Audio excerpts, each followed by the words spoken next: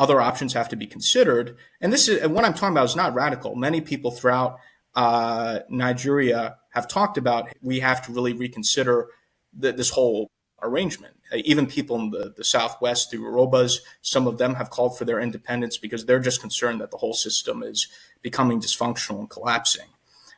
So given the state of that country and just how dysfunctional it is and how the system is at odds with itself, I think a lot of people are saying, okay, this is the time to sit back and potentially rethink how Nigeria should work and if parts of the country should have, let's say, greater autonomy or even their own independence.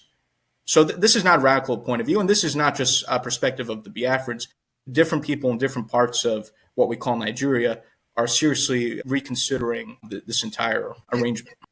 So based on these factors you have just outlined, what is your client's final objective? Is it independence or greater autonomy within Nigeria? Yeah, so the eventual goal is independence. But that being said, the Biafra government also is very sophisticated. They understand how international diplomacy is. That's why they're working closely through me with the U.S. government, and we're working on seeing how we can achieve the goal because it's going to take some time, and there going to have to be transitionary processes as well as we work towards the eventual goal of independence. The creation of entities that are autonomous or newly independent states. These are things that take time, and it's something we want to be very thoughtful about. So the Biafra government, through my efforts here, is having close dialogue with the U.S. government. And this is a process that we're working on, but it's going to take time. And we're making sure that we're working with the U.S. and other necessary stakeholders to work towards the eventual goal. Let's talk again about the religious persecution and genocide as it's being presented. The Nigerian government has refused those claims and say they are gross misrepresentation of the reality. But when President Trump made his statement, supposedly Biafran diaspora was celebrating and jubilating. Do you think the Biafran diaspora is considering this as a win for their advocacy? The president's actions are absolutely a win. And again, what the government of Nigeria is talking about is just complete nonsense.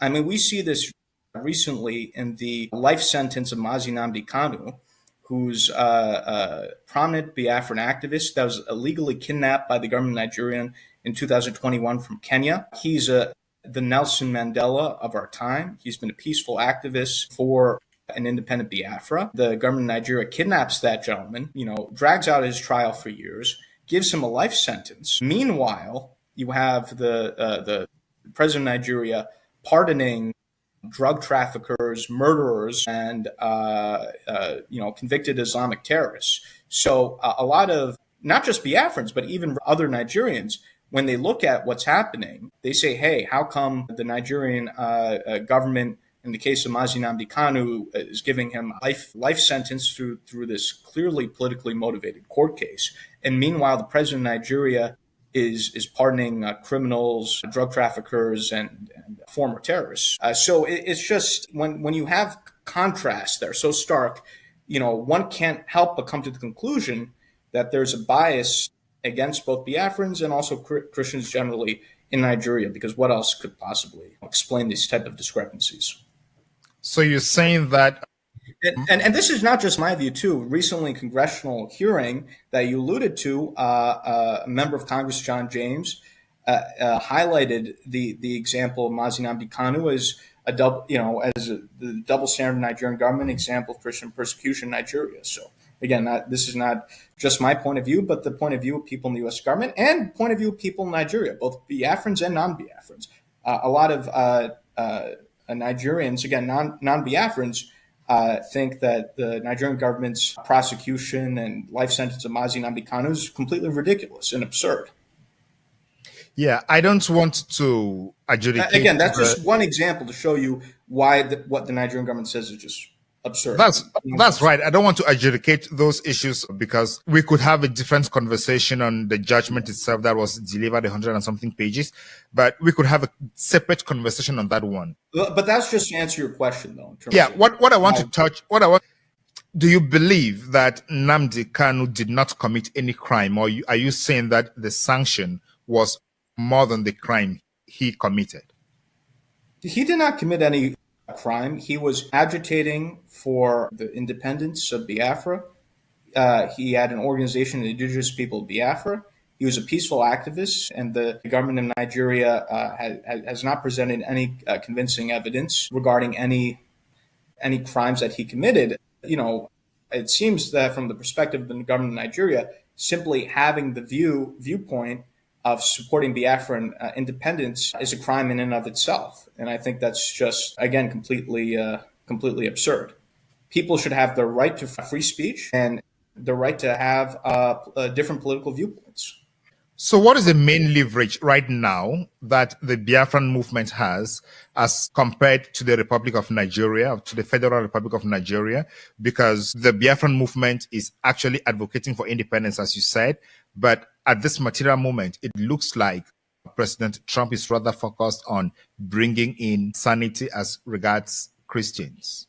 So what leverage does the Biafran movement have to press the right buttons? Well, we have a lot of support here in Washington, D.C. Again, there's certain things I can't go to due to their sensitivities, but we've met with senior people in Congress, in the White House, and other places as well. I think given the acknowledgement of the poor treatment of Christians in Nigeria, right, that there is a greater sympathy or openness towards having a separate Christian state in the south of the country, and in this case, Biafra.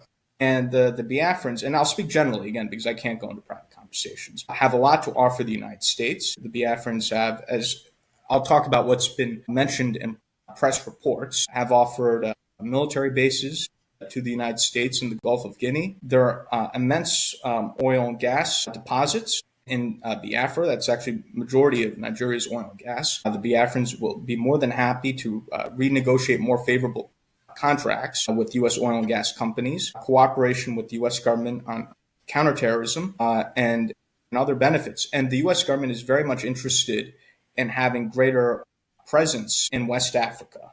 There have been a number of coups in the Sahel, Niger, Mali, Burkina Faso. We've lost some of our military installations and bases in those countries. There's an interest in having alternative allies in West Africa to make up for those losses so we can maintain a presence. And Biafra offers an ideal place for the U.S. to have presence in the Gulf of Guinea. And unfortunately, because the Nigerian government has just proven to be so problematic, and there have been efforts over the years to try to work with the government of Nigeria, and it's just been not very fruitful. There's an openness now to alternative allies. I'll give you another analogy in a different part of the continent. We have in East Africa, Somalia, which has been a failed state for a long time. You have the separate de facto state of Somaliland, which is self-governing, but they're not recognized yet by the U.S. or the international community as an independent country. That being said, because Somaliland is developing good relations with the U.S., they've made open offers to the United States in terms of bases, port deals, natural resource deals. You've had key people in the U.S. government, especially in the U.S. Congress, advocating for the recognition of the independence of Somaliland. President Trump has talked about him looking at Somaliland, and I think it's very likely that the U.S. government will make a deal and recognize the independence of Somaliland sometime during President Trump's term. So there is currently, with the existing administration and Congress, an openness to engage in deal-making in Africa, which presents an opportunity for, again, depending on the right circumstances, independence movements in Africa, depending on, again, the circumstances and what they're willing to offer the United States. Yeah. So why do these deals leave African states their sovereignty and the economic development? Because through independence, from independence till today, we've seen African states losing all their natural resources and their wealth generation to superpowers. And it sounds like these countries are offering all this to the United States to come continue the journey. So where do we stand? Look at Niger. All the uranium is gone, but there is no electricity in Niger. Nigeria, the oil and gas is all gone, but there is no consequential development. And then what I'm hearing from you is that is going to continue with the United States? No, that's not what I'm saying. You make a good point in terms of, I think a lot of Africans have been exploited by what we could call neocolonialism, where even after, let's say, countries become quote unquote independent, they're still under undue influence by former colonial powers. I think one of the most controversial being France. And oftentimes the issue with some of the former European colonists, whether it's the French or the Belgium or some of these other powers, is they do business with their former colonies in a way that's exploitative, oftentimes trying to prop up puppet dictators, engaging in economic deals that are bad for those countries that are exploitative. That's not what I'm advocating for, and that is not what the U.S. is advocating for. In fact, I think a greater U.S. presence can offer an alternative for African governments to both kind of these neo-colonialist former powers, as well as an alternative to both the Russians and Chinese. And the way that the U.S. is, it's not this exploitative colonial model, but rather a business style model in which the U.S. can come and say, hey, how can we help make investments in your country such that we could both deepen our relations and we could both make money and prosper together. So the viewpoint is not in exploiting the countries or its natural resources, but rather having investments in these countries in which both the U.S. and those countries, whether it's the Biafrans or other places in Africa, where there can be a mutually benefit, where it could be a win-win situation. So I want to say, the problem is when I listen to you talk, you say the Nigerians or the Biafrans and the Somalis and the Somalilanders are willing to offer the oil and gas, natural resources and ports for the U.S. to come in. But I didn't hear the other part where they are coming to invest in those countries so they can generate the wealth within those countries and create that's exactly jobs. What I'm saying. For where the U.S. can come in, but to make investments to help the Biafrans or to, let's say, help Somaliland take advantage of their natural resources in such a way that the U.S. benefits, but those countries also benefit. And that's a much better model in terms of, let's say, what the Biafrans currently have, where their oil and gas are exploited by both these companies as well as the government of Nigeria, and none of the benefits of that wealth benefits the people of the area. So, we have I think we can have a situation where Biafra, that can determine its own destiny, can have friendships with countries like the United States that can make investments, right, in its oil and gas industries and other industries where the people of Biafra can finally benefit from their own wealth, their own natural resources. Of course, it'll be of a benefit to the United States as well. So it's a win-win situation. Yeah. So far, what is the blueprint from the Biafran side that they're offering to the United States? Because, as you say, I understand President Trump's foreign policy is driven by national security and investment, which he considers to be economic security, both for the United States and for the foreign countries. But at this point, what is the kind of blueprint? If it is not confidential, tell us, what is the blueprint that Biafra is offering? Do they already have some numbers?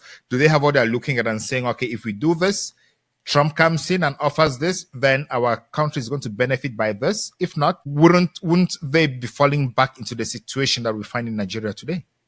Yeah, so we do have a blueprint. I'm just telling you the generalities of the blueprint, right?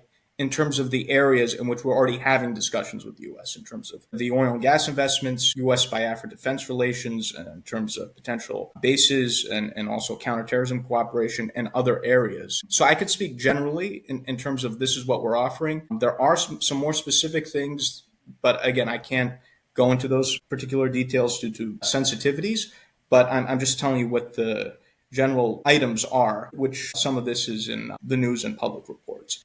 We are having some more specific conversations. I can't go into those specifics. All right. So what is the advantage of having a lobbyist in DC instead of doing or talking to these people yourselves? Because the senators, their doors are open to the public, open to their constituents. They listen to their constituents and receive them. Why should someone be hiring you to go talk on his behalf? Yeah, so the way I would explain lobbying is similar to how you have a professional attorney that you hire to navigate you through the political process, through the legal process. You hire a lobbyist to help you navigate through the political process. And I think there's a term in law that any client who tries to represent themselves in court is foolish, right? There's this phrase for attorneys. And I know you have a legal background yourself. So someone can represent themselves, let's say in court or at trial, but they're better off having a professional attorney helping them through that process. The same thing goes for the political process, where the U.S. government is extraordinarily complicated to navigate, and people like myself have the knowledge and expertise as to how to navigate the U.S. government, and we provide advice and counsel to our clients in terms of how to best navigate through the U.S. government, who are the right people to meet with, and also how the information should be conveyed and what the message should be. So we act similar in a very similar way as attorneys do. And also people like myself, we have established relations with members of Congress. So a lot of members of Congress or people in the U.S. government, they know me. There's a certain comfort. There's a certain understanding that if I'm to introduce someone, let's say to a member of Congress, that person is vetted, that the cause that I'm representing is legitimate because I have these relations and I'm established here in Washington, D.C. So it produces a certain comfort to be introduced by a party that's known by both sides versus, let's say, someone approaches a member of Congress who they don't know who that person is, right? And the same thing applies to life in general. More comfortable when you're introduced to someone else by someone who you already know, who you have friendly relations with, who you trust. So I have established relations with members of Congress and other people in the U.S. government. They know me, they know my expertise, and that allows me to be essentially a facilitator between myself and these worthy causes. So I hope that gives some perspective. It does give the perspective, and but it's expensive to hire a lobbyist to do this work in DC for on your behalf, not being sure of the outcome. It's an investment that I think should be viewed as a political investment, and it's something that's very effective. That's why so many countries and international causes hire lobbyists. And I think given the results that we've achieved, and this is not just me saying it, senior officials in the government of Nigeria have openly attacked me and have blamed my lobbying and so forth. So even the Nigerian government itself, you could say, has acknowledged the effectiveness of my lobbying, although they're not happy about it, whereas my client is happy about it. So I think clients can decide the effectiveness of the services given the results. In this case, we've achieved, I think, significant results. And in fact, there's even a tweet, I forget by who, but there's a tweet online that went viral, 500,000 tweets, saying, the lobbying campaign that our firm engaged on behalf of the Biafrans was one of the best returns on investment in history, which I think was a little bit flowery. But, clients can judge, and people can generally judge in terms of, whether or not a lobbyist is achieving results and influencing opinion or not. So Biafrans are already happy while they have not yet had their independence? You say, is that what you're telling me? Well, Biafrans are happy about the results we're achieving, but we're still working towards the goal. Achieving a newly independent state in Africa or anywhere takes time. We've engaged in our lobbying campaign. I've been involved in representing the Biafrans for a little bit more than a year now. In the cases of some countries, it's taken decades for them to obtain their freedom and independence. So we've achieved a lot in a short period of time, and we're working towards the goal. These things don't happen magically overnight, and anyone who says that they're going to achieve a newly independent state overnight is not a serious person, in my opinion. These statecraft takes time, especially if you want to do it the right way. I don't want to go so much into that. That was not the focus of our conversation today. But you've mentioned the Biafrans and Somaliland that are advocating for independence. And the Ambazonian movement is linked with the Biafran movement. And the leaders of the Ambazonian movement and the leaders of the Biafran movement are in jail. Do you have any relationship with the Ambazonian movement? Yes, so I also have experience with the Ambazonian movement. I am the lobbyist here in Washington, D.C. for the Ambazonian Governing Council, and so I have an understanding of the Ambazonian cause as well. And, it's something that has relations to Biafra, as you said, because Amazonia and Biafra, those regions border each other, and some of the Biafran groups have collaboration with Amazonian groups. And are you proud that you're putting yourself in the middle of a region that is likely being destabilized in Africa?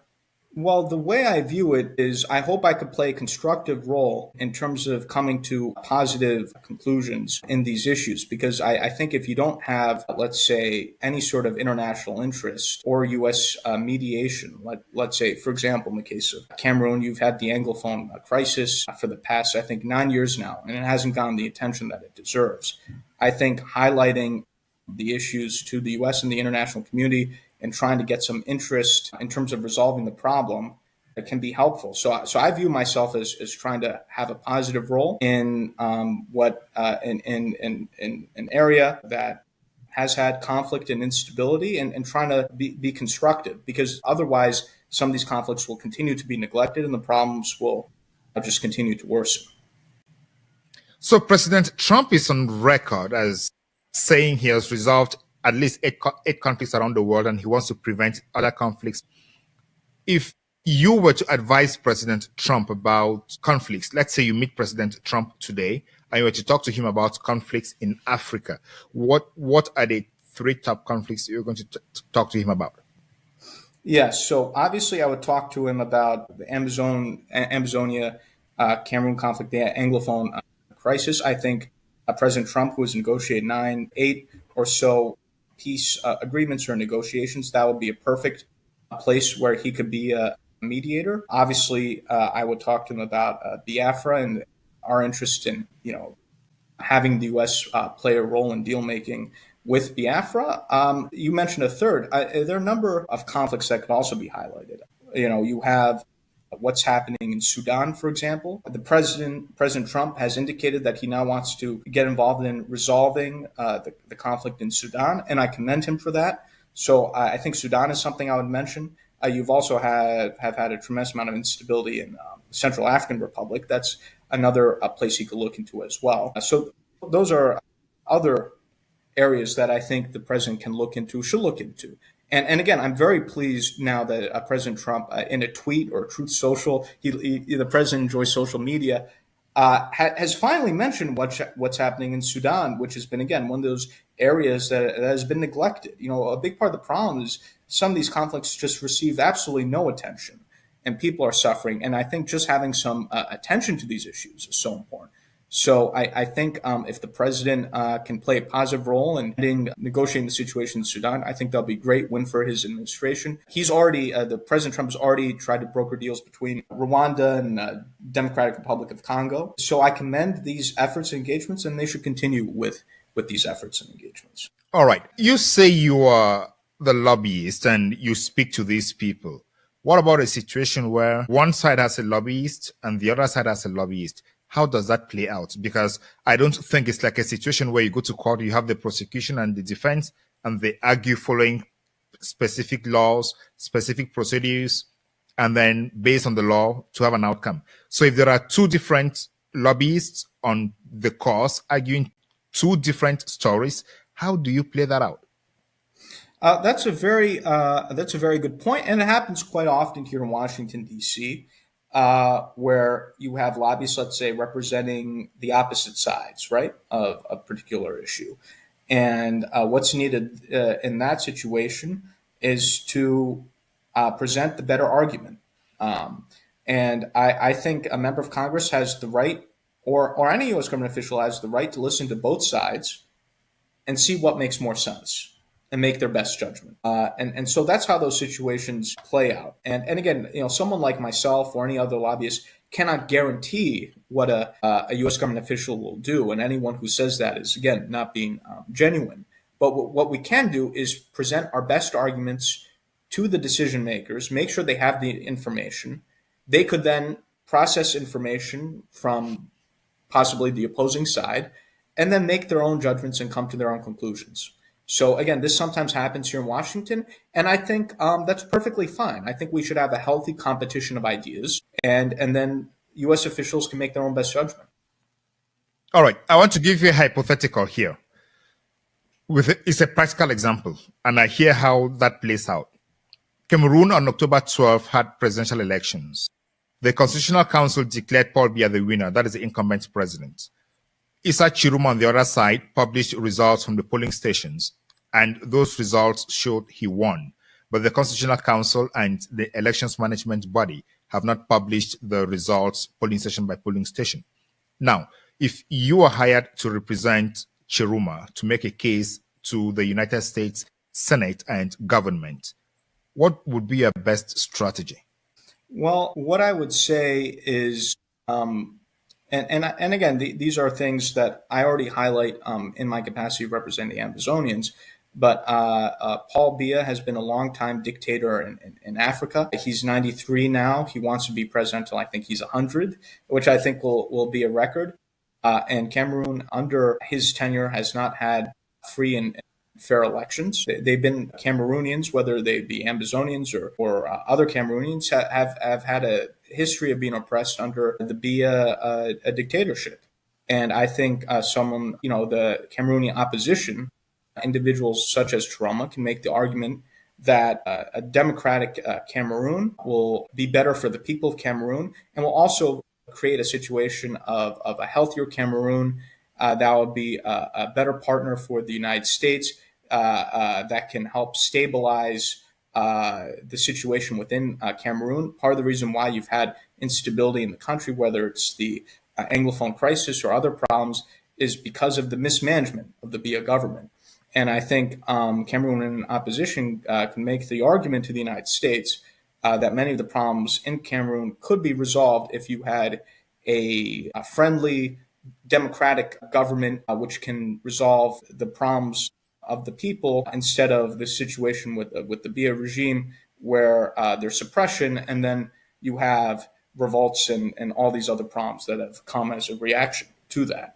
So I think there's a persuasive case at this moment that the opposition could make, and you have members of Congress, especially members of Congress like the Senate Foreign Relations Chairman, who are skeptical of the Biya regime, and others. Yeah, the Biya regime has many critics in the U.S. for their lack of democracy and many other problems.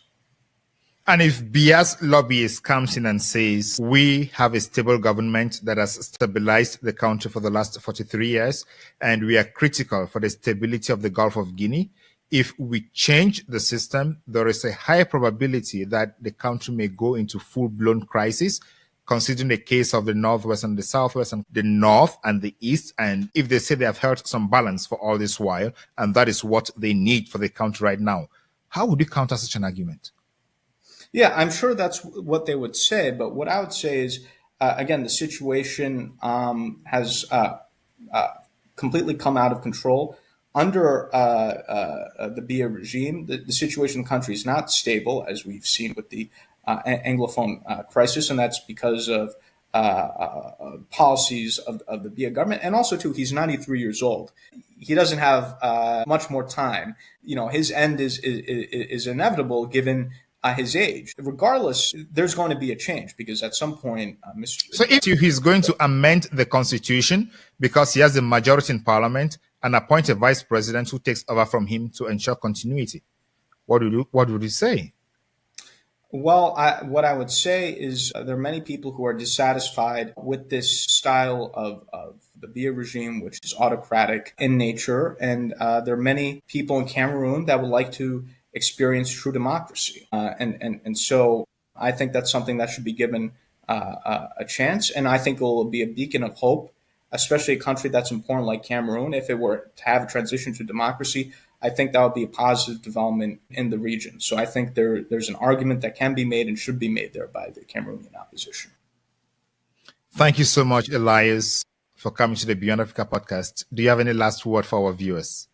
Yeah, well, it's a pleasure to be here with you. What I say is this is a very interesting time in the continent. I think some of these liberation movements, like the Biafra independence movement and other pro-democracy causes in the continent, should be receiving more attention. I'm glad that some of these issues are receiving attention, but I think more attention needs to be paid to Africa. Africa is often overlooked, even though it's so critical and so important. And so I appreciate the role that your program has in terms of creating additional awareness and appreciation for Africa.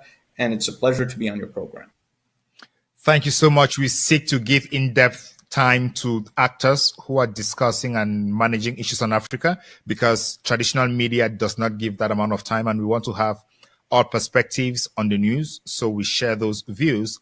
For example, the news would go on saying there is no genocide in Nigeria, but irrespective of the term that has been used, what is important is there is violence and there is need for security because the government is failing. And when we have such conversations, we have a different view of what is happening around the world. And that is the essence of the Beyond Africa podcast. We are here to tell African stories to change lives in Africa. And thank you again for coming to the Beyond Africa podcast, Elias Jerasulis. Ladies and gentlemen, thank you so much for watching. What a time to be alive, and what a time to follow African politics. I have been your host, Ngalim Bernard. See you in the next episode of the Beyond Africa podcast. I resume my function as President of the Council. I now give the floor to the representative of the United States.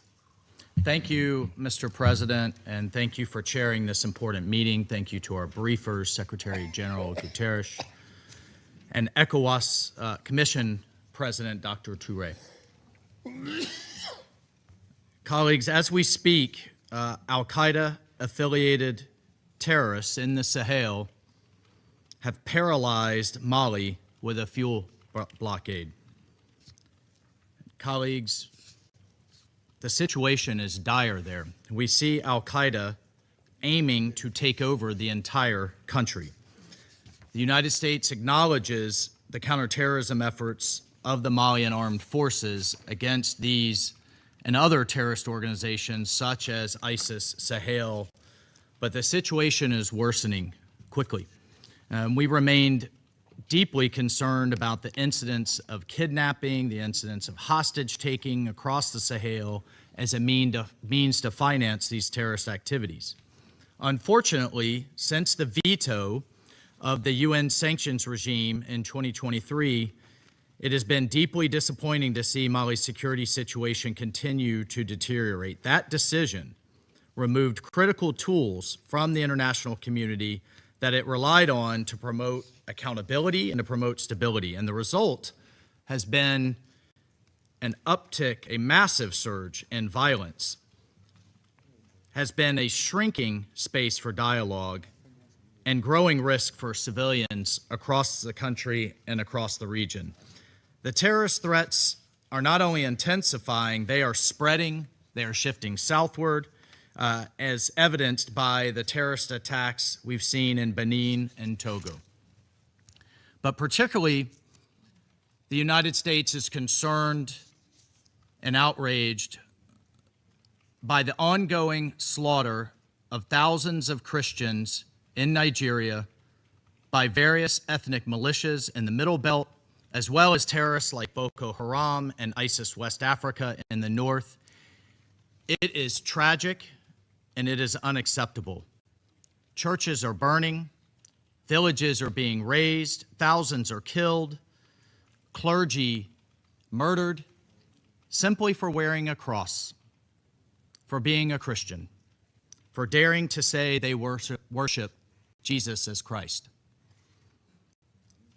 Just yesterday, 25 little girls were kidnapped from their school, and one school official murdered trying to protect them, from Maga Comprehensive Girls Secondary School in Kebbi State. Colleagues, this is happening. It's undeniable, and it's unacceptable. The United States condemns these attacks in the strongest terms, and it demands accountability. And as President Trump has made clear, we will not stand by while such atrocities are happening in Nigeria. The government of Nigeria must take immediate steps and do more to increase security, respond to early warnings, end impunity, and address the drivers of violence. And colleagues, we need to see African leadership on these matters, and we need to see a coordinated response among all countries in the region. The situation is critical. The United States will continue to work with regional partners to counter these common threats. Thank you, Mr. President. I thank the representative of the United States for the statement. I now give the floor to the representative of China. James, and I want to thank him. February of 2024, he had a very important hearing on Nigeria and other advocacy throughout that time. So the floor is yours. Mr. Chairman, thank you so much for your personal invitation, for your leadership, and for your friendship. I'm honored to be back. Psalms 96:14 asks, "Who will rise up for me against the wicked? Who will take a stand for me against evildoers?" Nigeria is facing one of the gravest religious freedom crises in the world. As the former chairman of the House Foreign Affairs Committee on Africa, I have visited and have seen firsthand the direness of the conditions in what is now the deadliest place on earth to be a Christian. They are targeted, displaced, and killed simply for their faith. The ancient plea, "Is there no help for the widow's son?" still echoes today. Since 2019, nearly 17,000 Christians have been killed. In the first 7 months of this year alone, hundreds more were murdered. On June 13th, during the Yellowwater massacre, more than 280 Christians were slaughtered in a single day. These are not isolated tragedies, but a sustained pattern of religiously motivated violence, often ignored or even enabled by the Nigerian government. Extremist groups like Boko Haram, Fulani militants, and ISIS West Africa attack often without any meaningful intervention from authorities. The lack of response has created an atmosphere of impunity where Christians continue to live in constant threat and fear. The United States has previously recognized this crisis. President Trump not only designated Nigeria as a country of particular concern during his first term, but redesignated it again in his second term after President Biden inexplicably removed that designation.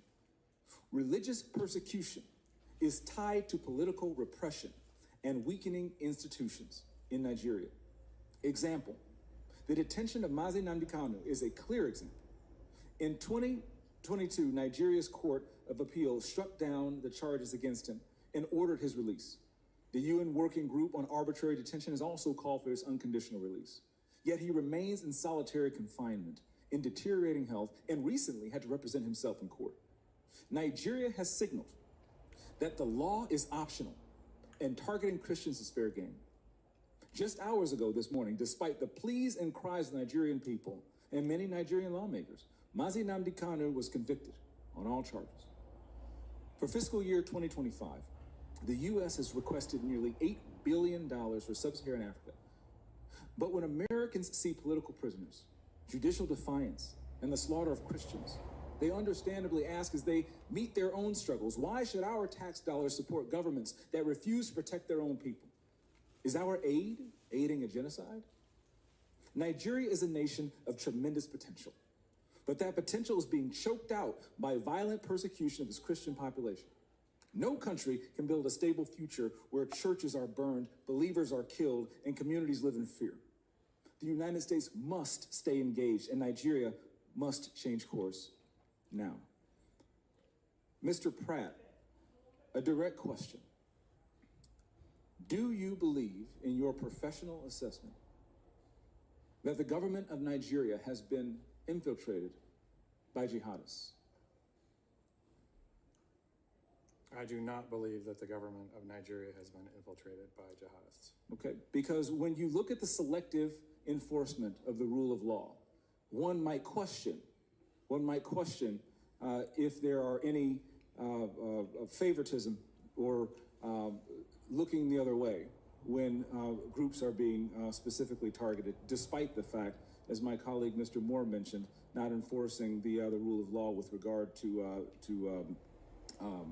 weapons. My next question, how has the Nigerian government reacted since President Trump's country of particular concern designation announcement? They have taken the designation very seriously. There is a senior delegation here now. They will meet with the most senior officials of the U.S. government this week. And we have already demarched the government in Abuja and here in Washington on the action plan. And I can say that the results so far have been positive in terms of cooperation. The Nigerian government needs to do more to address this issue themselves, but what measures are being taken to assist Nigeria to increase its focus on persecution, particularly in the Middle Belt? Yeah, so thank you for your question, Congressman James. As you mentioned, the Middle Belt is a particular concern. That's where Christians, you mentioned Yalwada, where 250 or 280 Christians were killed, massacred. They were targeted because they were Christians. Churches have been burned there. There have been internally displaced people there. And so we're reviewing all options at the State Department, including Chairman Smith, you mentioned our bureau, we have Global Magnitsky Act sanctions. We have other tools at our disposal as well to make sure that Nigeria, the Nigerian government gets the message that we are serious about the persecution of Christians and other communities as well, but particularly Christians right now who are suffering disproportionately in the Middle Belt. Thank you for your answer, Mr. Chairman. Thank you for having me again. God bless you, and good luck. I'm here for you. Thank you, Committee, James, and I want to thank him. February of 2024, he had a very important hearing on Nigeria and other advocacy throughout that time. So, the floor is yours. Mr. Chairman, thank you so much for your personal invitation, for your leadership, and for your friendship. I'm honored to be back. Psalms 96:14 asks, "Who will rise up for me against the wicked? Who will take a stand for me against evildoers?" Nigeria is facing one of the gravest religious freedom crises in the world. As the former chairman of the House Foreign Affairs Committee on Africa, I have visited and have seen firsthand the direness of the conditions in what is now the deadliest place on earth to be a Christian. They are targeted, displaced, and killed simply for their faith. The ancient plea, "Is there no help for the widow's son?" still echoes today. Since 2019, nearly 17,000 Christians have been killed. In the first 7 months of this year alone, hundreds more were murdered. On June 13th, during the Yalwada massacre, more than 280 Christians were slaughtered in a single day. These are not isolated tragedies, but a sustained pattern of religiously motivated violence, often ignored or even enabled by the Nigerian government. Extremist groups like Boko Haram, Fulani militants, and ISIS West Africa attack often without any meaningful intervention from authorities. The lack of response has created an atmosphere of impunity where Christians continue to live in constant threat and fear. The United States has previously recognized this crisis. President Trump not only designated Nigeria as a country of particular concern during his first term, but redesignated it again in his second term after President Biden inexplicably removed that designation. Religious persecution is tied to political repression and weakening institutions in Nigeria. Example, the detention of Mazi Nnamdi Kanu is a clear example. In 2022, Nigeria's Court of Appeal struck down the charges against him and ordered his release. The UN Working Group on Arbitrary Detention has also called for his unconditional release. Yet he remains in solitary confinement, in deteriorating health, and recently had to represent himself in court. Nigeria has signaled that the law is optional and targeting Christians is fair game. Just hours ago this morning, despite the pleas and cries of the Nigerian people and many Nigerian lawmakers, Mazi Nnamdi Kanu was convicted on all charges. For fiscal year 2025, the U.S. has requested nearly $8 billion for sub-Saharan Africa. But when Americans see political prisoners, judicial defiance, and the slaughter of Christians, they understandably ask as they meet their own struggles, why should our tax dollars support governments that refuse to protect their own people? Is our aid aiding a genocide? Nigeria is a nation of tremendous potential, but that potential is being choked out by violent persecution of its Christian population. No country can build a stable future where churches are burned, believers are killed, and communities live in fear. The United States must stay engaged, and Nigeria must change course now.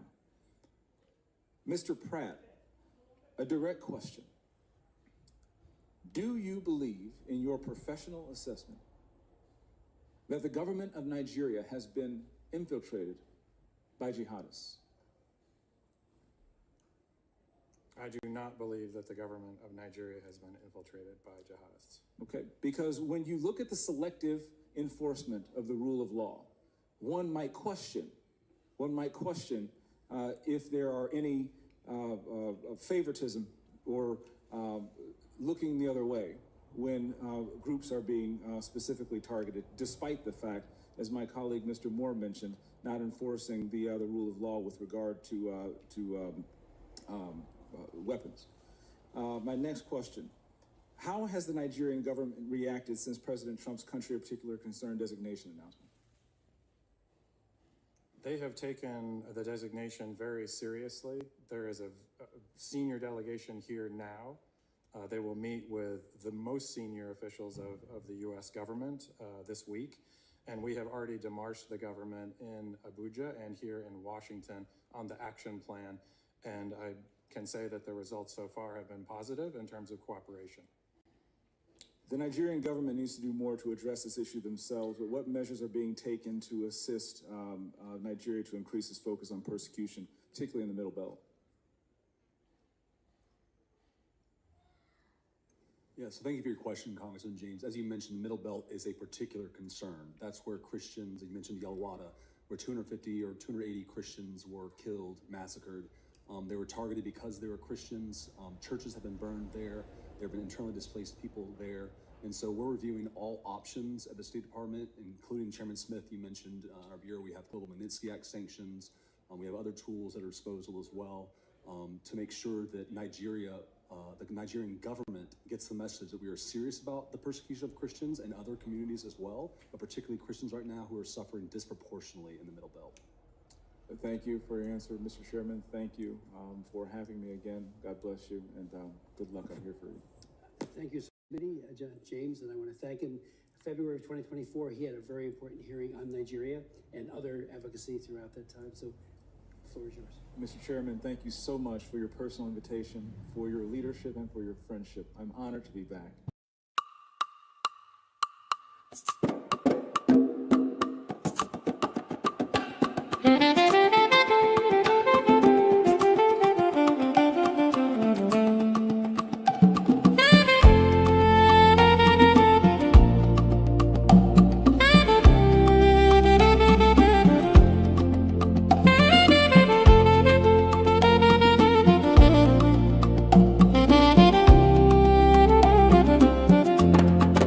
In the rising sun of a new dawn, a nation stood tall on her own ground. May 30, 1967, the flag was raised. Land of the rising sun, freedom proclaimed.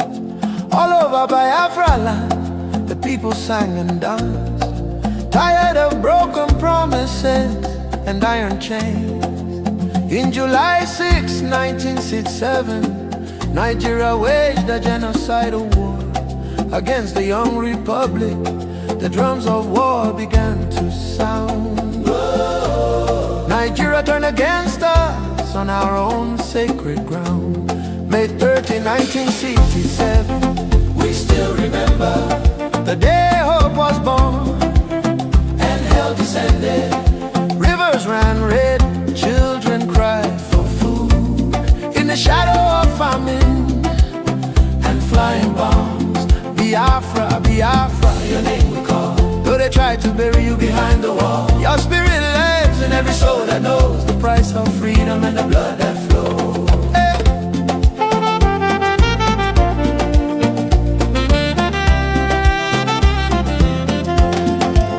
Blockade and hunger became their sword. Kwashiorkor scars on bodies of the young and children. Women buried babies in shallow graves, while the world watched and looked the other way. From Ulier Street to the starving fields, 1 million souls crossed into eternity. They call it war, we call it genocide. Our peoples will refuse to die. May 30, 1967, we still remember the day hope was born and hell descended. Rivers ran red, children cried for food in the shadow of famine and flying bombs. Biafra, Biafra, your name we call. Though they try to bury you behind the wall, your spirit lives in every soul that knows the price of freedom and the blood that flows. Whoa.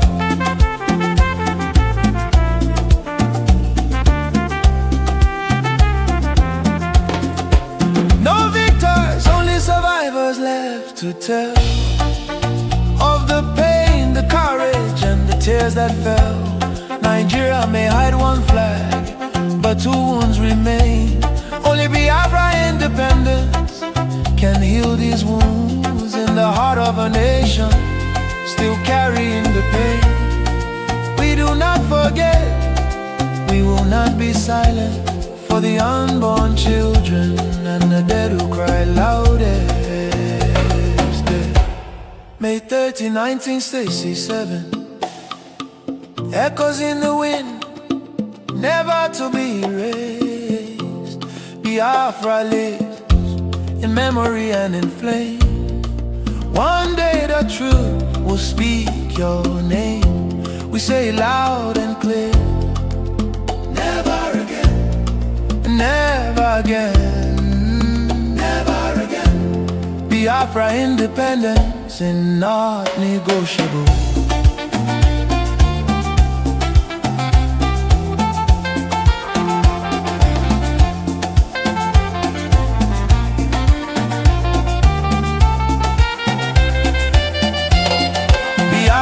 Independence is not negotiable.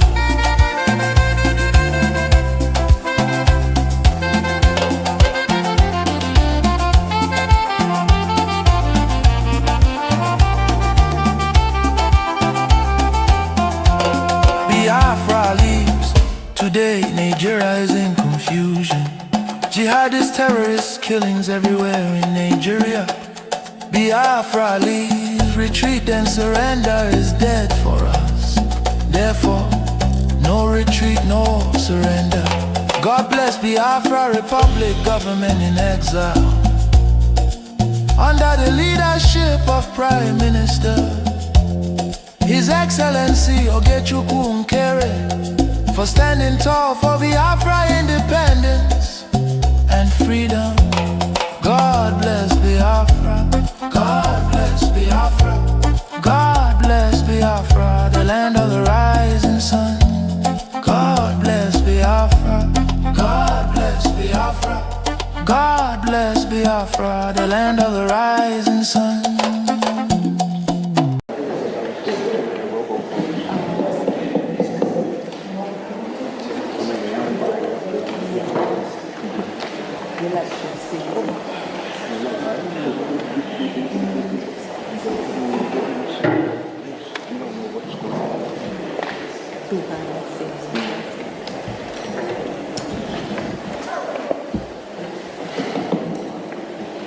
Biafrans, am I coming out? Yes.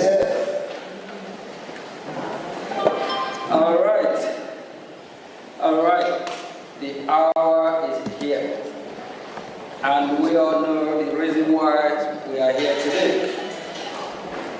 We are here for our freedom because it's our right. And today is our first congressional briefing. And we have our special guest here. We Biafrans are familiar with who he is. He's someone who advocates for freedom, human rights, and also religious rights. We have our special guest, Marco Ruby. And Ruby is Senior Fellow, American Enterprise Institute. Thank you, Marco.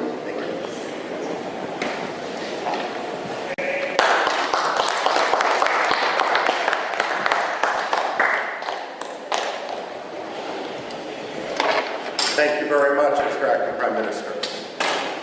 I don't need, first of all, it's good to see Biafra represented so well in Washington, D.C. Unlike in Nigeria, and unlike in Finland, we're not going to arrest dissidents.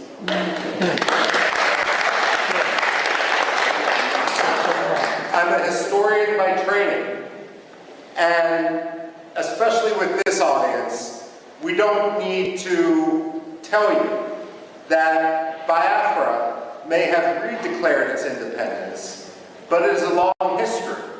and if we count the maps that European merchants, geographers, and other travelers made dating back to the 17th century, then Biafra is actually older than the United States of America. We're not talking about a so-called secession.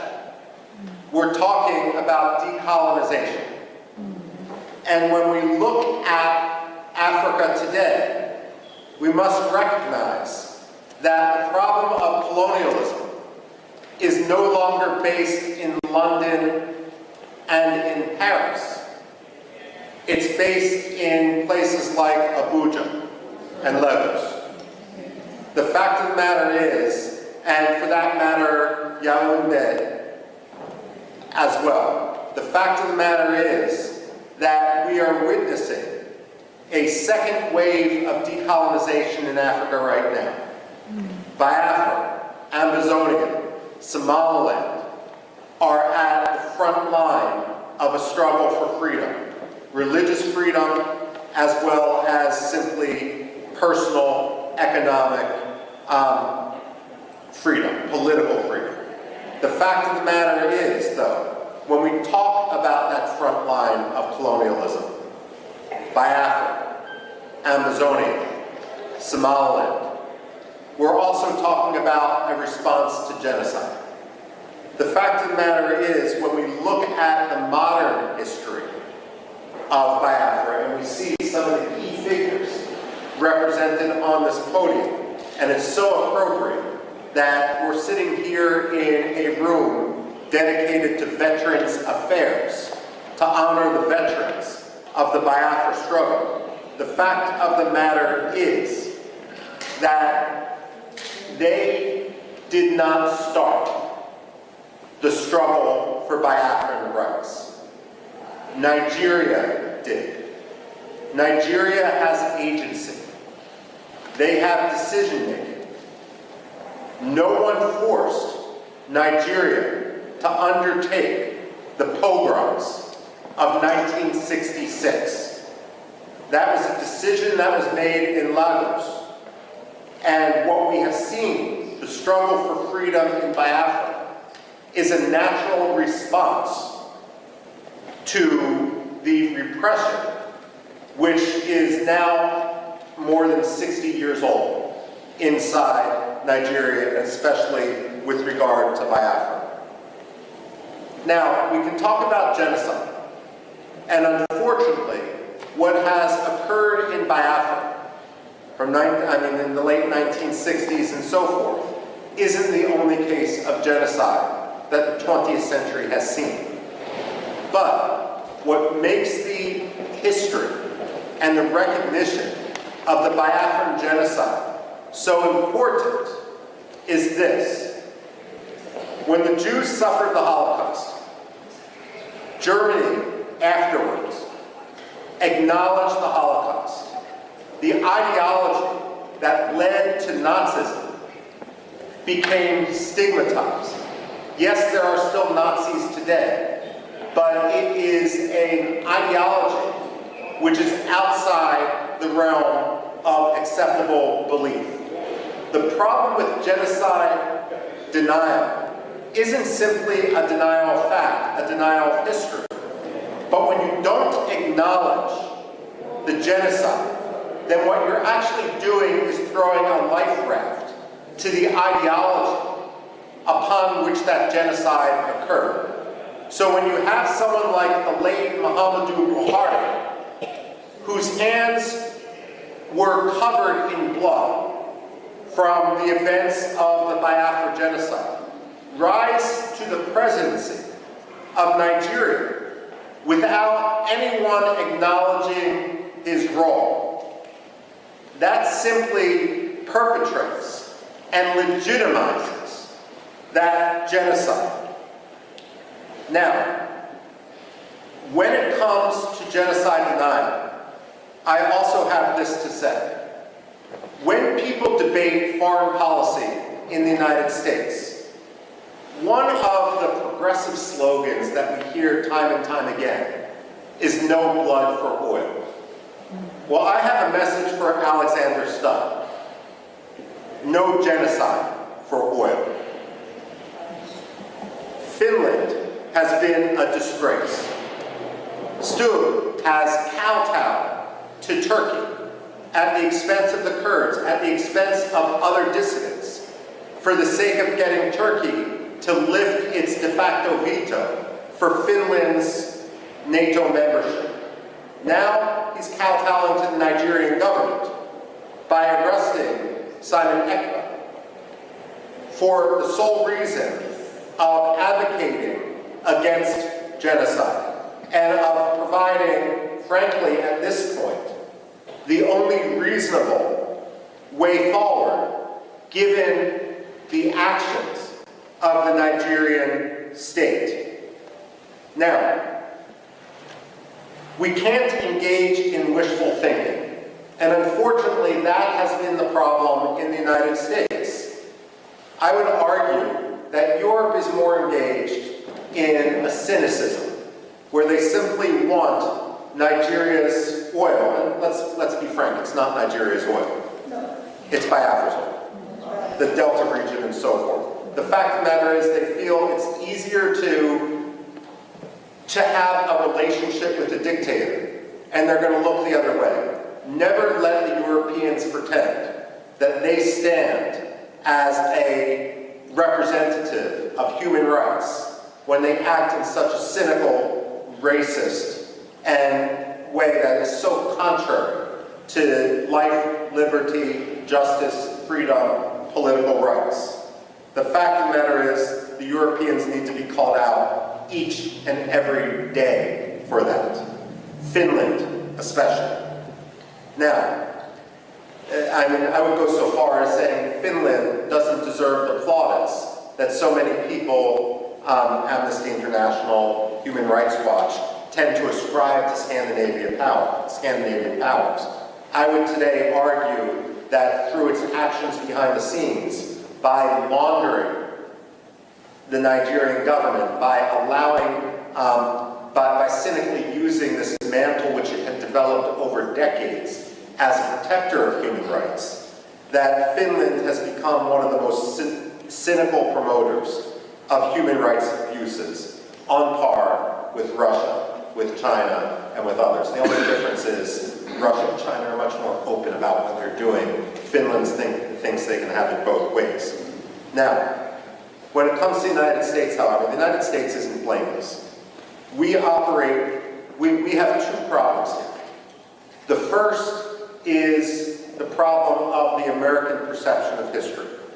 Whether you're Republican, whether you're Democrat, I don't care. And the fact of the matter is Biafra, like Cyprus, like India, should be a bipartisan cause. There's nothing partisan about freedom and liberty. And I say that as someone who personally is a Republican, but I was a Congressional Black Caucus Foundation fellow working for the late Congressman Bill Gray, who was a Democrat. So I say this not just as wishful thinking, but someone who truly believes in the importance of principle and its triumph over cynical partisanship. But let's face it, both the Republicans and the Democrats have a problem, and American society in general, and that's our general ignorance of history. In our own political culture, whether it's a Republican coming in after years of Democratic power or a Democrat coming in after years of Republican power, there's a tendency to believe that history is only 4 or 8 years long, and that every president who enters the Oval Office or Secretary of State who enters that 7th floor of their office of the Dwight D. Eisenhower building in Foggy Bottom, that they can somehow have a tabula rasa, that the past doesn't matter. Well, let me set the record straight. The past does matter. The past can't be forgotten. And we wouldn't be here today if it weren't for repeated efforts to work within the system, only to be crushed by Nigerian corruption, Nigerian dictatorship, and Nigerian cynicism. And if I may, Nigerian religious animosity on the parts of some sectarian communities. Now, One problem, of course, is then that U.S. historical ignorance, and this is where it's so important for the Biafrans to really rally, to meet with Democrats, to meet with Republicans, not to meet and spend all those time meeting with those who agree with you, but actually concentrating their efforts on those who disagree. The fact of the matter is, Americans need an education in history, and they need an education in history quickly, because the price of American ignorance is going to be tragedy and more killings in Biafra. Now, that's one problem. The other problem is the tendency of the United States to engage in wishful thinking. There are two types of ambassadors that the State Department sends abroad. And I'm not talking about professional ambassadors, civil service, foreign service versus political appointees. There's some good political appointees, there's some bad political appointees, and the same thing is true with the professional foreign service. But among ambassadors, however they get their job, there's two general styles. One style, and we've seen this too often in Nigeria, and I can name other places where we've seen this, the Democratic Republic of Congo, Somalia as well, takes an ambassador, and that ambassador believes that the best way to represent American interests is to ingratiate themselves to a dictator, to have zero tension with that dictator, and that oftentimes means amplifying that dictator's propaganda, his rhetoric, to his face. Well, the State Department should realize and should recognize that dictators have no shortage of sycophants. It shouldn't be the job of American ambassadors to join the sycophants. George Shultz, the Reagan-era Secretary of State, was famous when a new ambassador was appointed. He would bring them up to his office, which was an elegant room, not unlike this which we're standing in the U.S. Congress. And he had a big globe next to his desk. And he would always ask the ambassador appointee, point to your country on the globe. And if they pointed to Nigeria, or they pointed to France, or they pointed to Burma, or they pointed to Pakistan, God help them, he would point to the United States and say, this is your country. You never forget it. When we send ambassadors abroad, their job should be to speak truth to power. It shouldn't be to kowtow to a dictator. And if that means calling out Nigeria for its abuses in Biafra, for its abuses of religious freedom, so be it. It may mean you're not going to get invited as the ambassador to this reception or that state dinner. Well, that's the price of being an ambassador and being truthful. Your job isn't to make a dictator feel good. It's to promote American interests as a U.S. ambassador. And one of the top American interests is religious freedom. The reason why religious freedom should be such a top priority is it really is the canary in the coal mine. It really is the metric by which to see whether a dictator's rhetoric and actions meet. When former Secretary of State Antony Blinken went to Nigeria and he met with the late Muhammadu Buhari, and he removed Nigeria from the religious freedom watch list, that was wishful thinking. It didn't make Nigeria a better place. It didn't stop the killings in Biafra. It didn't stop the killings elsewhere in Nigeria.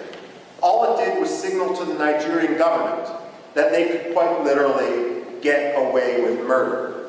Wishful thinking has consequence.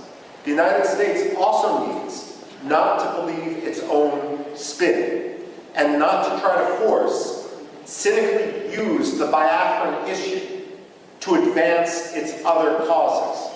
So, for example, I don't know how many times I've talked to people who are partial to the Nigerian government in the United States and will accept the Nigerian lies.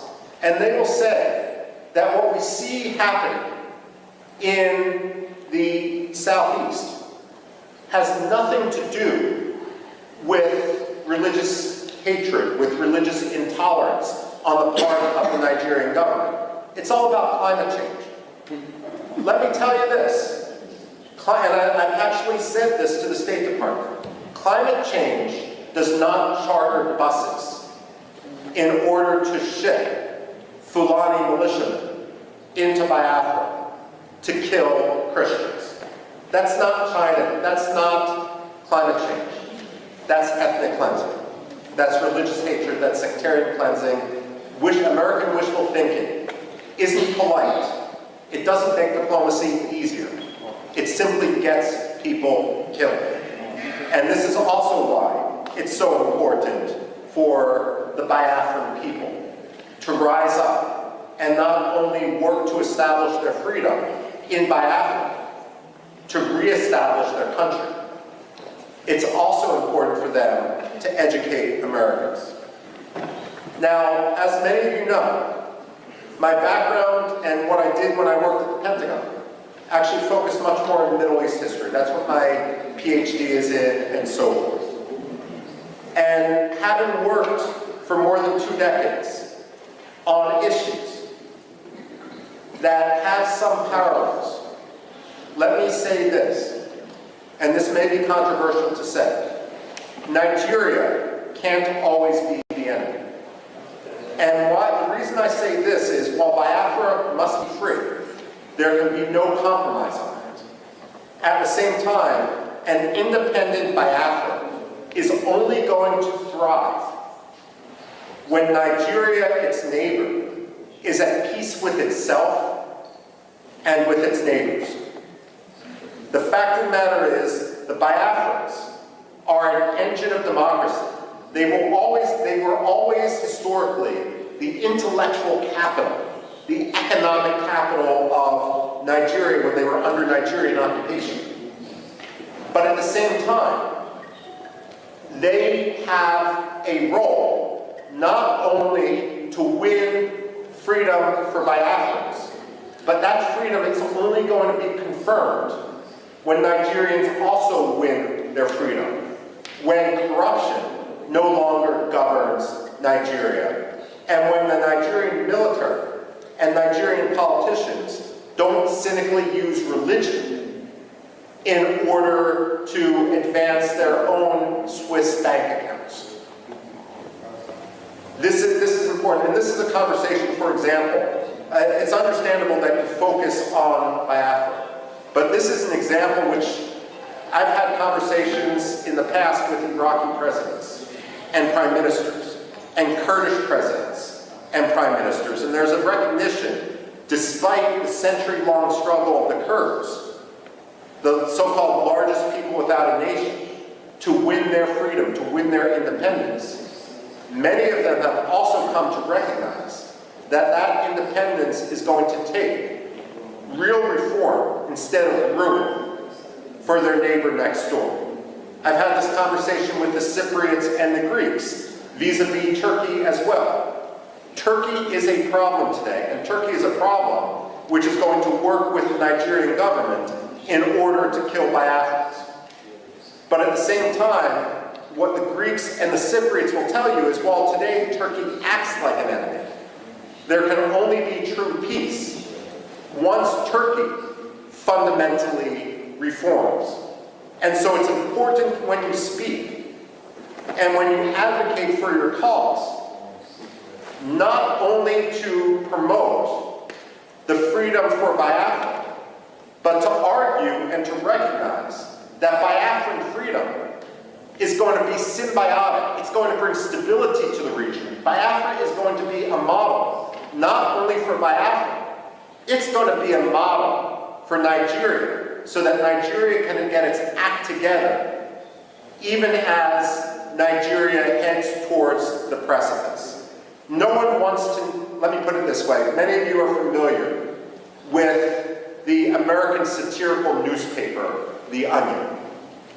I remember a headline in that satirical newspaper after Russia invaded Georgia in 2008. It was a fake announcement by Condoleezza Rice, the Secretary of State, who was arguing that U.S. position is that no American allies should border Russia. because it was just too difficult. The fact of the matter is, she was warning allies not to border Russia as if they have a choice. The fact of the matter is, it's in no one's interest. It's always going to be a problem for occupied Biafra and for independent Biafra to border a failed state, to border an irredentist state, to border an aggressive military dictatorship. Independent Biafra is going to need to recognize that as Nigeria fails, and let's face it, today it's a failing state. It's a building, it's a 10-story building that's ridden with termites. The fact of the matter is that every military leader inside Nigeria is going to try to distract their own Nigerian public by trying to whip up a frenzy against Biafra. So on one hand, you need to be prepared for that. And you recognize this because this is your history. But on the other hand, if there can be fundamental reform in Nigeria, then ultimately you will thrive and be the most prosperous country in Africa. Now, the other point I need to make, and this is not for the people here, but some of the people abroad, is that when you talk to Americans, especially non-Biafran Americans like myself, like congressmen and so forth, I am honored here to be with the acting Prime Minister. I hope someday to be with the non-acting Prime Minister, Simon Ekpa, as well, if he's ever sprung from his Finnish dungeon. But the fact of the matter is, as an American, as someone who obviously has no Nigerian heritage, it's not my job or my concern to decide who the leader of Biafra is. You ask any American like me, any white American, who cares about human rights, who cares about Biafran liberty, what I would say is, when Biafra becomes independent, all these disputes will fall by the wayside because you have monitored democratic elections. But if anyone starts to attack other Biafrans in the presence of European politicians, American politicians, United Nations diplomats, they are essentially creating treason against Biafra. Because what you're doing is giving evidence to your enemies that Biafra isn't serious. Now, let me give you one example. When I came to Washington and began working in foreign policy in 1999, one of the first people I met was a gentleman named Brgie. He was the Washington representative of the Patriotic Union of Kurdistan. Now, the Kurds, I've referenced before, they're split between 4 different countries, so Biafra's a little bit luckier than this. At the same time, the Kurds in Iraq, in northern Iraq, are divided between 2 major political parties. One was Jalal Talabani's Patriotic Union of Kurdistan. The other was Masoud Barzani's Kurdistan Democratic Party. And between 1994 and 1997, these 2 Kurdish parties fought a civil war. To suggest that anger among the Kurds wasn't high would be an understatement. They hated each other's guts. 2,000 people remain missing to this day from that civil war in northern Iraq between the Kurdish parties. And again today, that region is essentially divided. Barham Saleh had a rule as the representative of one of the 2 Kurdish parties in Washington, D.C. His rule was, I will talk Kurdish politics to other Kurds, but I will never talk Kurdish politics when someone else is in the room. Because the only message that Washington needs to hear is Kurdistan must be free. The only message that Washington must hear today is that Biafra must be free. Decisions with regard to the leadership of Biafra are going to be made by Biafrans themselves. But the most important issue for everyone, whether they are legitimate or, frankly, whether they are illegitimate, is that Biafra must be free. Don't tweet against your political adversaries. Take the high road. Don't talk about your rivals to congressional staffers. And if your rivals talk about you, you may feel that it does you a disadvantage. Let me assure you it does not. If the acting prime minister, if the acting cabinet are the ones who are speaking softly and achieving things, creating a new currency, creating the structures of state, ultimately every serious congressman, like Chris Smith, like Mark, one of the most important staffers on Capitol Hill, they are going to recognize you for what you are. Because only amateurs talk about their rivals. Those who are legitimate, those who are serious, those who are here today are the people who advance their cause. And make no mistake, momentum is on your side. So I speak here today, and I'm concluding my remarks right now, by thanking you for your activism, by welcoming you to the halls of Congress, where you are free to talk to anyone, and you don't need to risk arrest, because again, your words we're not in Finland. We don't have to talk about the Helsinki standard. The fact of the matter is, I hope to be here when the United Nations General Assembly recognizes Biafra as the 55th or 56th African state. And I have absolutely no doubt that I turn the floor back over to the acting prime minister.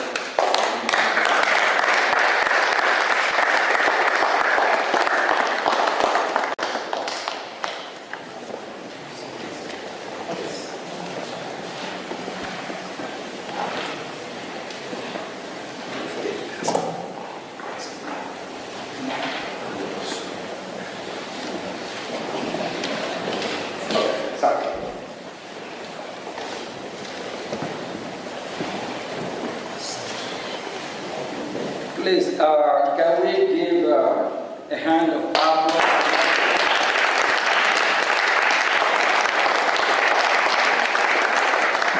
He is a true friend of humanity, not just Biafra. He fights for me, he fights for you, he fights for the global community. And he is a kind of one we need, so that we can have a safer world and a better world, a world that will be great again. Thank you.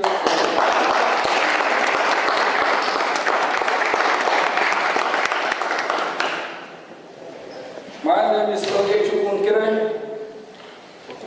Biafra Republic Government Acting Prime Minister.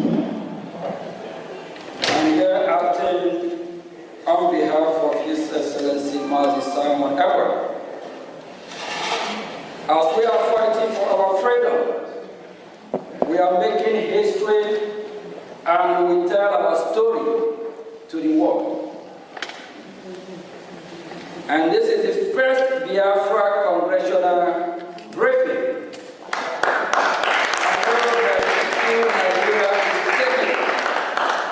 If I tell you, you won't believe. Nigerian government, they protest to stop this hearing today. They protest. They have not started protesting. Thank you all for being here today. Thank you. It is an honor to speak today during this historical congressional briefing on Biafra, the first in modern times. I want to thank Marco Ruby, which we are just giving hand of applause now before, of the American Enterprise Institute for his unwavering support and friendship to the Biafran people. Today, I will provide a broad overview of Biafra issue for all those watching. Nigeria is oil-rich country. When we say Nigeria, it's Biafran oil. Marco just on his speech, he made it clear. It's Biafran oil. And a continent power in Africa. It is a multi-ethnic, multi-language, and multi-religious country with a population of about over 200 million people. There are three major ethnic groups: the Igbo, the Yoruba, and the Hausa Fulani, and 250 other smaller ethnic groups. The Hausa Fulani are predominantly Muslim and live in the northern Sahara of part of Nigeria. The Yoruba who live in the southwest are split almost even between Muslim and Christian. The Igbos, along with related tribes whom we refer to as Biafrans, the interface of this submission, inhabit the southeast part of Nigeria, which is Biafra, and we are no longer Nigeria. We don't identify ourselves as Nigeria, we are Biafra.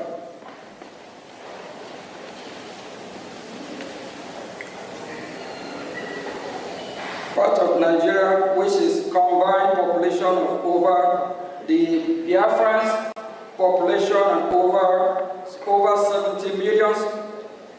Biafrans are predominantly Christians and traditional worshippers, with constituencies also practicing Judaism. Their land is blessed with human and mineral resources, including vast hydrocarbon. Biafrans are very commercially inclined, industrious, and are given to scholarly and professionally pursuit in addition to their first nature of gifted martialized. They have an established grassroots democracy order known as the Omunna system, which is still practiced to this day, before the advent of colonization. They are very republican and egalitarian in nature and coexist peacefully with their neighbors, including northern Nigeria and Cameroon. Prior to their amalgamation with the rest of Nigeria in 1914, Biafra then, there was no single massacre of Biafrans anywhere in pre-amalgamation in the so-called Nigeria. This is noteworthy. The first start of this program that was levied on Biafrans, particularly the Igbos, among them happened in 1948 in northern Nigeria, where Biafrans were, without any justification, massacred just for being Biafran or merely looking like one, pivoting on false narrative of the so-called Igbo coup, an Igbo plot to dominate Nigeria. Nigeria's military officers and the police and notable civilians, mostly from the north, planned and executed the Biafrans. Over 3 million Biafrans were murdered between 29 May 1966 and 12 January 1970. And had the Biafrans not resisted by unilaterally declaring its independence, the massacre would have been incalculable and more horrendous. There is credible evidence that sectional Nigeria provoked the Nigerian Civil War as a cover-up to accomplish the genocide that they have begun against Biafra. Generally, and the Igbos in particular, as far back as 1950, for the aid in northern Nigeria. The difference this time was to take it to their homeland, where they had fled and taken refuge under the Hitler-declared Republic of Biafra, a nation born in dire necessity and desperation to survive a genocide. The following aspect from recent declassified U.S. Embassy diplomatic dispatch of the era on the program and the war that follows in instructive, and it states that the North was minded to use the war as a tool to resort its dominance of natural affairs. Malan Gagu Damboa, regional editor of Morning Post, told the American consul in Cairo, "No one should kid himself that this is a fight between the East and the rest of the Nigeria. It is a fight between the North and the Igbos. The scale of the carnage was such that had the Roman or International Criminal Court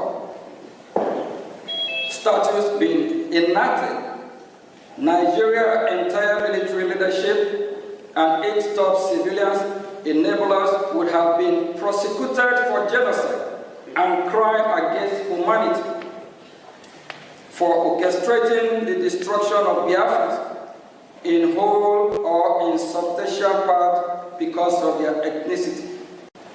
And to make it worse, those that oversaw the genocide and their natural political successor continue to control Nigeria and thus ensure that no accountability was exacted for a crime of such shocking scale.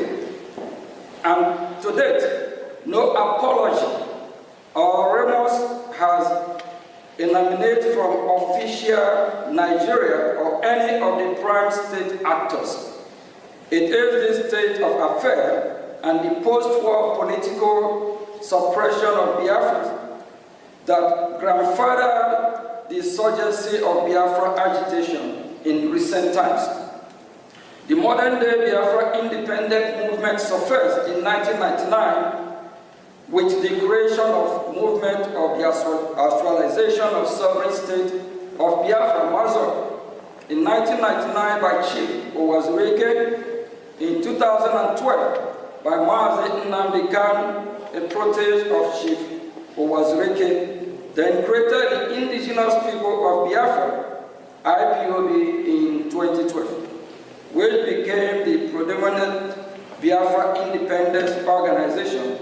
Post-war agitation for Biafra and support for IPOB accelerated in late 2015 when former President Muhammad Buhari systematically embarked on widespread anti-Igbo policies, coupled with his open toleration of Fulani Islamic terror that was breaching the northern reach of the Igbo land. It was in the face of this that the indigenous people of Biafra IPOB and the idea of Biafra government in exile gained much traction as protector and defender of the people that have been detained by the government of the day of Nigeria. It is to be noted that virtually all of us present at the vanguard of pursuing for Biafra were born after Nigeria Civil War ended in 1970. So in our renewed quest for Biafra, we are not driven by any sense of personal loss of the war, revenge or bitterness, but by instead a sense that our people are being mistreated badly and are vigorously in again becoming the victim of another crippled genocide. Vast majority of the Biafrans share the same view, even so, quietly because of fear of retribution by the Nigerian government or other non-state actors. in alliance with the government. Amnesty International reports that since the advent of the former Buhari administration in 2015, Nigerian insecurity forces have killed more than thousands of Biafrans and wounded many more while they held peaceful protests against the killing and for self-determination. Amnesty International says that many of those pro-Biafra protesters were shot and killed in their sleep, and others while they gathered in churches to pray. Many of the protesters were shot and killed from behind while they tried to escape. Contemporaries country report released by the United States Department confirmed such of this, particularly the Nigerian government declaration of IPOB as a terrorist organization in October 2017, which gave a dubious legal cover to Nigeria's security forces to resort extrajudicial killing of Biafra perceived by self-determination agitator or members of IPOB. As such, as you are reading this, the other killings of Biafrans by the Fulani Islamic terrorists is ongoing as we speak. The killing have not stopped to date, especially in the northern boundary of Igbo land, such that several innocent villagers were murdered in Ebonyi State in February 2025. Igbo communities to bury their brothers, sisters, fathers, mothers, sons, and daughters almost every month. And after times, the violence is maliciously and falsely attributed to unknown government or faceless Biafran separatists. In the face of all this, and in the perception that rogue elements of the security forces are complicit, the Biafran government in exile emerged as a beacon of hope for Biafrans that have become distrustful of the government. It bears mentioning that when the agitation for Biafra accelerated in late 2015, the response of Nigerian government was disappointingly non-pragmatic. Instead of acknowledging the burgeoning popularity of the agitation and take bona fide measure to contain it through constructive engagement or dialogue, the government went wide with deadly and extrajudicial law enforcement action that backfired by fueling the agitation to levels not seen since the end of the Civil War in 1970. This misguided law enforcement action turned a dangerous corner and boomeranged when the government went rogue by extraordinary rendition of our leader, Mazi Nnamdi Kanu, the Biafran leader from Kenya, in late June 2021. No doubt this is an avoidable overreaction that has composed Nigeria's legal system, triggered the international legal order against Nigeria, and bettered the government driving insecurity that have brought Southeast Nigeria, which is Biafra, to this day. In between, Fulani Islamic terrorists have capitalized on the situation to disquiet Southeast Nigeria to no end. After Mazi Nnamdi Kanu illegal kidnapping, one of Mazi Nnamdi Kanu protege, Finland-based Biafran activist, His Excellency Mazi Simon Ekpa, took charge of the Biafra independence movement and created the Biafra Republic government in Brgie, of which he is the Prime Minister. As the next illustration of the Biafra independent movement, the Brgie has galvanized the support of the Biafran population and has engaged in high-level dialogue in Washington, D.C. with U.S. government officials. Furthermore, Brgie organized a self-referendum in which more than 950 million Biafrans voted in favor of independence. Brgie held an independence convention in Lahti, Finland, which started November 29 to December 2, 2024, in which Brgie declared the independence of Biafra on December 2, 2024. December 2, 2024, Biafra was redeclared. The government of Nigeria, according to Mr. Ekpa, has orchestrated 5 assassination attempts against his life. After allegedly failing to assassinate Mr. Ekpa, the government of Nigeria successfully pressured the government of Finland to arrest Mr. Ekpa in November 2024 on political motivated charges. The government of Finland then issued an indictment against Mr. Ekpa, as well as subsequent conviction, which demonstrates the political nature of the persecution at the instigation of government of Nigeria. The indictment by Finland, issued in May of 2025, alleged that Mr. Ekpa participated and supported a terrorist organization, even though pro-Biafra organizations are not designated as terrorist group in Finland or anywhere in the European Union. In fact, the only country in the world where pro-Biafra organization, in fact, the only country in the world where pro-Biafra organization was designated is in Nigeria.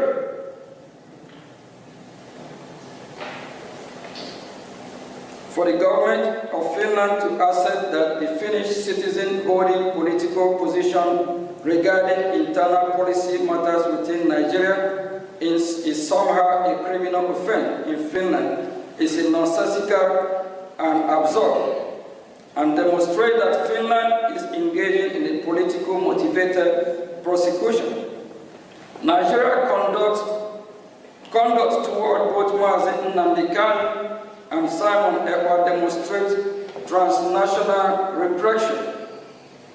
At the moment, the issue of Biafra, the insecurity in southeast Nigeria, which is Biafra land, and all the unpleasant aftermath cannot be resolved, while the federal government of Nigeria persists in detention of Mazi Kanu.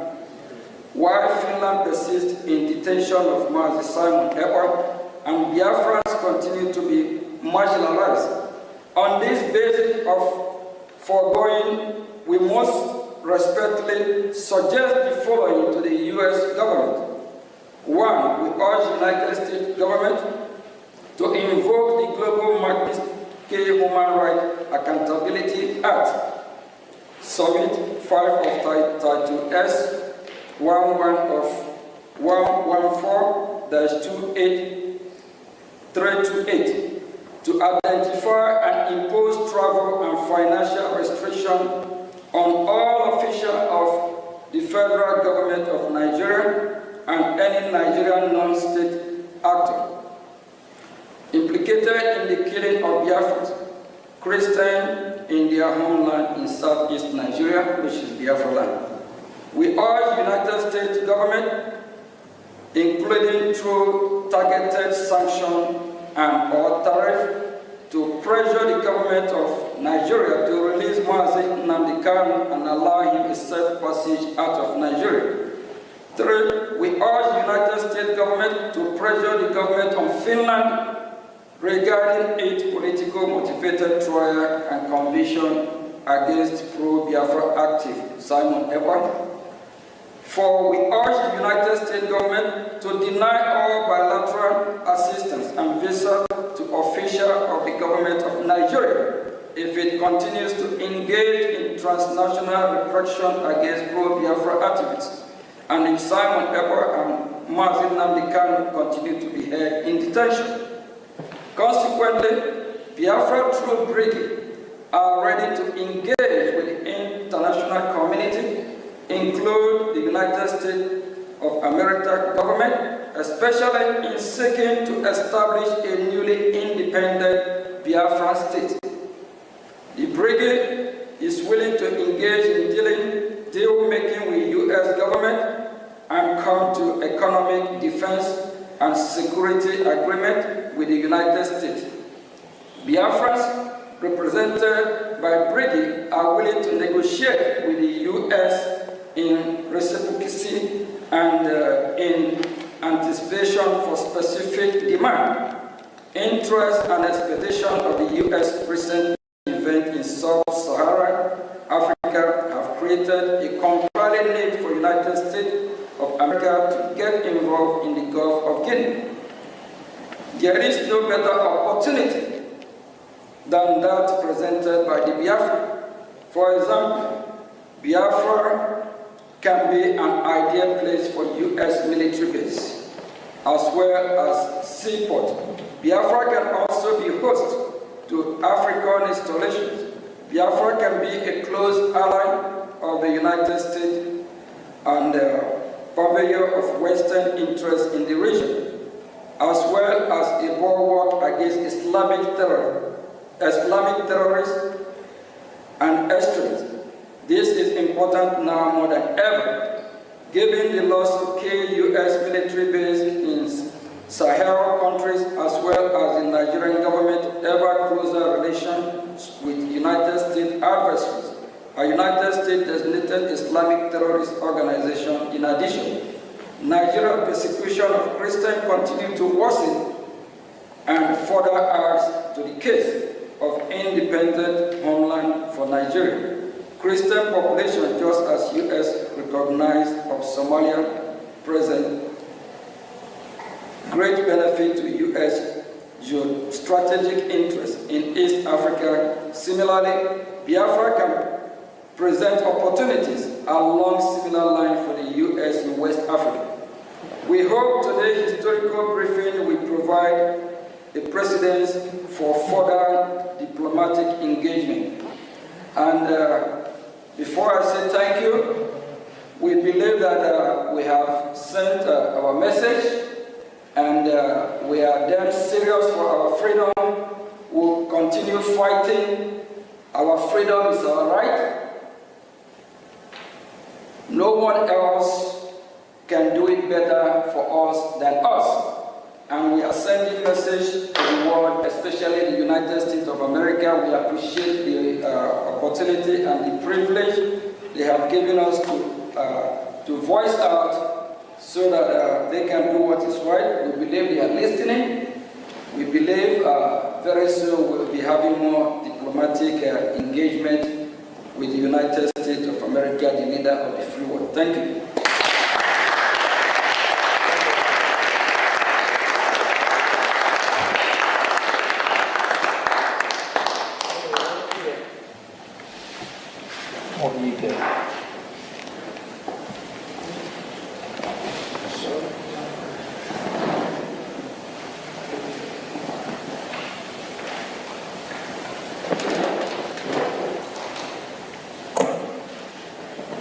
We're going to be having some question and answer, and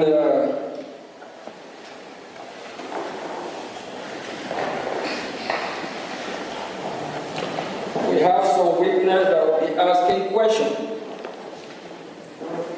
about the current situation, what is happening in Biafra land, if it is suitable for them, if it is that what they want. Do they deserve to live better than what is happening here today? We are glad to be here, and this is the beginning of our hearing in Washington, D.C. We believe that the U.S. government, they are watching, they are listening, they are following, even if the members of the Congress, the ones that are not here, they are watching, so they know what we are doing and what is going on. I will call on Mazia Bobi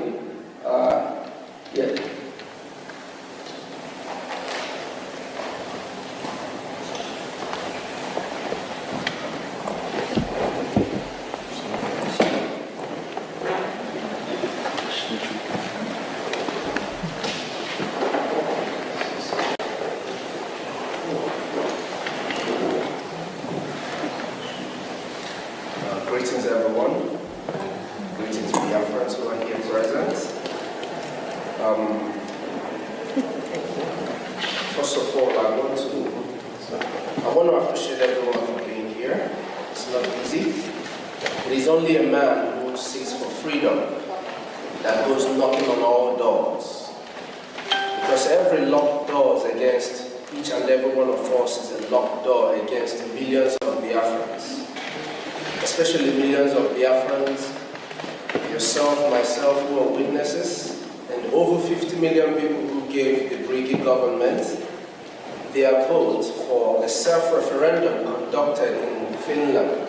It conducted back home and ratified in Finland by over 517 Biafrans.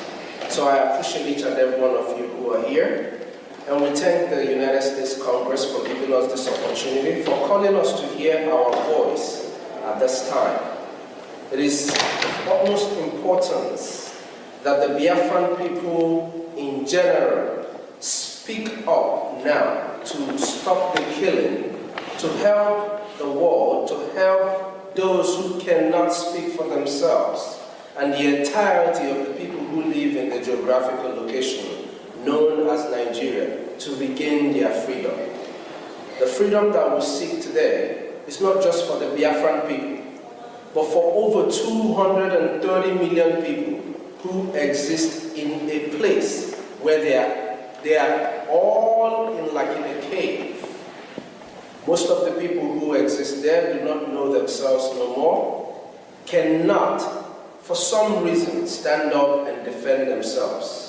Of course, we know fear is part of terrorism. With me here are fellow Biafrans who are witnesses to the ongoing genocide in my land, Biafra.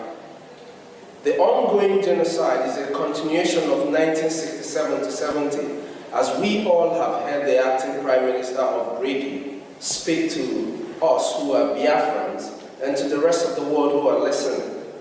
So I would like to ask my brothers and my sisters a few questions so that in their own words they can explain to the rest of the world, those who are watching, and to the congressmen and women who have given us this opportunity, who I'm sure would hear everything that we are saying here today, either today or tomorrow or in the nearest future.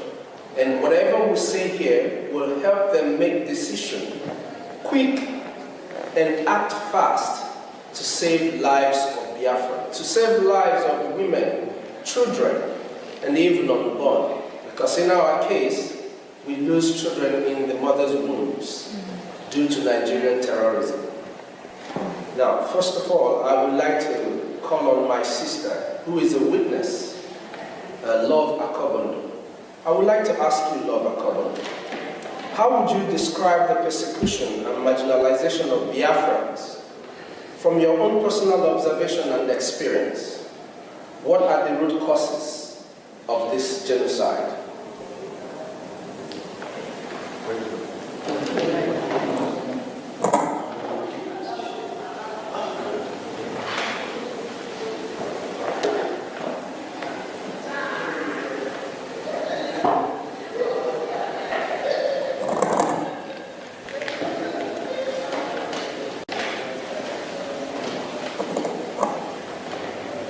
Hello, dear friends.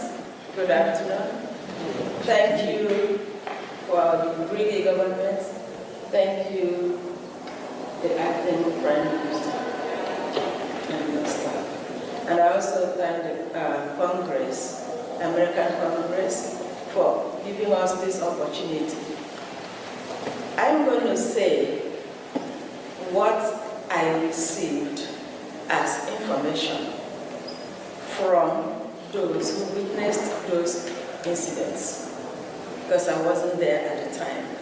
From there, that will lead into what is happening and still happening, unless we put a stop to it.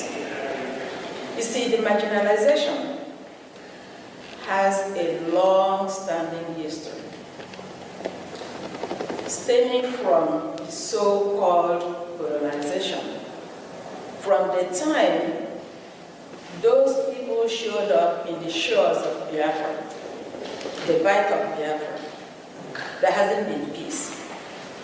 Each time they bring up a situation that is not acceptable to our people, the Biafrans, we object it because we already had democracy before they showed up. We were living in organized society in every ramification before they showed up. So when they showed up and want to alter who we are, change us to benefit them, we said no. Instead of dialoguing with us, they come up with aggression. This has been going on through the Egumelu warriors after the fall of Arab Kingdom. Our people regrouped, defending themselves, defending their land, defending their culture, defending who they are as a people. They were met with killing, because that's the only thing to understand. They don't understand dialogue. From there, it moved to the time of taxation that was totally unacceptable, and our great-grandmothers came up to protest, simple protest. They did not kill anybody, they did not destroy anything, they were just protesting because one of the useless people, it is not today we begin to have a flavors in our society. A man called, and I'm going to call him by name, and I wish his generation will get to hear it so they can be ashamed of their grandfather. Chief Okuk from Oloko was the warrant chief who delivered that message of taxation. And after they had finished taxing our fathers, they came up with our mothers. And our mothers said no. What did they do? They turned out, killed some of them. To glorify their action, they termed it about women riot, which is a false thing. From there, when they discovered coal in Enugu, again, to their interest, poor working condition, our fathers protested for a better wages, a better working condition. What did they get? Bullets. They massacred the men. That was the coal mining massacre. It did not stop there.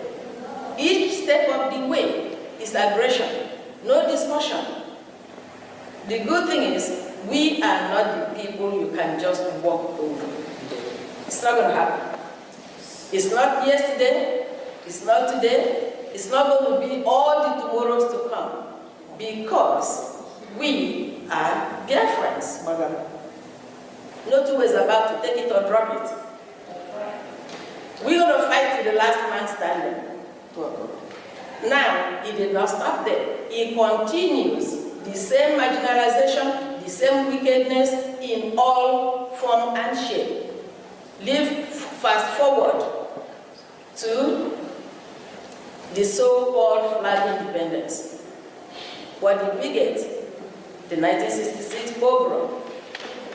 I have a sister-in-law who lost her father to 1966 pogrom.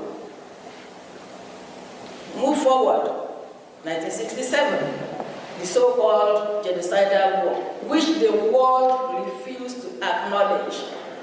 The thing sweeping it under the carpet is going to make a difference. It's going to escalate, and it's escalating. We have no apologies to anybody. Biafra must be free. Okay?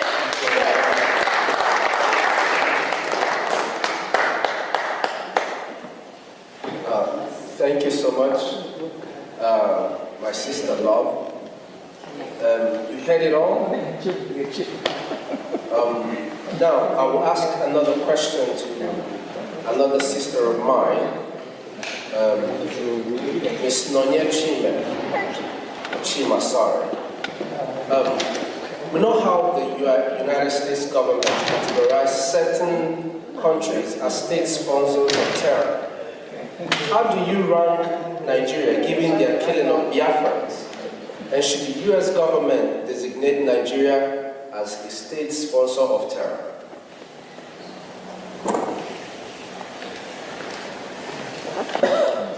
Thank you very much for that question.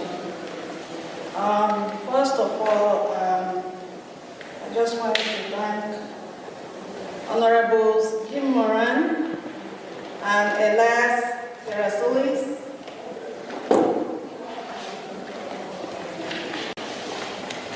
and the U.S. Congress for giving us the opportunity to inform the world of what has been going on in Biafra land for decades. So for the question, these are some of the reasons why the United States government should designate Nigeria as a terror organization. One, between 2015 to 2016, Amnesty International reported that Nigerian security forces killed over 1,500 IPOB protesters in cold blood. Remember, they didn't have any weapons. They were just exercising their rights as citizens. And in 2017, there was what they called Operation Python Dance, which targeted the Southeast residents who are Biafrans, with soldiers invading communities, shooting civilians, and committing extrajudicial killings, which led to about 28 young men and women in our leader, Mazi Nnamdi Kanu's house. Thirdly, from 2021 to 2023, Amnesty International also documented over 1,844 killings in Biafra land, including unlawful executions, torture, and enforced disappearances by security forces. And one might ask whether these killings or these killers have been apprehended and brought to justice, and the answer is no. No one has been held accountable for these killings. In fact, when locals apprehend any of the killers, there is always an order to free them. Up till today, the killings continue, and the painful thing is the fact that Biafrans are killed simply because we are Christians, simply because of the crude oil in Biafra land, and because they want to Islamize us by force, which we are resisting. So I call on the global community to pay attention to what's going on in Biafra land and elsewhere, where there is a genocide going on. Thank you all so much. Thank you so much. That was wonderful. That's what we expect from every Biafran to always carry in their heart. The fact that our people are dying every day. Now, I want to ask my brother Emmanuel Lugo, how would you describe the hatred of Biafrans or Igbos within the Nigerian by the political establishment, which has traditionally been controlled by the Muslim North? Would you say this is an important part of why there is support for the Biafran independence movement? Thank you all. When we talk about Biafran hatred, the hatred of Biafrans in Nigeria by the political establishment, that goes deeper. Some of us came into this world and we live with this hatred, and we keep asking ourselves, why? Why us? What have we done? We've been hearing after everything we have gone through. The hatred runs deep in the Nigerian establishment, in their blood, both the political establishment and people from other parts of the country. We see this hatred every day. We have this economic jihad that has been going on. Our businesses are being born in Lagos, in the north. We are not allowed to scale when it comes to political positions as in the presidency of the country. And now we are seeking for Biafra. We want to be on our own so that we can be able to live in peace without facing this hatred every day. the Fulani Caliphate are the ones controlling Nigeria, and with this economic jihad, they have continued to display this economic jihad on the Biafrans, day in, day out, in every aspect of life, and we are tired of it. And we say this is the reason why over 80 million Biafrans, over 50 million Biafrans voted for the Biafra self-referendum, because they themselves are tired of the hatred. Every one of us can see it, even the young ones. And that is why there is maximum support for Biafra, so that we can have our own independent state and live in accordance with our own values. So that's what I will say about that. Thank you.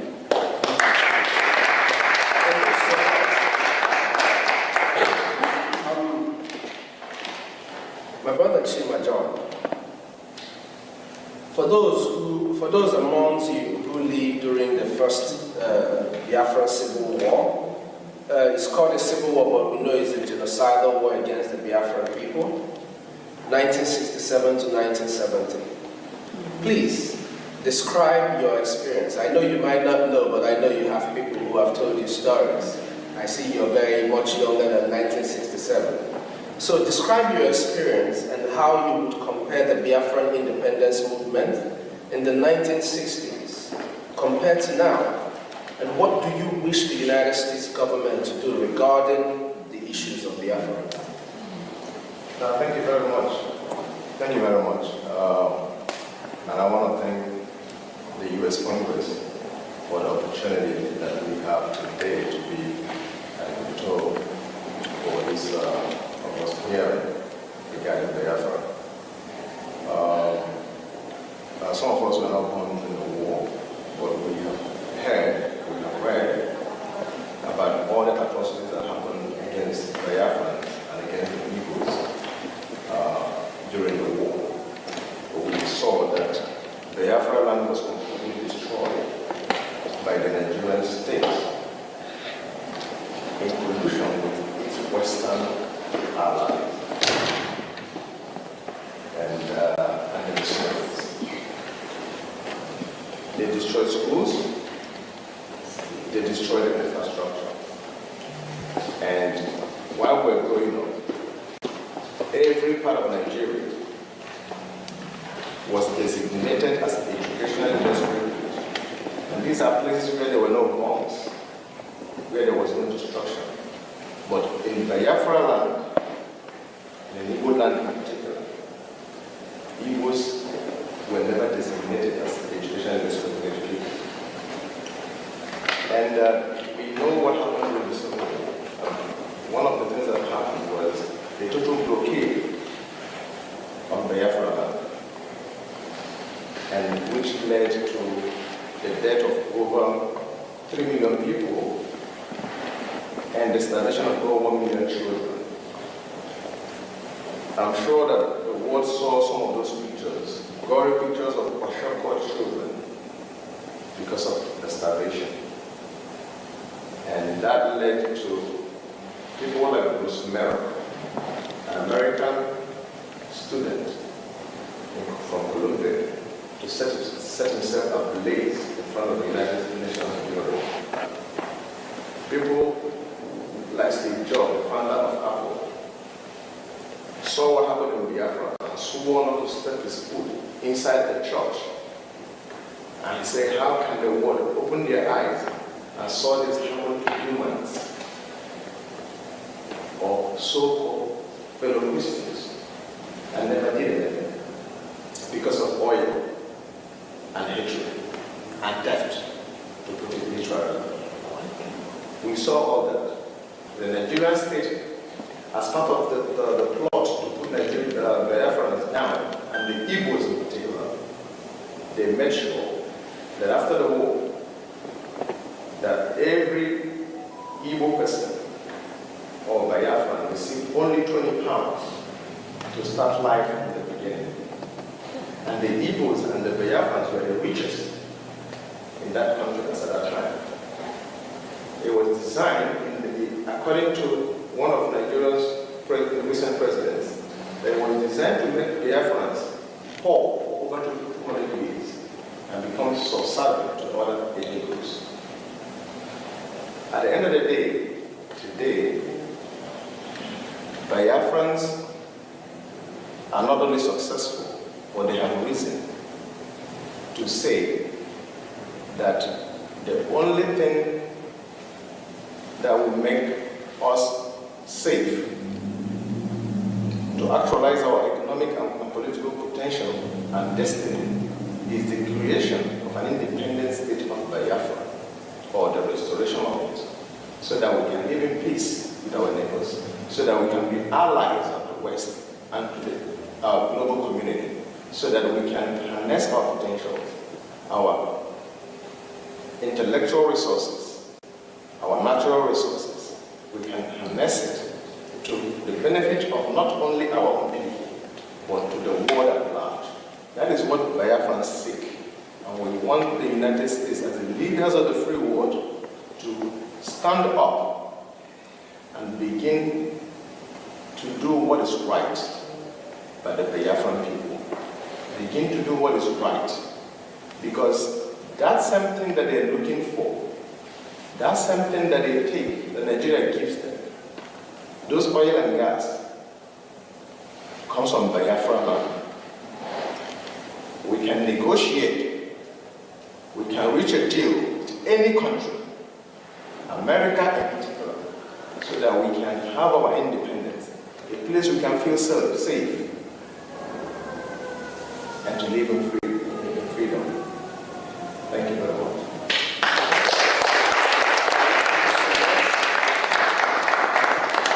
Just so you know, my mother served in the Red Cross during the war, and my father was equally a soldier during that war. So, just like himself, and like many of us here, have so many stories of what happened and why we need to be free. It's not just because of the resources, but for our children to be able to see tomorrow. Now, I want to call on my brother, our brother, Mazikelo Israel.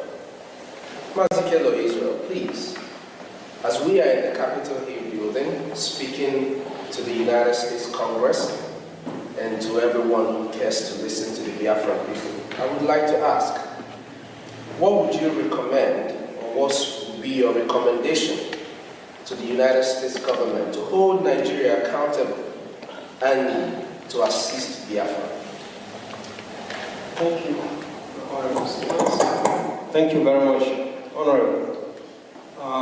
First of all, let me thank our great friends, Elias Rasolas, and of course, Honorable Dr. Michael Rubin, who spoke earlier on, and 9Geria, who has been leading this struggle since our leaders have been incarcerated. I'm talking about Simon Ebra and Nnamdi Kanu. And I want to thank the U.S. Congress for allowing us this opportunity to come here. Again, they are demonstrating that they are the leader of the free world, as against other nations where they don't want to talk about this. As our Honorable Michael Rubin has said, here you are free to talk and nobody will arrest you. And so we are here requesting that U.S. government to come and stop the killings that is going on in Nigeria. We are talking about the genocide that happened 1966 to 1970. Right now, that happened mainly in the southeast. Right now, the entire Nigerian state is a killing zone. It rivals what happened during the Civil War. And so we are pleading with U.S. Congress to come to quickly, not to delay, by doing these following things: to officially recognize Biafra genocide of 1966 to 1970, which has continued up to today. as our Honorable Minister said, Michael Rubin said, because those who committed the genocide have not been charged. Instead, they seem to have been congratulated by lifting them from to be the presidents of that place. This has empowered them to continue with the genocide. So we are pleading with the U.S. government to live up to their moral standards as the free world leader, to come immediately to this aid of Biafrans. We are also pleading with the U.S. government to condemn immediately, because that will save life, condemn immediately the abuses that is going on there, which is quite obvious. It's not hidden.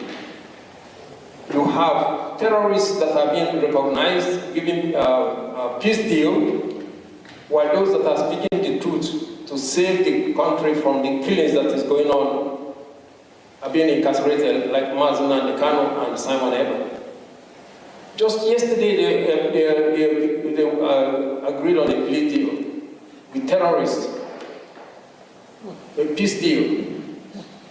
And they are walking free. We are asking the U.S. government to invoke the Global Magnitsky Act, identify all those criminals. The Canadian government have declared the political organizations in Nigeria as terrorist organizations. We are asking the U.S. government to go further, identify the individuals themselves, and invoke them and put heavy sanctions on them. That is what we are asking, to further what the Canadian government has already done. We are asking the U.S. government to demand, with immediate effect, to the release of Nnamdi Kanu, a man that has been even acquitted in some of the courts in that Federal Republic of Nigeria. Several courts have discharged him and acquitted him, and in fact requested that the government compensate him. Outside UN have already also requested that he be released immediately. Kenyan government has come out openly to say that he was extraordinarily rendition. He was kidnapped from Kenya, that he should be released, and on no basis should he be tried for anything because of the illegality that they practice on him and abuses. Yet, Nnamdi Kanu is still in prison. Even recently, he asked for him to be allowed to visit the hospital, to go for a hospital treatment, and they rejected it. They rejected that he would not go to the hospital. So we are asking the U.S. Congress to act immediately. We need urgent help. We also ask U.S. Congress to pressure Finland to release Simon Eber. He was doing honor, and he was worried seeing the decimation of his people. Okay, but that's what we are asking, to pray on Finland government to release Simon Eber.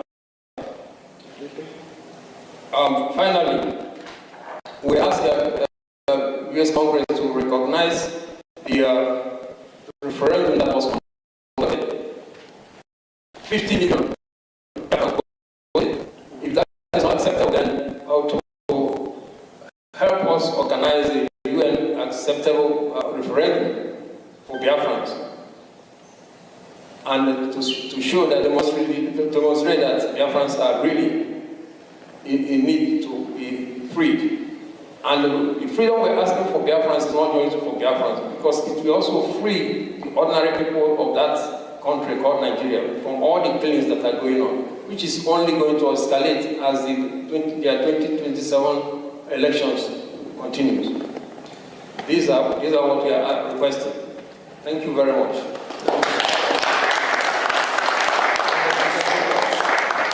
Just to add one single thing to what he said, something that is very dear to me.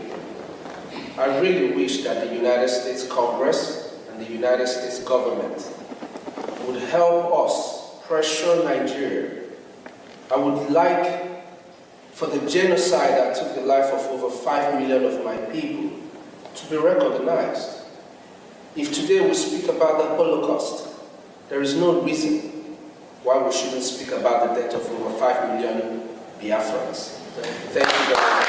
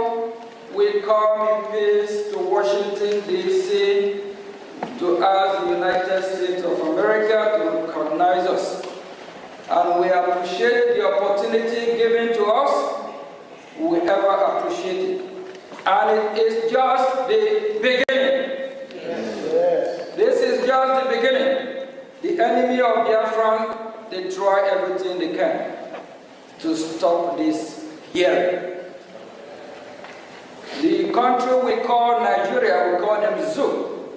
They try everything.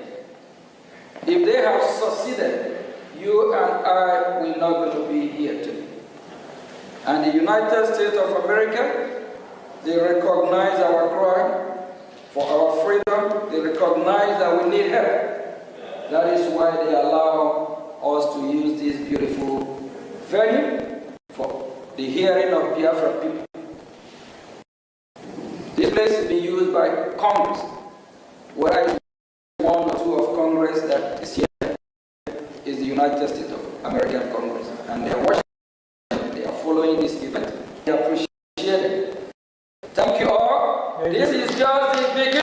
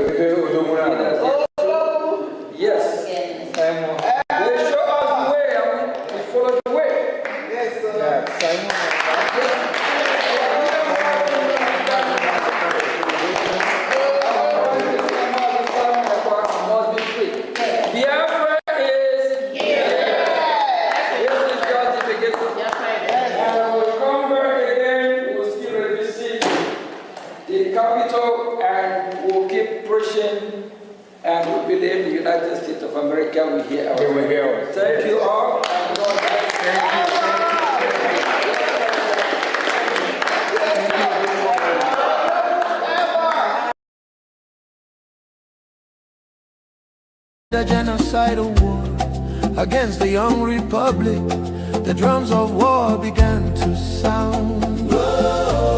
Nigeria turned against us on our own sacred ground. May 30, 1967, we still remember the day hope was born and hell descended. Rivers ran red, children cried for food in the shadow of famine. Flying bombs, Biafra, Biafra, your name we call. Though they try to bury you behind the wall, your spirit lives in every soul that knows the price of freedom and the blood that flows. Hey.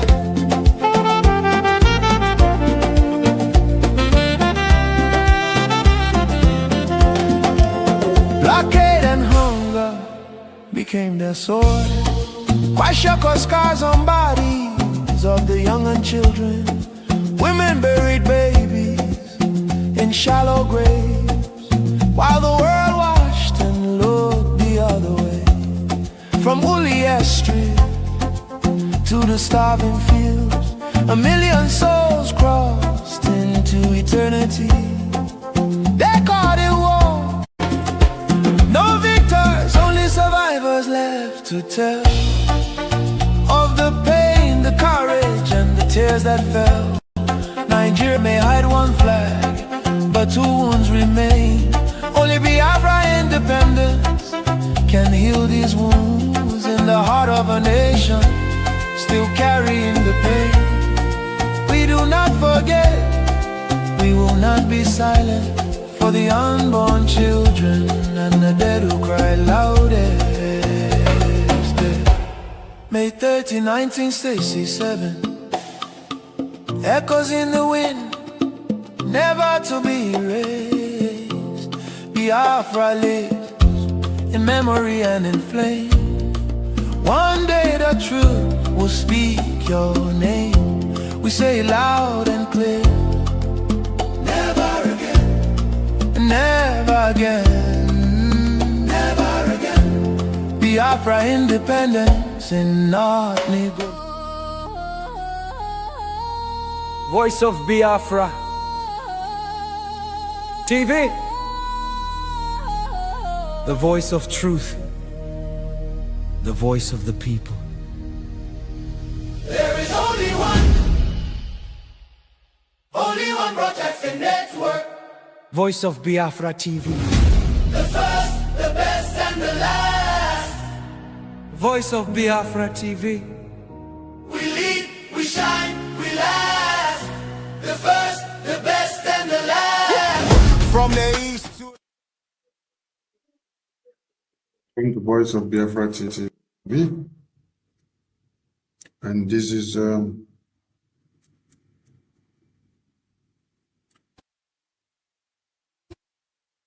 Thursday night on Voice of Biafra TV.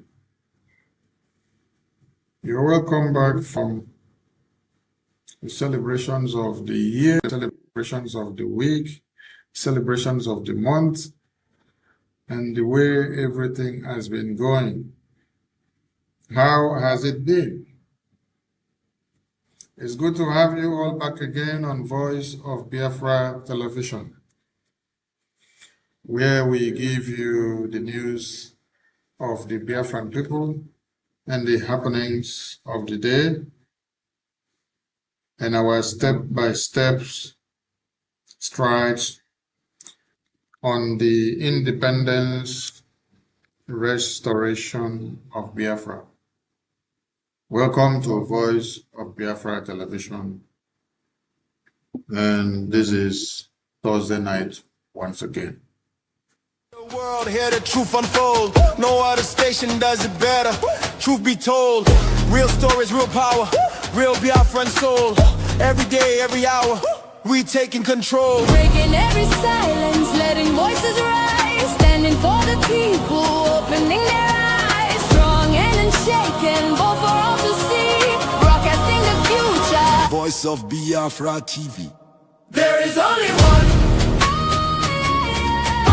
broadcasting network. Voice of Biafra TV. The first, the best, and the last. Voice of Biafra TV.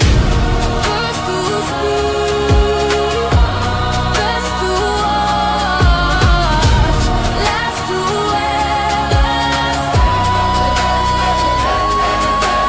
Voice of Biafra TV. Voice of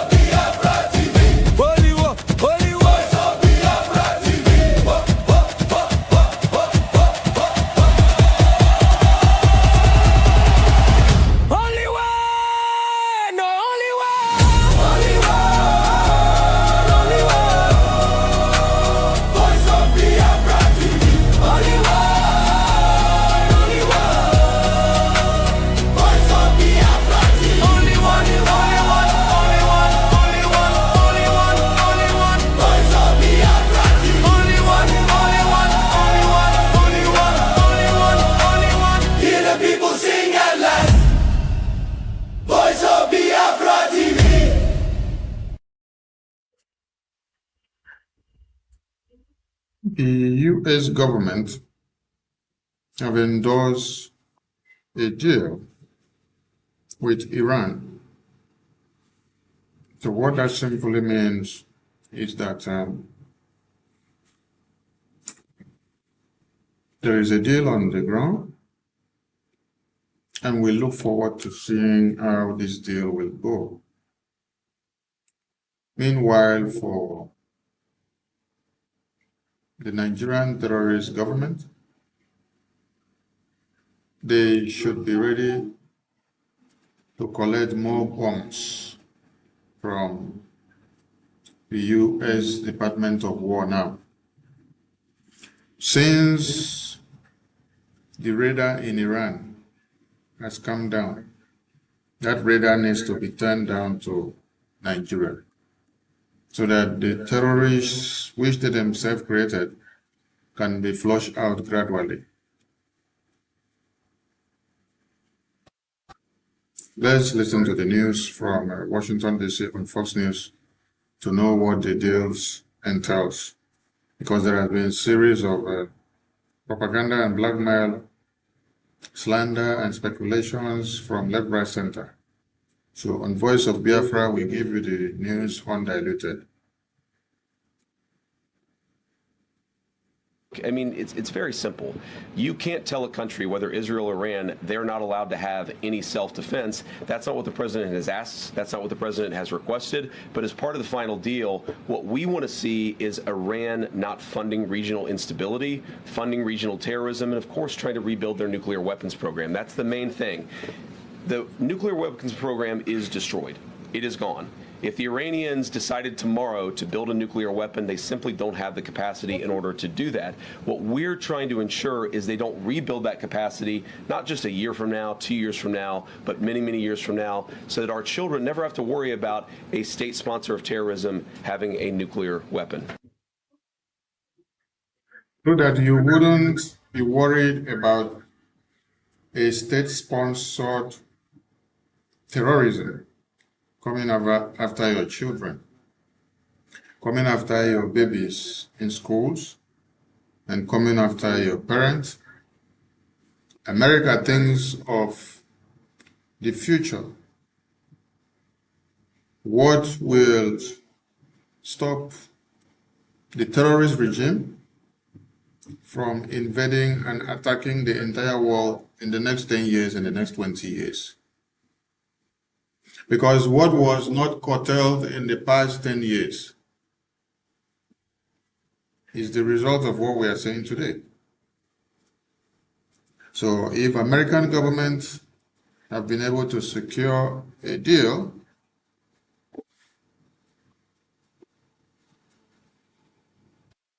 and then Iran will never have the opportunity to produce a nuclear weapon that can be used to wipe the entire people in the Middle East, or drawing close to Europe and drawing close to UK and drawing close to America, then you should understand the importance of what the American government have been doing. That is the news update from the Iranian-US deal. Because a lot of people have been living in the dark, and some people follow misinformation and propaganda platforms that gives them the upside down news. You don't go and take news from your enemies when you are fighting against your enemies. Your enemies will always give a news that will downplay your strengths. So we are calling on everybody to be on the lookout, because the American government will soon drop more bombs on the Nigerian terrorists. Because the radar has shifted now from Iran, the Middle East, to where? To Nigeria. So be ready to see more terrorists tearing apart. And we love one thing that is happening in the Zoological Republic of Animal Kingdom today.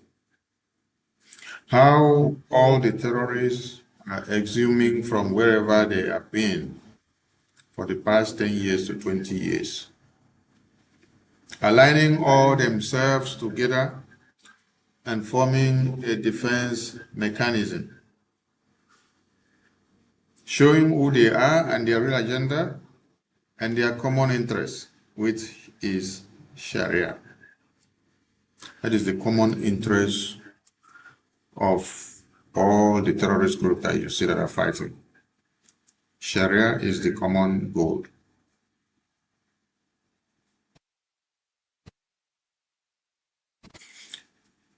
Nigerian government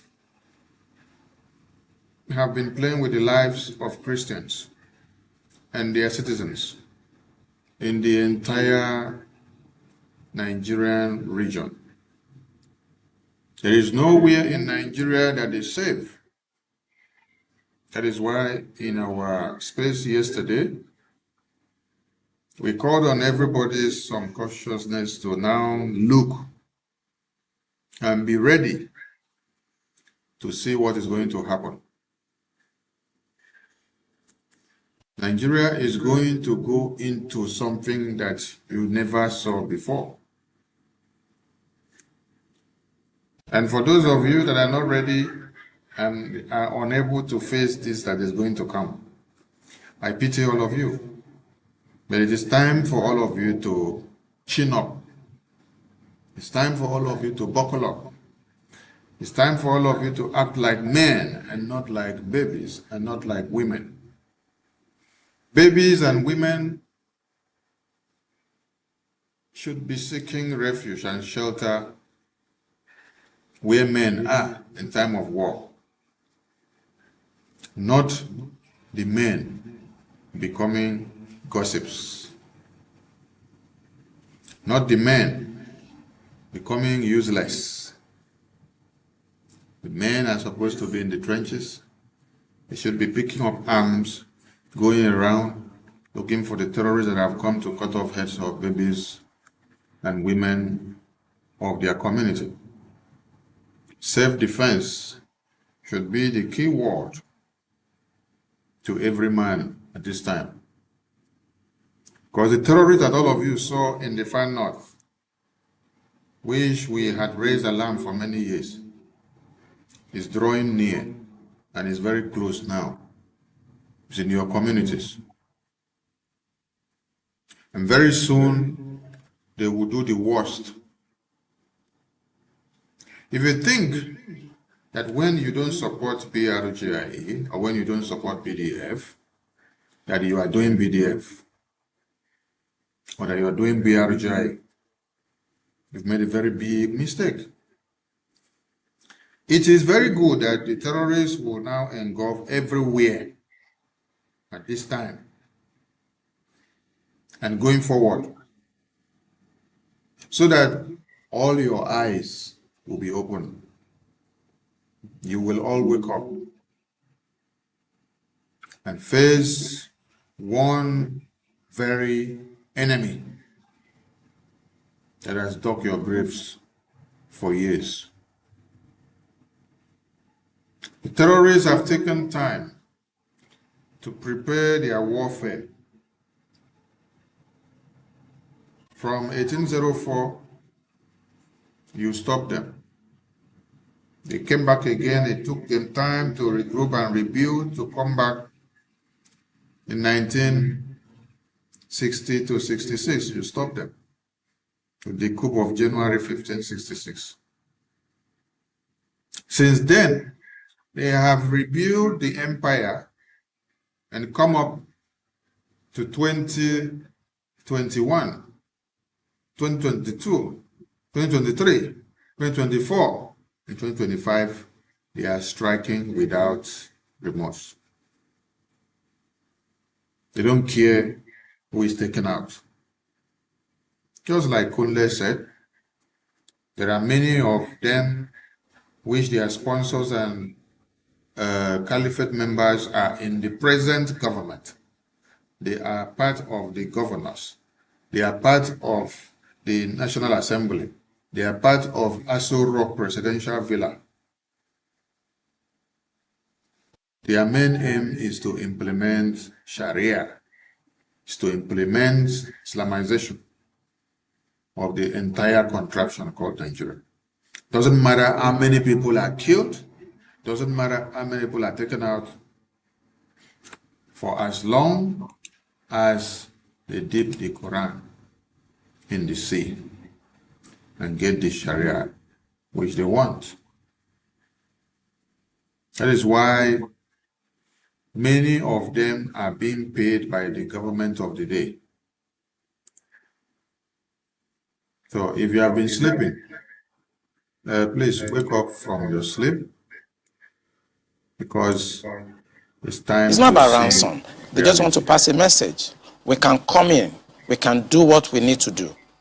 And there are some hardliners in this government that are sponsoring this kind of narratives. They just want to show that they can Islamize this country. They think about Taliban, they think about the Mujahideens, and they want to replicate it in this country. And they don't care what happened. They simply don't care. As long as at the end of the day, there's Sharia, and there is whatever thing they have in their head, they want to achieve. So these people that are sending messages are sponsored by Nigerians. You remember this Boko Haram issue started since 2012. Yeah. And I was in the military intelligence that time.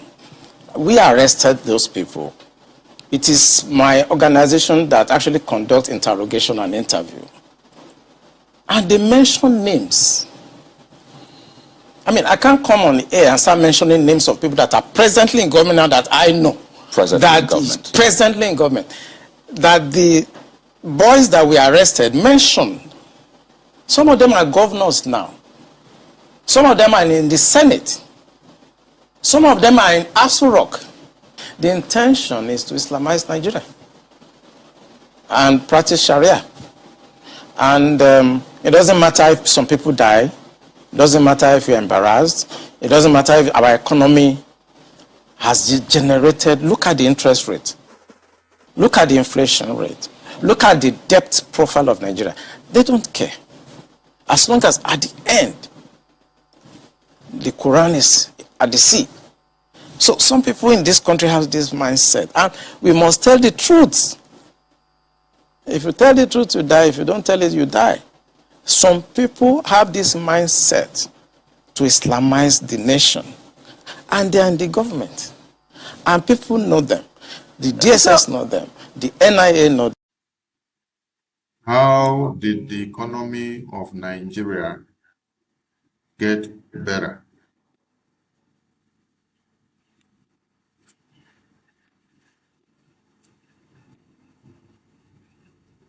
The terrorists are here to do their work, and nobody should disturb them. Allow them to do their work, because they have a mandate. Hey, let us see another report from Baba Ahmed. Baba Ahmed said that his family was picked up by Boko Haram. These are the people that said Biafra should not go, Biafra cannot go, and that for Biafran people to start Biafra independence campaign, that it is a crime. And today they are telling you that Boko Haram terrorists did kidnap them. So if Boko Haram terrorists did kidnap your brothers and sisters, all of us should also fold our arms and wait and see how Boko Haram terrorists will come and kidnap us. Is that what you're insinuating? You all had money to pay the Boko Haram when they kidnap you all. But Biafran people don't have money to pay Boko Haram when they kidnap them, because they don't control the economy of Nigeria. Baba Ahmed said, last year my nephew was kidnapped alongside 3 people. They were taken a few kilometers into the bush and spent 37 days there. At the time, I was working in Aso Villa. There was hardly anybody I didn't speak to. We gave them the coordinates, which were easy to get. The first time they asked for 25 million naira, 3 motorcycles, a lot of drugs, a lot of medications, rice, and all sorts of things. All in all, between the first day they were kidnapped and when they were released, we spent close to 175 million. Hakim Baba Ahmed. We spent close to 175 million naira. The question here now is, Baba Ahmed, you were working in Aso Rock. You controlled the economy and the money of Nigeria. You had so much money that within a twinkle of an eye, 175 million naira could be raised to get your family members out of the hands of the terrorists. The terrorists which you all created. Terrorists which you guys brought to come and destroy the 2014-2015 elections so that you can weeks Goodluck Jonathan out of the office. The terrorist is what people say is haunting you again now. Now, for a poor man that does not have 175 million naira to raise and to send to Boko Haram terrorists, what will be their fate? What happens to their babies, their women and children in the hands of the terrorists? These are the reasons why we say Biafrans cannot stay and stand idly by and watch how you come into our communities, you kidnap our babies, women, and children, and then you expect us to clap hands for you, to now go and look for ransom to come and pay you inside our own bush, inside our own forest, inside our own land. Then we'll clap for you and call you hero. Yes, hero, you have kidnapped us, oh, hero. We are paying you money, oh, hero. Nonsense. Where have you seen American government pay money to terrorists that kidnap their people inside America? Where have you seen Israeli government pay money to terrorists that kidnap their own people inside Israel? Yet they are inside the land of Israel. Are you telling me that you don't have the armament to disarm the terrorists that are inside your country? Yet you say you are the federal government of your country. How many of you know that in the just concluded event at the White House, that terrorists planned to invade the White House? How many of you are aware? Terrorists planned to invade the White House. I'm looking for the publication. I want to bring it to the screen. This is something that just happened a few days ago when Donald Trump was having the UFC celebration in the White House. Terrorists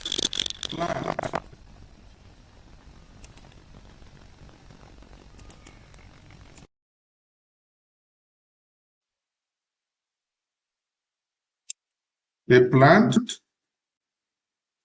they map out to invade where?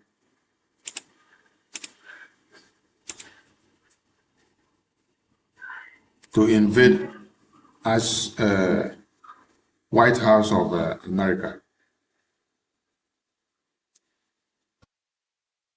Yes.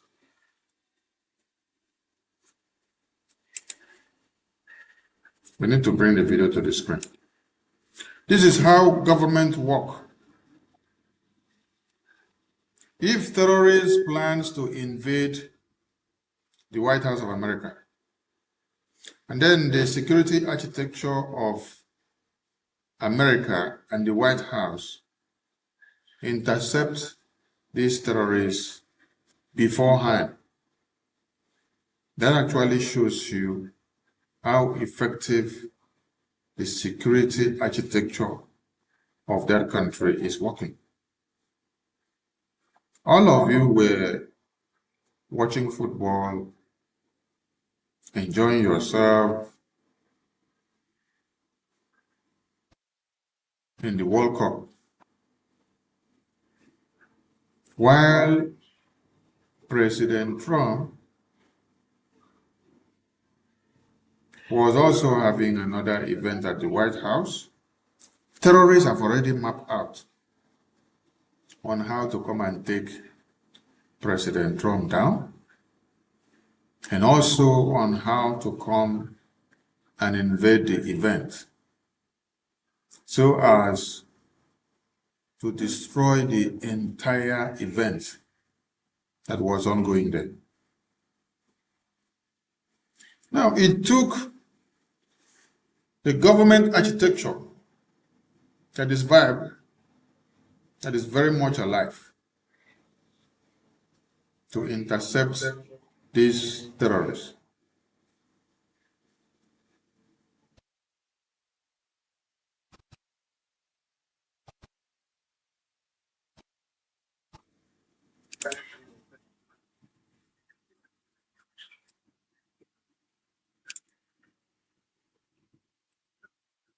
Let's see if the video can come to the screen.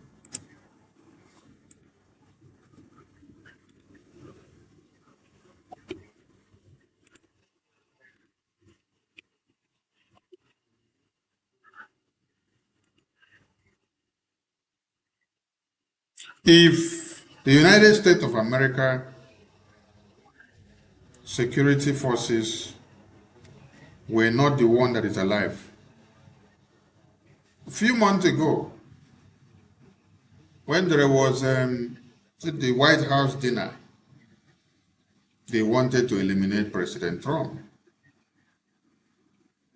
And then security forces intercepted. And then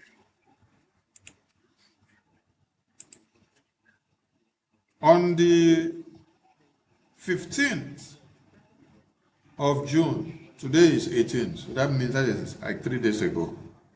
See, the media makes you guys to forget things very quick. On the 15th, terrorists were there again.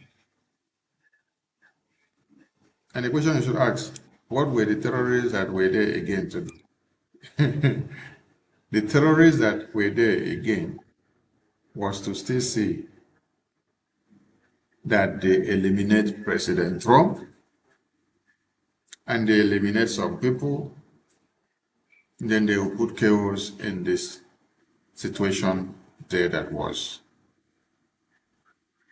well planned for everybody to enjoy. How many of you watch the UFC fight that was organized in the White House?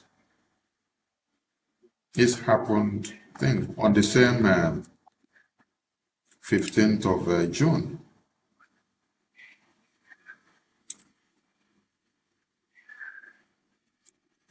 Yeah, I think we have the video, so let's bring the video to the screen before we continue. Good morning, everyone. Breaking news out of Washington, D.C. on a potential tragedy that's been averted. The FBI revealing earlier today it foiled an alleged terror plot that was set to target Sunday night's UFC Freedom event at the White House. Officials say nearly 24 plotters were identified. They have 5 people in custody. The alleged plan featured explosive-packed drones hitting buildings near the event. Then we are told they would steer the crowds toward a sniper team in waiting, ready to... Now, I want all of you to look at where the terrorists had wanted to attack. This is where the terrorists had planned to attack. This is the White House. This place was built in front of the White House. The stage was built in front of the White House. Invariably, I think it was President Trump's birthday, I guess. And this fight was ongoing in the UFC. Everybody gathered to watch. They were screening before people entered here. The security was tight. But do you know that people still plan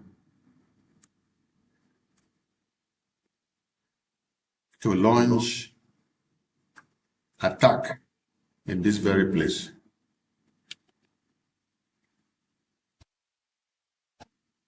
It's only God. It's only God that is saving President Trump and his entire cabinet. That is why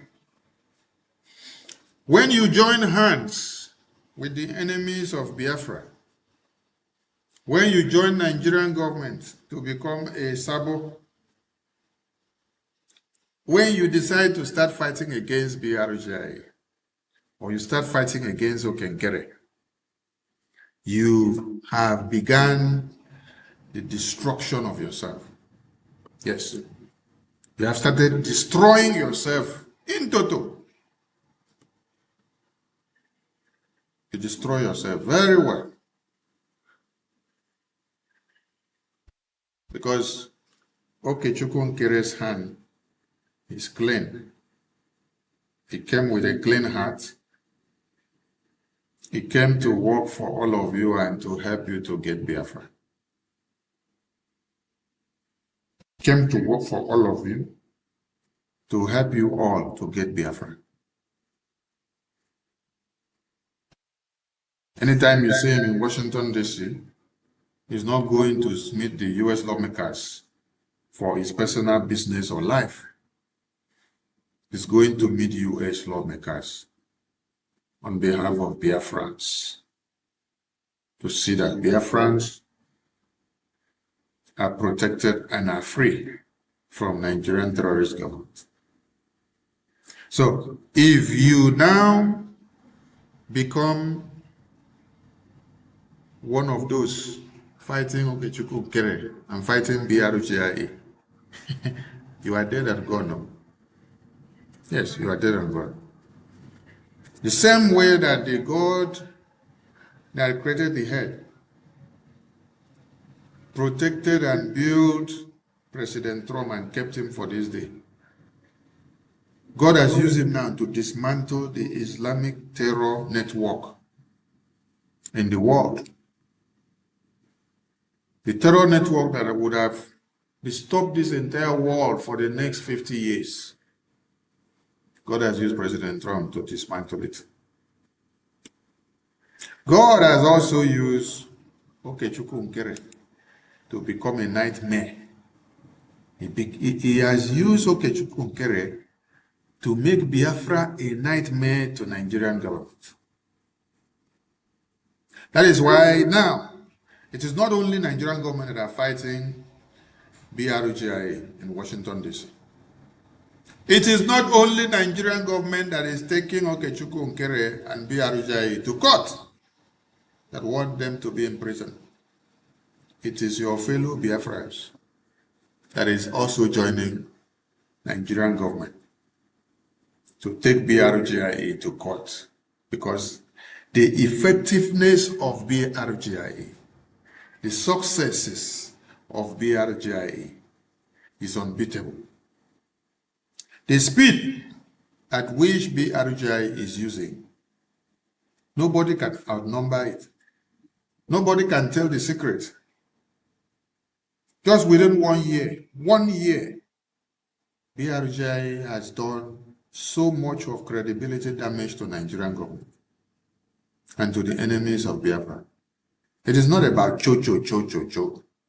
It's about doing the work behind the scene and then bringing the result out with the cry of the enemies of Biafra. They cry out every day to show you how disturbed they are and how bitter they are. So, if the security network of America was not so tight, President Trump would have been assassinated again on this other day. Listen to the terror plot that was disrupted on this very event on that day. In D.C. on a potential tragedy that's been averted. The FBI revealing earlier today it foiled an alleged terror plot that was set to target Sunday night's UFC Freedom event at the White House. Officials say nearly 24 plotters were identified. They have 5 people in custody. The alleged plan featured explosive-packed drones hitting buildings near the event. Then we are told they would steer the crowds toward a sniper team in waiting, ready to pick people off. David Spunt is live in D.C. with the latest. David, this news just breaking. What do you know? Well, I've reached out to several sources, and I'm awaiting some more details, Dana, on names and specific charges. We're told we will get some more information as the day unfolds. This involves nearly 24 people as part of this potential network, according to authorities, and details were uncovered on an app called Signal, which is an encrypted chat app. 5 are in custody. Fox Digital reporting investigators have 23 people on a list as part of this potential network of alleged plotters. Investigators tell Fox the plan was to use drones with explosives to hit buildings near the White House, which would force a mass evacuation and steer crowds toward a pre-staged sniper team. A, quote, second wave was allegedly planning to storm the White House gate. FBI Director Kash Patel commenting in a statement this morning. I will read part of it. He says on June 10th, FBI and our law enforcement partners became aware of a potential threat to the UFC America 250 event in Washington, D.C., involving individuals outside of the national capital region. And thanks to the rapid action of this FBI, our partners, and the DOJ in a multi-state operation, multiple individuals are now in custody, and allegedly planned attacks were stopped cold. And there is more. Investigators uncovered these Signal encrypted chats where several people allegedly discussed attacking the UFC event, and one of the people in the chat identified 23 Signal users discussing what's called pre-operational activity. Now, some allegedly planned to travel to Fredericksburg, Virginia, which is south of Washington, D.C., a day or two before the big fight to prepare for the alleged attack. One suspect allegedly told investigators the goal was to target, quote, capitalist elites, quote, billionaires or politicians who received donations from the American Israeli Public Affairs Committee, known as AIPAC.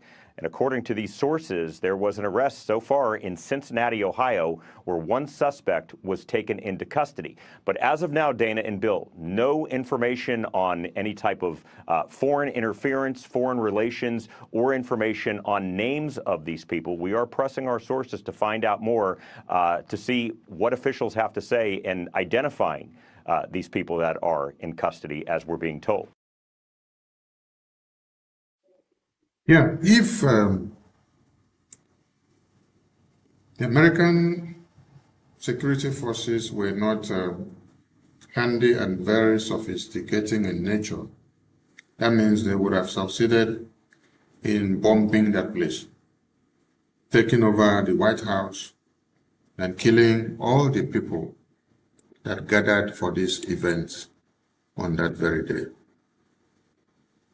So if the government of Nigeria are telling you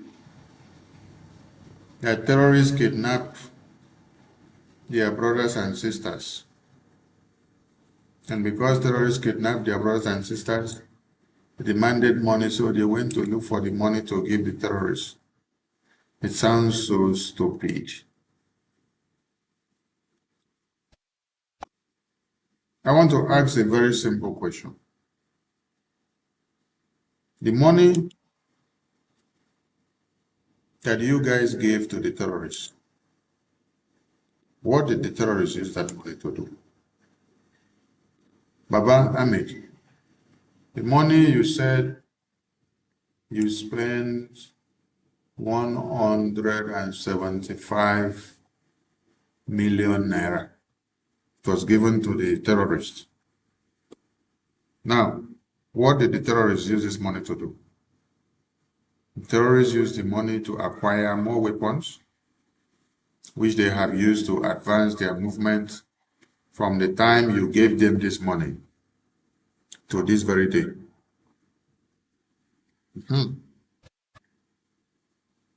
And so, all of you, in one way and another, have been funding the terrorists. Yes. You fund the terrorists, you pay the terrorists, you support their weapon mobilization, and you have been helping them so much. And now they've gone very far. And we don't expect to see many of you crying at this time. Tinubu, you must be there to make sure all the terrorists that are in the bushes comes out to show themselves. You don't have to go to anywhere. God has allowed you to remain there as the president of Nigeria so that all the terrorists will come out at this time and show themselves. This is what we want. If they don't come out now and show themselves, everybody will not see and understand. So no matter how much you are going to make payment to give to the lobbies that are hired in America, this will not stop the terrorists from coming in. If Tinubu's government alone at this time has spent $9 million, and here is another person saying it is $150 million into Washington, bribing people to stop Trump's intervention in Nigeria's Christian genocide.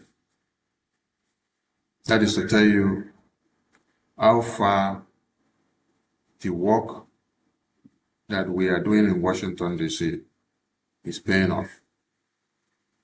With all this amount of money, that Tinubu is paying to the lobbyists and the groups of people that he gathers in America for them to continue a campaign where they will say, save Nigeria, Nigeria is good, save Nigeria, Nigeria is good, let Nigeria continue to be one. With all this money that is being paid to all these people in America to hustle and keep Nigeria name good, Brgie still waxing strong and succeeded in exposing Nigeria in America on a daily basis. So that is why Tinubu cannot sit and watch and see what Brgie are doing. So what they have to do is for them to go after the Prime Minister Nti in Washington, D.C. And that brings me to a different segment of this program.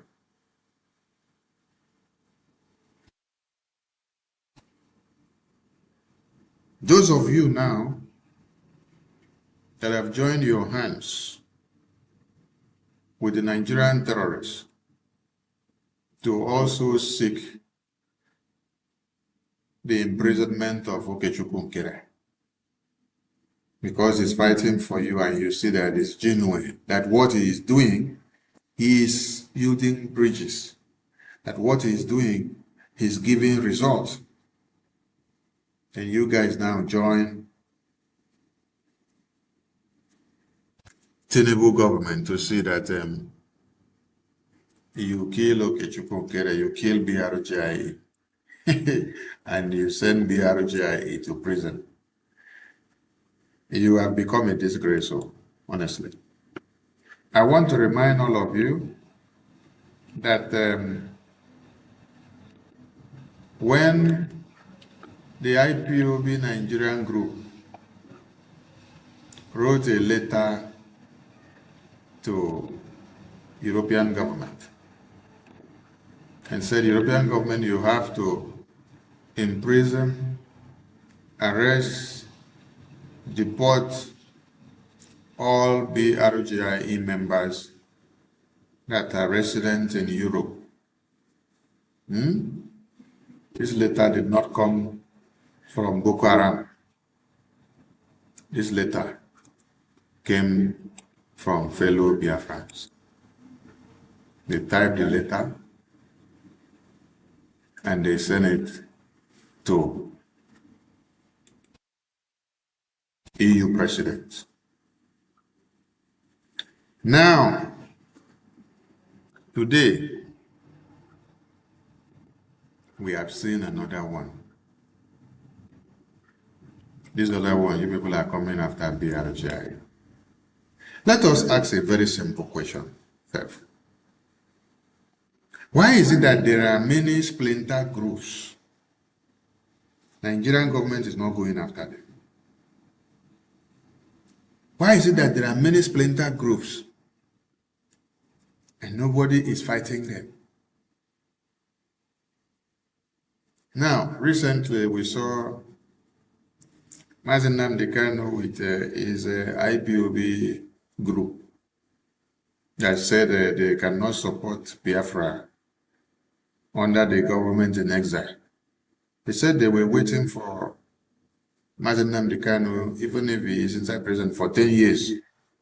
They wait for him. They want to take order from him from prison. Till now, they have waited. But the worst has happened. That the same Mazi Nnamdi Kanu today has denounced all of them. After how many years that they said they waited to take order from Mazi Nnamdi Kanu from prison. Mazi Nnamdi Kanu have denounced all of them and say he doesn't know them again. He's looking for other people. He now appoints other people and says he's working with other people. Because when stupidity becomes a syndrome in your system, it will eat you up and it will even disgrace you and take you like a pendulum ball. You become the biggest fool of the year.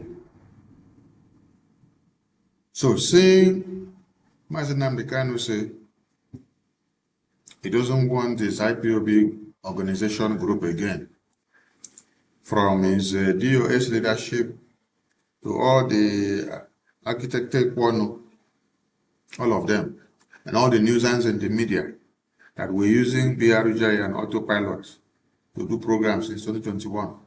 Mazi Nnamdi Kanu said he doesn't know them again, so they should not also know them. And them too now say, okay, Mazi Nnamdi Kanu, we don't know you again. But are they still waiting for Mazi Nnamdi Kanu after 5 years? After 5 years now, what have they achieved? After 5 years, where have they gone? Which stone did they build or form? What difference has that stone made in their community? How many lives did that stone affect? Where did they even locate the stone that they built as a foundation? So the question now is, why is Nigerian government not going after these useless groups? Yes, groups of people that their leader was kidnapped and locked up, and they say they will not move forward. They will remain there and wait until they see their leader before they can start again. When autopilot was moving, they said, oh, autopilot are criminals. They are working for the Nigerian government. The same autopilot they say were working for Nigerian government formed a government and became a government of the different people. While them that had existed since 2012, they were still waiting for Mazi Nnamdi Kanu to talk to them in 2026. He has spoken now. Now that Mazi Nnamdi Kanu has spoken, you people are angry. Yes, spoken to you guys. And the message he spoke to you guys is that he doesn't know you guys again. He doesn't want you guys to identify yourselves with him. Doesn't want you guys to come out and call him our leader again. Said he's no more your leader. He's a leader to a different people, to a different group. He has formed another group and abandoned you. Are you still waiting for Mazi Nnamdi Kanu? So why is Nigerian terrorist government not making these people their problem? Why is Nigerian terrorist government not making all these splinter groups scattered everywhere a problem?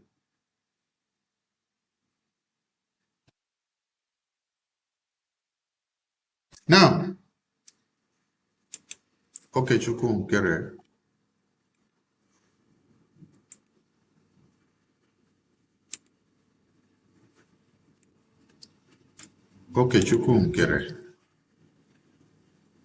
did not wait for anybody to give him order from prison or to direct him on what to do from prison. After Mazi Nnamdi was imprisoned, he came together with his entire cabinet and knew what to do. They moved and got down to the US Congress. They submitted a congressional testimony in favor of Biafra, and they demanded the release of Mazi Nnamdi Kanu, Mazi Simon Ekpa, and Biafra recognition. And for all Biafrans that are inside prison. This happened in June 2025. There in September 18, 2025, they had a live event at the US Congress House in America, where all of you have not been before, where all of you have not had such opportunity to hold such program for Biafra for years. Okechukwu Nkere with his entire cabinet made it to that very place to put Biafra on the table, to testify for Biafra, to speak for Biafra, to testify against Nigeria, to speak for Mazi Nnamdi Kanu, Mazi Simon Ekpa. So my question is, why is Nigerian government not going after all these splinter groups? All the splinter groups that have not done anything remarkable that brings Biafra to the front stage in international level. Why has Nigerian government not gone after them? Nigerian government did not go after Honorable Fulade splinter group. Nigerian USB charger group. Nigerian government did not go after Mama Mugo and Vam Vam accountability group. Nigerian government did not go after Adandi Uchu group. Nigerian government did not go after Biafra Disunite group. Nigerian government did not go after Avid group. Nigerian government did not go after Onezendibo group. Nigerian government did not go after Ambassador group of nonsense. They did not go after all the newly created groups. Nigerian government only decided to go after Okechukwu Nkere. with his BRGIA. Are you getting the message? Now, if you sit down and then you see anybody that was affiliated to Biafra tomorrow or today also going after the same BRGIA, know ye that Biafra is here. Yes. Know ye that Biafra is here. Yes. Because Okechukwu Nkere went to Washington, D.C. to present Biafra. And today we hear that Mazi Simon Ekpa from inside prison is suing BRGIA. And the question you ask is it the same BRGIA that went to U.S. Congress to submit testimony for its release? Eh?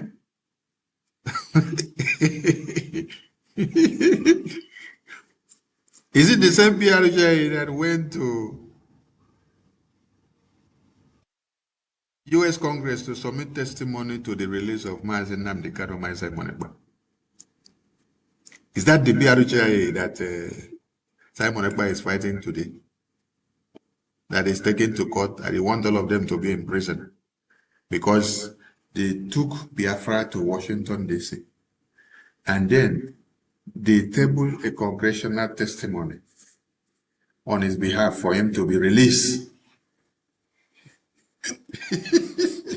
No be juju be that. So if Nigerian government is fighting against BRGIA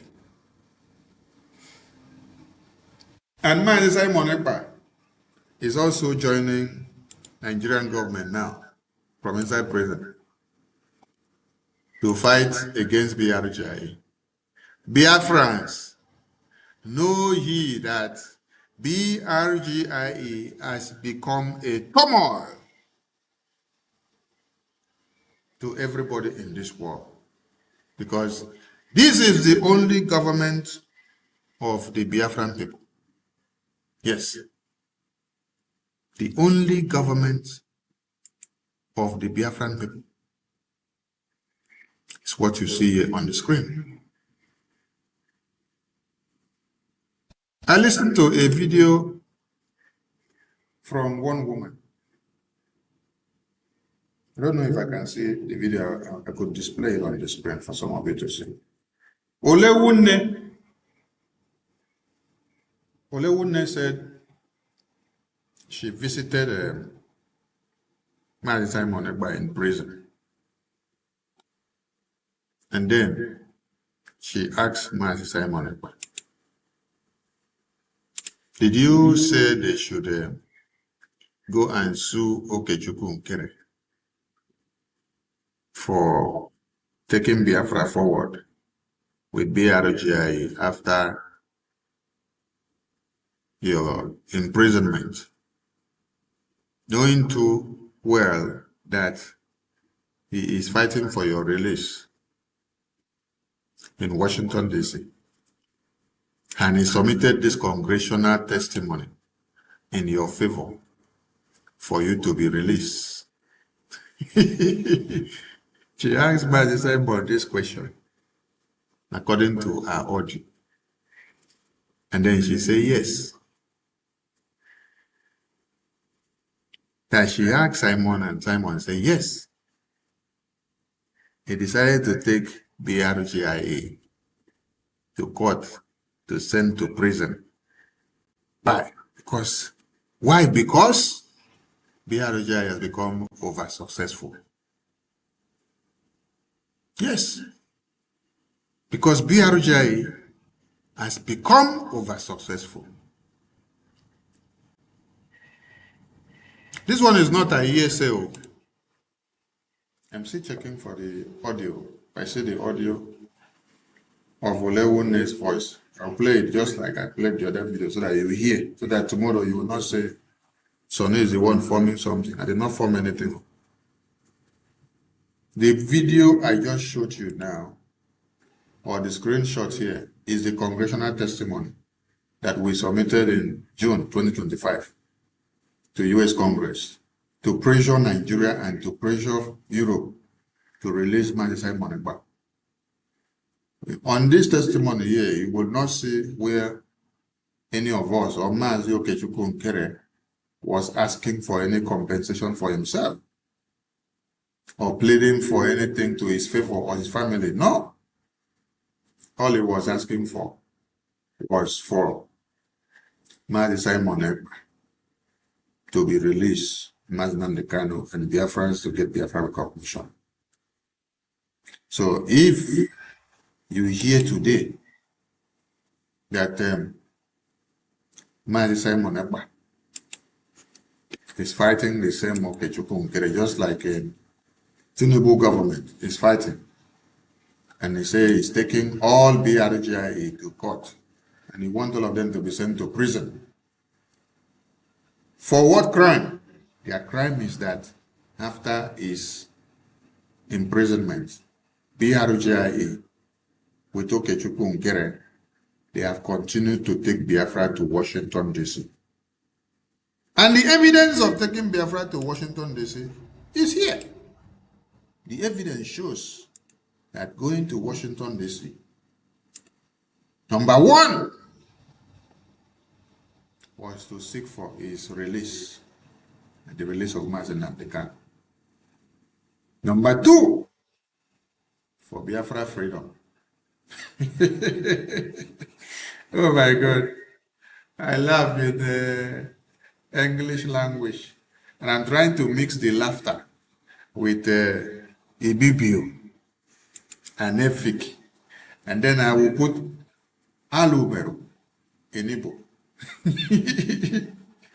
Because it's kind of interesting. How powerful and how strong BRGI has become. BRGI has become a nightmare, not only to the Nigerian government, it has also become a nightmare to even all of you that were also shouting BRGI before. BRGI is not an organization, it's not a group. It's a government of the people, for the people and by the people. It is a government that can never fall. It is a government that no man born of a woman can destroy it. When Mazi Simon made this statement, they did not understand what it meant. But today, those statements are speaking out very well. That BRGI is a government created by Chukwuka Biama, which no man born of a woman can destroy. And the glory of BRGI cannot be taken by anybody. The glory of BRGI is designed by God. But BRGI needs many selfless sacrifices. BRGI needs people that work selflessly, people that are ready to sacrifice their lives without putting their ego and self-pride and own interests first. That is what Okechukwu Nkere did not do. Okechukwu Nkere did not put himself first. That he was even putting Mazi Monegba and Mazi Nnamdi Kanu, who are inside prison, and all Biafrans first on his list of preference when he tabled Biafra on the table of the US Congress. Today, some of you are joining your hands with Nigerian government to bring down Okechukwu Nkere. I laugh. I laugh. I laugh in English. You see, with Mazi Simon Ekpa or no Mazi Simon Ekpa, BRGIE is for life. Prime Minister Okechukwu Nkere is the man that God has given us now to drive it down to where we have to be. Thank God that God positioned him in Washington, D.C. And he is making himself available for God to use for Biafra very well. If he is not dead tomorrow, God will still raise another man. But that very institution, Brgie, cannot be destroyed. So anybody that is joining forces with Nigerian government or also exemplifying their own idiosyncrasy at this time to see that they bring Okechukwu Nkere down. Hey! You have made a very big mistake. Because my question still goes like this. Why is it that Nigerian government and all of you fighting Brgie, fighting Okechukwu Nkere, you are not so worried about every other group and whatever they are doing? You are only worried about Brgie. Let me also ask Honorable Fulani a question. Honorable Fulani, on the floor of the Finland Convention, all of you that plan all the nonsense that you all planned, you people stood there and say you dissolve Brgie. You all dissolve Brgie.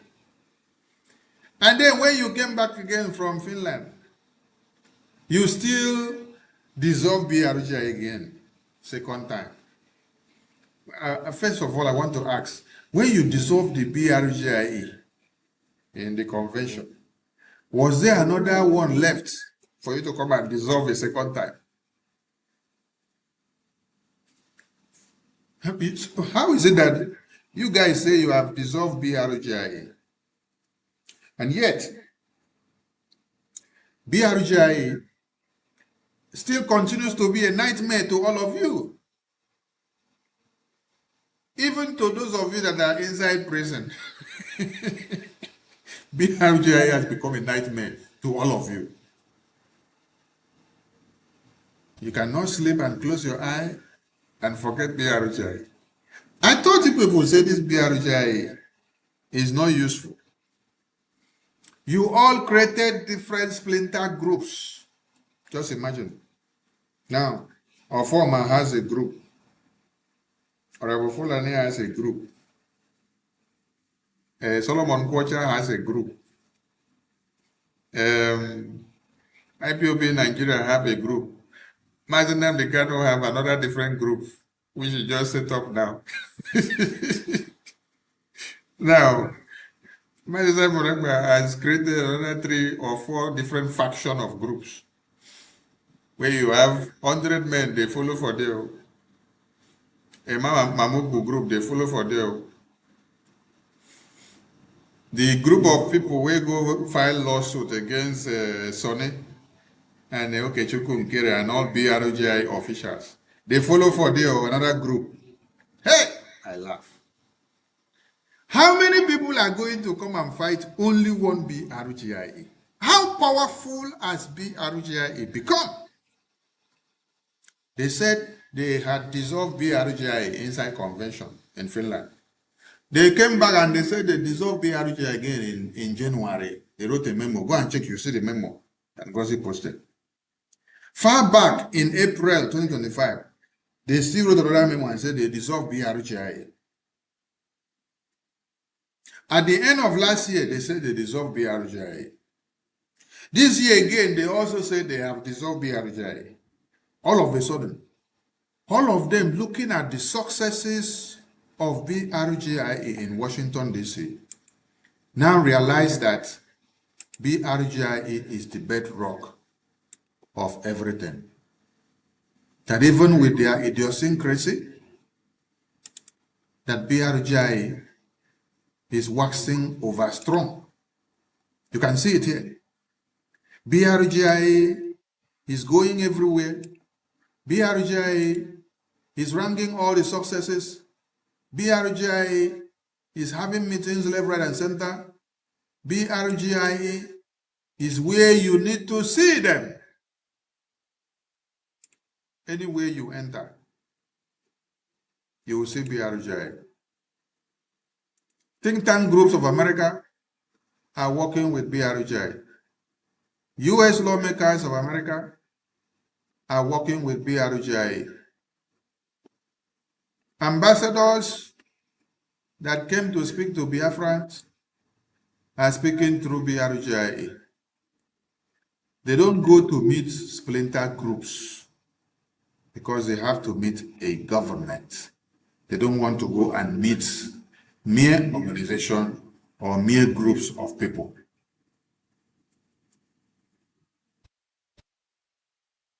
They only have to meet the government of BRGI.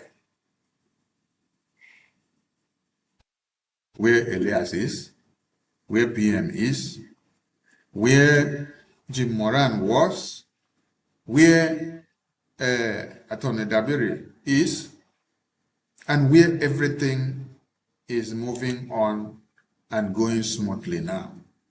Why are they going kaka? Biafrans, it is high time you become very jealous of your BRGI. If you were not ever jealous of your BRGI before, this is the time that you become over-jealous of your BRGI. Yes. You have to be very jealous of your BRGI now than ever. So if you did ignore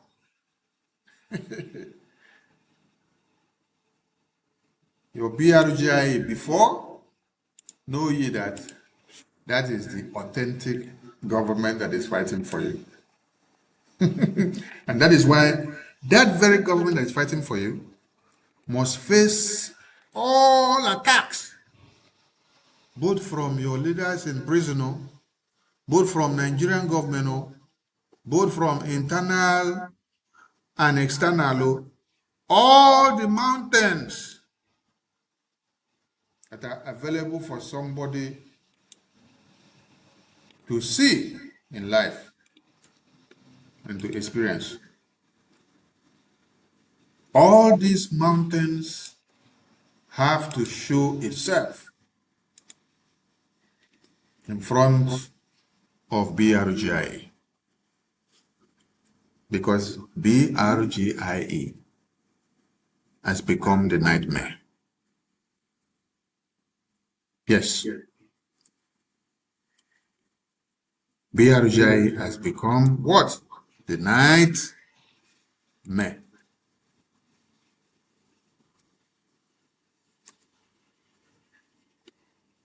For those of you that were skeptical about the lawsuit that Maji Simon Ekpa and Imam Mamugu and Shioma and all the useless groups filed against BRGI, I want you to understand something. That lawsuit is not against Okechukwu Nkere. Okechukwu Nkere is not here for himself. Okechukwu Nkere is here for all of you, for Biafra. So they did not sue Okechukwu Nkere. They sue all of you Biafrans. They sue all of you Biafrans.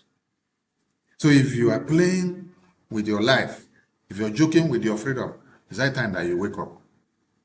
Yes. Because freedom is never given. Freedom is taken.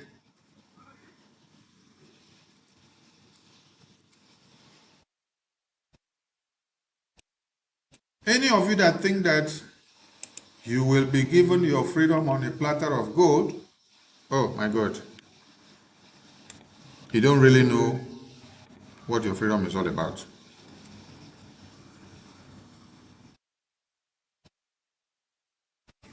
Wake up, oh, Biafrans. Look for your freedom. I believe all of you knows all these faces.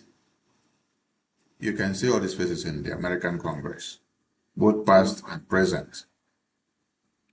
You know Dr. Michael Rubin, the most ardent lover and speaker of Biafra, who wants Biafra independence for Biafra people achieved today.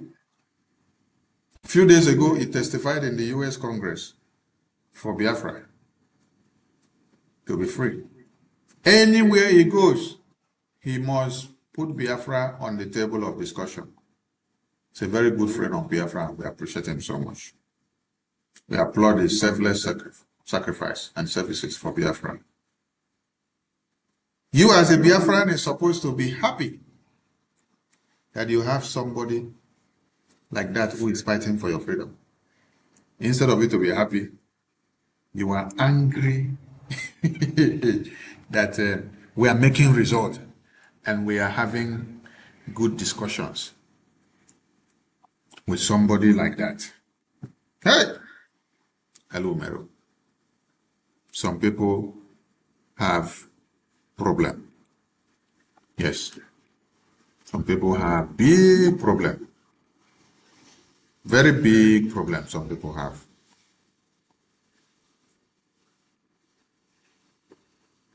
There is a reason why some people have not given ear to some of you when they hear of Biafra before. Because you don't take Biafra case serious. You don't present Biafra the way it should have been presented. Some of you will go and then make caricature of Biafra. Some of you will go and disgrace yourselves.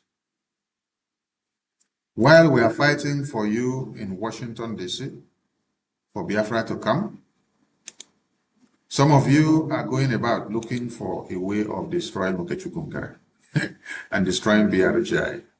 No, be juju be that.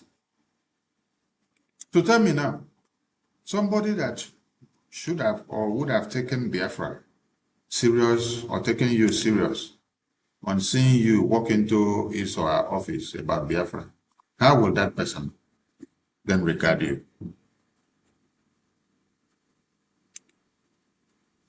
These are some of the reasons why many people for years have not made good impact on the Biafran freedom. Because you turn it into a caricature. You turn it into a personal business. You turn it to a family business. Situation whereby this person is no more available or is arrested and locked up or kidnapped.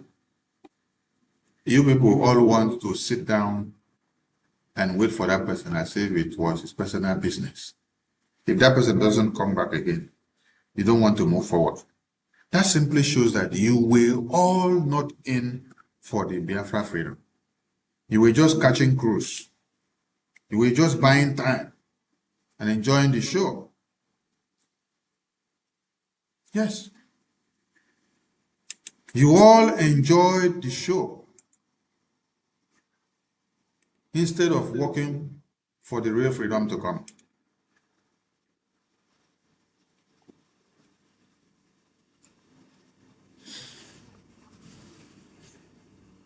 Now, our message in Washington, D.C. was to get Biafrans released.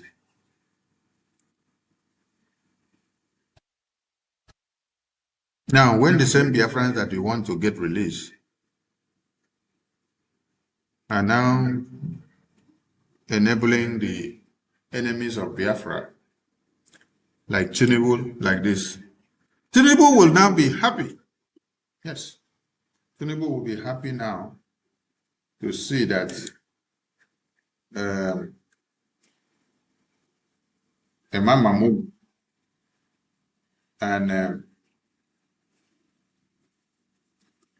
Simon Ekpa, we actually went to America to solicit for his release, and Mazi Nnamdi Kanu, that is now filing a lawsuit against Biafra people, filing a lawsuit against the Brgie that actually requested for his release.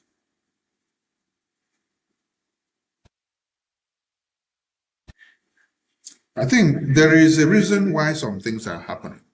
Yes. Because all of you were hearing Sokoto declaration from Sokoto prison a few weeks ago. And when Sokoto declaration was unveiled, you saw that Sokoto declaration is not about Biafra. But who was given Sokoto declaration to come and preach for you? Ejimako and all the lawyers of Mazi Nnamdi Kanu and Maikano. They say, come and preach Sokoto declaration for them. Turn their heads and minds. Let them all go for Sokoto declaration. When they opened the Sokoto declaration, what was inside? It was unity of Nigeria. Hey! Alu Meru. That wasn't enough. They now went and looked for another thing like is it organogram. They now say they are projecting a Biafra that is a supreme leader monarchy system, where a chief will stay as a UK government is and be the chief. Then it will lead the entire people in the country. A chief, like the King of England. So you people want to move from one slavery to another slavery. No, not the Biafra we're working for. Today, NDDO that have been working underground for many years. Where are you people? You spend good 5 years sitting down and waiting for Mazi Nnamdi Kanu to speak from prison, to lead you from prison. So if Biafran people were all seated, like all you fools, seated since 2021 June and say you want to take order from Mazi Nnamdi Kanu from prison, you are not doing anything, you are going nowhere, you wait for him to when he talk.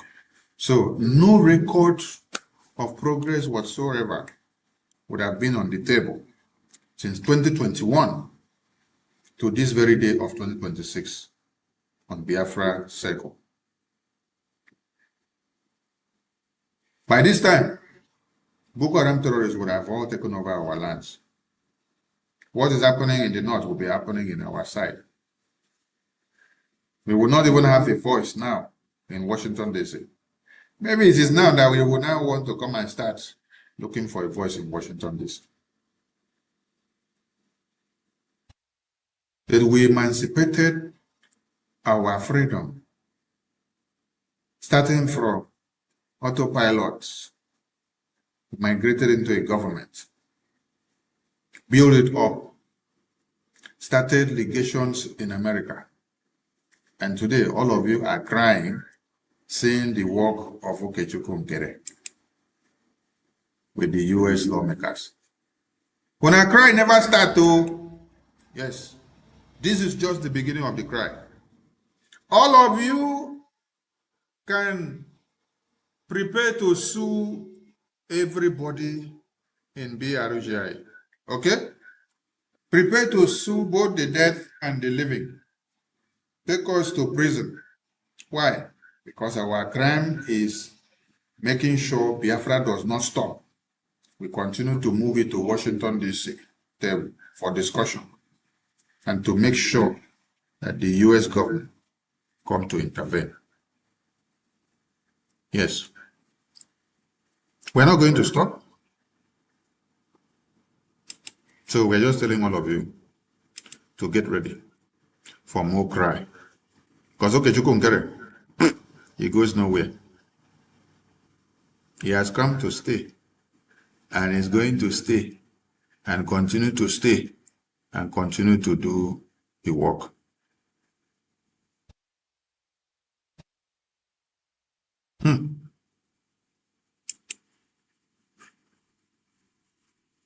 He has come to stay, oh.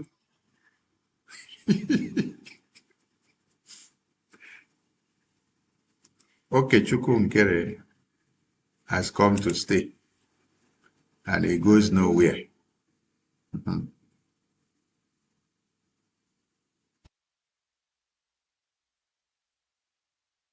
Okechukwu Nkere has come to stay, and he goes nowhere. Brgie has come to stay, and goes nowhere. So the earlier you like it like that, the better for you.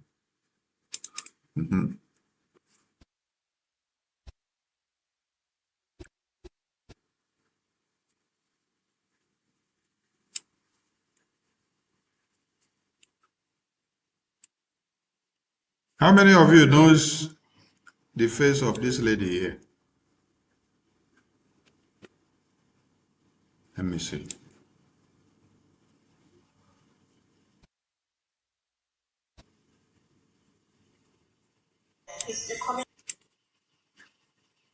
How many of you knows the face of this lady here?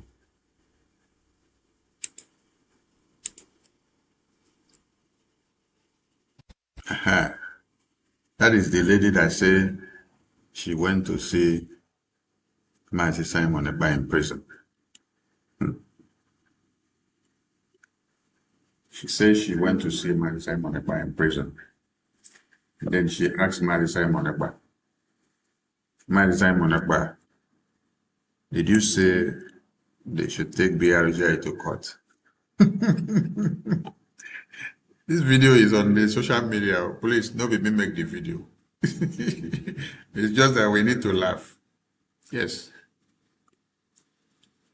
The person that is working for your release in Washington, D.C. Here is Okechukwu Nkere working for the freedom and the release of all Biafrans in Washington, D.C.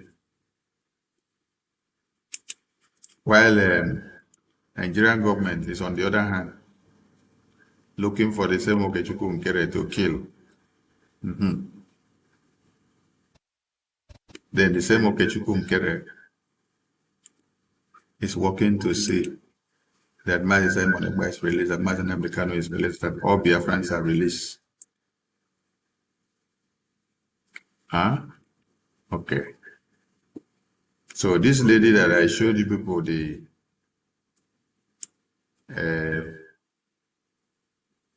photo before,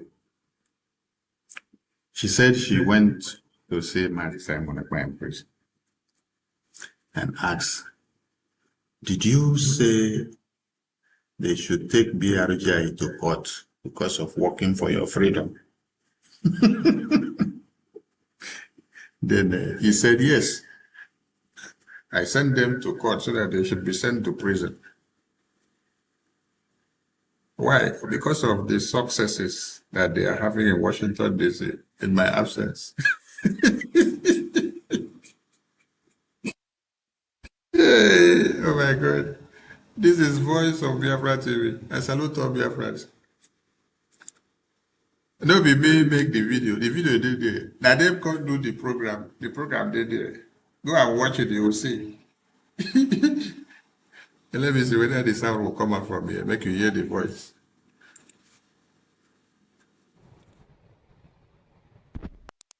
It's becoming too much.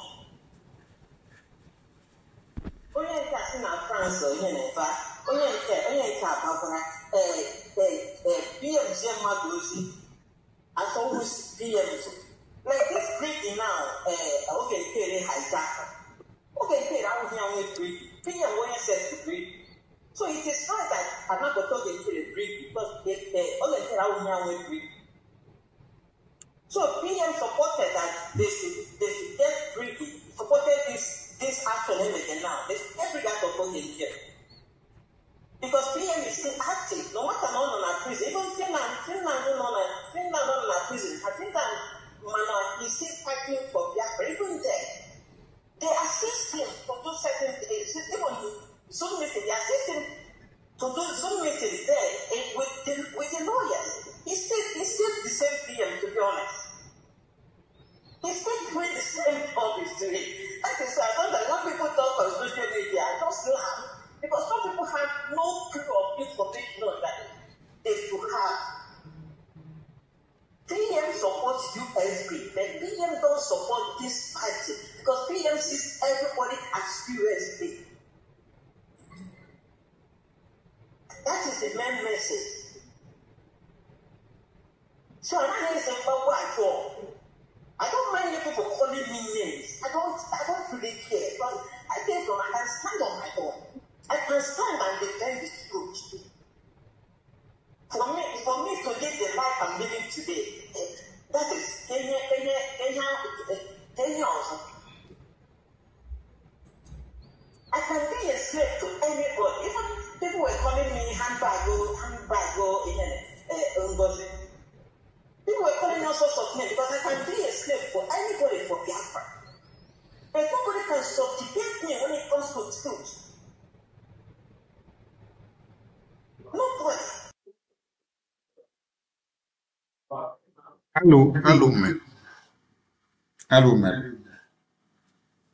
So, what I could hear from this call or from these conversations, Simon said you people should come and sue BRJ.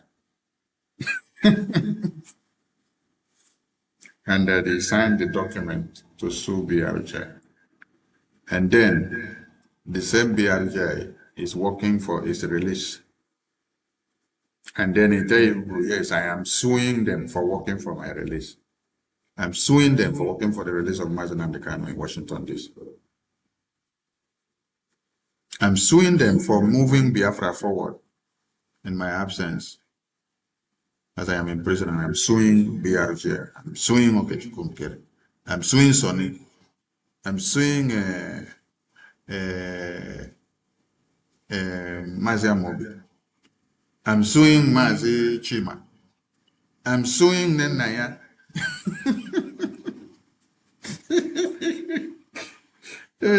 I'm suing Mighty Dot. I'm suing all the BRJ officials, all the licensed reps and admins. I am suing them. I am suing all Biafrans. I'm suing all the admins and reps in America. Because of what? Because of taking Biafra to Washington, D.C. This one is what they call, I got the advice from a madman.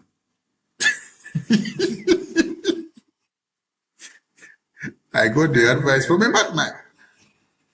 So I am suing Okechukwu for taking Biafra to Washington, D.C. I am suing Okechukwu and Sonny for taking Biafra to Washington, D.C. I am suing Okechukwu for engaging with Dr. Michael Rubin to testify for Biafra in U.S. Congress. I am suing Okechukwu for having meeting with Chairman Brian Marks and Chairman Chris Smith and Ambassador Tibu Nash and Senator Ted Cruz and Congressman James and the Speaker of America, Mike Johnson. I am suing Okechukwu with BRGIE for them taking this bold step to make Biafra known in U.S. Congress. So I am suing Okechukwu. Nah, man, this thing, they make me laugh. And then it's also shameful to even hear. Hello, Mary. You're suing Okechukwu for taking Biafra to Washington, D.C. And then I want all of you to also listen to something else in that program that I just played. They also said that Mazi Simon says he does not support the progress that Okechukwu Nkere is making with BRGI. So they shouldn't have made any progress. They should have remained in stock. They should have not taken Biafra to U.S. Congress. Dr. Michael Rubin shouldn't have testified for Biafra in U.S. Congress. Then Okechukwu Nkere shouldn't have met all these officials of U.S. They shouldn't have done anything. Shouldn't have done the congressional testimony, the congressional briefing. They should have just go mellow and go quiet. Then they should allow him to do everything from inside prison so that he will be the hero of Biafra. Can you see what is happening?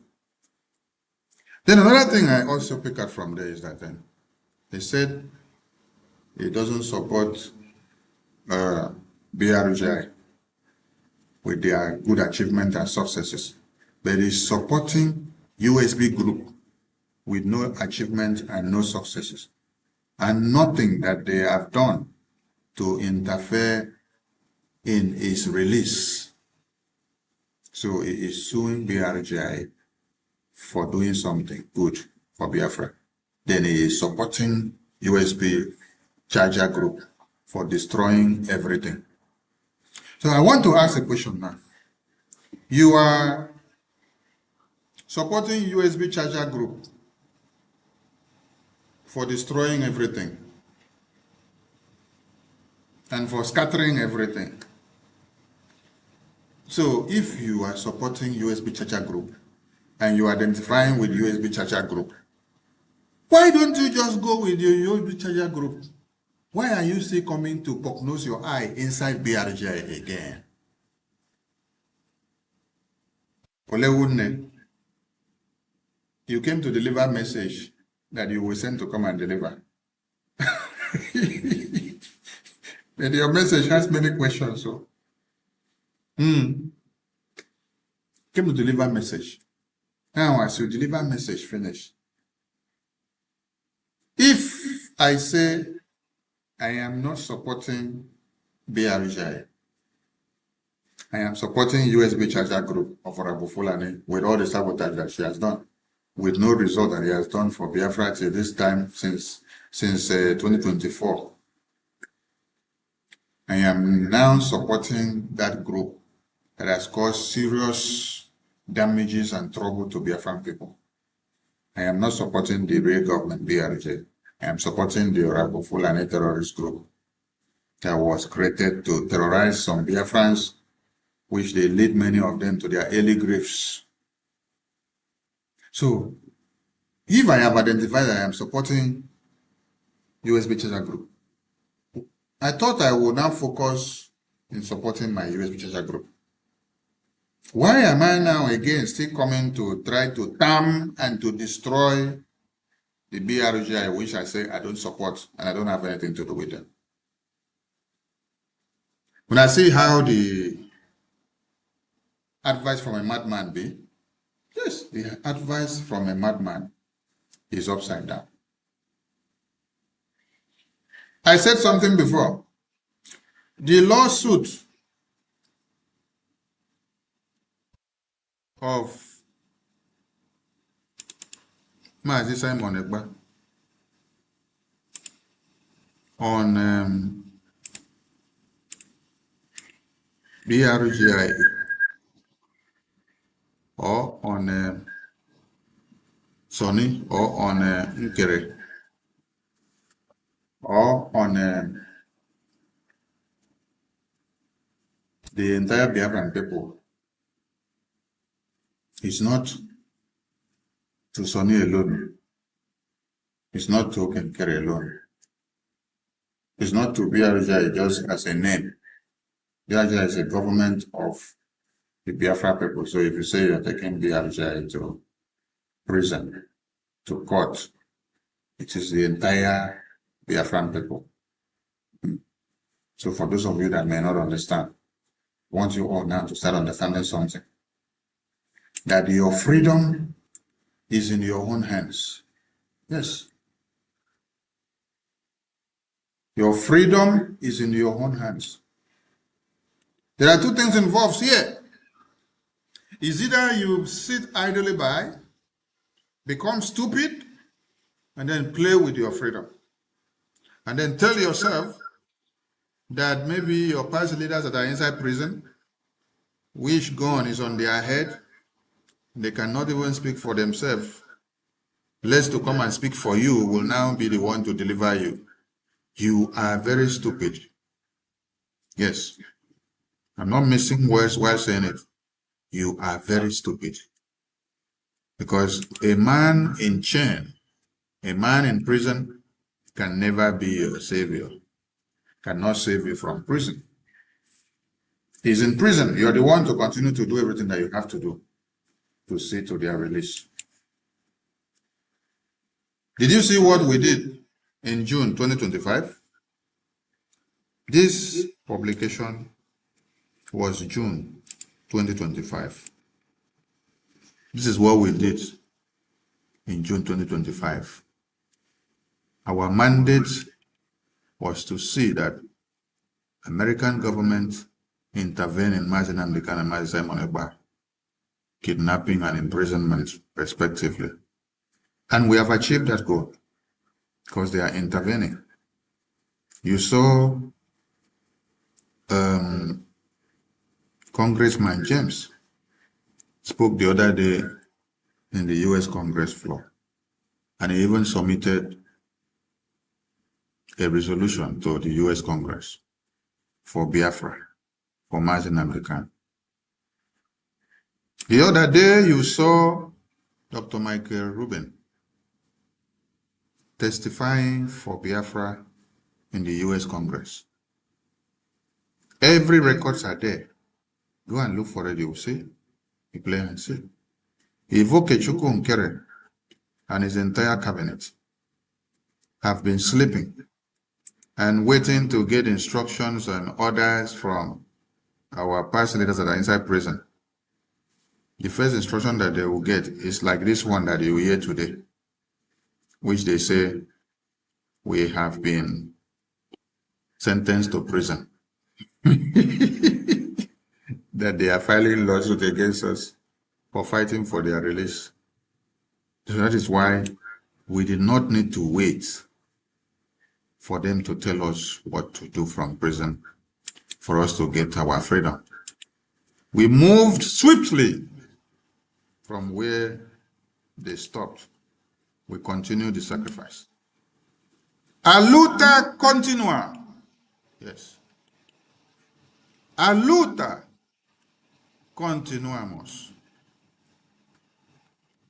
The struggle of Biafra independence continues. A luta continuamos.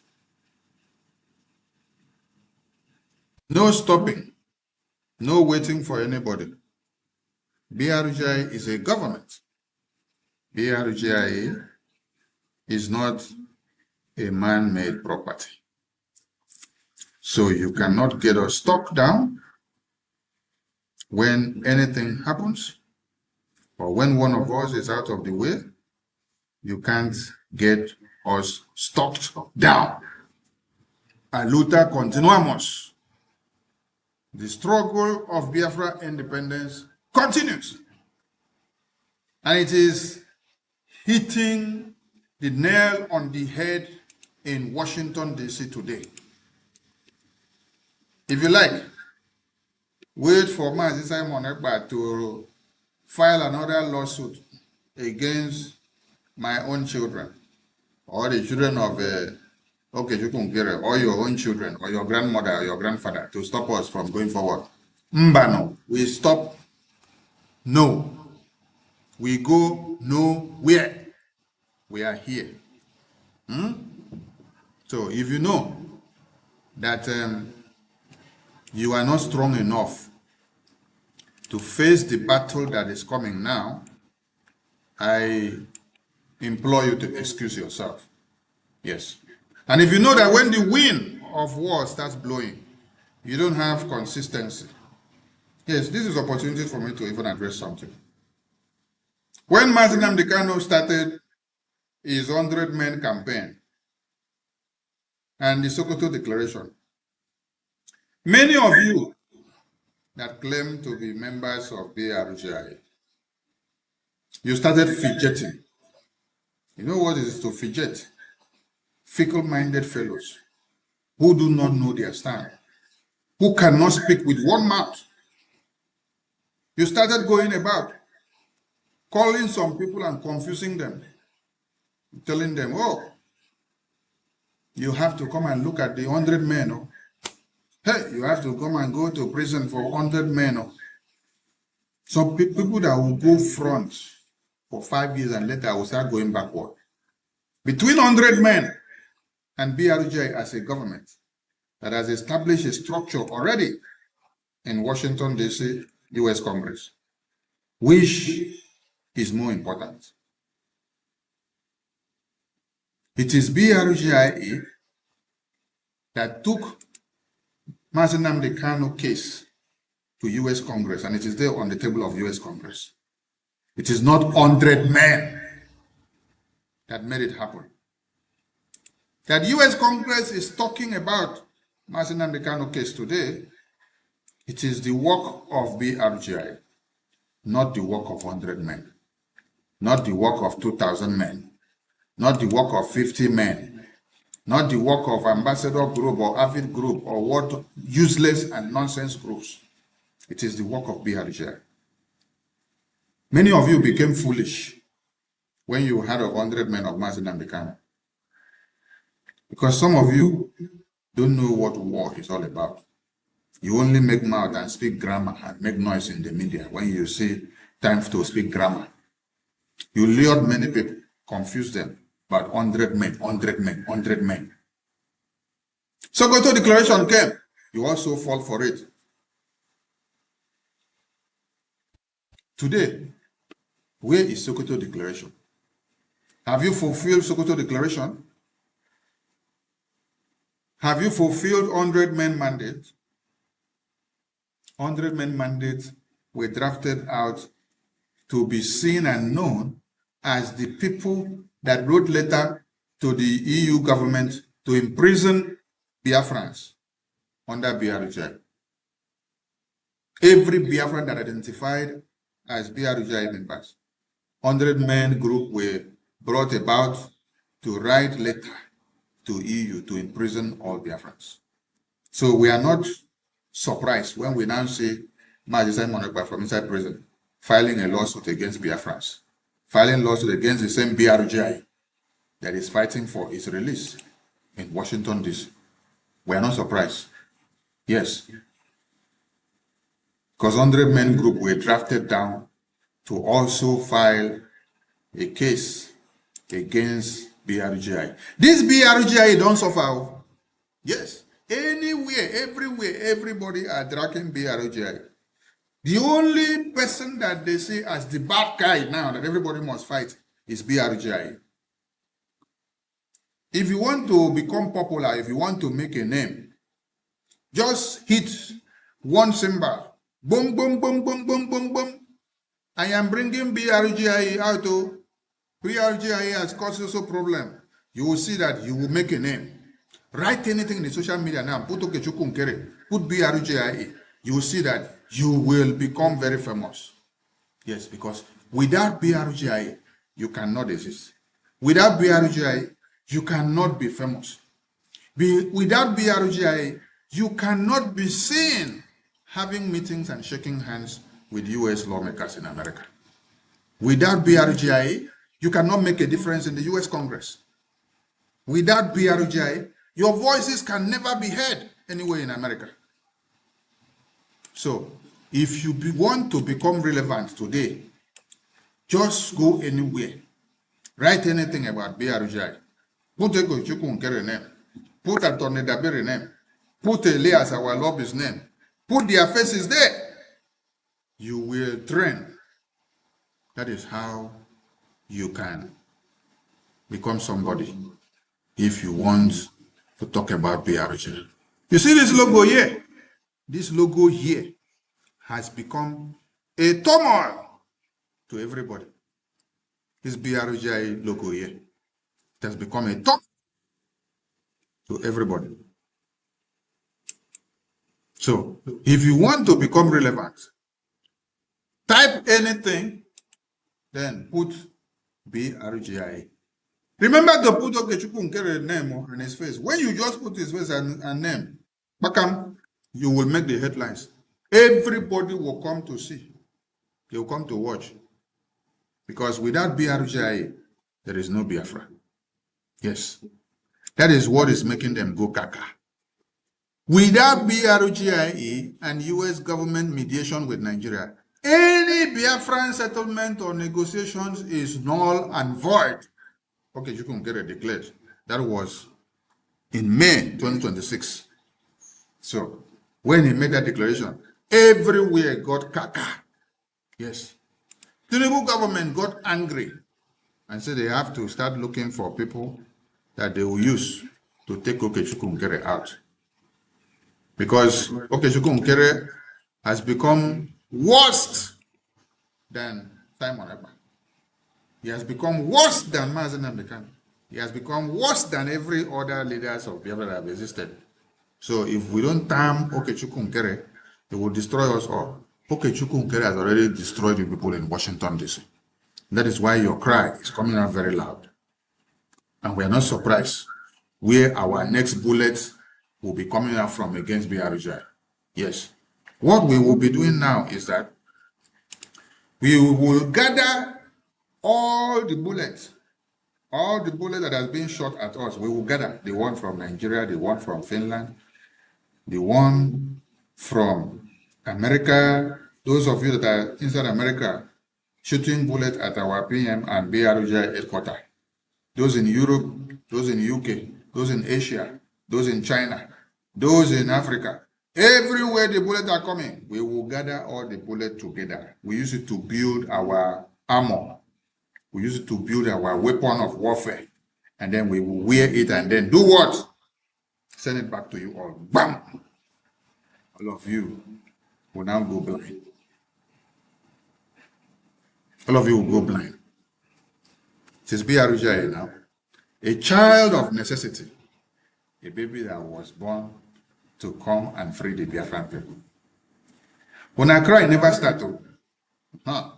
Because when I just they say, okay, you could get us some more. We are waiting for opportunity for many of us to get to some other stage, because we are moving stage by stage. I salute all Biafrans. Please, if you want to call into this program, the line is open, and you can call quickly, because we may not have a very long time to wait for you. So, please, if you want to call and say something, you can call and say something, and stay within the purviews of this very discussion.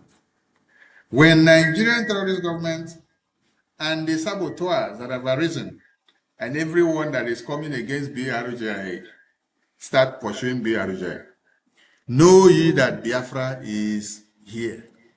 It is a sign of victory. It's a sign of overcomers. You know, when you overcome people. And then you now start facing series of attack. That is when you know that your glory has arrived. Because you have actually surpassed the enemies of Biafra. So, because you surpass the enemies of Biafra, you should be ready to see a series of attacks coming from left, right, center. So BRGI has come to stay and has come to continue to throw more bullets to the enemies of Biafra. The line is open to those that want to call us. Please put in your call and air your views.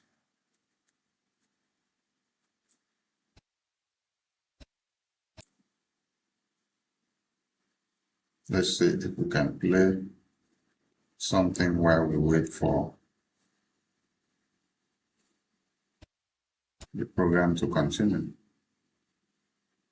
The lines are open for those that want to call. Please, if you want to call in, you can call in. It's not about ransom. They just want to pass a message. We can come in. We can do what we need to do. And there are some hardliners in this government that are sponsoring this kind of narratives. They just want to show that they can Islamize this country. They think about Taliban. They think about the Mujahideens. And they want to replicate it in this country. And they don't care what happened. They simply don't care. As long as at the end of the day, there's Sharia and there is whatever thing they have in their head they want to achieve. So these people that are sending messages are sponsored by Nigerians. You remember this Boko Haram issue started since 2012. Yeah. And I was in the military intelligence that time. We arrested those people.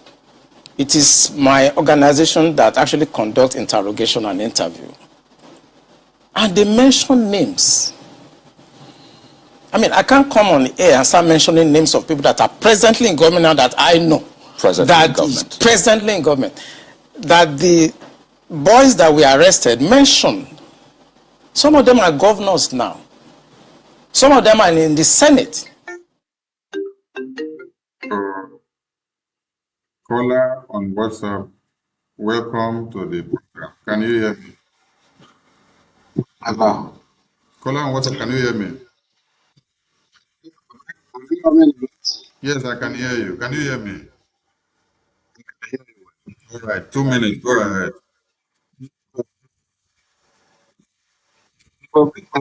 Information. Happy to be alive, at least to be witnessing this thing that happened these days. I think I'm still coming out well.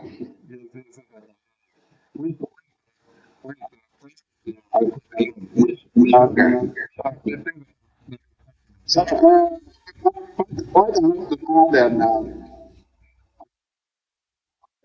the thing I'm hearing now is that we go nowhere. Brgie has come to stay, and it remains immovable. And Mazi Ogenkere, our PM, it remains resolute. So we go nowhere. We are not shaking. We are not shaking. It means that the original 100 men is in Brgie. The divine 100 men is in Brgie. So we go nowhere. Nothing. We are the free moral agents. God is sent to at least to bring people in from the prison. I mean, our leaders, our former leaders for the prison. So at least Ogenkere is a wonderful man, which God used. You see, it takes somebody to bring out his heart for God to enter and use the person. So, and they remain selfless. Ogenkere is a selfless leader. And in short, I believe in him. I believe everything about him. The cabinets, in short, that all of us are being wonderful. So this is what I can add. So I'm calling all Biafrans all over the world to join Brgie effort, Brgie progress, Brgie achievement, so that if we say you come up, so which whenever we piece together, the thing will fall. So let us join hands together from all over the world to make Biafra recognized and become independent. So we love Mazen Nandekanu dearly.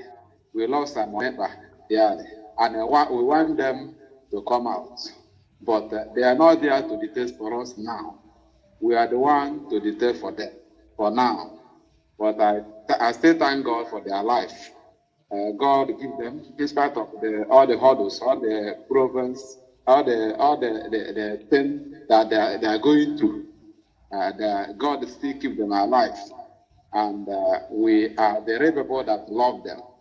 So not even fake love; it's original love.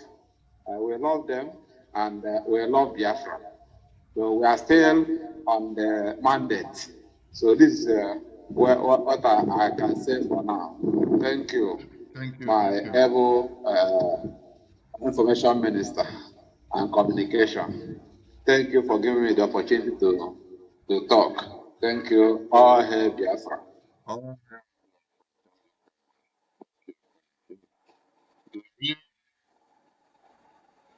The real people are working for the freedom of Mazi and the kind of mindset is BRGI. Yes, just like the caller said. The rest of them that are out there are only to destroy them.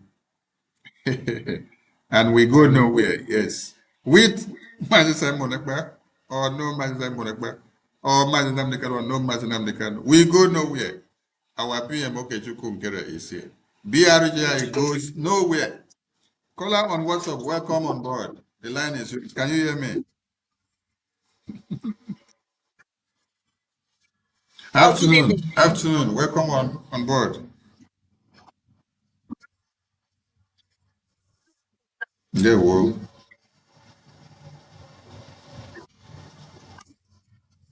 Very well, very well. Can hear you, go ahead.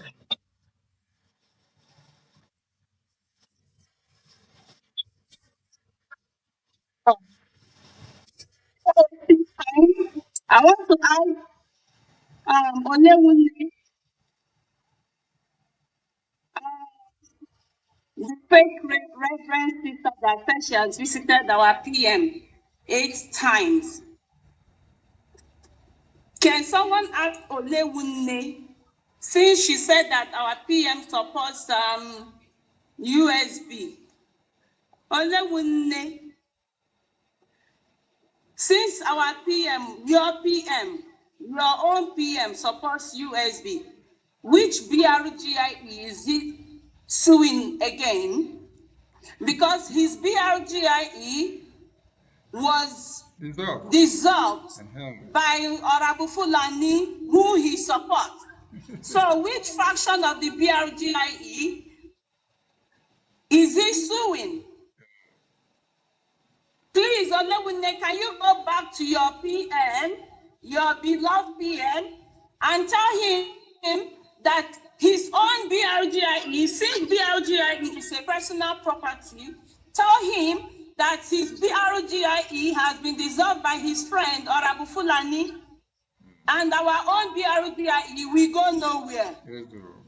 So you all should go and tell him that his BRGIE has been dissolved by Honorable Fulani, whom he asked to redeclare Biafra. She dissolved his own faction of BRGIE on the same day she redeclared her Biafra. So take that message back to him. And Olewunle, did you tell your PM who supports USB that his friend Honorable Fulani changed the passport processing protocol and started using Google verification and was issuing fake ID to people? Did you tell your PM Simon Ekpa that Ngozi formed a new army? Did you tell Simon Ekpa that Ngozi gave Taj Bank to Biafrans to donate money? Olewunle, you called yourself a reverend sister, and you are lying, and you are supporting evil. Did you ask your PM Simon Ekpa, how did Maria Name bring the message to us? What message did Maria Name bring to BRGIE?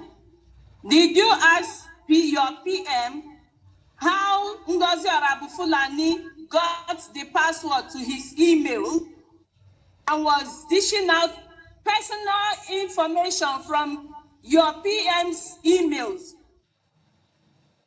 Olewunne.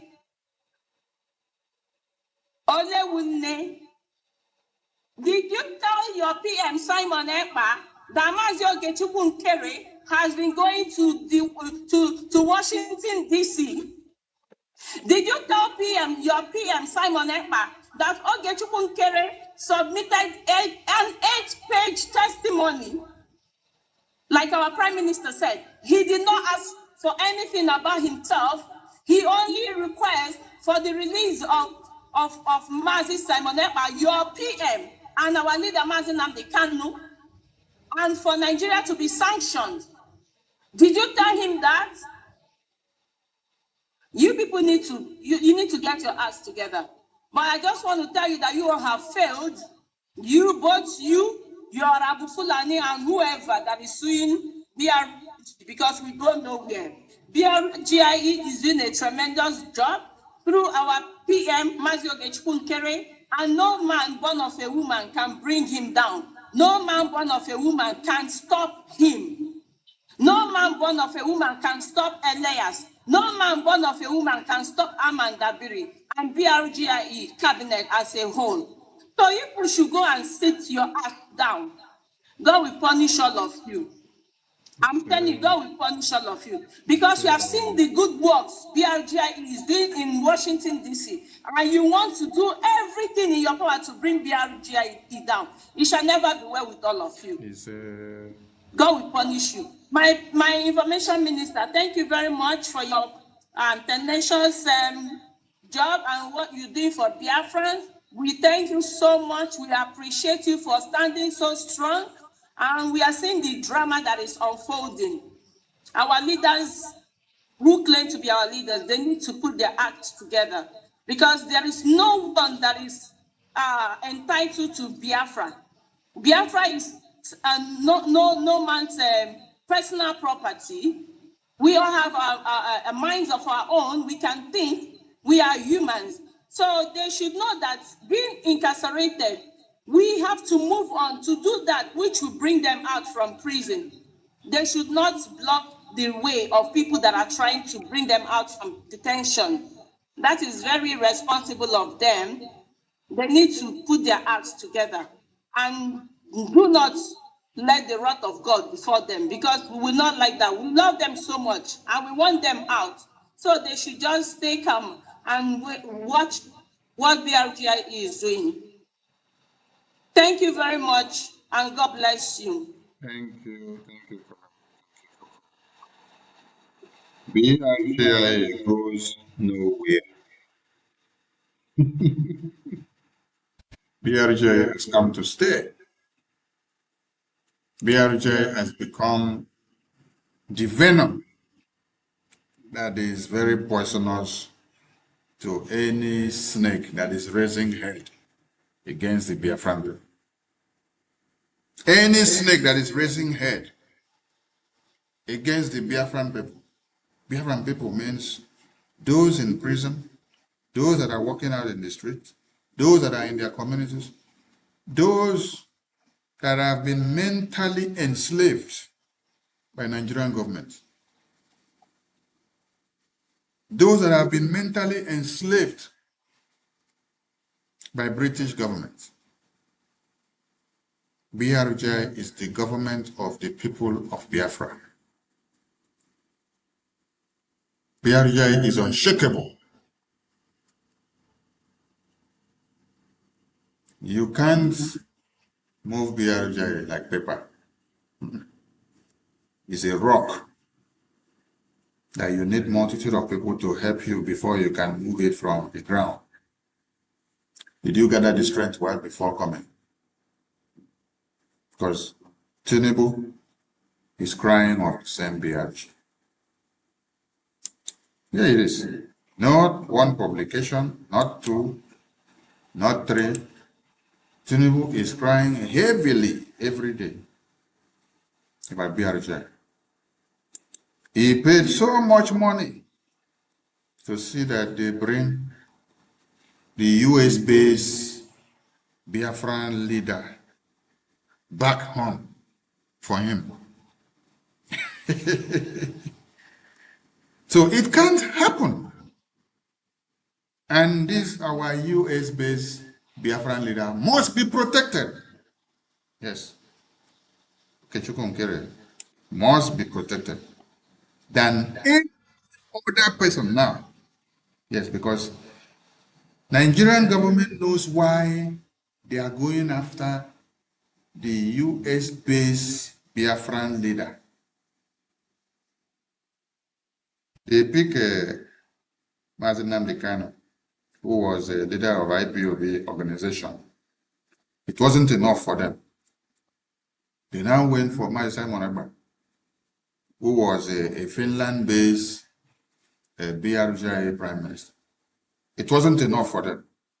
Oh, they now went down now to US. No, US is the final bus stop of Nigeria.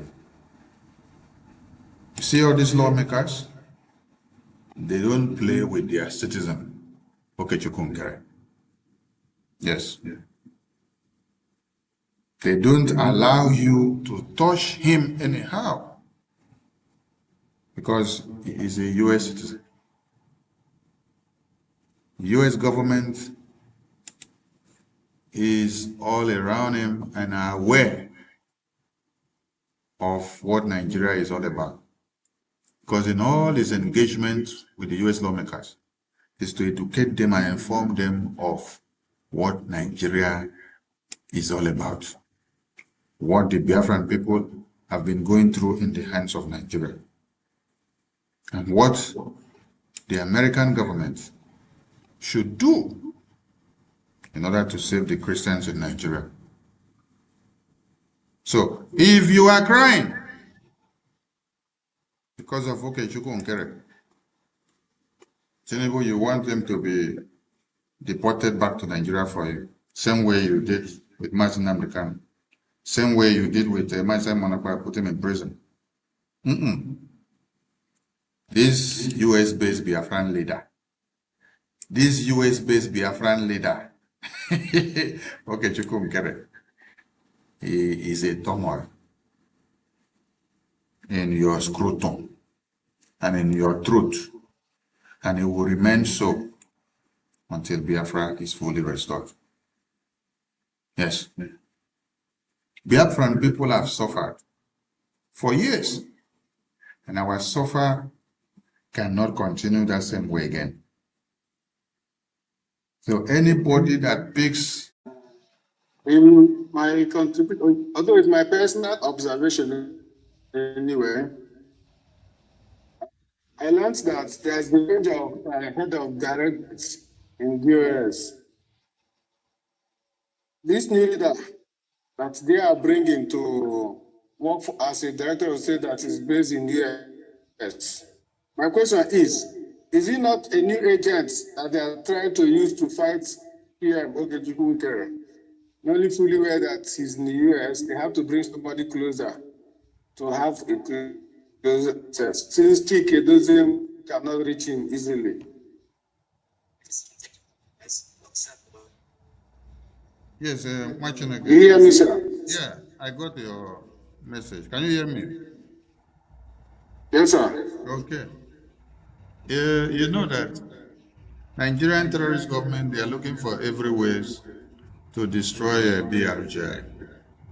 So they can do many undoable acts which people did not believe. But the same way that the God of BRGI, the God of Biafra, has thwarted their effort all these years against Prime Minister Okechukwu Nkere, he would thwart this other one again. If they like, they should bring all their DOS close to Washington, D.C. They will still fail. Because these are failures. These are people that have existed since 2012 and collected money of Biafrans and have not been able to show any results of diplomacy or political work in Washington, D.C. But Okechukwu Nkere started his work in Washington, D.C. for Biafra in September 2024. From September to December 2024, he had gone very far. From January of 2025 to January of 2026, he has broken the record. From January 2026 to today, June 2026, you can see how many people have spoken up about Biafra in US Congress. And they are all the people that he has engaged and put Biafra before them.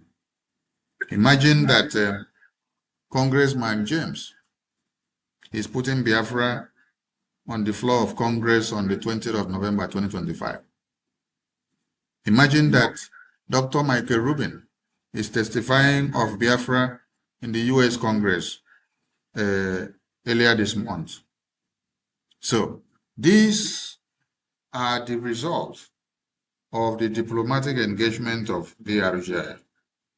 Imagine that Congressman James is now submitting a petition to the US government in favor of Biafra, in favor of Mazi Nnamdi Kanu. If Okechukwu Nkere, the Prime Minister of Brgie, did not engage him and educate him and make him to become used to Biafra affairs, will he have done that and gone far on that? No. All these pro-mini DOS people have existed for many years, and you did not see any result from them. So they are another distraction that they set up and brought about to cause more chaos and confusion. The same way that you see that Orabu Fulani has been there to cause confusion in the brains of many people. The same way that you see that Accountability Group 2 of Imam Mamugu is there. You have the Avid Group, you have the Ohanese Group, you have Volleyball Congress Group, you have Ambassador Nonsense Group. There are plenty there. So all these are splinter groups and distraction groups who cannot say what we say and who cannot do what we do. They have existed in America for many years, but they never had the balls to organize a congressional briefing on Biafra in Congress. They never had the balls to go and testify against Nigeria in Congress because they are afraid they will go back to Nigeria and Nigeria will not allow them to breathe. But Okechukwu Nkere with the entire cabinet were in Congress on the 18th of September to testify about Biafra and to testify against Nigeria and to put Christian genocide on the table, which has promulgated into the results of American government reaction on the issue today. So the works of Brgie under the watch of Okechukwu Nkere is unmatched. So anybody that wants to rise up should prepare his or herself very well and come. Because even Tinubu is tired and is complaining of Okechukwu Nkere. He said Okechukwu Nkere has become worse than Simon Ekpa, Mazi Nnamdi Kanu in Washington, D.C. because he has caused them too many credibility damage. The military pressure on Nigerian military formation is as a result of the diplomatic and political work of Okechukwu Nkere in Washington, D.C. So, if those that claim that they are from the village of Okechukwu Nkere don't give him the respect, at least Tinubu is giving him the respect. Tinubu is giving Okechukwu Nkere and Brgie the respect, to the point that Tinubu have to hire lobbyists, pay them over $9 million just to see if they can come to counter the narrative of the Biafran US-based leader, so that America will not listen to what we are saying. But our messages are penetrating and everything is going well. So, Machineke, Brgie is not afraid of challenge. We are open to criticism and those that will be emanating as enemies within and without. But we can assure them one thing. They should prepare themselves well while they are coming, because they will go back in body bags. Yes, Brgie don't take chances. We crush enemies with everything that we have, and we don't look back. Thank you, Machineke. Your opinion is well observed, and we appreciate. Thank you so much. All right, we take another call. Caller on WhatsApp, welcome on the line. Can you hear me? Caller on WhatsApp. Welcome to the program.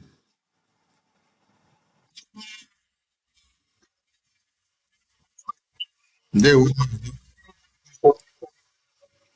welcome to the program. They were from here.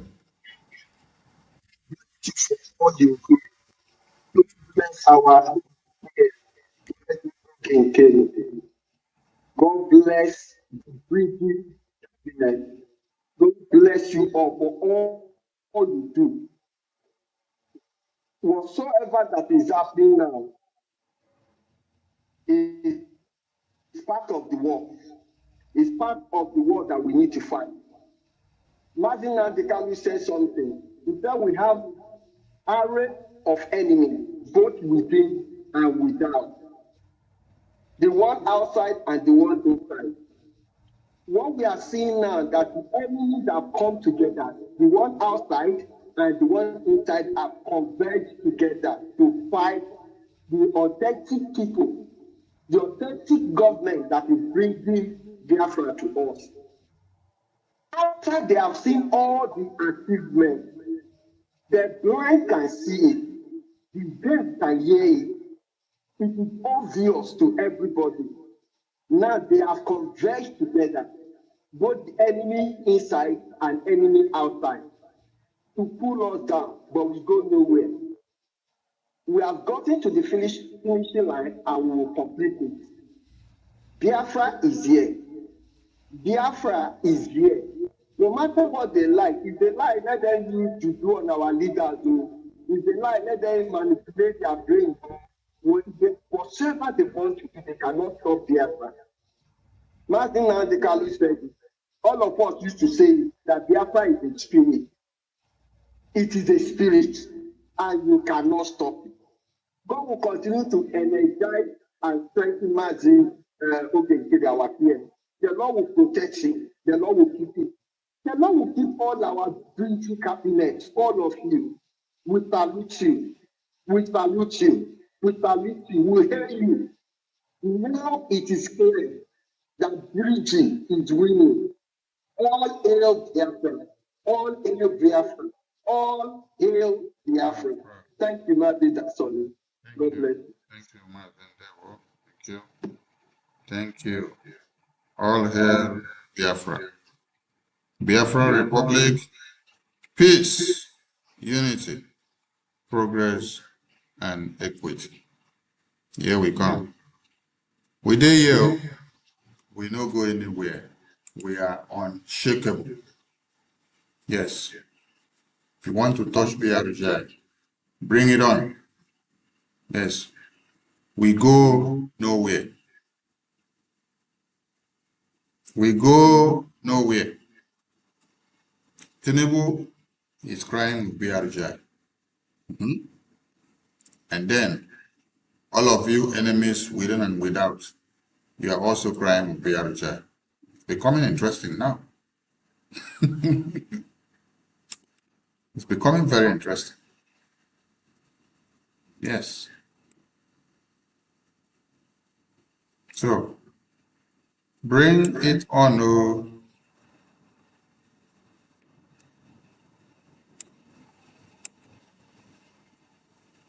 Because we did Jigibam, Brgie, it goes nowhere.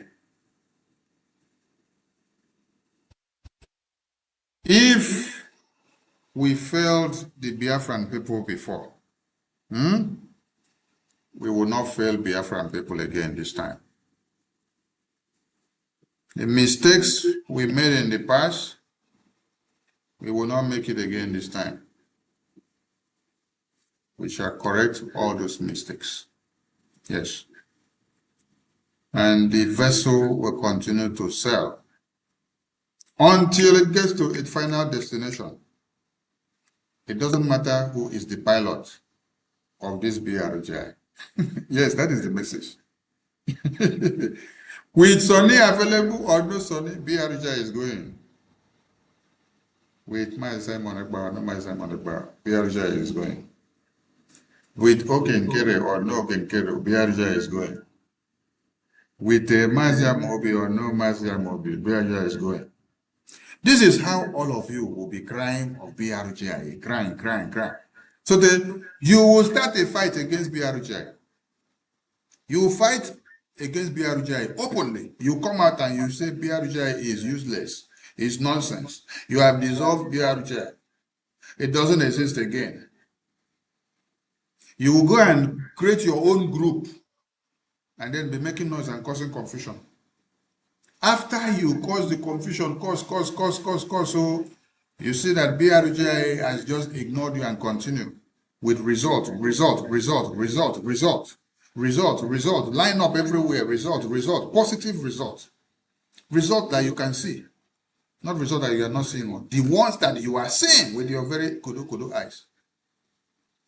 The next thing will happen to you, you get a pay for your panties. Because when you sit down and watch and see the results that are coming in from BRGI, you'll be shocked. You'll be like having a heart problem. You'll be asking yourself, how did this happen?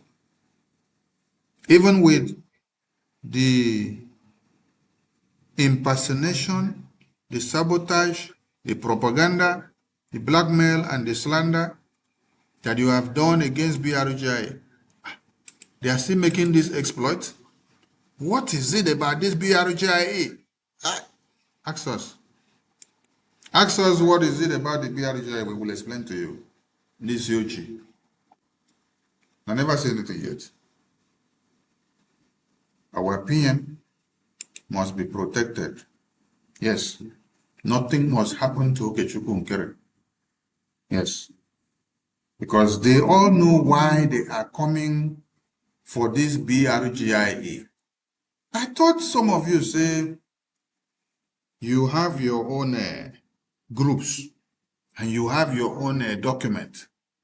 You have declared your USB. You have declared your BGC. You have declared your battery charger. You have done this and done that. Look, why not just go with what you have now? Why do you still need to go and look for BRGI to destroy again? I never they satisfied with many groups. We're split full everywhere. It's better all of you join together. Yes, because when you join together, you will have strength. Because now you have a mini group somewhere. You have a Vama group. You have a Bryson Okoma with Simon, ones that are doing a lawsuit against Sonny and Okechukwu Nkere and BRGI. Then you have a Rabufulani group. You know one thing that is very interesting? You have a Ofoma group. You have Solomon group. We have a Biafra Disunite group. You have a Radandi Uchu group. Hey!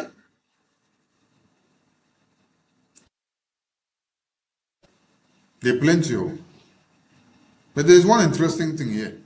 Do you know that all these groups, they say they are working with Simon in the prison?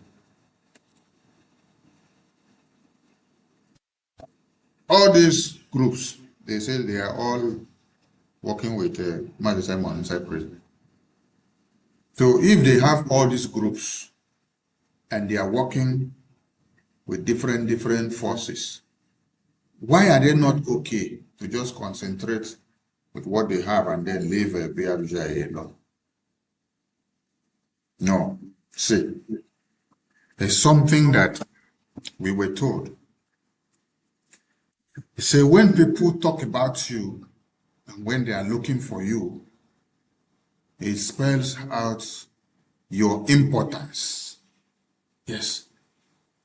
That means BRGI has become so important that people cannot do without coming to look for BRGI.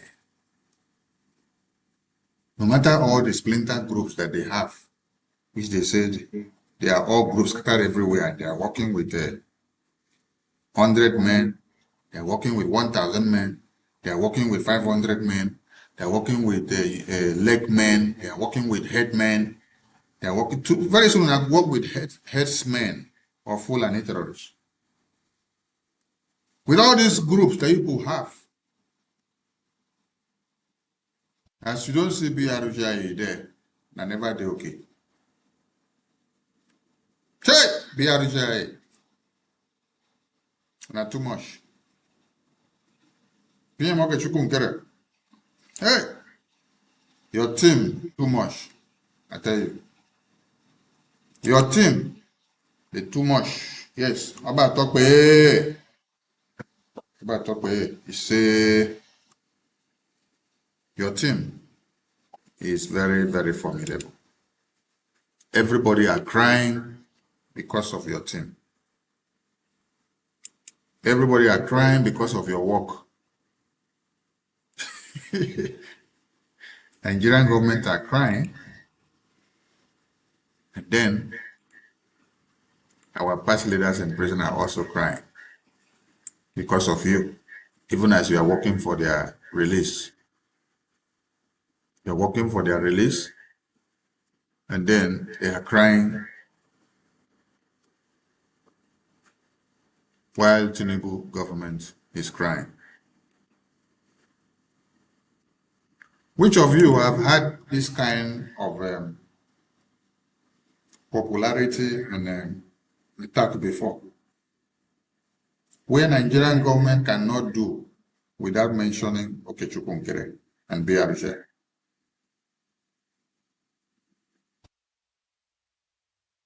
Where every other splinter groups cannot do without mentioning Okechukwu Nkere and Brgie. Where all the contracted problems that are to come and scatter Biafra, they can't do without complaining of Okechukwu Nkere and Brgie. And the Brgie is only one. They have just come to realize that the Brgie is only one. And only that one Brgie has become a very big problem to them. So they are like, how is it possible that only one Brgie is causing so much problem? Yes, only one Brgie is causing so much problem. And that problem is worth it, because the problem is for Biafra to gain independence. It is for Nigeria not to sleep. It's for Nigeria to collect woto-woto.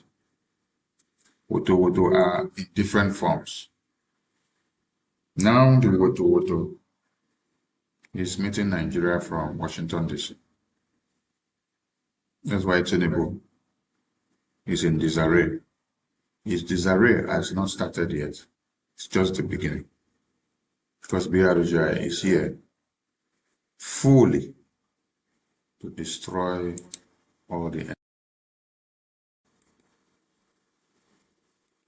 Brgie is here fully to destroy the enemies of Biafra.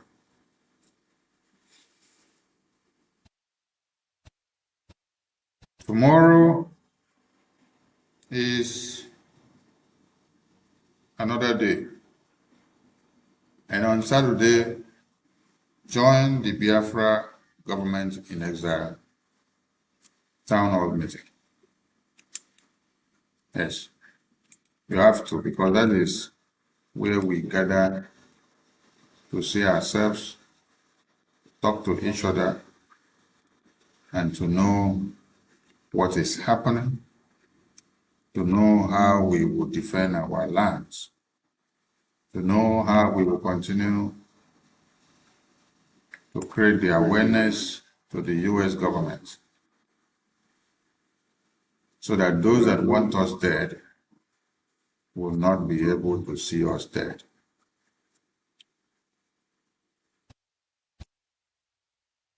Then, on Sunday, we have a town hall meeting. So please, do not miss this town hall meeting on Sunday. Come and be part and parcel of this town hall meeting. Come and be part and parcel of this town hall meeting, so that you know what we are doing, so that you ask us the questions and get the answers direct, so that you also know why all these groups are coming about, crying about BRGI, why they cannot survive without BRGI, and why they want BRGI to be taken down. Because I don't know if there's something we took away from them, which they can't let us be.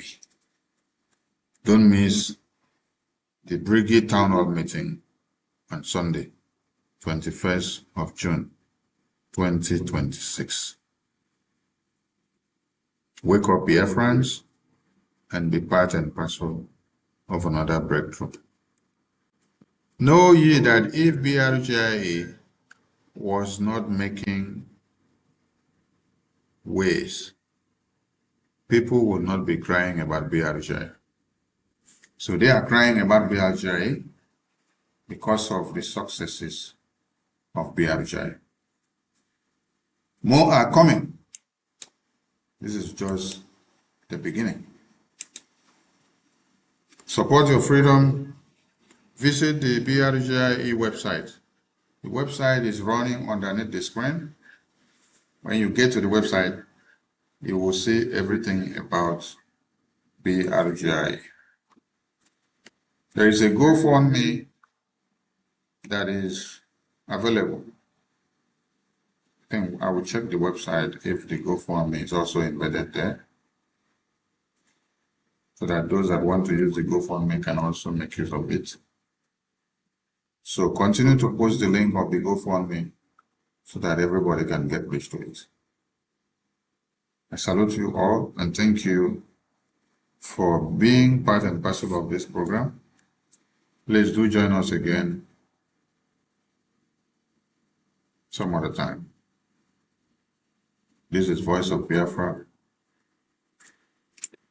Follow your government and see the difference. Thank you so much.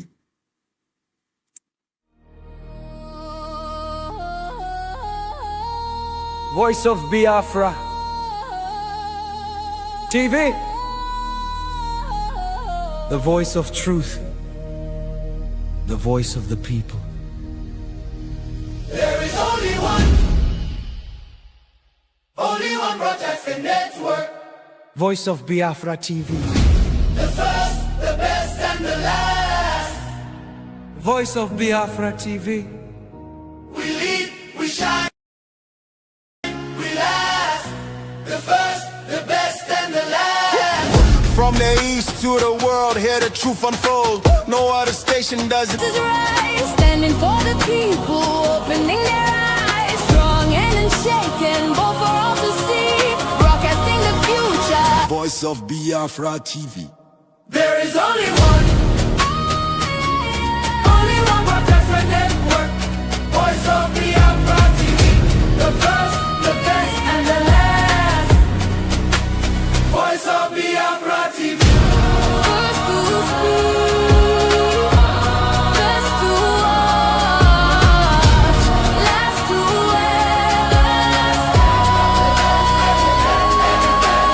Voice of Biafra TV.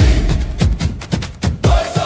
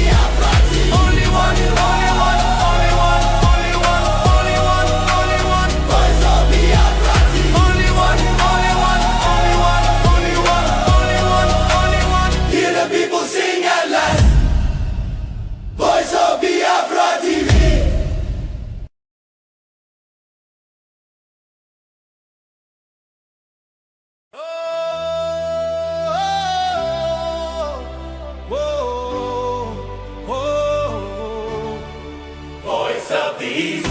Hey, hear our voices rise. Hey, land of the rising sun, shining bright for everyone. We rise, we shine, we stand tall. From every town we answer the call. Voice of the east. Hey, voice of the east. Hey, voice of the east. Hey, hear our voices rise. Hey, land of the rising sun, shining bright for everyone. We rise, we shine, we stand tall. From every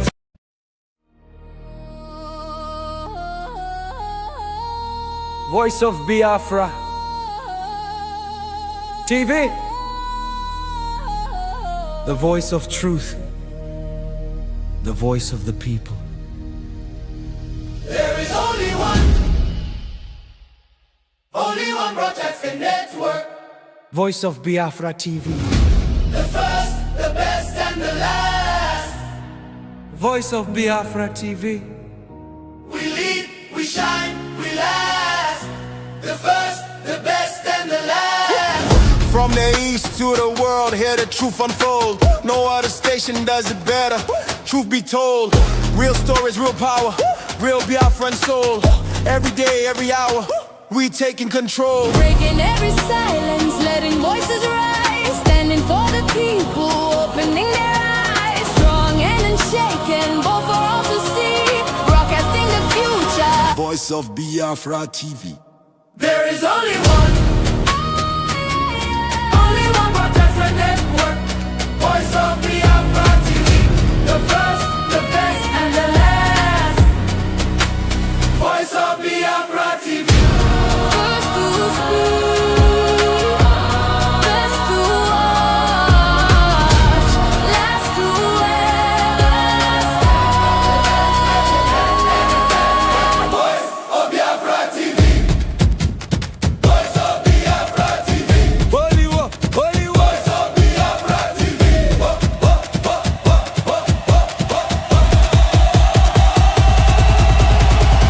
Only one, no only one. Only one, only one. Voice of Biafra TV. Only one, only one. Voice of Biafra TV. Only one, only one, only one, only one, only one, only one. Voice of Biafra TV. Only one, only one, only one, only one, only one, only one. Hear the people sing at last. Voice of Biafra TV.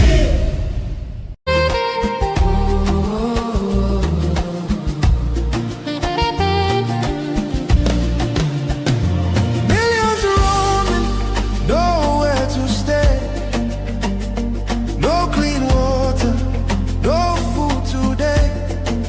Kidnapped voices crying in chains. Silent echoes filled with pain. 19,000 churches gone, but faith still rising. Holding on.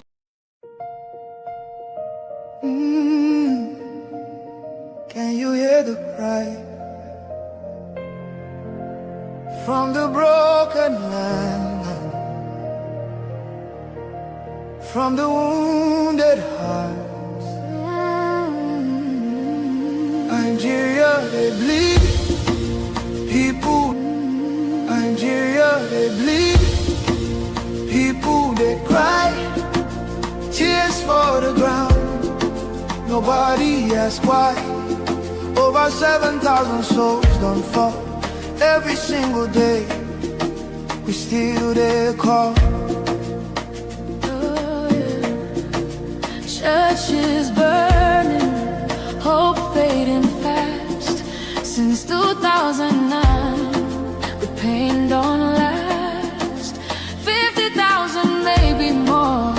Heaven they count every single soul. Children without home tonight. Mothers praying through the night. Fathers lost no strength to fight. Who go stand for what is right? Stand for love, stand for life. Be the answer in this time. You can have to wipe their tears. You can calm their fears. Give a hand, don't turn away. Be the light in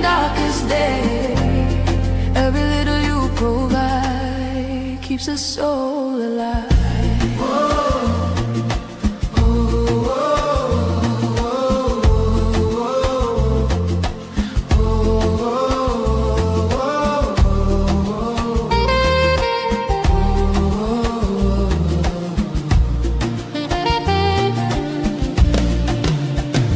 Millions roaming, nowhere to stay. No clean water, no food today. Kidnapped voices crying in chains, silent echoes filled with pain. 19,000 churches gone, but faith still rising, holding on. In the ashes, hope remains.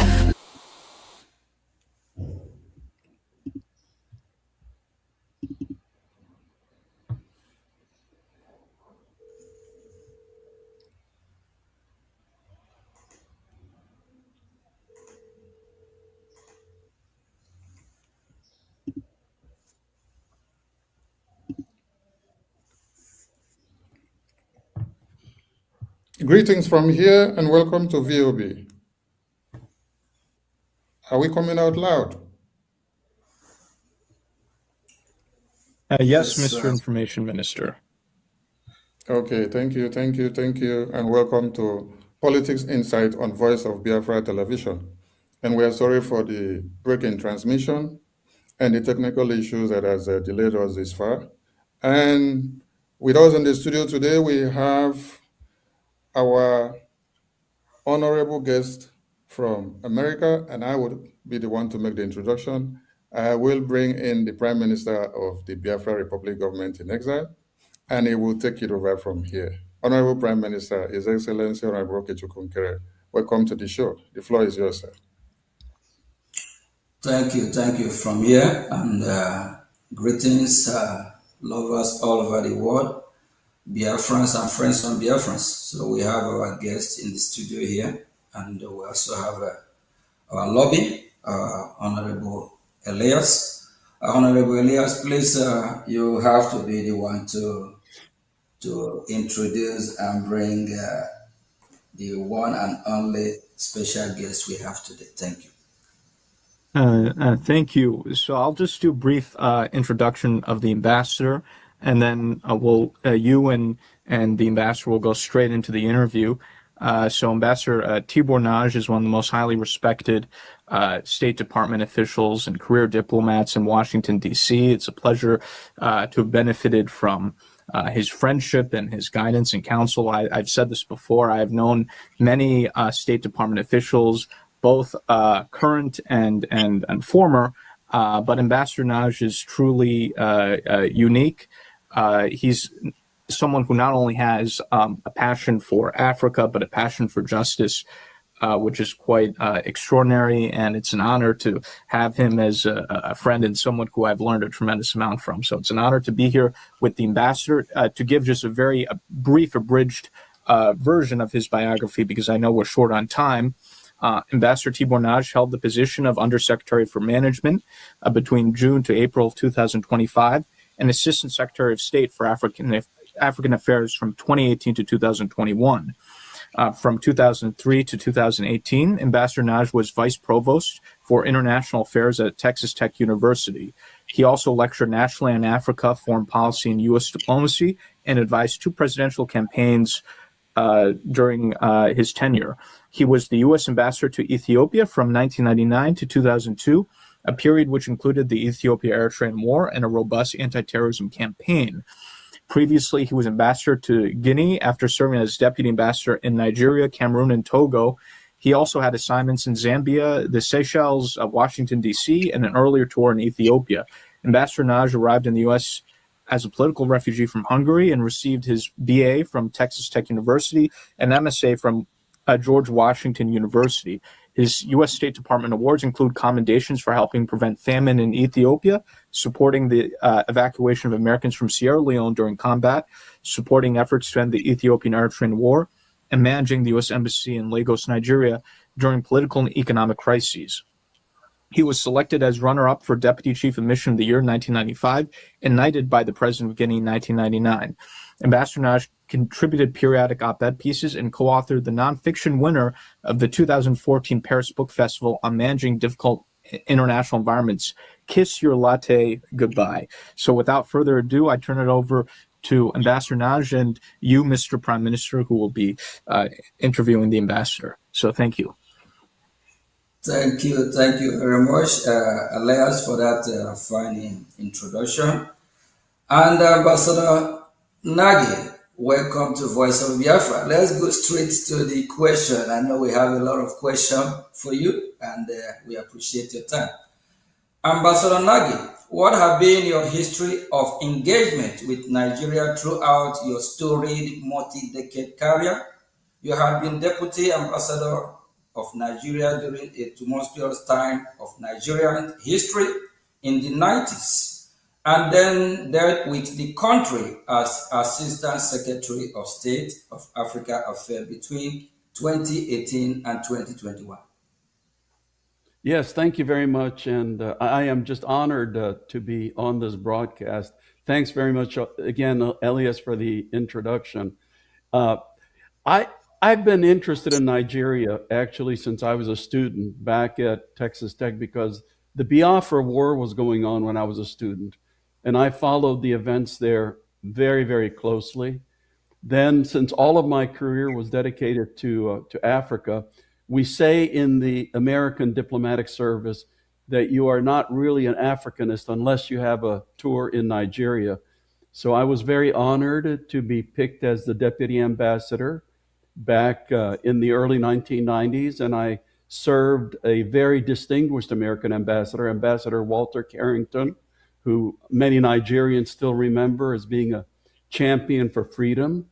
During my time in Nigeria, it was the military dictatorship, and because I got to know the country, I fell in love with the country and the people.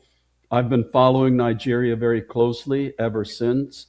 It has broken my heart to see what such a country with incredible potential has suffered because of bad governance and other things. So for me, Nigeria is obviously one of the most critically important countries, not just in Africa, but frankly in the world. Thank you very much, Ambassador. Ambassador, why do you have a passion for justice for the people of Biafra, as well as similar groups such as Ambazoni? Yeah, that's also a great question, because I mentioned just a minute ago that I know the incredible potential that Nigeria has. And I also know, specific to Biafra, that it is the part of Nigeria that contains so many resources. It is actually the part of Nigeria that makes the country rich. And also, as I said, I've been following events in Biafra since I was a student. I saw the incredible suffering that the people endured during the Biafran War. And even now, I've been following closely how the people of Biafra do not get the share of resources. They do not get the investments. And the after effects of the Biafran War, which was more than 50 years ago, that there's still some after effects which the people are suffering from. So like a couple of other places in Africa, it's tragic, and the people of Biafra deserve much, much better than what they're getting today.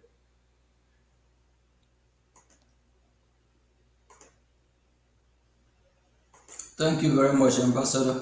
The Biafra Republic government in exile has focused on promoting the U.S. recognition of Christian genocide in Nigeria and had aggressively engaged in lobbying campaign for such recognition in parallel with other advocates such as the Christian community and organization. These have been successful, with President Trump declaring Christian genocide in Nigeria. From our perspective, this allows for normalization on discussion of the concept of an independent Christian state in the form of Biafra. What are your thoughts about President Trump and the White House declaration about Christian genocide on Nigeria and steps taken to hold the Nigerian government accountable? Yeah, the whole issue of Christian suffering in Nigeria, as you know, has been quite controversial in the United States, has gone back and forth. And the people who deny Christian suffering use an argument which I would label as plain sophistry, because people say, people who object to the concept of Christian suffering say, oh, you know, if you look at Nigeria, there are many more Muslims who die because of terrorism and violence and extremism than Christians. And what those people refuse to admit is that there are several consecutive crises going on in Nigeria at the same time. Because you can look at what's going on in the Northeast, which is absolutely, it's a heavily Muslim area. So the violence that's going on in the Northeast is between terrorist organizations and the Muslim population. Central north part of Nigeria, it's kidnappings. Again, a heavily Muslim part of Nigeria. Northwest Nigeria is starting to be impacted by local groups and also by some of the terrorist organizations in the Sahel. Again, an Islamic area. But if you look at the area where the Christians are being targeted, which is central Nigeria and now in the southeast, the overwhelming number of victims are Christians, and the victimizers, the people that are perpetrating the violence, happen to be Muslim groups. You know, I'm specifically referring to herder-farmer violence in central Nigeria, where the herders, the Fulani, are overwhelmingly Muslim, and the farmers tend to be overwhelmingly Christian. So there is, in fact, a horrendous problem with Christian violence in Nigeria. And thankfully, the Trump administration is taken it very seriously, unlike the previous Biden administration. Thank you very much, Ambassador. What are your thoughts on the interconnection between the Nigerian Christian persecution issue ties in with the Biafra aspiration? Yeah, again, I understand, and from my studies, the region that is Biafra is overwhelmingly Christian. And leaders of Biafra, like yourselves, have been very loud in pointing out the egregious injustice that is happening to Nigeria's Christian population. And, you know, there are also political forces at work, which we can talk about later, which also is very much against the Christians. So as a very heavily Christian part of Nigeria, the Biafrans have been you know, very notable in pointing out the injustice and the persecution. So God bless you for that. Thank you, Ambassador. The Biafra Republic government in exile, Brgie, heavily invest in time and energy on lobbying and advocacy in Washington, D.C. We have retained a professional lobbying firm, while the Neo Biafran movement has existed since the late 90s. A professional Biafran lobbying campaign led by Brgie in Washington, D.C. is very recent phenomenon, being less than 2 years old. Due to this change in strategy, in some ways, we have more success in the past 2 years than the previous 20. We have two questions relating this to ask. Can you explain to Biafran people why high-level lobbying and educating U.S. officials on the Biafran issue is critical? Sure. Number one, I am not a lobbyist. I have never been a lobbyist. I don't get any money for the causes I support. But causes like yours, to get the kind of attention in Washington that it needs, in my view, really does need a professional lobbyist, and I'll tell you why. Let's be honest here. If you were to survey most of the members of the U.S. Congress, people who work for the president in the White House, even people in the State Department, very, very few people would ever have heard of Biafra. Obviously, everybody has heard of Nigeria, given its size and importance, but very few people would have heard about Biafra. Not too many people even know about the problem of Christians in Nigeria, although recently there has been some publicity. So to get people, especially policymaking important people, to pay attention to your cause, to your issues, there needs to be a sophisticated, strategic, and high-level information and education campaign. And frankly speaking, in the American system, to get that kind of education, to get that information around, you need somebody with influence amongst American policymakers. That's why hiring somebody, engaging somebody like Elias's company makes absolute sense for, as I said, a cause like yours. African countries don't necessarily need a lobbyist because they have an embassy, although many African countries do engage lobbyists to promote their particular causes. So for you to have people pay attention to what's going on in Biafra, it makes absolute common sense for you to engage a lobbyist.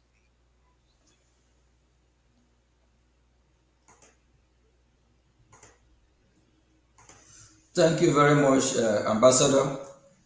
In addition to the preliminary successes the Biafran lobby has had, where would you point to as lobbying successes, past or current, for groups similar to the Biafrans? Yeah, for groups such as yours, lobbying is really about the only way that they can get their cause into the attention of American policymakers. So I would point, in the past, liberation struggles, which were trying to get justice for their cause, the African National Congress, leading to the freedom in South Africa, the Sudan People's Liberation Movement. Now you have successful efforts, for example, Somaliland. Like you, Somaliland has gotten a lot of attention recently. Your friends across the border in Anglophone Cameroon, Southern Cameroon, the Ambazonians, they're also trying to pursue their cause for justice. So again, these are the kind of causes that get the best efforts through engaging with the lobbyists in Washington. Thank you, Ambassador. So what you're saying is that what Biafra Republic government is doing is the right way to get the attention of the U.S. government, and the right way to also get our freedom, correct?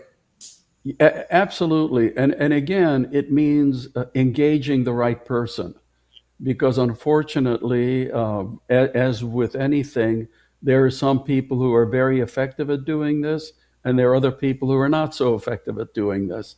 So it's essential for you to engage somebody who knows the people in Congress, who knows the people in the White House, who knows who does what at the U.S. Department of State, to make sure that your cause is promoted the way that you want to promote it. Thank you very much, and special thank you to our lobby, Elias, for being our voice in Washington. Thank you, Elias. The Biafra Republic government in exile has transaction approach in engaging the U.S. government, making beneficial offers in the area of defense, security, and natural resources in exchange for U.S. political support, similar to what Somaliland is doing. What are your thoughts on this approach? Okay, so I am not now speaking for the U.S. government. That's very important to say. I am no longer working for the U.S. government. I've now retired 4 times, so currently I'm retired. But obviously, Biafra has incredible natural resources. Biafra has incredible human resources. So if you're offering that kind of a transactional deal, then in my view, that would be looked at positively, from especially people in the Trump administration, because as you mentioned, President Trump has been a very transactional president. He's not looking for, long-term this or long-term that. He's looking for what is the interest of the United States of America.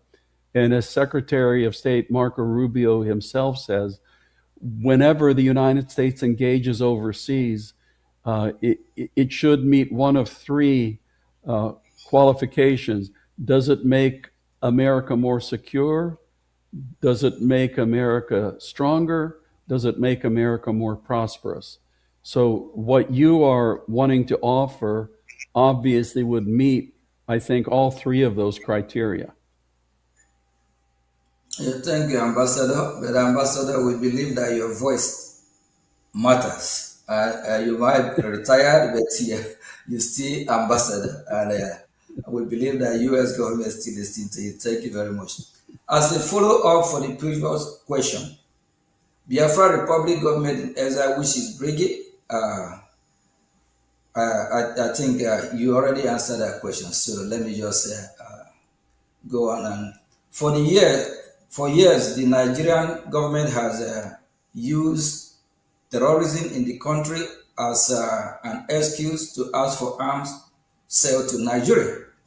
Instead of using the weapon to fight Boko Haram, either the Nigerian government will use the weapon to engage in military action against Biafra, or provide those weapons to so-called reintegrate terrorists.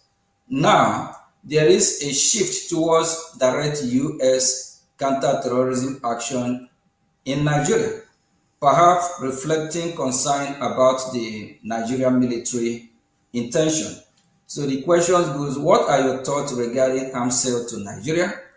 Should they block, or at least condition attached the U.S. arm cannot be used against Biafrans and the Christian population? Yes, so let's look at today's world. The truth is that any country or even movement with the funds is able to get weapons. We've seen that around, whether it's good guys or bad guys. So the Nigerian military is going to get weapons. So I would be very much in favor of very strict conditionality on any U.S. arms sales to Nigeria. When I was Assistant Secretary of State for Africa, we saw the same thing with Cameroon, because we were providing Cameroon military assistance to fight against the Islamic extremists in the far north of Cameroon. But it turned out that some of that was being used against the Ambazonia movement. So at that time, the United States cut back on some of the military assistance to Cameroon. So in my view, given today's world, yes, it may as well do the military support, but it has to be with very strong conditionality, because if the United States doesn't engage in military support, then they turn to China, they turn to Russia, they turn to Belarus, other places. But conditionality is extremely important. Thank you, Ambassador. And as also a follow-up to the previous question, Brgie has offered the U.S. military base in Biafran territory, which would provide the U.S. valuable access to the Gulf of Guinea. We know how important the Gulf of Guinea is. We believe this is valuable, given increased terrorism in West Africa and the loss of U.S. presence in the Sahel. This idea of having U.S. military base in Biafra has been spoken about by foreign policy experts in Washington, D.C. What do you think of this idea? Again, I cannot speak for the U.S. government, but obviously the United States is looking for strategic geopolitical areas for basing rights. So, in your engagement, that obviously would be something else that would be attractive for you to be putting on the table. Okay, thank you, Ambassador. I also have another question regarding this. Can the Biafran military force, the Biafran Defense Force, Biafran Liberation Army, be an alternative for the U.S. in the area of Nigerian military, similar to how the Kurds have been helpful to U.S. in Middle East? Well, right now, official U.S. government policy is to recognize Nigeria. So that kind of a question would only be applicable in the future if there's further political evolution that goes on. Because right now, the United States of America deals with the Nigerian military, not with other components. Even in the case right now of Somaliland, which actually runs its own territory, it has an army, and I know that our own Pentagon would be very open to engaging with them, but their engagement is limited because the United States policy is still to view one Somalia instead of individually recognizing Somaliland. So, your situation probably would be similar. So it would depend on future evolution. Thank you, Ambassador. Why our focus is achieving self-determination for Biafra, we do follow the event in broader Nigeria as well. Many have observed that Nigeria is no longer a democracy and is moving toward a one-party rule and is looking to rig the 2027 elections. What are your thoughts on this, and what should the U.S. reaction be if the 2027 election do end up being rigged? You may have a unique insight into this, given your time as U.S. Deputy Ambassador to Nigeria during the annulment of the 1993 election and the rise of Sani Abacha. Yeah, I mentioned I was there when Bashir and Abiola actually won the election. I got to know him pretty well, and he was an extremely frustrated man because I think the results were obvious to everybody, but Sani Abacha, Sani Abacha made himself the ruler of Nigeria. So Nigeria's had a very precarious political past, and it is in very dangerous territory again. You gentlemen all know that there was an understanding, not formal, but an informal understanding, that Muslim presidents would be followed by Christian presidents. And there was also an understanding that if the president was Muslim, the vice president would be Christian, and vice versa. And we also know now that agreement has been broken. We've had Muslim presidents now, I think, for, if I'm right, for over 10 years. So the political situation is precarious. There have been some fairly influential people recently, including some of your human rights champions, who have cautioned that if people don't look out, then the country's on its way to the same road that unfortunately we have seen in some other African countries of it becoming a single party state. I think, when democracy was restored and Obasanjo became president, I think it was a very well-devised plan to make sure that there would be at least two, if not more, national political parties. And it would be tragic for the rest of Nigeria if that system was now overthrown.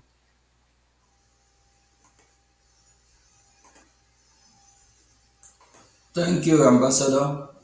Would a turn of Nigeria to one party rule also provide even greater reason and justification for Biafra aspirations?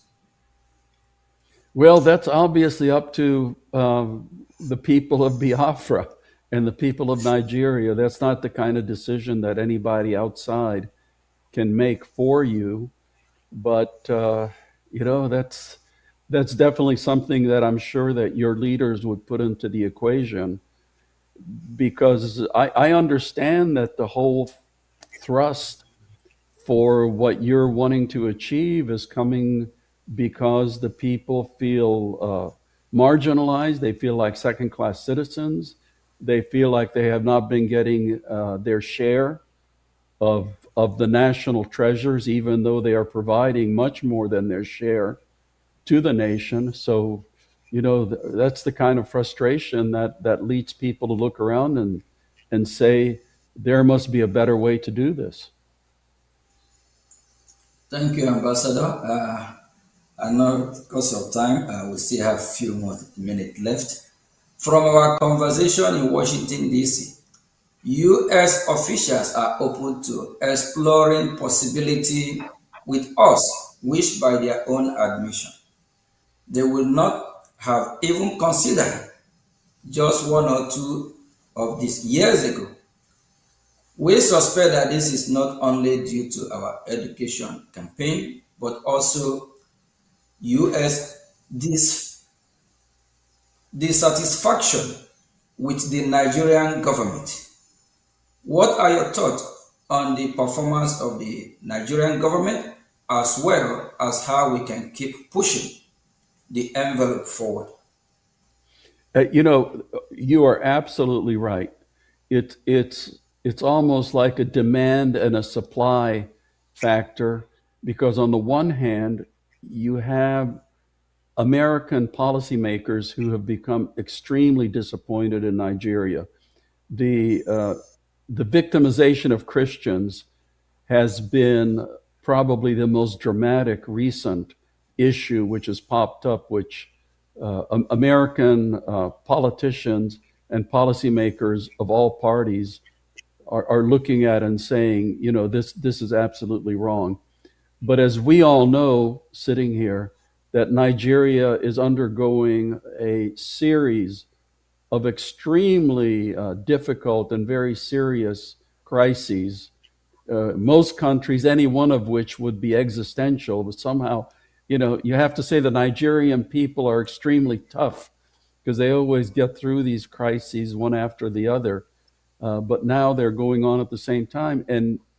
And with all of the crises going on, with all of the disappointment in Nigeria, all of a sudden you have your group, which is stepping forward, which is educating people and informing people about this solution that might be right in front of their eyes if they were to follow it, or if they were to support it. So you have the interior factors and you have the exterior factors, and all I can say is that you are making your push at a very timely moment of history. Thank you very much, Ambassador. And, we always are going to be grateful for somebody like you with your voice, and also our lobby here, Elias.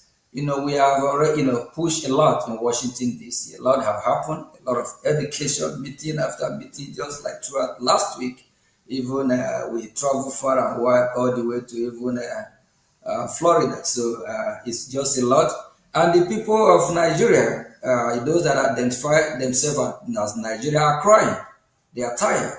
They can't afford food to eat, no road, no electricity, nothing is working. Everything is just falling apart. The people themselves are tired. Thank you very much. And and can I just say one thing? One thing I have noticed: Nigerians who leave Nigeria end up doing extremely well. When I was vice provost at Texas Tech, I was in charge of all the international programs, and we had quite a few Nigerian students. So among the international student groups, The top grades were received by the Chinese students, but the second group were the Nigerian students. And most of them were in engineering or business. And I've always said, when Nigerians do so well outside of Nigeria, why in the world cannot it be one of the greatest countries on earth? Nigerians should be able to do just as well inside Nigeria as they do outside of Nigeria. And unfortunately, what has been stopping them has been the government. Yeah, you're absolutely right on that. Just because of the foundation of Nigeria, is built on faulty foundation. The division is just too much. That brought me to a former president called Goodluck Jonathan. Goodluck Jonathan quote from former president before him, like Nnamdi Azikiwe, Tafawa Balewa, and other before him, that they said that Nigeria, that the British government is trying to make it work, but the people are not making it work because the people are different. So they always like if the Yoruba today happen to be the president, from the southeast Biafrans, they're not gonna like it. If the north happen to be the president, both the southwest, southeast, they have problem. Then if it just don't just work. So I think the best thing is ours to go our separate way, and that's where it's heading to. Thank God that the US is doing what they're supposed to do as leader of the free world now, and I'm so happy because going to Washington for the past 2 years, Elias have really taken me on a journey. We have a lot of meet a lot of US. Actually, we have met with you, I believe, 3 or 4 times too. So, and what we hear coming from Washington, they are now beginning to shift, move from how they think about Nigeria before, because now they find out it's not going to work. Thank you very much, Ambassador. And just one thing I want to add, Prime Minister, too. I think another timely aspect, and Ambassador, you might find this interesting, is that unlike in the 1960s during the first Biafran civil war, when you had a strong sense of Nigerian nationalism, because so many communities throughout Nigeria had been marginalized, unlike in the 1960s, a lot of Nigerians outside of Biafra, people from other tribes and other regions of the country, are not opposed to what the Biafrans are doing because they themselves have been victims of either bad governance in Nigeria or have been victims of terrorism and these general plights. So if you in monitoring and speaking with non-Biafrans, the mindset of a lot of not the government but the Nigerian people is, okay, if the Biafrans want to go, let them go, because we're also suffering a lot of the same issues. So I think the good thing is I don't think we're going to have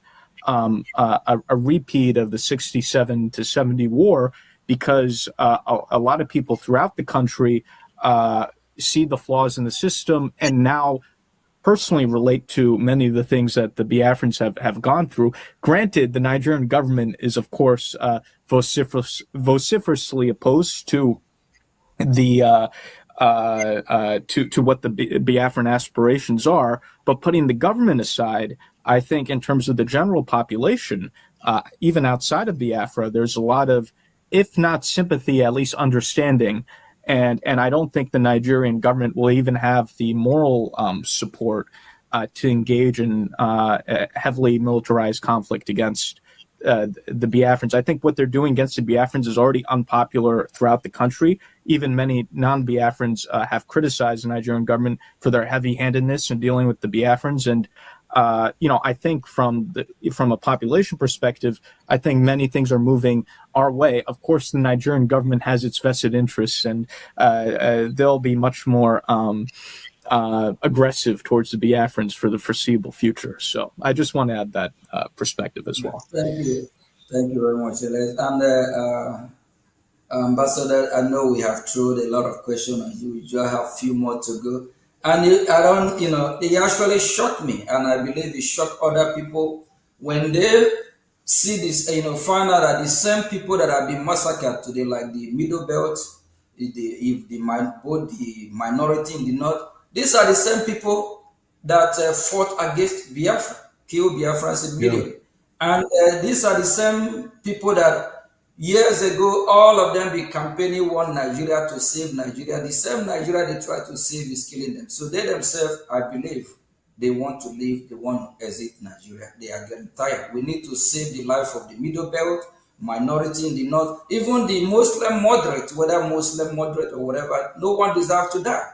So each region just have to go their separate way. I believe even the north will live better on their own. The southwest will be better on their own. The north, southeast, which is Biafra, will be better on our own. And the middle belt, and they are good in agriculture, did not have a gold. There's gold in Zamfara. So the southwest have minerals, and they also have a potential of surviving as a country of their own. We Biafrans also, we also survive on our own, of which if they don't, we will help them. Thank you very much, Ambassador. Ambassador, we have just two more questions for you. What are your thoughts on how Biafrans should frame the Biafran struggle to the U.S. government and to international audience who may be unfamiliar with the conflict? I personally think that Elias is eminently qualified in that regard, because the way to do it is to present very much what you were just saying, is that Biafra, I think historically, the term was used in the 17th century, in the 1600s. So there is a distinct history, there is a distinct people, there is a close historical record. Then you had the horrendous circumstances of the war, the incredible suffering. I forgot if it was up to 2 million people who died.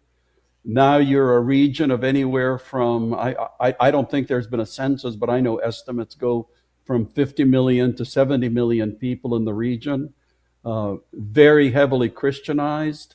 The last thing Biafra would want is to have any part of Sharia law, which exists, I think, now in 19 northern states of Nigeria. So it's almost like, I've heard Elias, it was, I think, Michael Rubin, who referred to a second wave of decolonization, that the first wave of decolonization in Africa was against the European powers that had colonized it. Now, colonialism is not necessarily by somebody who's a different race, because being Hungarian, we were colonized by Austrians and Russians along with the Turks.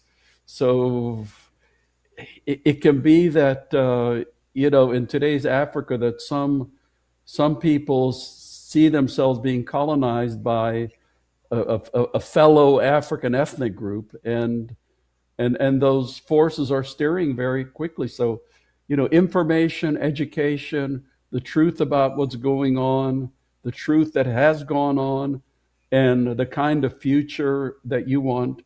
I have never, said it has to be independence. My own campaign has always been for justice and equality and fairness for all of the people, and that's what I absolutely believe in, and that's the points that you should be making. Thank you very much. Thank you Very much, Ambassador. And that justice, that's where we are. Because when you mention of Sharia law, we are Christians, 100% Christians. From we Biafrans, that's who we are as Christians. Sharia law is a no-go for Biafran people. And this Islamic jihadist terrorists, with their own ideology, they said we must be converted to Islam, of which they want to Islamize us. So automatically the division is there. It's just we need justice, because it's not going to work. And justice have to play its own role, its own part here, since we are not going to accept that Sharia law. And it's part of the reason why all feeling the middle belt and even a minority in the north, and they are actually pushing it towards the Biafran territory to try to, see how they can penetrate with this so-called Sharia law and whatever they call it. Elias, you I also just you want to want to? quickly, I just want to quickly add to this. This is not an overblown concern. This is a very legitimate concern. Senator Ted Cruz, for example, has introduced legislation addressing this issue of the spread of Sharia law in Nigeria. It's throughout the North, but what people are less aware of is that the radical Islamic politicians in Nigeria are trying to bring it into the Middle Belt and even into the South. So, for example, in some parts of the Southwest, what we call the Yoruba traditional territory, they're now discussing in some states the introduction of Sharia law, which is very, it's not native at all because, Ambassador, as you know, the Yorubas, they're a mixture of Christian and Muslim. They tend to be very moderate. Sharia law is really not indigenous to those people at all. And even with the Biafrans, Sharia law has not yet been introduced, but now the Nigerian government, for example, we've noticed propaganda recently talking about this concept of Igbo Muslims, which is very strange. And we see this as the beginning of what they're already trying to do in the Southwest, of trying to now push Sharia law into the Southwest. So they're slowly bringing Sharia from the North into the Middle Belt and even in the South now, or parts of the South. And if they continue to do that, I do think there's going to be significant unrest in Nigeria, not just in Biafra, but throughout other parts of Nigeria, if they try to impose Sharia on Christian or moderate Muslim populations. Yeah. And I think this is something the U.S. government has to be engaged on. Yeah, because people should remember that the reason South Sudan split off from Sudan was the whole issue of Sharia law, because the South Sudanese were Christians or animists. Like me, they like drinking their beer. And when the extremists tried to implement Sharia law, that really added to the desire for separation and freedom. Yeah, thank you very much, Ambassador. Before I find a question, let me add something there. Let me add something, please. Ambassador, do you think with the Nigerian Constitution of 1999 having the Sharia law, since then down to this time, with the numbers of massacre of babies, women, and children that have gone so up to this very point, which also necessitated Senator Ted Cruz Accountability Act legislation invoked. We've seen like 5,191 in 2021. We've seen like 5,061 in 2022. We've seen 8,222 in 2023. We've seen 6,500 in 2024. 2025 has 7,500 Christians massacred. Looking at the future or in the next 2-3 years, do you think Christians have a hope or they will still be alive in Nigeria with the Sharia law? Absolutely. No, Christians absolutely have a hope because they have to stand up and against this kind of what I call religious intolerance. If you remember when Sharia law was introduced in the northern states, the deal was that it would not apply to Christians. So when Ramadan came along, Christians were supposed to be able to continue their meals. Christians were supposed to be able to continue buying traditional beer and things like that, but that's not how it turned out. Now, when there's Ramadan in the Sharia states, everybody has to participate, whether they're Christian or Muslim, because they have their religious police. So, that, like I said, they tried it in Sudan, and the South Sudanese said, no, we are out of here. Take your Sharia law. If you want it, that's good for you, but we are Christians, and we're not going to deal with it. Thank you very much, Ambassador. I think you just answered that question, that Christians have to stand up and have their own Christian country. Yep. Christians in the Middle Belt need to stand up if they want to live, and they will be well better off having their own territory and worship their God. Then those that want to worship Sharia, they can go and have their Sharia. Thank you very much, Ambassador.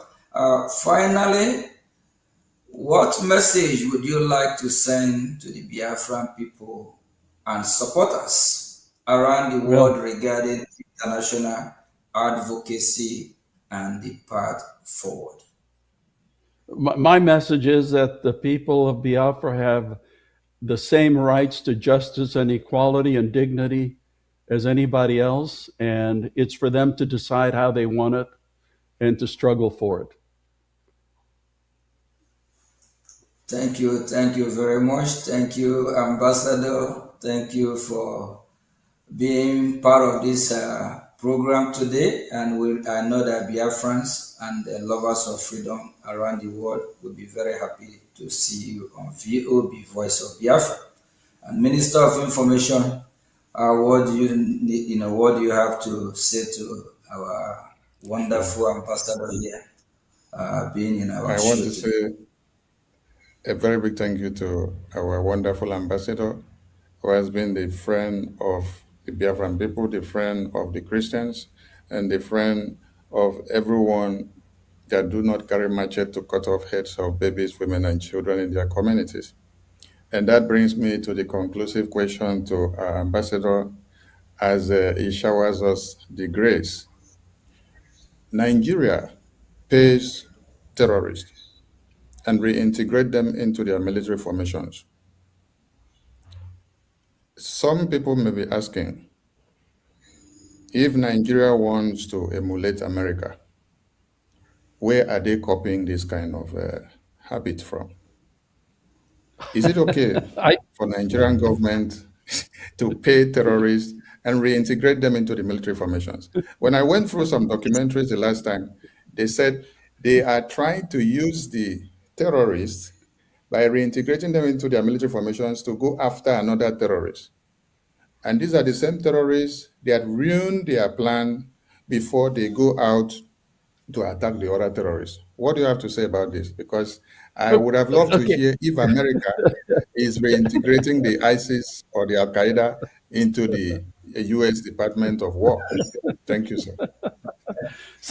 So do you turn the hyena into a guinea fowl by bringing the hyena into the guinea fowl house? I don't think so. Ambassador, what is that not the same playbook of Afghanistan by Taliban, right? Yeah, no. Anyway, listen, thanks so much for having me, and God bless you, and God bless your struggle. Thank you very much. Thank you. Thank you. Thank you. Bye-bye. Thank you very much for having you. Thank you. Thank you. Okay, Biafrans, we just, is this not wonderful? Having somebody like Ambassador Tibunage, is that not wonderful? And on the 4th of May, 9 a.m. Eastern Time, 2 p.m. Biafran time, we'll be having a Marco Rubin on our show. So please tune in as well. And, Marco Rubin is someone who we're really familiar with. And, he advocates for freedom of religion. He also advocates for freedom for oppressed one. So it's somebody that you will want to hear from him. Before we conclude, Honorable Minister of Information, I think you can take it from here. We have few, still have very few time. Then Elias, I think Elias, you go first before Minister of Information. We are he's the information minister, so he can wrap it up, and he will be the one to say we should stay or continue, because we are here in his territory. Thank you very much. Well, thank you, my honorable ministers. This was indeed a very historic and enlightening interview with Ambassador Tibor Nagy, who's a very storied diplomat here in Washington, D.C., who's played a critical role on U.S. policy in Africa. This was indeed an extremely historic interview, and I'm very proud of both of you and appreciative to the ambassador for his generosity in participating in this program. Thank you very much. Minister of Information. Thank you so much. I don't know how to express my appreciation because every day we are making it work and we are making it better. I want to appreciate Honorable Elias for your good work for Biafra and also our Honorable PM for doing what God has ordained you to do because the tempo is getting high. So if ambassadors of America are telling you that reintegrating a terrorist into your military formation is a no-no idea, then it means Nigeria got this recommendation from a madman. Because it's only when you have some kind of recommendation from a madman that you will be tilting your head downward, and that will land you in the lagoon. And Nigeria has landed in the lagoon because that is what we are seeing today. Their military formations are overrun on a daily basis. And there is no day you sleep and wake up without hearing that babies, women, and children have been slaughtered, communities invaded. And the worst has happened that field marshals, generals, and commanders of the Nigerian military formations are taken down daily by the notorious Boko Haram terrorists. The list goes on and on. But like we said, Biafrans have hope because we have created the space for that. And Biafra Republic Government in Exile has done it. So I appreciate all Biafrans. Please key into our next upcoming Politics Insight. It was good having our lobbyists in the show and having our PM and having Ambassador Tibonash. Thank you all from here. It is Voice of Biafra Television. Bye for now. Thank you very much. Thank you.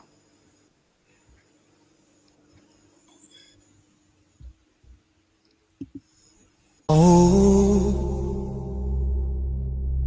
no.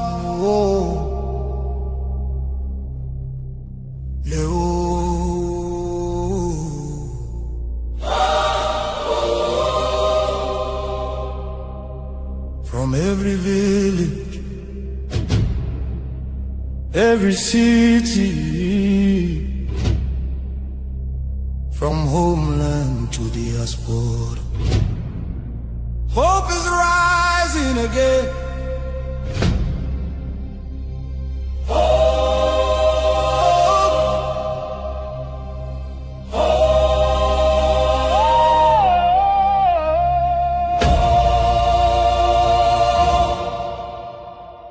Biafra now our only hope. Yes, now our only hope. Hope for today, hope for tomorrow. No more pain, no more sorrow.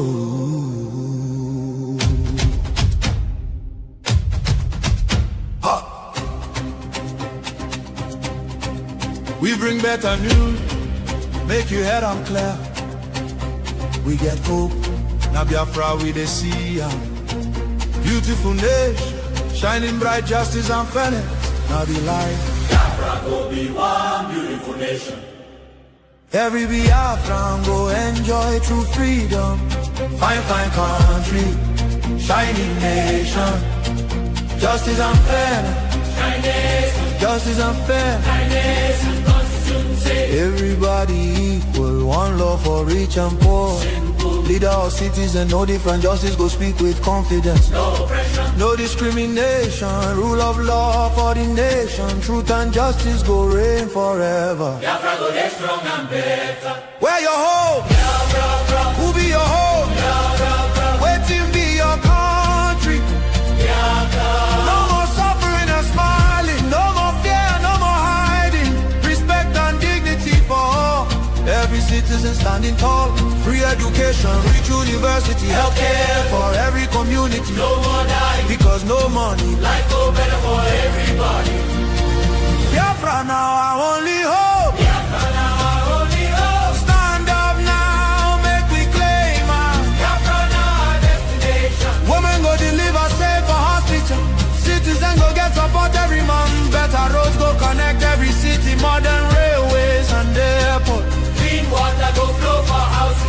big light go shine every night. Security go protect every family. Day and night, everything go right.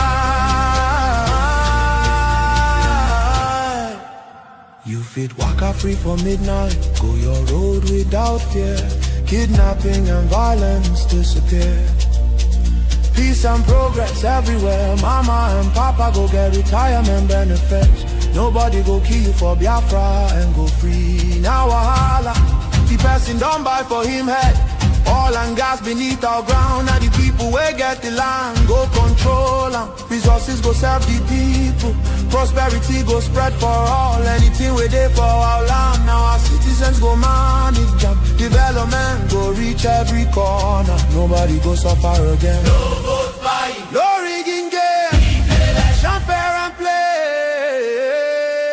One woman, one vote. One man, one vote. Your voice go matter every day. Biafra now our only hope. Biafra now our only hope. Hope for today, hope for tomorrow. No more pain, no more sorrow.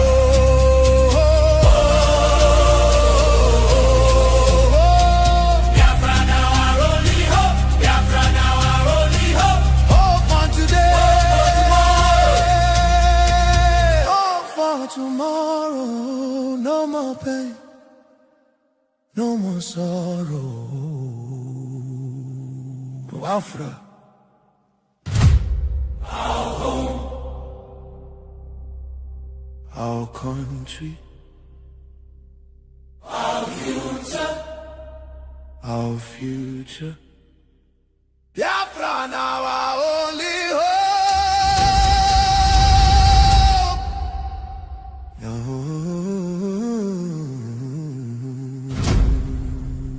Love can heal the deepest pain. Shelter broken dreams erase. Hunger.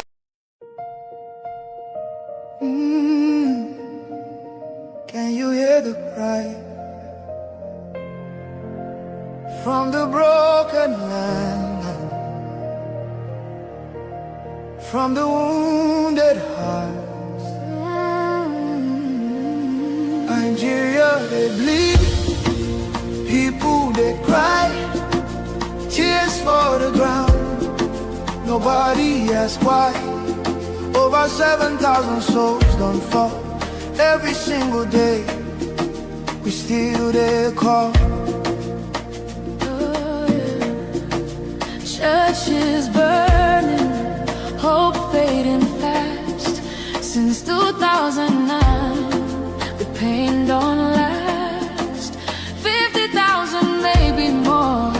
Heaven they count every single soul. Children without home tonight. Mothers praying through the night. Fathers lost no strength to fight. Who go stand for what is right? Stand for love, stand for life. Be the answer in this time. You can have to wipe their tears. You can calm their fears. Give a hand, don't turn away. Be the light in darkest day. Every little you provide keeps a soul alive.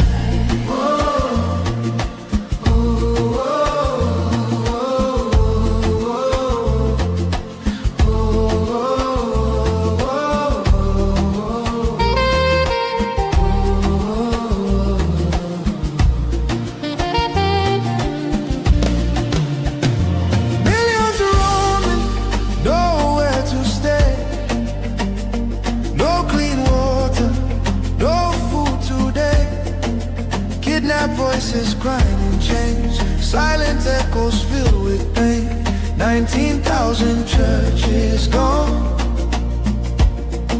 but faith still rising. Holding on in the ashes. Hope remains. Love can heal the deepest pain. Shelter broken dreams erase. Hungry hearts we can embrace. Let compassion take its place. Now's the time to show his grace. Stand for love, stand for life. Be the answer in this time. You can help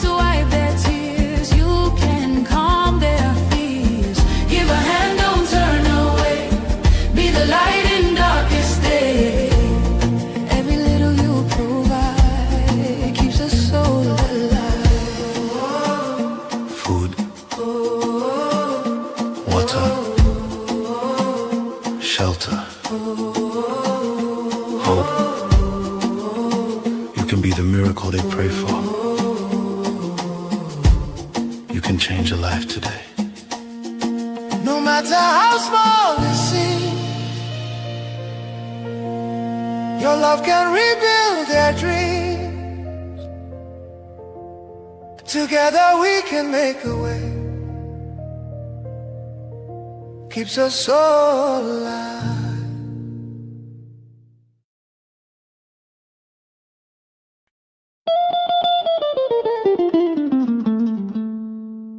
In the heart of Africa, a nation bleeds. Not from a single wound, but from 1,000 cuts, inflicted by a false union, never meant to endure. This is the story of 9Geria. A giant built on false foundations, now straining beneath the weight of its own contradictions. And at the center of that storm stands the unbroken spirit of Biafra, crying out for freedom from a nightmare that has consumed millions.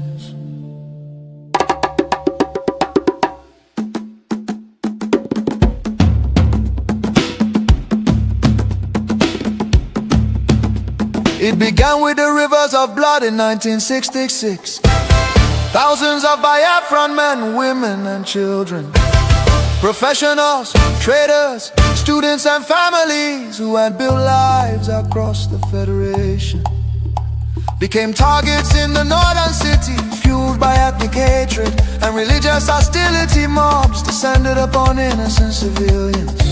They were slaughtered in their homes, in crowded markets, and aboard trains carrying desperate families back to the east. Streets were littered with bodies, rivers choked with corpses. Survivors returned to the east carrying trauma, grief, and the painful realization that they were no longer wanted in the Nigerian Union. Biafra, Biafra, voice of truth and freedom.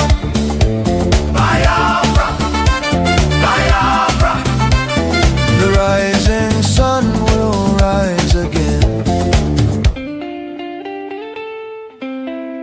Then came May 30th, 1967, a desperate act of survival. What followed were 30 months of unimaginable devastation. The Nigerian military, armed and backed by foreign powers, including Britain, Russia and Egypt, surrounded the young republic. A total blockade was imposed. No food, no medicine, no escape. Starvation became a weapon of war. 5 million, mostly civilians, many of them children, perished during what was not just a conflict but genocide against Biafra. Bombs fell on markets, hospitals and villages. Communities were razed. The world watched in silence while famine hollowed the faces of innocent children. Some nations spoke out, but many turned away. The war officially ended in paper in 19 under the declaration, no victor, no vanquished. Yet for Biafrans, the suffering did not end. Their properties were confiscated, careers destroyed. Biafrans were given only 20 pounds regardless of how much they had. Entire families struggled to rebuild shattered lives. The promise of reintegration faded into disappointment. Marginalization deepened in Nigerian government appointments. Infrastructure and control of resources from Biafran land. Oil flowing from the Biafra land enriched the center, while much of the east remained neglected. Roads deteriorated, industries collapsed. Biafra, Biafra, voice of truth and freedom. The rising sun will rise again. The nightmare did not disappear, rather it evolved. Across Across Nigeria today, violence and insecurity continue to devastate communities. Armed attacks by Fulani herdsmen terrorists have left villages destroyed, farmers killed, women violated, children orphaned and churches burned. Boko Haram and its offshoots have unleashed terror across multiple regions in the southeast. Demands for Biafra and self-determination are often met with military crackdowns, arrests and bloodshed. Protesters have been killed, fear and tension continue to rise. These tragedies reflect the deadly consequences of forcing vastly different peoples into one political structure. Through the 1914 British amalgamation, distinct ethnic nations, religion, traditions, ideologies, and systems of governance were merged without consent and without a shared national vision. The North's feudal and religious conservatism can never blend with the South's entrepreneurial drive. And the East Republican individualism attempts to hold the Union together continue to be at the cost of innocent blood. Why does Biafra matter? Biafra means self-determination. Biafra represents dignity, survival, and the right of a people to life and choose their future. Biafra symbolizes resistance, innovation, enterprise, and hope. The vision is of a nation with secure borders, focused development, protection of its citizens, and economic engagement with the world of future, free from oppression, fear, and perpetual conflict. The solution is not endless political conferences, military force or federal quota system, but a peaceful separation based on shared values and voluntary association. History shows that artificial unions often fracture violently, while honest separation can allow wounded nations to recover. Biafra is not dead, Biafra lives. It lives because the desire for freedom cannot be extinguished. Nigeria's ongoing crisis, corruption, insecurity, poverty, and division are proof that one structure cannot hold people with dangerous diversities together. For the million already lost, for the children yet unborn. Biafra, Biafra independence is non-negotiable. Let Africa remember that true unity cannot be sustained by force. The world must listen before more lives are lost. Biafra, Biafra lives, freedom calls. God bless Biafra. God bless the land of the rising sun. God bless Biafra Republic, government in exile, led by Prime Minister His Excellency Okechukwu, for standing tall in the pursuit of Biafra independence. Biafra, Biafra.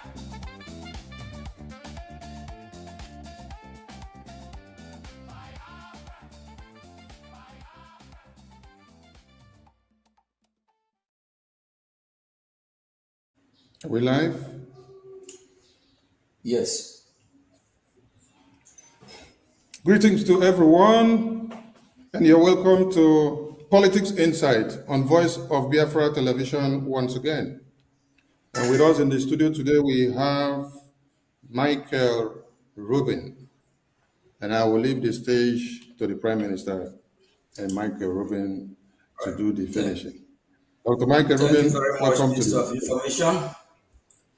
It is a great honor to be here today with Dr. Michael Rubin, one of the most respected think tank official and foreign policy leader in Washington, D.C., and a great friend of Biafra and Biafra Republic government in exile. He is more his impressive biography. Here is more of his impressive biography. Michael Rubin is a senior fellow at the American Enterprise Institute, where he specialized in Iran, Turkey, and the broader Middle East, a former Pentagon official.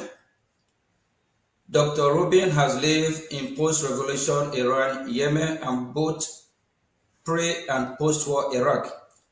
He also spent time with the Taliban before 9/11. For more than a decade, he taught classes at sea about the Horn of Africa and Middle East conflict, culture and terrorism. To deploy U.S. Navy and Marine units, Dr. Rubin is the author, co-author, and co-editor of several books exploring diplomacy, Iranian history, Arab culture, Kurdish studies, and Shiite politics, including several pillars. What really causes instability in the Middle East? AEI, Press 2019, Kurdistan's Rising, AEI, Press 216, Dancing with the Devil, The Perils of Engaging Rogue Regimes, Encounter Books, 2014, and Internal Iran Continuity and Chaos. Paragraph 2005, Dr. Ruby has a PhD and MA in history from Yale University, where he also obtained a BS in biology. Thank you, Dr. Ruby.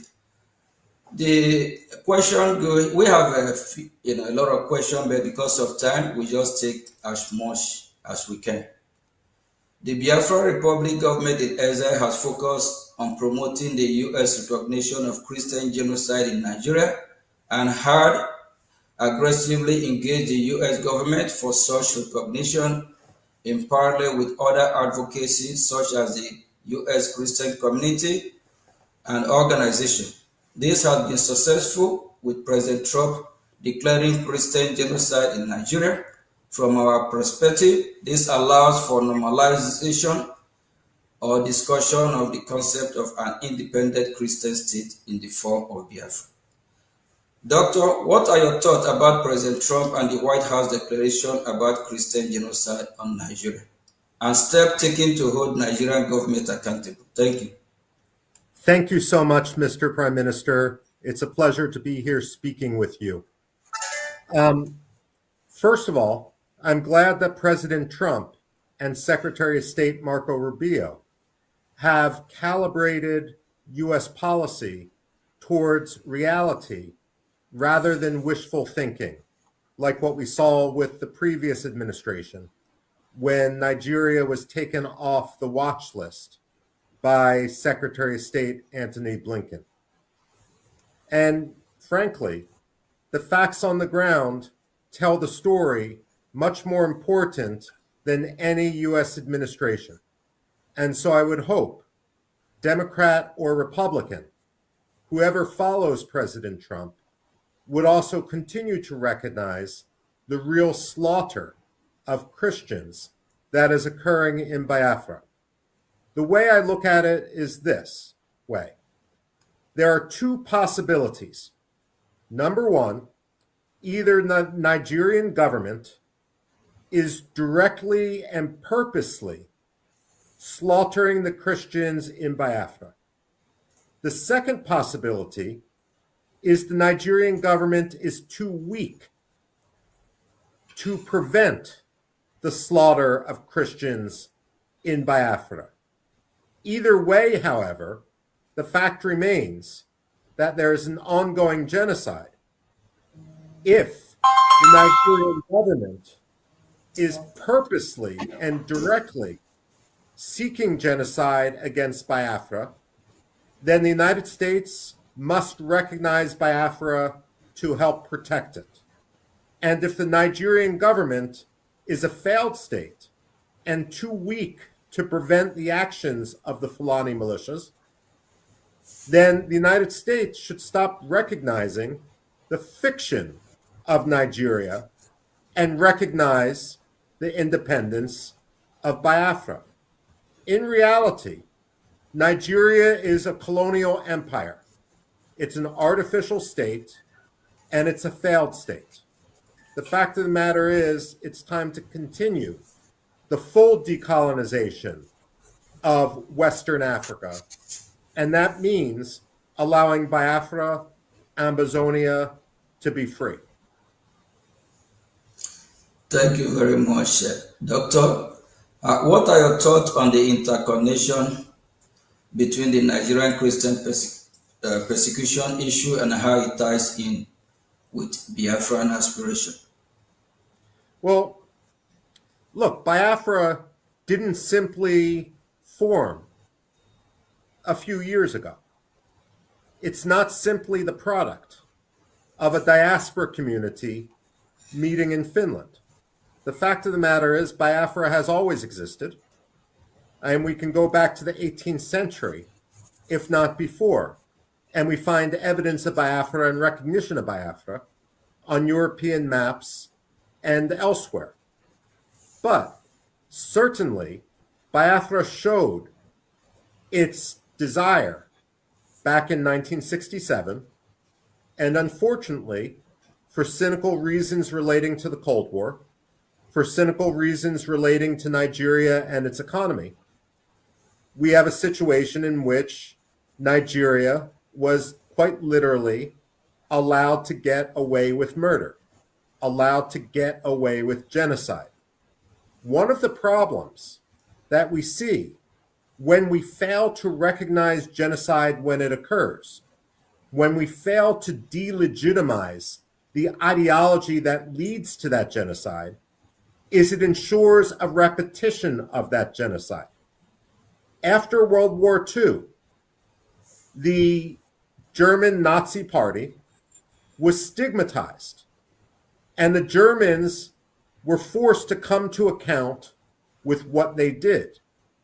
The problem we have in Nigeria is that too many countries have given Nigeria an excuse not to recognize its own responsibility for the first genocide in Biafra. And because of that, the ideology has continued and it has amplified to the point where we now have the second genocide in Biafra. The moral compromise of people like the president of Finland is shameful. The moral compromise of Anthony Blinken when he was Secretary of State was shameful, especially because he used his own father-in-law's experience in the Holocaust as part of his claim to moral standing when he became Secretary of State. The fact of the matter is, there will not be peace in Nigeria until Biafra is free. And it is unfair. Diplomats want to be polite and want to make their oil deals and their other trade deals. The Christians of Nigeria should not be sacrificed so that some Europeans can make a quick contract. Thank you very much, Doctor. I'm so encouraged with your words, your expertise, and your knowledge. I hope people are listening and learning from the expert and for who care for humanity. Thank you. The Biafra Republic government in exile, Brgie, heavily invests in time and energy and in high-level engagement in Washington, D.C. While the New Biafra movement has existed since the late 90s, a professional engagement campaign led by Brgie in Washington, D.C. is a very recent phenomenon, being less than 2 years old. Due to this change in strategy, in some ways, we have more success in the past 2 years than the previous 20. We have two questions relating to this. Can you explain to the Biafran people why educating U.S. officials on the Biafra issue is critical? Well, first of all, what you say is absolutely true. I personally, of course, am not Biafran, and so I'm not going to comment on internal Biafran politics. What I would say, however, is that whatever one's political belief as a Biafran, the most important thing is education of people outside Biafra, of people outside Nigeria, to understand the Biafran cause. And there's absolutely no doubt that great progress has been made over the last 2 or 3 years on the issue. Now, there's been two issues or two dynamics that have allowed to this success. The first is the lobbying campaign that the Biafran community in exile has undertaken in Washington.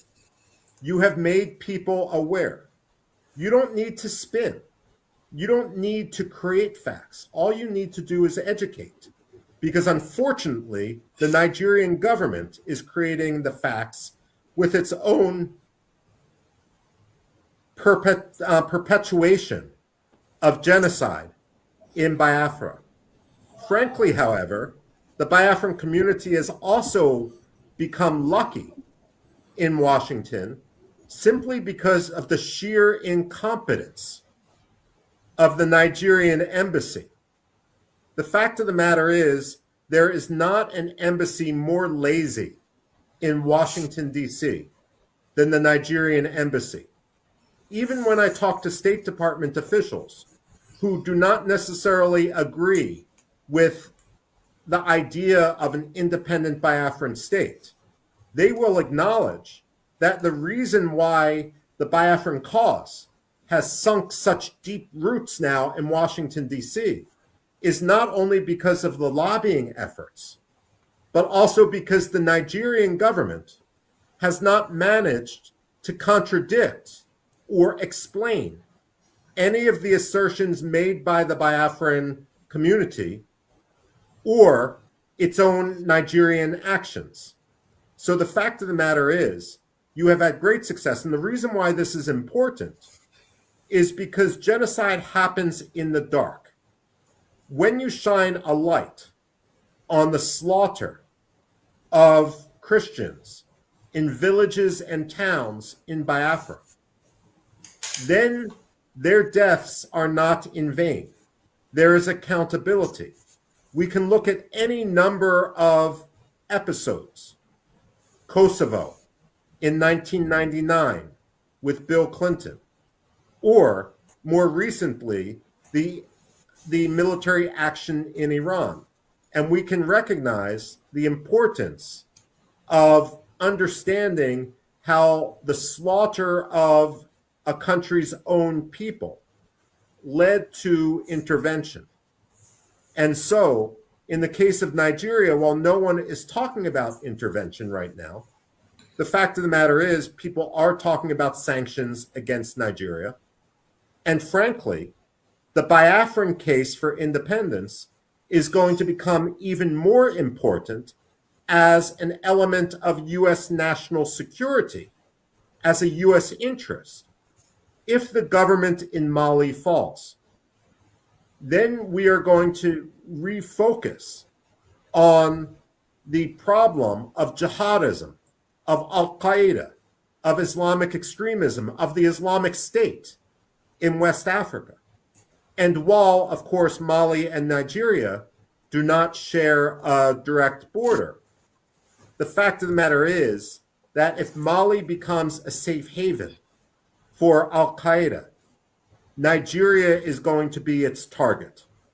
And if the Nigerian government is as incompetent and as permeated by Islamists as we've seen over the last several years, then the United States, not for reasons directly of religious freedom, but for reasons of stability and security in West Africa, will have absolutely no reason, no choice, but to recognize the state of Biafra as an independent country.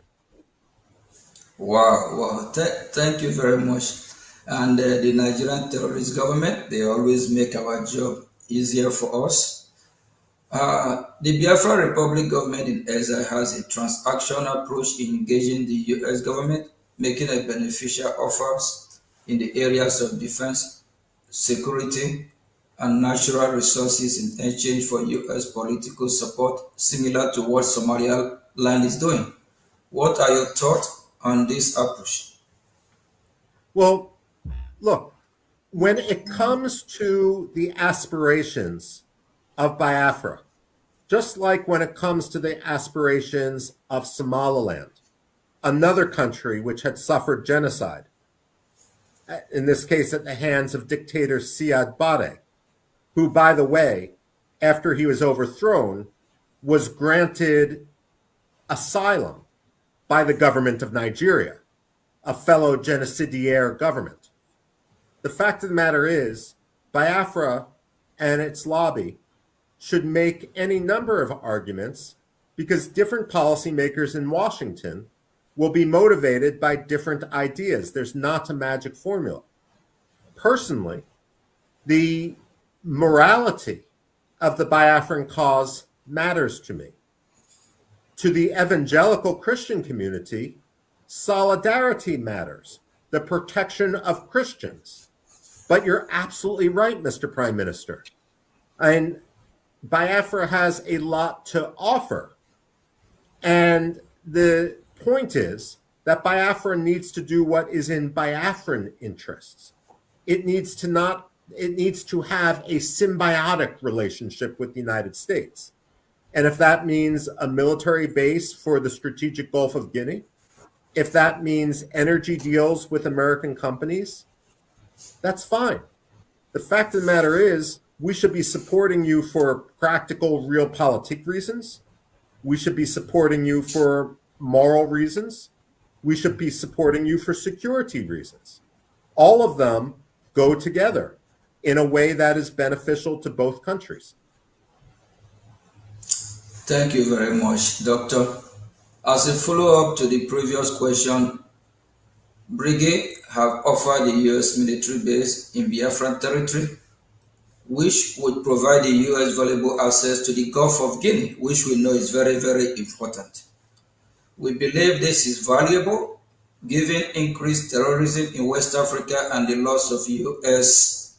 presence in the Sahel.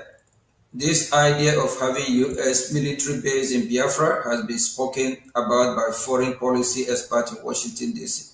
What do you think of this idea? I think it's a very good idea. Realistically, the United States isn't going to establish a military base before much more formal recognition of Biafran autonomy, if not independence. That said, I would add to your litany of reasons why this is important that the Gulf of Guinea is now the international hub of piracy. And therefore, it becomes extremely important to the security, to the freedom of navigation, to the energy flow. Now, technically speaking, when it comes to maritime law, piracy is an act that occurs 12 miles outside of a country's borders, once it's outside on the high seas, outside of its territorial waters. What Nigeria has done is categorize many of the acts of piracy as occurring inside its territorial waters in order to depress the statistics. But the fact of the matter is, Nigeria, number one, is dishonest with regard to its security. It's become a major source of instability in the region. And at the same time, Biafra has the resources which Nigeria wants to loot. The dynamic which the United States has to be very careful about is this. We've seen, for example, in both Pakistan and to a lesser extent Egypt, governments demanding that the United States assist them with defeating extremists. And in a way, it's a dynamic of extortion. Pakistan supports the Taliban, for example, and then demands that the United States gives it security assistance to defeat the Taliban. But it's never going to defeat the Taliban because it wants the billions of dollars in American security assistance. What the Nigerian government wants to do is similar. It wants to, on one hand, promote and catalyze the Fulani militias and other Islamist extremists in the Middle Belt, in the North, and in Biafra. And it will say, you need to give us millions, billions of dollars for our military in order to defeat this threat. But it's like the arsonists saying you need to give us millions of dollars, billions of dollars to put out a wildfire without admitting that they themselves started it. So what the United States needs to do, military base or not, is to call the bluff, the cynicism of Abuja. It needs to tell the Nigerians, we know what your game plan is, and we reject it. And the fact of the matter is, you have become a terror sponsor. You should be designated a state sponsor of terrorism. And we have concluded that the only way to protect the security and stability, as well as the Christian community, is to recognize Biafra. Thank you very much, Doctor. For years, the Nigerian government has used terrorism in the country as an excuse to ask for arms sale to Nigeria. Instead of using the weapon to fight Boko Haram, either the Nigerian government will use the weapon to engage in military action against the Biafrans, or provide those weapons to so-called reintegrated terrorists. Now, there is a shift towards direct U.S. counter-terrorism action in Nigeria, perhaps reflecting concern about the Nigerian military intention. What are your thoughts regarding arms sales to Nigeria? Should they be blocked, or at least conditions attack that U.S. arms cannot be used against the Biafrans and Christian population? Well, look, at a minimum, they need to be conditioned. The fact of the matter is, however, that the Nigerian government probably wouldn't adhere to those conditions. Look, I mean, when push comes to shove, the Nigerian government needs to be held accountable for its own actions. And the Nigerian army has been shown not to be a reliable security force. What I would do is challenge the Nigerian government. I would demand that any weapon sales be preconditioned on the arrest, the trial, and the conviction of any Nigerian officer, any Nigerian soldier who has participated in human rights violations against the people of Biafra. And if the Nigerian government isn't serious enough about rooting out the corruption and the terrorism within its own armed forces, then Mr. Prime Minister, under no circumstances should they get a single weapon or salary assistance to their military, because it's clear that they're insincere and they're playing a double game.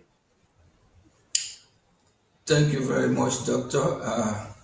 Can the Biafra military force, the Biafra Defense Force, Biafra Liberation Army be an alternative for U.S. in the area to the Nigerian military, similar to how the Kurds have been helpful to the U.S. in the Middle East? Should the U.S. military train and professionalize the Biafran force into a professional counter-terrorism force? We have proposed this to U.S. government for consideration. I would say that that is a good aspiration for the future. Realistically, until the United States recognizes the autonomy of Biafra, it's unlikely that you're going to get U.S. trainers descending into Biafra the way they have in Iraqi Kurdistan, or more recently in Somaliland. But you're absolutely right. Biafra should have the ability to defend itself to the best of its ability, especially if its neighbor cannot be trusted and indeed is the main threat to its security. Thank you very much, Doctor. The government of Nigeria has relationship with U.S. adversaries, including the Islamic Republic of Iran.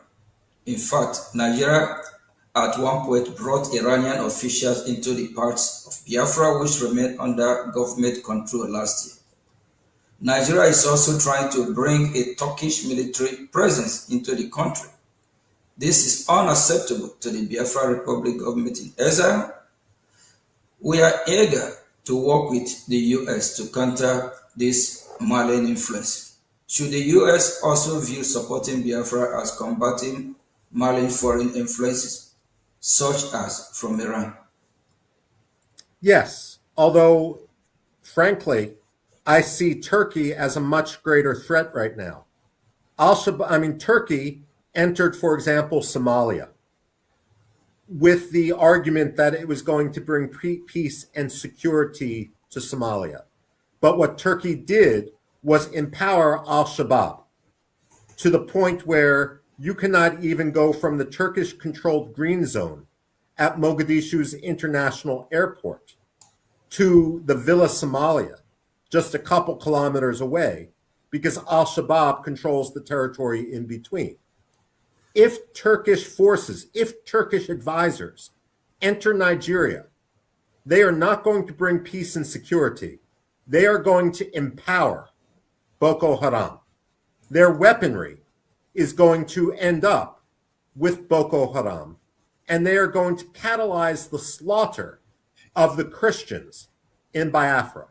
If Turkey cannot even acknowledge the Armenian genocide, how can you trust them with the lives of the Christians in Biafra? Thank you very much, Doctor. And I believe that every finger is pointed to Nigerian government or as a regime, as Iranian regime. So Nigeria is Iranian part 2. So they share the same ideology. So or supporting the Nigerian military is actually supporting terrorism against the Biafran Christians and even the Nigerian Christians. Thank you very much. In addition to the United States, which sovereign state do you think Biafra should cultivate relationship with? For example, Biafra has a historical relationship with Israel, and Israel is currently a natural ally for us. Look, ultimately, who recognizes Biafra and who Biafra recognizes is an issue of strategy. Certainly, Israel makes sense, but look, the fact of the matter is, African countries should support the Biafran cause as well, because Nigeria is simply a colonial empire under the guise of being an independent African state. The fact of the matter is, the way Nigeria has acted disqualifies it from the full recognition of the African Union and all of the member states.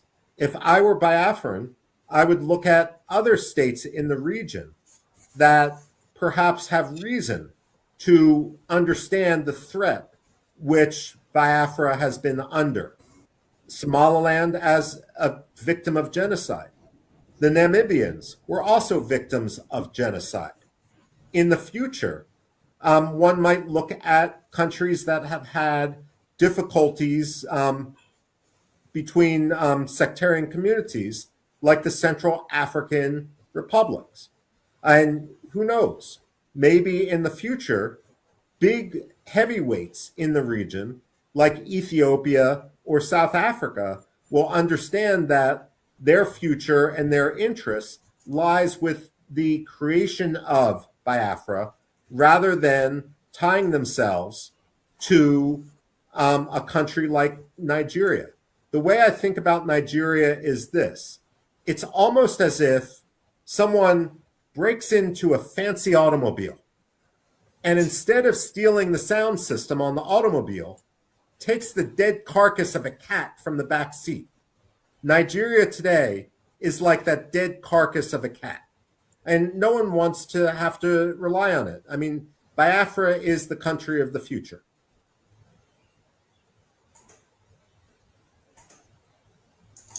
Thank you very much, Doctor. Are there other independence movement or non-state actors you think Biafra should have a relationship with?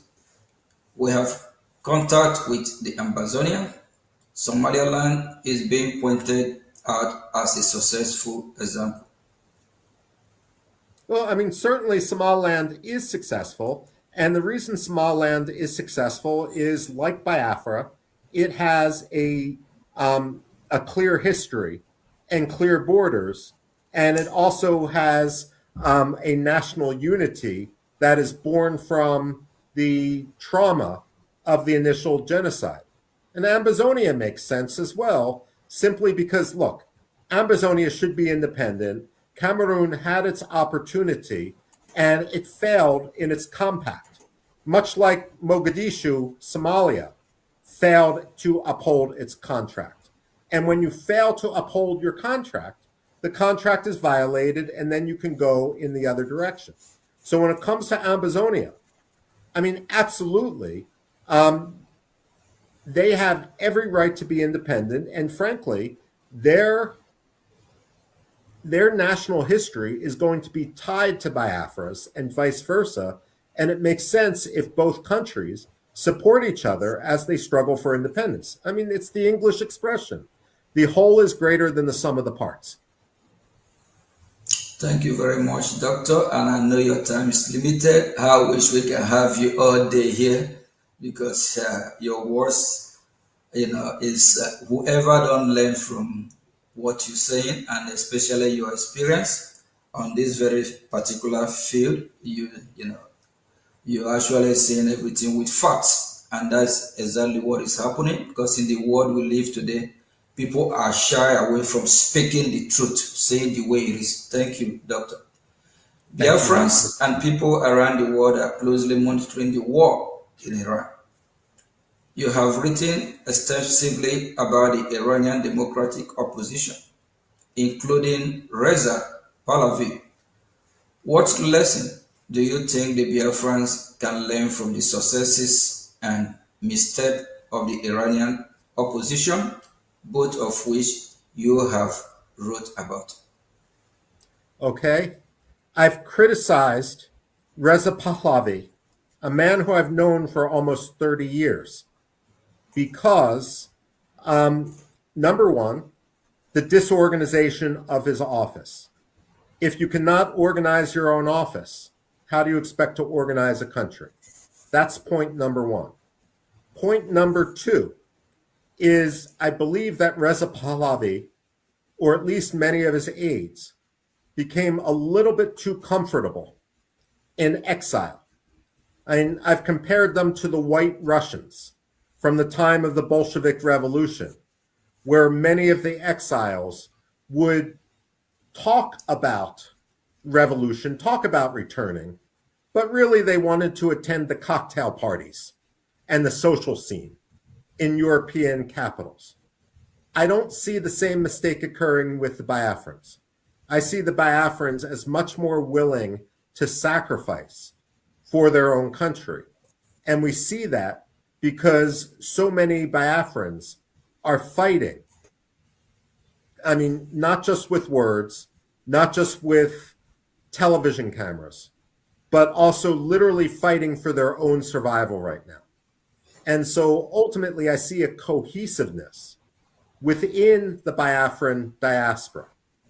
The only warning I would have, again, is the only message which the American audience should hear, which the European audience should hear, is about the justness of the Biafran cause.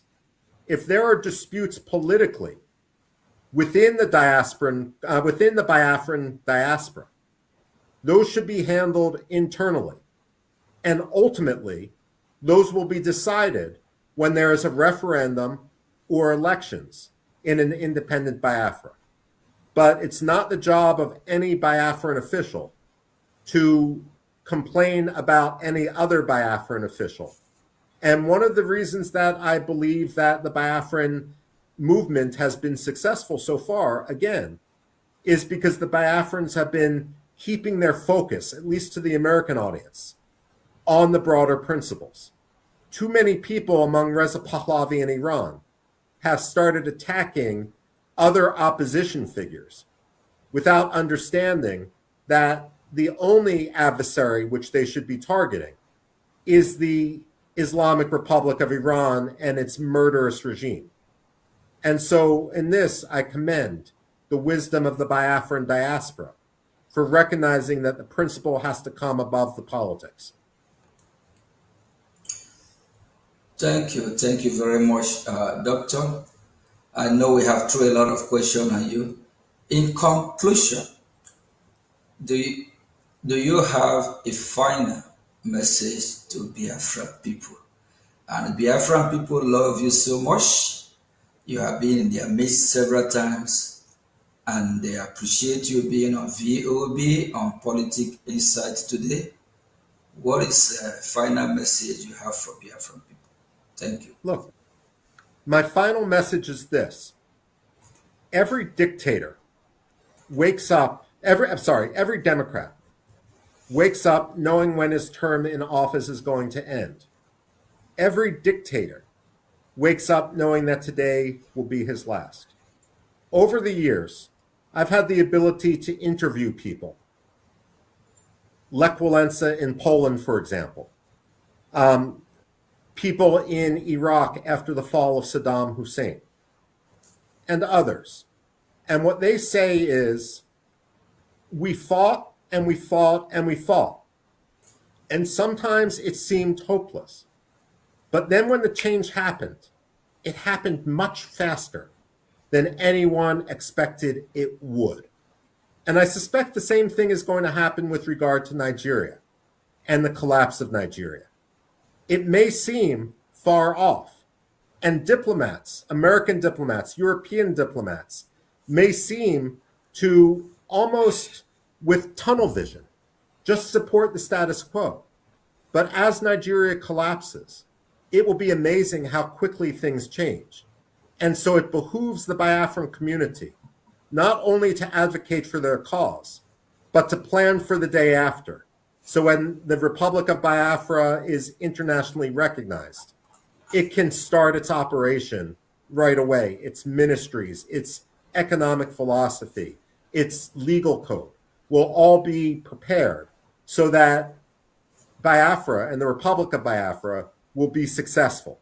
And in that, I have no doubt that you will. The human capital, the intelligence, the lived experience of the Biafrans put them in a category much closer to Somaliland than to a country like South Sudan, which failed almost as soon as it began. And so I commend everything the Biafran community is doing in order to preserve its national rights and in order to protect the livelihood of the Christians who are now undergoing an ongoing tragedy. Thank you very much, Michael, Senior Fellow at the American Enterprise Institute. We really appreciate you, and we are honored to have you in VOB. I know this what we went through before the interview. We have some difficulty at the time, and we appreciate your patience. We love you very much. Keep doing the good work to save the minority. Also, Christians have been persecuted, even non-Christian. God will reward you. Humanity love you. On behalf of the Biafran people, I'm saying a very big thank you. And the global community that know what you are doing, they love you very much because we know you are doing this from the bottom of your heart. And we have heard all you said, and we believe that those viewers that are listening and the U.S. government, they know the right thing to do because Iran of Africa is Nigeria. And if Nigeria is not disintegrated after taking down the terrorists over the Sahel without, on the Middle East, without dealing with Nigeria terrorists, because Nigeria has been a safe haven for the terrorists. Even they have Hezbollah in Nigeria, over 22 terrorist groups. So after Iran, we believe Nigeria should be next, and Biafran people should be free, and every minority in that region deserves to also get their freedom. Thank you very much. We appreciate you. And I also want to let Biafrans know that Marco here Michael Rubin here acknowledged the success of Biafra Republic government in Washington, of which we have been spreading the gospel, educating U.S. officials, because some Biafrans are not aware of this. And thank God that you yourself, you acknowledge it, that the work of our lobby, taking us to Washington, D.C. is paying off. Thank you very much, Marco. Honorable Minister of Information, please, before we let Michael Rubin go, we have, we run out of time already. So just go ahead. Thank you.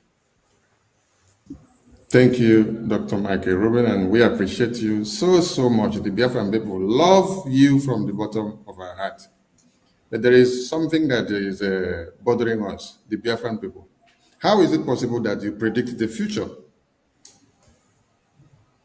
Well, we don't predict the future. You need to work for the future. And that's what gives me such hope when I see the Biafrans work to that common goal. Wow, thank you very much. In 2025, you said after Mali, Nigeria fall is the next. And today what you said has come to pass.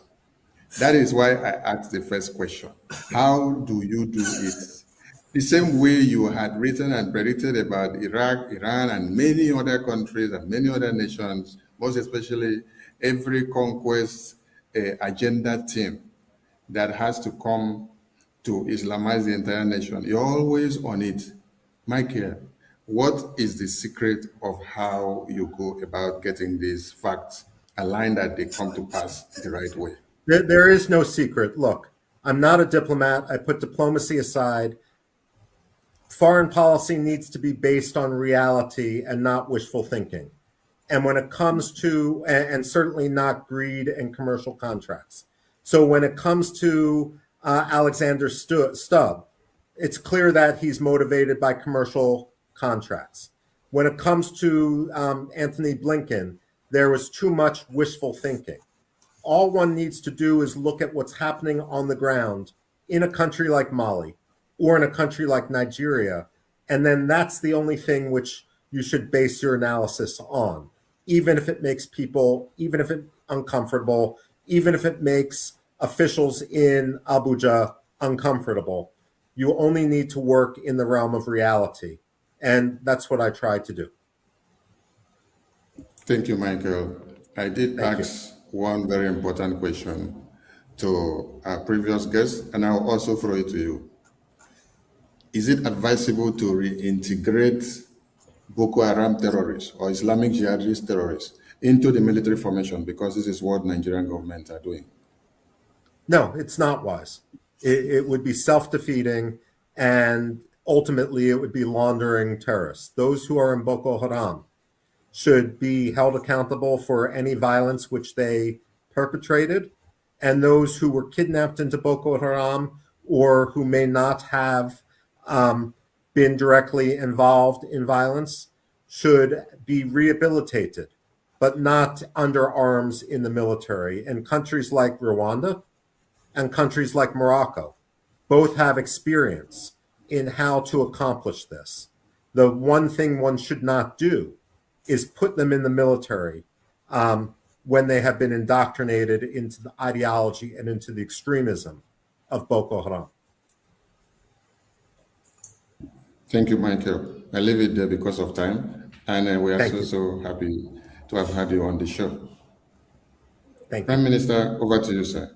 Yeah, thank you very much, Mike. Really appreciate, and hopefully in near future, we have you on VOB again, where we might have more time, because your word and your insight, your knowledge is encouraging, is uplifting. Great people of Biafra. This is the voice of Biafra. The voice that cannot be silenced. The voice of truth, resilience, and freedom.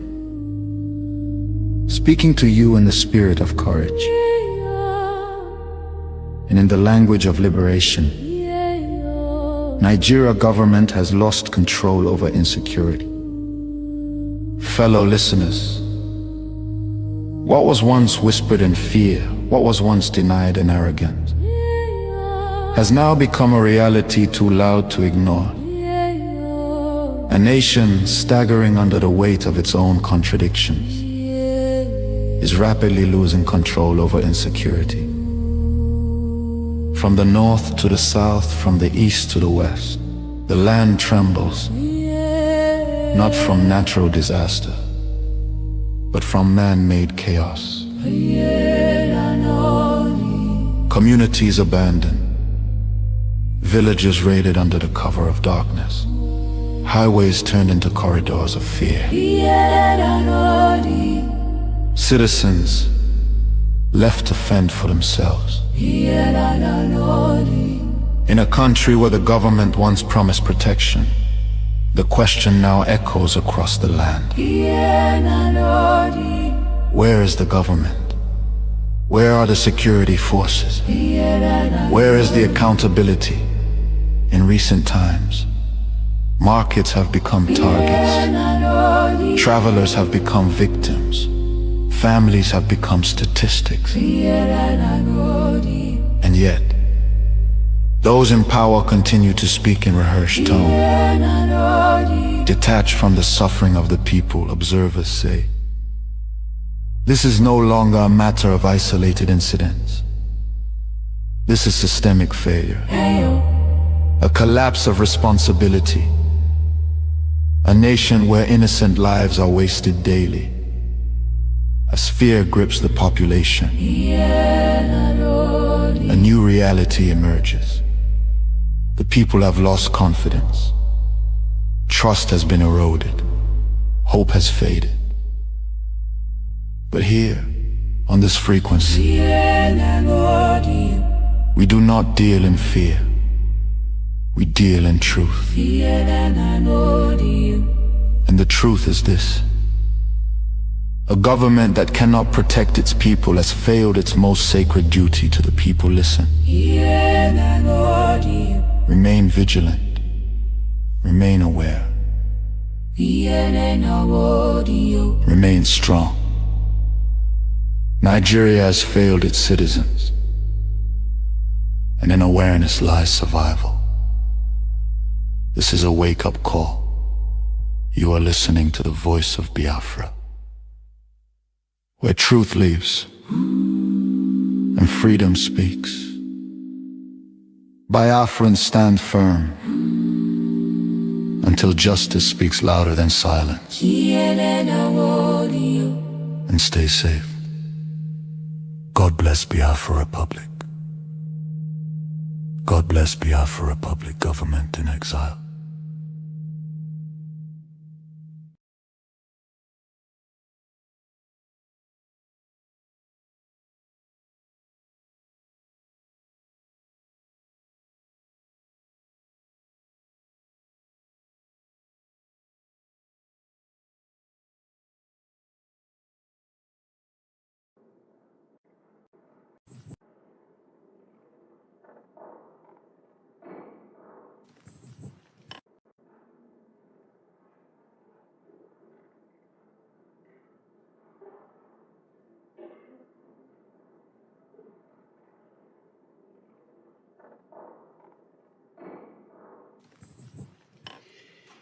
The subcommittees on Africa and Western Hemisphere, this hearing called Defending Religious Freedom Around the World will come to order, and I want to welcome each and every one of you here today, especially our very distinguished witnesses. Thank them in advance for not only their testimony, but their extraordinary leadership. I do want to express my heartfelt congratulations and thanks to Ambassador Sam Brownback and Dr. Katrina Lantos Sweat, who are the co-chairs of the International Religious Freedom Summit, just concluded here in Washington for an extraordinarily powerful, comprehensive call to action for global religious liberty. With incisive commentary and analysis from a broad swath of faith leaders, we have all been challenged once again to do more to mitigate and hopefully end religious persecution. In the United States, I think, as we all know here, but many know it around the world, Religious freedom is often called America's first freedom, since it's listed first in our Bill of Rights. The founders wrote, "Congress shall make no law respecting an establishment of religion or prohibiting the free exercise thereof." The Establishment Clause and the Free Exercise Clause protect the right of conscience of every American, that inviolable domain of the heart of every human being. And of course, religious freedom is not at all an American right alone. It's one that belongs to every human being on the face of the earth. Yet all around the world today, religious persecution is festering and exploding. What has been unconscionable for decades and centuries has actually gotten worse in many parts of the world. Billions of human beings made in the image and likeness of God live in countries where the God-given right to freely exercise their religion is severely restricted, many to the point of incarceration, torture, and execution. According to Open Doors' 2025 World Watch list, quote, more than 380 million Christians suffer high levels of persecution and discrimination for their faith, close unquote. Anti-Semitism is exploding, not just in the Middle East, but throughout Western democracies, including in the United States. Brutal dictatorships like China, Russia, Nicaragua, North Korea, Belarus, and Cuba, and I chaired a hearing on Belarus yesterday, and we heard from several very, very important people, many of whom were incarcerated for a long time. In one case, it was the man that would have won the election. His wife did, Svetlana. And in Belarus, they're crushing or trying to crush the church and the faith community under Lukashenko. Brutal dictatorships, like I said, are terrified of their people. It shows an innate weakness. They cannot stand a competition when it comes to the heart, minds, and souls of their people. And so, again, we have China, Russia, Nicaragua, North Korea, Belarus, and Cuba, and many others are terrified of letting their people speak out and to practice their faith. In many other parts of the world, authorities heavily restrict independent religious activity that does not accord with strict Islamic law. For example, in Afghanistan, in Iran, Pakistan, and in many parts of Nigeria, which have death penalty blasphemy laws, and unfortunately, increasingly in Syria, where under the new authorities, Christians, Kurds, Yazidis, Druze, and Alawites are facing increasing religious violence. Anything outside of the ubiquitous state, especially the search for deeper spiritual truths that speak directly to the human soul, is automatically a threat to these regimes. In China, and I do chair the China Commission, and I've been on that commission for years and worked on that for many, many years, as has Sam Brownback. People of all faiths are subjected to deplorable treatment by the Chinese Communist Party. As we speak, Uyghur Muslims in China are suffering genocide. Today, they are still brutally repressed. Many are shipped off to labor camps. I've asked them. They told me we have nothing to hide, they being the Chinese. The foreign minister put out a statement. So as chairman of the China Commission, I wrote him a letter immediately. I've been calling him ever since. I said, I want to lead a delegation to go to Xinjiang, to go to the camps. Crickets, nothing. They won't get back to us. They have everything to hide, and they are not even close to being transparent. Many are shipped off of the individuals there to camps. Their mosques are destroyed, and their children are forced to speak Mandarin instead of Uyghur. When unleashing terror on the Uyghurs, and again, this is the president, or he's not a president, he's a dictator, Xi Jinping. He said, we will show no mercy. And I've looked at all of those statements that he has made, and despite the pervasive use of torture, murder, and rape, much of the world looks askance and kowtows to Beijing. In May of last year, as part of its ongoing Sinization campaign, China issued a decree effectively banning foreign missionaries from evangelizing within China. That includes the mere bringing of Bibles into the country. And just a few months ago, the Chinese Communist Party began a massive new crackdown to build on the old of Chinese Christians. Today, we have testifying before us Grace Jin Drexel, the daughter of Pastor Ezra Jin, who is one of dozens of church leaders, very brave church leaders, who are now being wrongfully detained, harassed, and horribly mistreated. You know, just in my case, on one trip to China, and I've been there many times, I'm barred from going now, as is Sam, I know. We're on their list. I had the awesome privilege of meeting with Bishop Xu Zhiming. Bishop Xu is a leader of the underground Catholic Church. As we spoke and then prayed, he had been in prison for about 30 years up to that point. The bishop prayed for the persecutors. I mean, that is out of our scriptures, to love those who hate you, do good to those who persecute you. There I am talking to a man who bears scars on his body and certainly in his soul of having been incarcerated for 30 years till then. And he was praying for those who did it. I was just, I get mad when I get a bad editorial, as do a lot of the politicians. Here he is standing there, sitting there, telling us he prays for them. His witness absolutely amazed me. Love those who hate you, as I said, as Christ did from the cross. Unfortunately, only a few years later, he was arrested again and disappeared. He has not been heard from since. Xi Jinping is crushing people with faith, torture, jailing, rape, and murder, and we must act.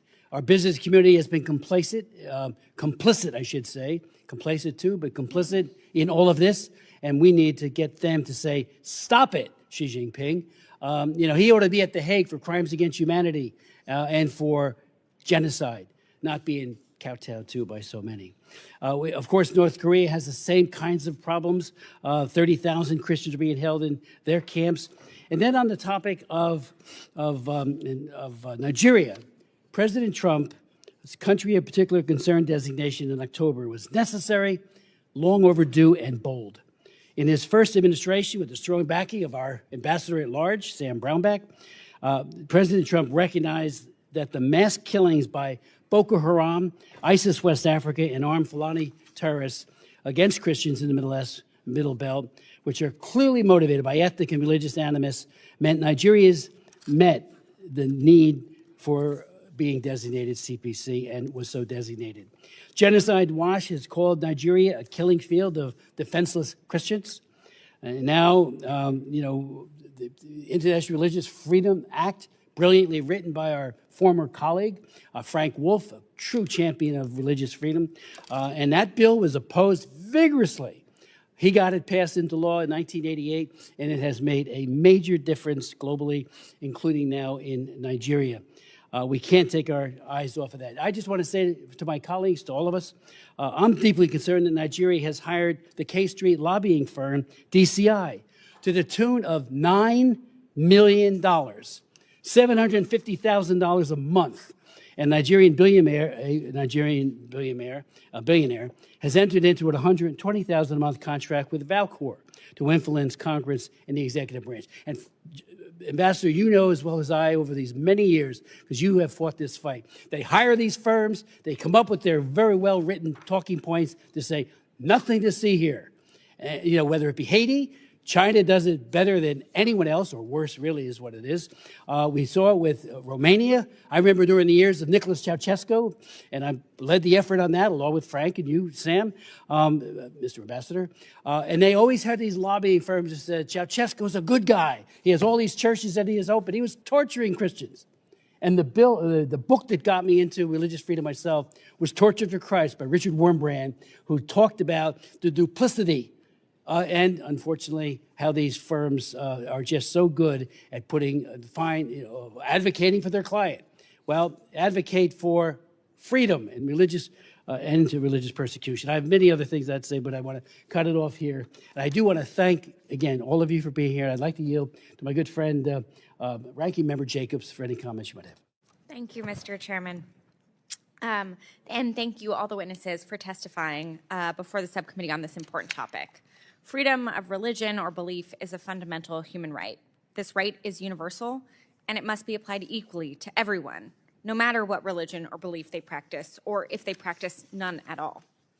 No country should get to cherry pick what religions they favor, or use religious freedom, religious persecution, or even a crisis like the rise in anti-Semitism as a shield to discriminate or as a weapon. So while I'm glad that the Trump administration has supposedly shown its support for this issue, I'm concerned this interest will be shallow and narrowly confined to only a small subset of religious freedom issues that match the demographics of their political base. But I hope the administration proves me wrong. They can start by actually investing in their own institutions, staffing, and toolkit to make this a priority, comprehensive, and enduring.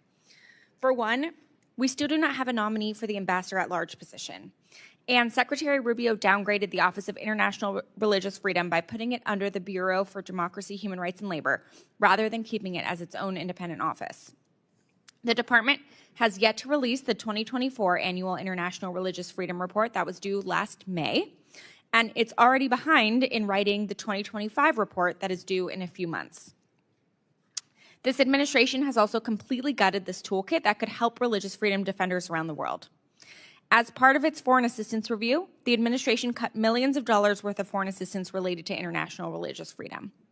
For example, Freedom House has reported that the administration terminated its Asia Religious and Ethnic Freedom Program that was supporting 4,000 members of religious minority groups facing discrimination and persecution, including Christian minority groups, Uyghurs, and others.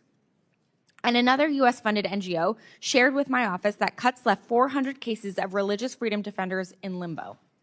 This means that this organization could no longer provide life-saving assistance to Afghan women who bravely ran for public office following the U.S. withdrawal, or Iranian journalists who were reporting on human rights violations by Iran's regime, or Nicaraguan journalists who have been arrested and forced into exile by the regime, and many, many more. And as I brought up during last year's Nigeria hearing, despite the administration's apparent interest in addressing conflict and religious tensions in Nigeria, it has cut hundreds of millions of dollars in foreign assistance to Nigeria, including assistance to faith leaders and to communities experiencing violence in the Middle Belt. For example, Secretary Rubio terminated a conflict resolution program, community initiatives to promote peace, that trained religious and tribal leaders in northern Nigeria, which was already showing to be extremely effective at reducing violence in communities. The violence in Nigeria is complex, affecting both Christians and Muslims, and the drivers of this violence are multifaceted and cannot be reduced to a single framing. In fact, oversimplistic narratives can further inflame religious tensions in communities. And yet, it is clear that President Trump only cares about Christians in Nigeria, and his only real action to address this problem, military strikes over Christmas, have not even done anything to materially help those communities. So far, it seems to me the administration's interest in religious freedom only goes so far, and it mostly applies to the plight of Christians abroad. But again, I hope the Trump administration proves me wrong and takes the steps I outlined to start prioritizing religious freedom abroad. And I hope today we can have a more nuanced conversation that discusses the freedom of religion or belief more comprehensively, and that addresses many communities in need of support, from Uyghur communities in China to Tibetans to the Rohingya in Myanmar to religious minorities in Iran and elsewhere.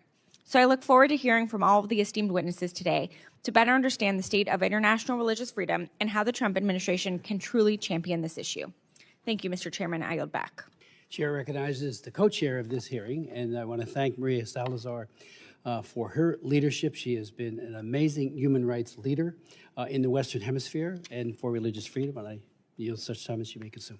Thank you very much, and I do want to commend you for putting together this hearing and for the witnesses to coming to testify, and to you, Chris Smith, for being such a great champion of this topic that is so dear to us, religious people, and to the Western Hemisphere. As the chairman of the Western Hemisphere subcommittee and within the House Foreign Affairs Committee, it's a pleasure to be here and to be talking about what's happening in our part of the world. And thank you once again. As you said, religious liberty is under attack around the world, and in the Western Hemisphere, there is a very clear example called Nicaragua. I know Nicaragua very well as a news correspondent working for Univision. I lived there, and I saw firsthand how the Nicaraguans, along with the Chileans, are the most Catholic people in the Western Hemisphere. I remember during one of the elections when Cardinal Obando y Bravo, who was like a rock star for the Nicaraguans, was able to indicate or to guide the people to how to vote when the Sandinistas were trying to steal the elections once again. But unfortunately, the Sandinistas, Daniel Ortega and Rosario Murillo, are back in power, and they are trying to substitute God for their regime. And this is what, and this is not an opinion, this is the empirical evidence. 260 religious figures have been expelled from just preaching or praying in public. 1,000 Catholic churches have been attacked, according to the Vatican. in 2024, evangelical pastors belonging to this group called the Mountain Gateway Ministries were arrested on fake charges and were sentenced to decades in prison just for bringing the gospel. That is what Ortega and Murillo do to their people and to those who are close to God. In 2025, last year, Ortega threw out the Clarisas nuns, forced them to flee to their convents, and with almost nothing. And not only that, the nuns from Teresa de Calcutta or from Mother Teresa, and I visit them, I know them in El Mercado Oriental. They had to flee, they had to go because Ortega would not allow them to continue practicing and servicing those people who lived in that market called El Mercado Oriental. On top of that, the Holy Week and Lent, those big processions that I covered as a news reporter, were completely banned, and they have been gone for the last 3 years. And on top of that, more than 6,000 faith-based NGOs have been shut down. The good news is that two things, that the Nicaraguan people remain to be a very solid group of evangelicals and Catholic and people that are of great faith, the Nicaraguan people, as I said, along with the Chileans. That's the first situation that the Murillo and the Ortega Murillo are facing. And the second one is Donald Trump. Everyone saw what happened in Venezuela. Everyone is understanding what's happening in Cuba right now, that apparently we're talking to the regime. These are three tyrannies, Nicaragua, Venezuela, and Cuba in Western Hemisphere, that have not allowed for decades for the faith-based community to flourish and to preach in whichever way they want to. So the message is very clear from this dais and from this hearing to Ortega and Murillo, and I will send them a message in Spanish so they can understand it very well, that their game is over. That I think it's time for them to understand that things are changing in the Western Hemisphere, and the first thing that they should do is not touch those faith-based communities, the Catholics, the evangelicals, or any other, the NGOs that are helping them.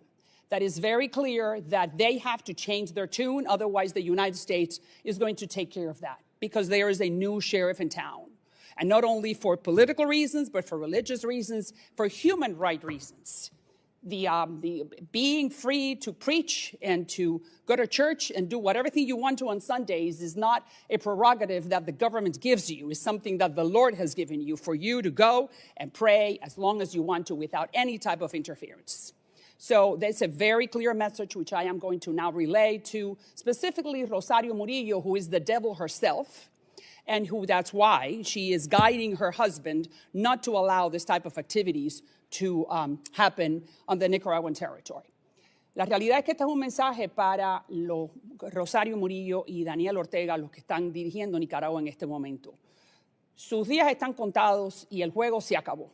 Así que específicamente la religión, los grupos religiosos, los evangélicos, los católicos, la gente que quiere rezarle a Dios en el momento que quieran, no los toquen más, dejen que vuelvan a entrar, dejen que haya libertad religiosa, porque los Estados Unidos y específicamente el presidente Donald Trump los tiene en la mirilla. Y sabemos que Venezuela primero, ahí está el ejemplo, después Cuba, que ya están hablando con ese régimen maldito, y ahora después va a ser Nicaragua. Gracias a Dios que hay un líder en la Casa Blanca. Thank God there is a leader at the White House that understands the importance of the Western Hemisphere, liberty, democracy, free market economy, and religious rights. And we thank you, Chairman, for allowing us to send this message specifically to the Nicaraguan people that have been wanting for the United States to pay attention to them and to give them back those religious freedom, civil rights, human rights that they had for so many years. Thanks again, and I yield back. Chairwoman Salazar, thank you for that very eloquent statement. And as you know, we did joint hearings on Nicaragua. We pleaded with Ortega, plead's probably too strong of a word. We wanted to go and visit the bishop when he arrested him, and they wouldn't let us in. Where was he? I mean, and we did the same thing with the political figures who were all arrested. So he had no opposition, he being Daniel Ortega, during his election, which was a farce, if ever there was one. Mr. Castro. Thank you.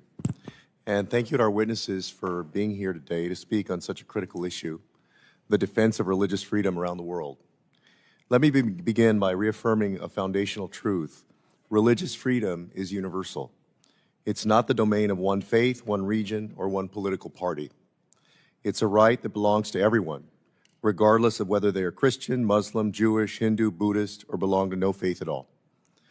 And U.S. foreign policy should reflect that principle clearly and consistently. Unfortunately, under this administration, we're seeing something very different. Unfortunately, the White House has increasingly pursued a narrow, exclusionary vision of religious liberty, one that prioritizes Christian concerns to the near total neglect of other persecuted groups. Last February, President Trump issued an executive order vowing to, quote, eradicate anti-Christian bias in foreign policy. Discrimination against Christians, where it exists, should certainly be something our foreign policy confronts. To do so when we ignore anti-Muslim violence or the repression of indigenous spiritual traditions is religious favoritism, not religious freedom. In April, the State Department ordered its diplomats to report any instances of anti-Christian bias. Are similar efforts being made on bias against practitioners of other faiths? The answer is no. At the same time, the State Department made a sweeping overhaul of its work on democracy, human rights, and labor, including explicitly integrating Western values into the mission of the department. When I asked them how they defined Western values, the administration defined it as based on Christianity and Christian theological concepts. This is clearly unconstitutional and in violation of the First Amendment to the Constitution of the United States. Meanwhile, persecuted minorities across the globe have been abandoned. The administration has deported members from religious minority communities in Iran back to a regime that imprisons and tortures people of faith.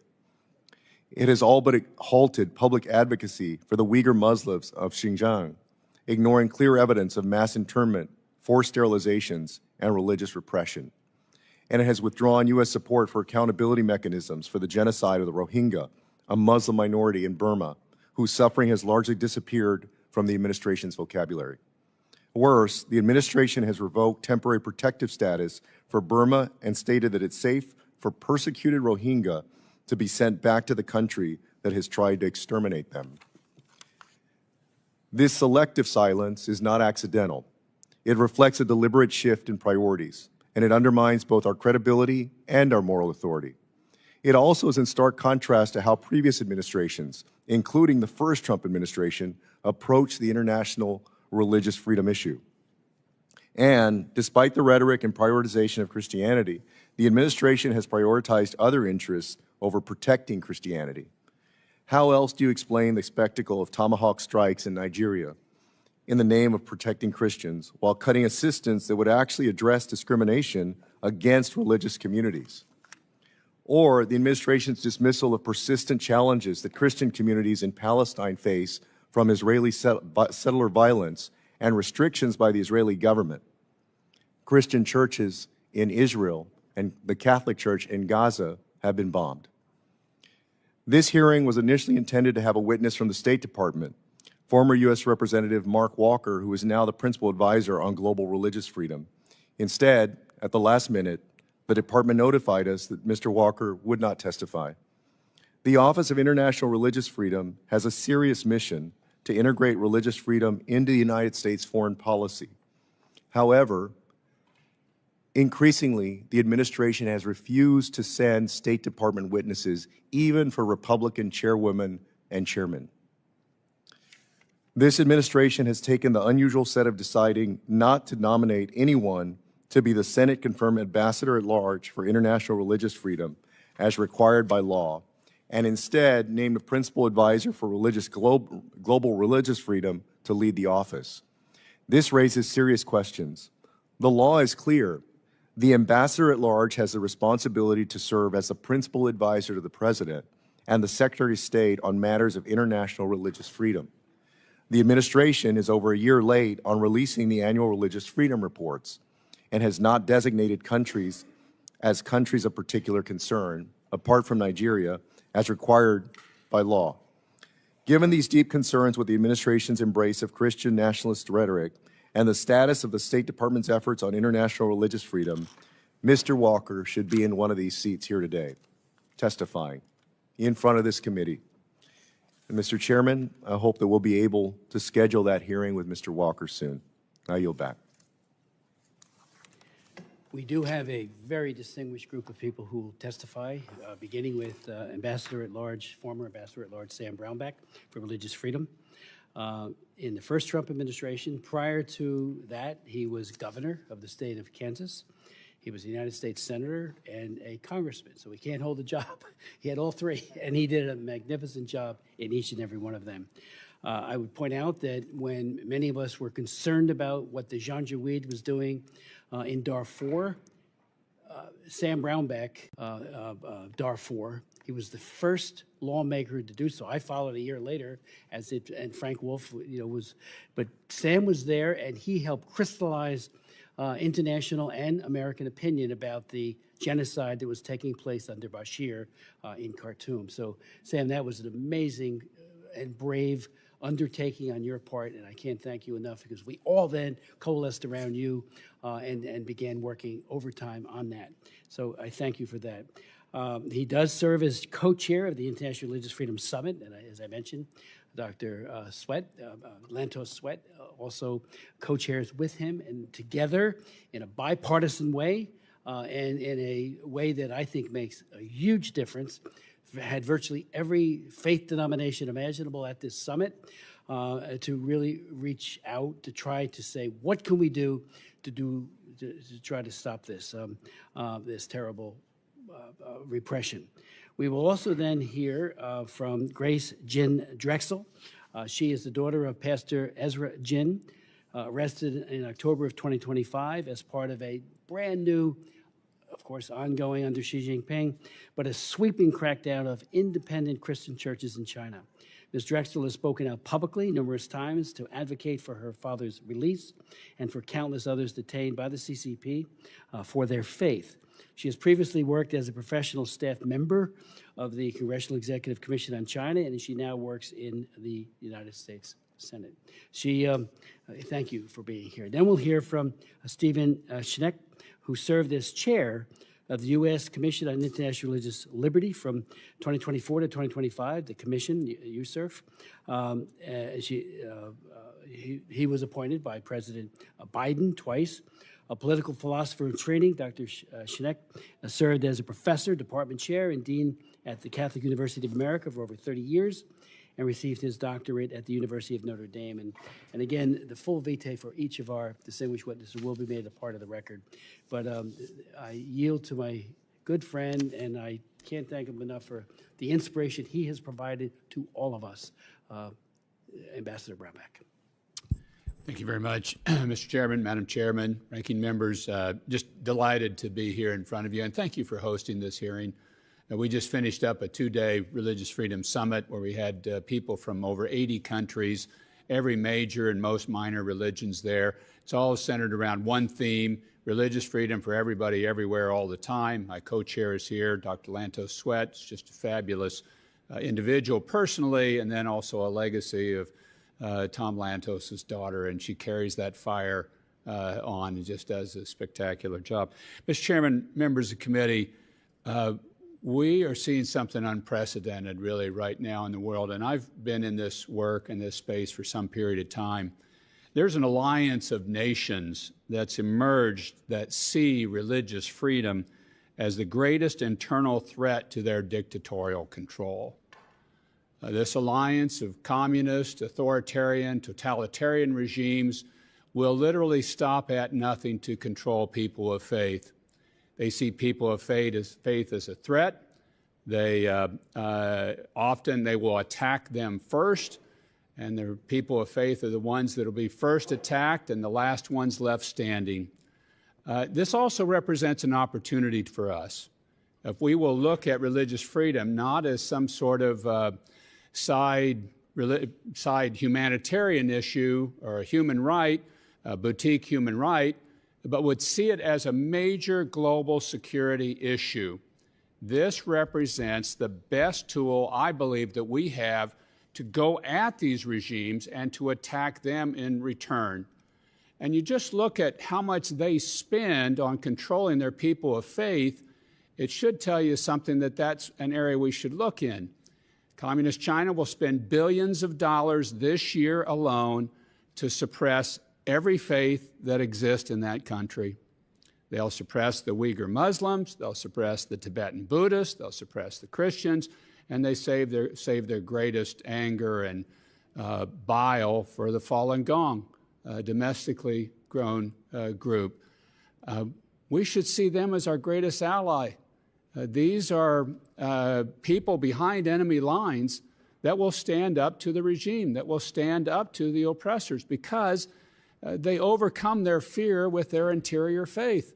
They will fight, even if it means their life, and often it does mean their life. The amount of Christian killing around the world is at an all-time high for Christendom. And that can be repeated. I could repeat that statement for a number of faiths now. Why? Why now? Why is this so much at this point in time? But that the community of faith has become the target of this dark alliance that we're facing off against, and China's the puppet master behind all of it. They have developed and invested billions of dollars in creating the most sophisticated surveillance technology mankind has ever known by far. And then they freely share it with other dictatorial regimes that are willing to use the same tools. And we should be deeply concerned about those issues, because that equipment then we're going to face in multiple sets of countries. And they're going to use that to maintain the dictatorships, the authoritarians that are standing against us, that want to remove the United States leadership and the Western leadership. This is unprecedented. It is really unprecedented, and it's a dark hour. The U.S. and other freedom-loving nations must rise to this challenge that we're facing today. And this is obviously far beyond any sort of partisan interest. We heard people in various countries represent and talk about this at our summit the last 2 days, and I could give you 100 different examples of every faith community that you would want to hear about of this. In a quick survey of some in the world, you'll see Moscow. I mentioned China. You see Moscow is allied with Russian Orthodox Church leadership. I don't go with the Russian Orthodox membership, but the leadership, working with it to persecute other faith traditions inside of Russia, and certainly in the occupied territories that they have of Ukraine. Vietnam is oppressing its Christian population and disfavored Buddhist communities, even though in a country like South Korea, we've seen out-of-favor Christian groups and the leader of the Unification Church have recently been jailed by the government. Japan has some similar limitations. Iran's Shia clerical hierarchy is persecuting harshly and lethally all other faiths, especially targeting Baha'is, Christians, and Jews in Iran, and even attacking Muslims of other schools of thought. In Pakistan, we see the Ahmadi Muslims are often violently attacked, as are Christians attacked there. Nicaragua, the chairwoman has mentioned and knows it very clearly, kicking out Catholic and evangelical clerics. And in a move reminiscent of the old Soviet days and the former Cold War that we're entering a new war, you cannot bring a Bible into Nicaragua now. Well, I thought that tactic had been left 30 years ago, but it's back, and they brought it back in Nicaragua. The new administration in Syria is purging religious minorities, threatening and killing them. These groups must be allowed to maintain their own security forces, or I guarantee you today a genocide will happen in Syria like happened in Iraq to the Yazidis and Christians. And this is a particularly important moment for Syria, for us, to say that these minority communities must be allowed to protect themselves, because if they don't, you will get a genocide will happen in Syria of these minority communities. Burma is seeing increased Christian persecution along with the ongoing Rohingya genocide in that country. Early warning signs of a Muslim on Christian war are brewing across Africa. This one's going to be a big one, ladies and gentlemen, if we don't get out ahead of this. It's starting in that Lake Chad region, but it will spread throughout that continent. Nigeria is now the deadliest place on the planet to be a Christian. At the same time, the Nigerian government is seeking and receiving support from countries I previously named: China, Russia, Turkey, and Saudi Arabia. I wonder why. In India, communal violence against Christian and Muslim communities is increasingly commonplace. Many other cases of persecution exist as well. North Korea has no religious freedom at all, none. The same is true of Eritrea and Afghanistan, where a number of people fled after the Taliban came back into power. Saudi Arabia continues to be the only country on the planet without a single church, an ally of ours. Religious persecution is actually a symptom of a closing world, a new iron curtain against faith, drawn not just against nations, but against conscience itself. Its antidote is religious freedom, a medicine we must insist upon before it's too late. Religious persecution is not an isolated human rights concern. It is a warning sign that freedom itself is under siege. When regimes crush faith, they are rehearsing the suppression of every other liberty that follows. History teaches us that appeasing these repressions does not bring stability. Instead, it invites greater aggression and deeper violence. We know this. On the other hand, religious freedom is a stabilizing force, a catalyst for civil society, and a foundation for lasting peace. Mr. Chairman, Madam Chairman, ranking members, the United States has both a moral authority and strategic interest. And I really want to drive that point, because this is actually a very strategic issue we must embrace, and we might need to lead on this issue. We must insist on religious freedom consistently, unapologetically, and urgently before the space for belief and dissent and human dignity closes further for everybody, and before the cost of inaction becomes far greater than the cost of leadership. Thank you. Thank you so much, Mr. Ambassador. Grace Jin Drexel, the floor is yours. Thank you so much, Congressman and woman, for this opportunity to testify and share my story. My name is Grace Jin Drexel, and on October 10th, 2025, my father, Pastor Ezra Jin, was arrested by the Chinese authorities along with 27 other pastors and church leaders from Zion Church. 18 remain in prison today. This represents the largest crackdown of an independent Christian congregation in China since the Cultural Revolution, a sweep so brazen it has drawn international condemnation, including from Secretary of State Marco Rubio. Many were seized in front of their young children, and my father and several older leaders suffer from health issues, and we fear for their well-being. I urge the Chinese government to release all these Zion members immediately and unconditionally. My father founded Zion Church in 2007 with the simple mission to remain faithful to the scripture and to serve families and communities. The church grew from just 2 families into China's largest urban house church with more than 1,500 members.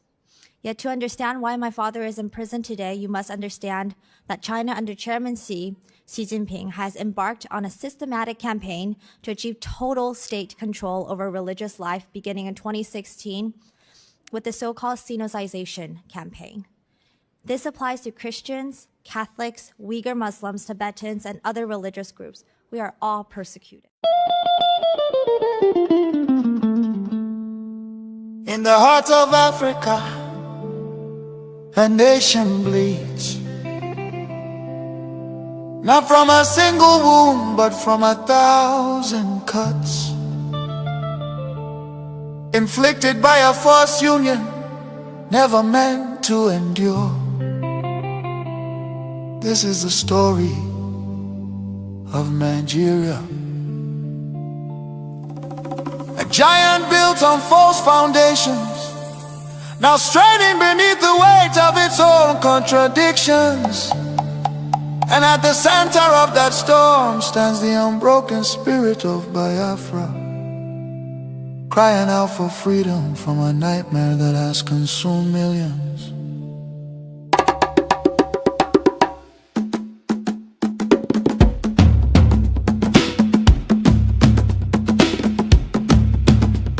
It began with the rivers of blood in 1966. Thousands of Biafran men, women and children, professionals, traders, students and families who had built lives across the Federation became targets in the northern city, fueled by ethnic hatred and religious hostility. Mobs descended upon innocent civilians. They were slaughtered in their homes, in crowded markets, and aboard trains carrying desperate families back to the east. Streets were littered with bodies, rivers choked with corpses. Survivors returned to the east carrying trauma, grief, and the painful realization that they were no longer wanted in the Nigerian Union. Biafra, Biafra, voice of truth and freedom.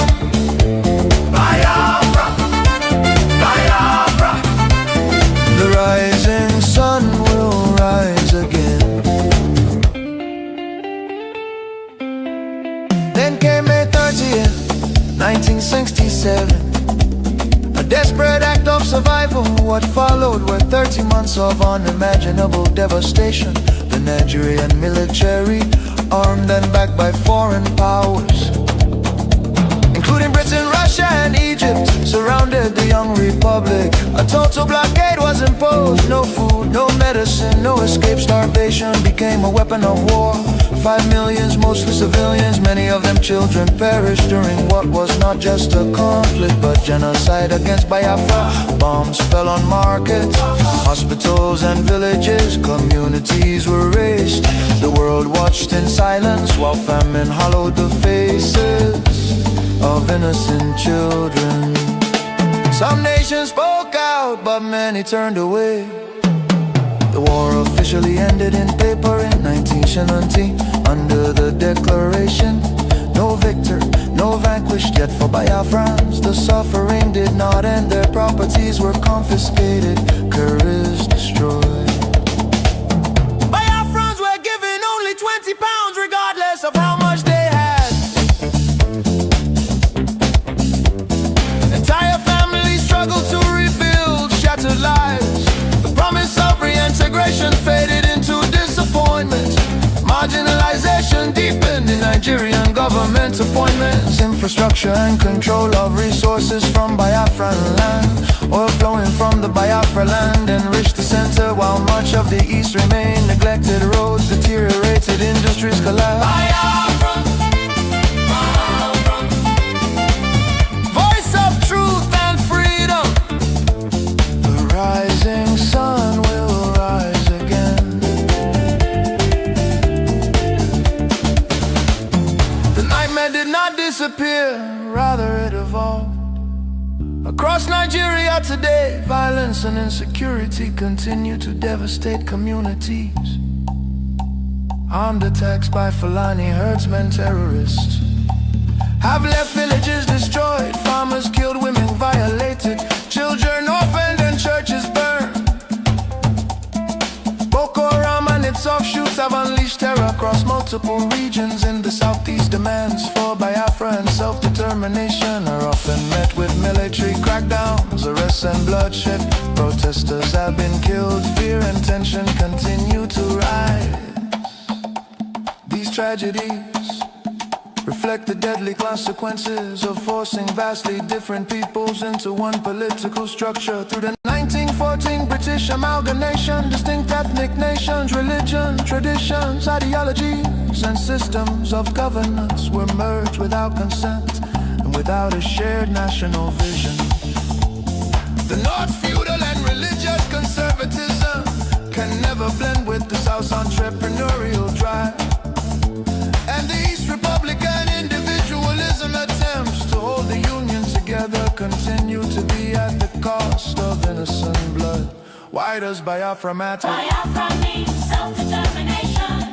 Biafra represents dignity, survival, and the right of a people to life and choose their future. Biafra symbolizes resistance, innovation, enterprise, and hope.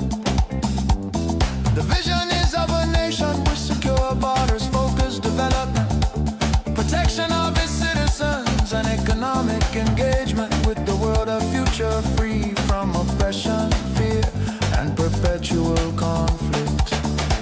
The solution is not endless political conferences, military force or federal quota system, but a peaceful separation based on shared values and voluntary association. History shows that artificial unions often fracture violently, while honest separation can allow wounded nations to recover. Biafra is not dead, Biafra lives. It lives because the desire for freedom cannot be extinguished. Nigeria's ongoing crisis, corruption, insecurity, poverty, and division are proof that one structure cannot hold people with dangerous diversities together. For the million already lost, for the children yet unborn. Biafra, Biafra independence is non-negotiable. Let Africa remember that true unity cannot be sustained by force. The world must listen before more lives are lost. Biafra, Biafra lives. Freedom calls. God bless Biafra. God bless the land of the rising sun. God bless Biafra Republic, government in exile, led by Prime Minister His Excellency Okechukwu, for standing tall in the pursuit of Biafra independence. Biafra, Biafra.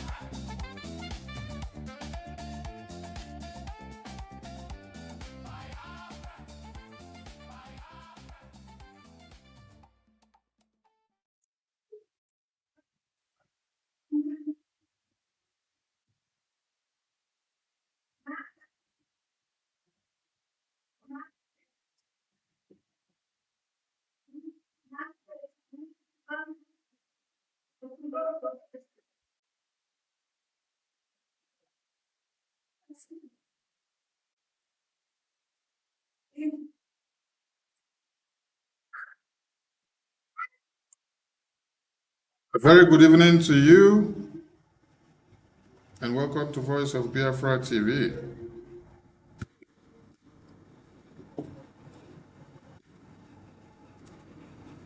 The quest has become a must talk about issue. If you're not aware of what is happening in the Biafran circle, then you are not correct. Welcome to Voice of Biafra, the voice of truth, the voice of freedom, the voice of justice, and the voice of the people. It is Friday night, live on Voice of Biafra television. And I will be having a special guest in the house tonight that will be joining us all the way from Washington, D.C. And while that is in the pipeline, I welcome you all to Voice of Biafra television. A lot of things have happened within the week. But the truth remains that, and the fact of the matter is that, Nigeria is breaking into pieces. And Biafrans are getting ready to walk out with their victory of Biafra. Because the whole world is fixating their camera on Nigeria now.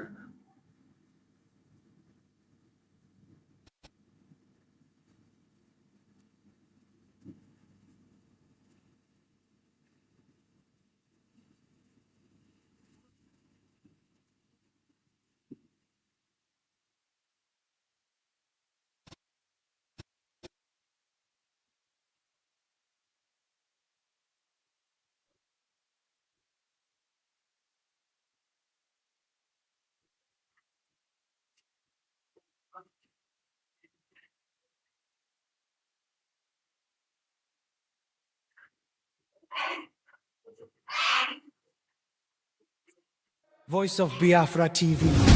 The first, the best, and the last. Voice of Biafra TV. We lead, we shine, we last. The first, the best, and the last. From the east to the world, hear the truth unfold. No other station does it better. Truth be told, real stories, real power, real Biafran soul. Every day, every hour, we taking control. Breaking every silence, letting voices rise. Standing for the people, opening their eyes. Strong and unshaken, bold for all to see. Broadcasting the future. Voice of Biafra TV. There is only one. Only one broadcaster network. Voice of Biafra TV. The first, the best, and the last. Voice of Biafra TV. First to speak, best to watch, last to last. Voice of Biafra TV. Voice of Biafra TV. Holy war, holy war. Voice of Biafra TV.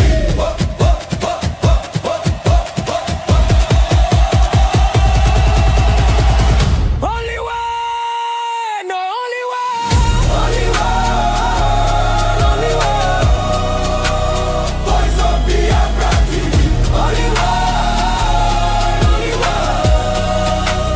Voice of Biafra TV. Only one, only one, only one, only one, only one, only one. Voice of Biafra TV. Only one, only one, only one, only one, only one, only one. Hear the people sing at last.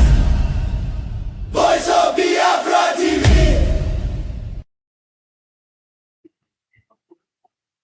A very good evening to you all from here, and welcome to Voice of Biafra TV.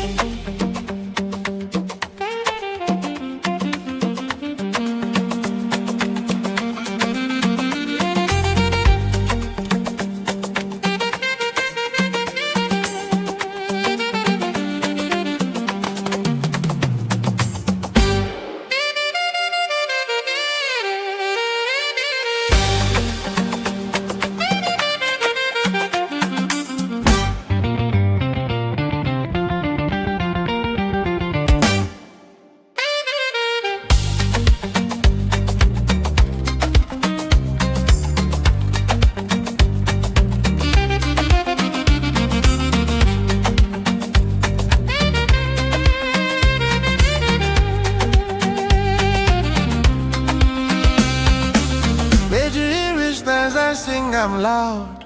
Go Georgia, for all our heroes we make us proud. Go Georgia, Biafra blood, Biafra spirit strong. Go Georgia, their story they live now they make us holy. Go Georgia, dance with joy even if I they cry. Yeah. Go Georgia, honor our people we pay the price. Go Georgia, me Trachi we no go ever forget. Go Georgia, forever bright, forever we go praise. Go Georgia, go Georgia,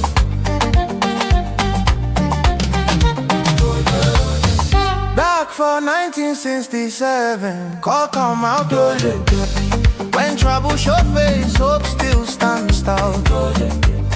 Them stand ground well to protect their own. Past fire, hunger, rain and heavy stone. Oju cool us with hearts way true. Mama them fight, papa them too. Picking them brave as them walk at the road. Every sacrifice where them sow, na good see them soldier. Them build things with hand and sense way bright. Ogbunigwe shine like morning light. Pulia strip they touch the sky. Them say we no go die, we go still try. No we no go let their name just fade away. Their strength now our strength to this very day.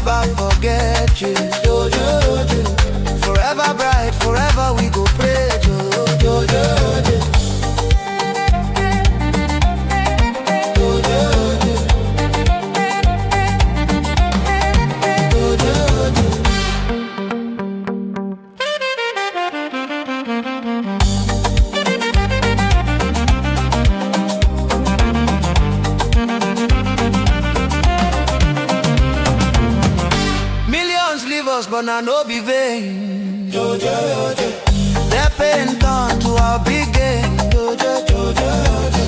Whole world look and learn the truth about human value and brave you. From east go west pass every say. We dey carry their legacy. Strong sense they run deep inside. Every step where we take, now pride where they guide. Women stand when hope almost go. Them you wound, them show love well. You them arise, keep fire, they burn. Freedom dream now waiting we they land. May 30 we go stand and sing I'm loud. For all our heroes we make us proud. Biafra blood, Biafra spirit strong. Their story they live now they make us solo. Dance with joy even if I they cry. Honor our people we pay the price. May 30 we no go ever forget. Forever bright, forever we go praise.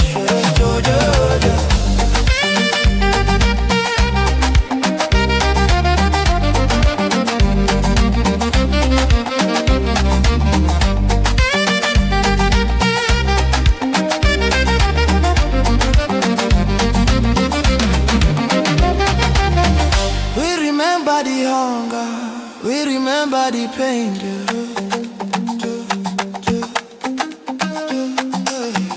We remember the victory, we come out from rain.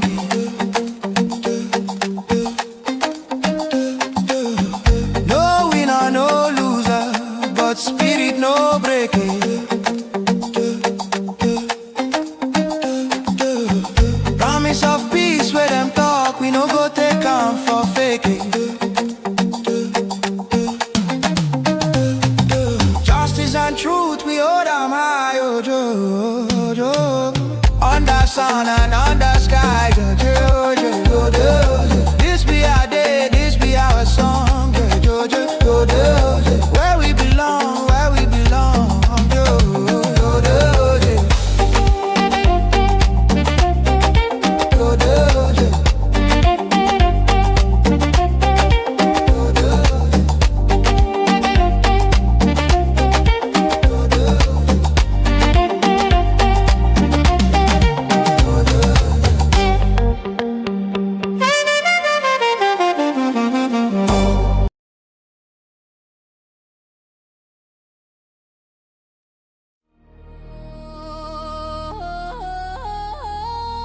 Voice of Biafra TV, the voice of truth, the voice of the people. There is only one broadcasting network. Voice of Biafra TV, The first, the best, and the last. Voice of Biafra TV. We lead, we shine, we last. The first, the best, and the last. From the east to the world, hear the truth unfold. No other station does it better. Truth be told, real stories, real power, real Biafran soul. Every day, every hour, we taking control. Breaking every silence, letting voices rise. Standing for the people, opening their eyes. Strong and unshaken, both for all to see. Broadcasting the future. Voice of Biafra TV. There is only one broadcasting network. Welcome back to Voice of Biafra TV.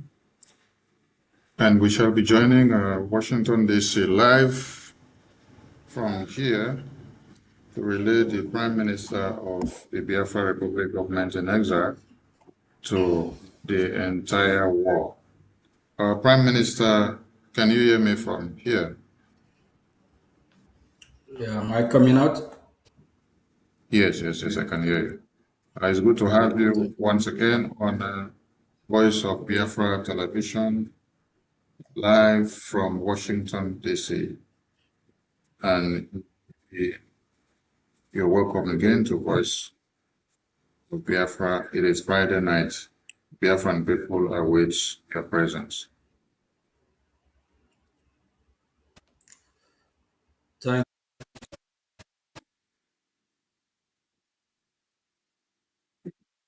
you. Great work you're doing for Biafran people. We really appreciate it. Good afternoon from here, my fellow citizens. Greetings to all the honorable ministers of Biafra Republic government in exile and also de facto government. I greet you all. And to our allies, our friends, we say thank you for supporting us and to hear our voice. Also in ways to help us. It's true that we are facing difficulties in this troubled time, a lot of challenges, temptation here and there, but that will not prevent Biafra from coming. It is already destined by our God, Chukwu Okike Abia, the creator of the heaven and earth, Jehovah God, for us to be free. He created us as freeborn, as free people, and we must be free.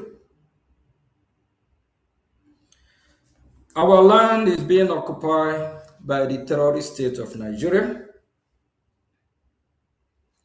after the genocidal civil war. They reannexed Biafran territory. And since then, the inhumane treatment did not stop.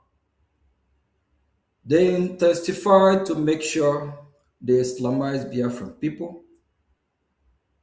They try everything they can to chase us out of our land.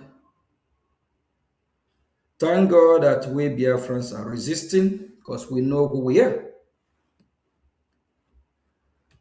We can never be Islamized.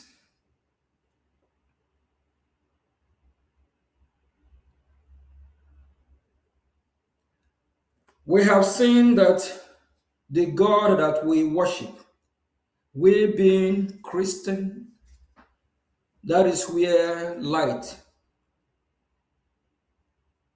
that is where our salvation is coming from.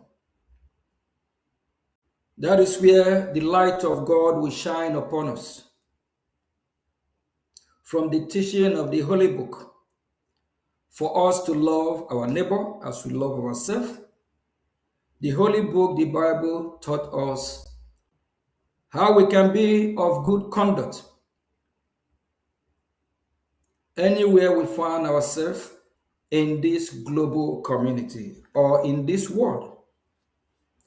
We can't leave the teaching of our God and embrace Islamic jihadist terrorist teaching, of which their God, Allah, taught them how they will kill Christians, how they will behead women, children, how they will rape women, goat, cattle. We can't worship such God. We worship the God that we believe in, the God of life, the God of salvation, the God that taught you how to show love to your fellow human being.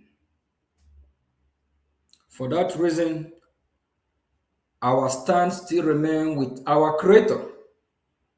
And for that purpose that He created us to dwell and live in the land of Biafra. It's our God-given land that He have given us. We cannot allow or let anyone take it away from us. This troubled time, a lot been happening. Temptation from here and there, discord from here and there. While the Nigerian terrorist government is coming after me here in the United States of America, they are also using some Biafrans to work against freedom of Biafra. It's heartbreaking.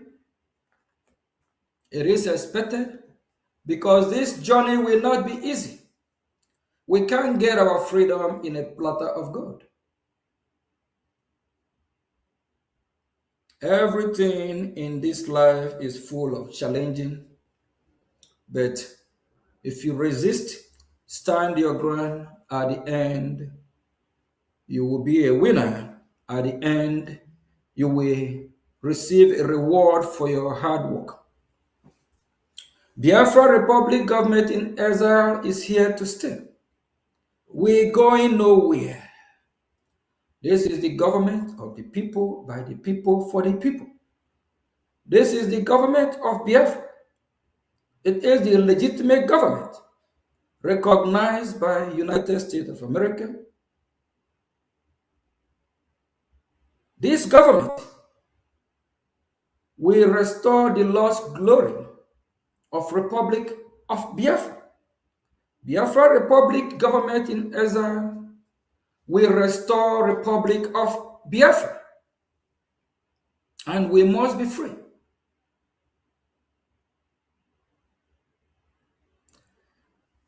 Please, I will use this opportunity. We already know what is happening in our region and also around our neighbor, Nigeria.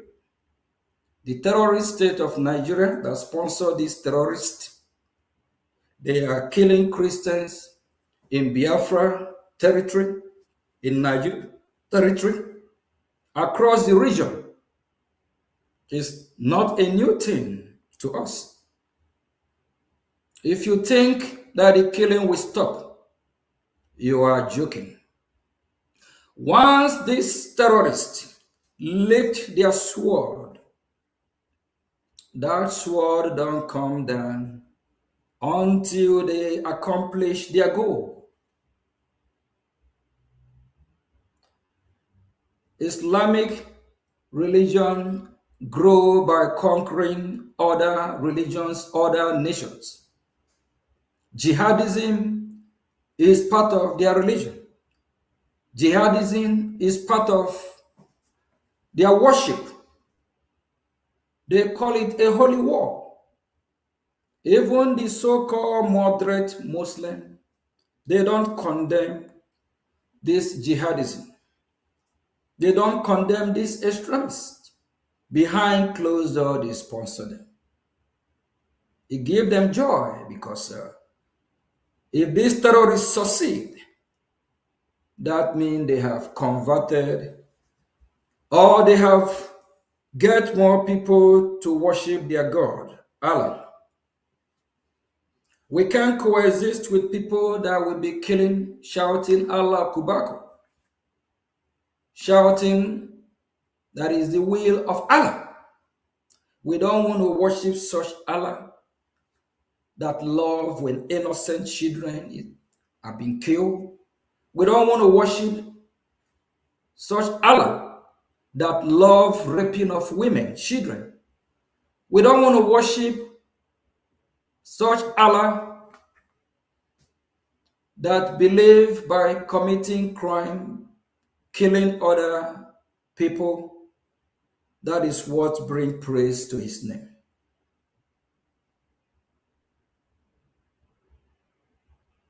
A lot of Biafrans have been massacred daily. By who? By Nigerian terrorist government. The same government that sponsors insecurity in Nigeria. By extension, in Biafra land. Because they are still occupying our land. We will fight. We will do everything we can to chase them out of our land. Because it is our land. It is our right to defend ourselves. And our freedom we must get. Please, if you see what is going on within the Biafran struggle today, don't be surprised. It is expected. It happened in India. when they were fighting for their freedom. It happened in South Africa. Why the group of Mandela have the upper hand? Because the group of Mandela form a government in exile. Why you have other groups also agitating? Please, if you're part of Biafra Republic government in exile, government, you remember you are in a government of Biafra. Serve your people with all you have. Do everything you can. And serve with honesty, dignity, and with respect. Don't undermine other groups. Here in United States of America, you have the government of America. And you also have other organizations like the Red Cross, Salvation Army. It's a lot of organization. There is no difference with ours as well. We have a government. The only legitimate government is Biafra Republic government in exile. All other groups, they can have their groups, organize themselves, and support their government. As long as they are not working against Biafra Republic government in exile, we will not have problem with them. And also remember, after we have successfully liberated Biafra land, we will have parties. Like here in America, you have the Republican Party, you have the Democrat Party, and you also have the independents, of which you can run under Republican or Democrat, or you can run as independent. When Biafra is totally free, we might have something like USB Party. They have their right to contest to win election. BGC, Imam Mahmoud group, they can form a party. CRC group can form a party. 100-man group can form a party. IPOB under Mazin Nnamdi Kanu can also be a party wings. And IPOB under Chike can also be a party. And we will not forget, after the genocidal war, a man who worked very hard to resurrect the movement, Chief Ralph Owazurike. He do deserve credit, no matter what happened. If you have not resurrected this movement, I don't know if you and I will wake up to be talking about Biafra today. Chief Ralph Owazurike, Mazop can also not can. Mazop party will also contest. Then we'll go through a process of selecting the best candidate. It happens in every civilized world where they practice good democracy. Every party will not come with their best candidate. Then there will be a debate. Biafran people will hear from Mazop group, from Chief Owazurike, from Mazin Nnamdi Kanu IPOB, from DOS IPOB, from BGC group, from Simon Ekpa party, from USB party. They will vote for who will lead them. That is a true democracy. After we totally liberate Biafra land during the transition process, we will have election in Biafra land. And as I'm speaking, some of these groups are already willing to work with Biafra Republic government in exile. very soon we'll have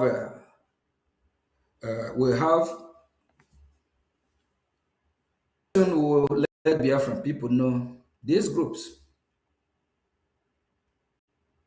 after we have thoroughly make sure that working together, of which is a good idea, and we hear a good fruitful result for Biafran people, because we are all Biafrans. No Biafra is greater than any Biafra. Nobody owns Biafra.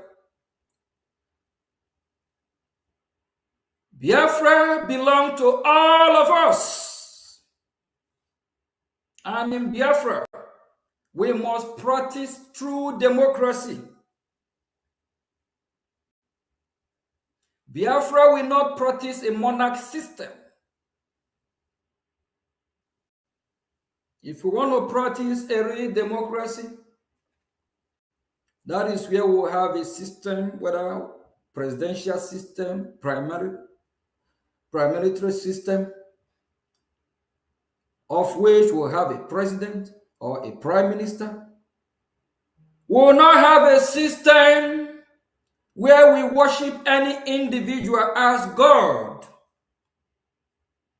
Biafra people believe in Chukwu Okike Abiam, Jehovah God, the supreme God, the supreme leader of all and all, with his son, Jesus Christ. The system of Biafra prohibits supreme leader. Biafra will not worship any human being. And nobody is bigger, greater than Biafra. We will not have a monarch system.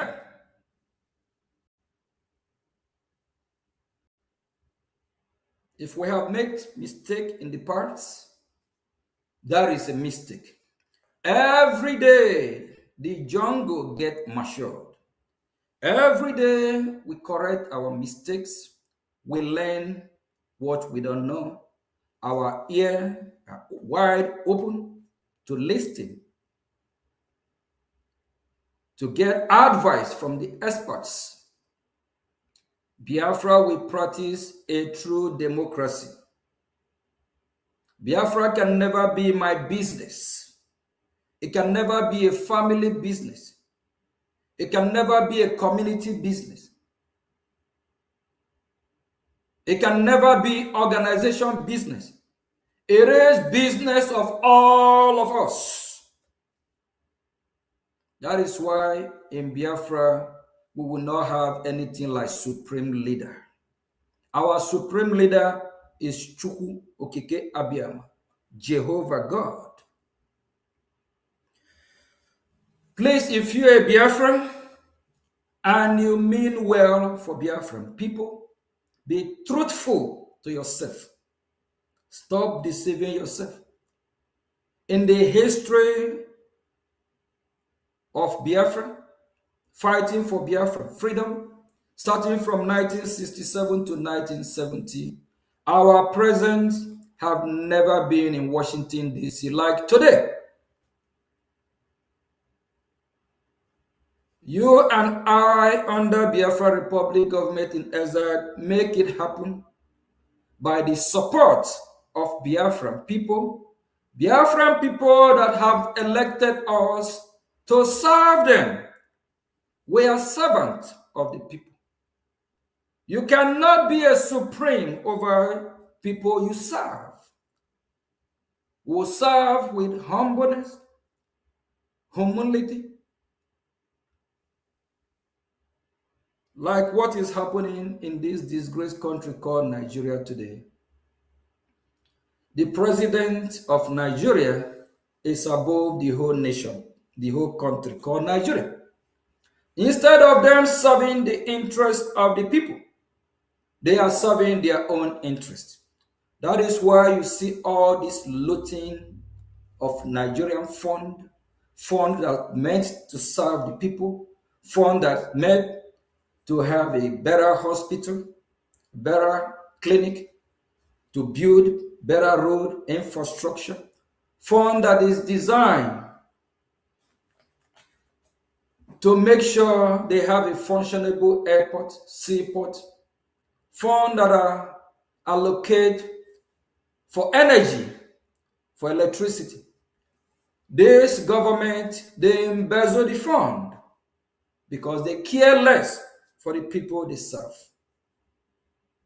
Instead of being the servant of the people, they now turn the people to be their slave. Because of the system of supreme leader, because they are above the people they're supposed to serve. We in Biafra Republic government in Ezra, we are your servant. We will serve you with the best of our knowledge, with humbleness. We are not your supreme leader. Nothing in history of Biafra like supreme leader. We're not going to practice a monarch system. In this 21st century, true democracy is not the system of Omunna back in the days, where you have the Eze, then you have the Elders Council. What are we talking about? Are we going back to 1500 years ago? Or are we moving forward? We can't have a system where we have a supreme leader, Elders Council. What kind of system is that? That is why I encourage every group to work with Biafra Republic government in Ezra. You have your own part to play. Come to your government. Bring your expertise. Bring the best you have. We need you on board. We cannot do it alone. That is why I'm calling on all these groups, especially these groups that are fighting themselves on social media, disgracing themselves. The government of Biafra is not happy about it. IPOB under Mazin Nnamdi Kanu, shield your sword. Reserve that sword. You need it to fight your enemy. IPOB under Mazi Chike Doziem, shield your sword. These two IPOB groups fighting themselves, we yet no result. Reserve that sword. You need that sword to fight your enemy. We cannot be calling for peace. And we that are calling for peace will still be the one that is causing chaos, problem. This government is real concerned about this issue. Please, every other group, shade your sword. And the BGC, CROC group of Mazi Simon Ekwa, shade your sword. You can be calling for peace and you suing the government of Biafra, of which Mazi Simon Ekwa confesses and realizes that Brgie is the government of Biafra, of which he's part of Brgie at the time, before he chose the side he want to work with. Brgie is still the government of Biafra. Brgie is not hijacked by anyone. No one born of a woman can destroy Brgie. No one born of any woman can hijack Brgie. No one can hijack the government of Biafra. No one can hijack the government of the people. God can use you, can use me as a willing tools to get Brgie to function and work as a government. That don't mean that government belongs to you or me. If God have chosen to use me as a willing tool to put together the government of Biafra, that don't mean it's my government. It's your government. Without you, I can't do nothing. Without you sending me to work for you, I can't do it on my own.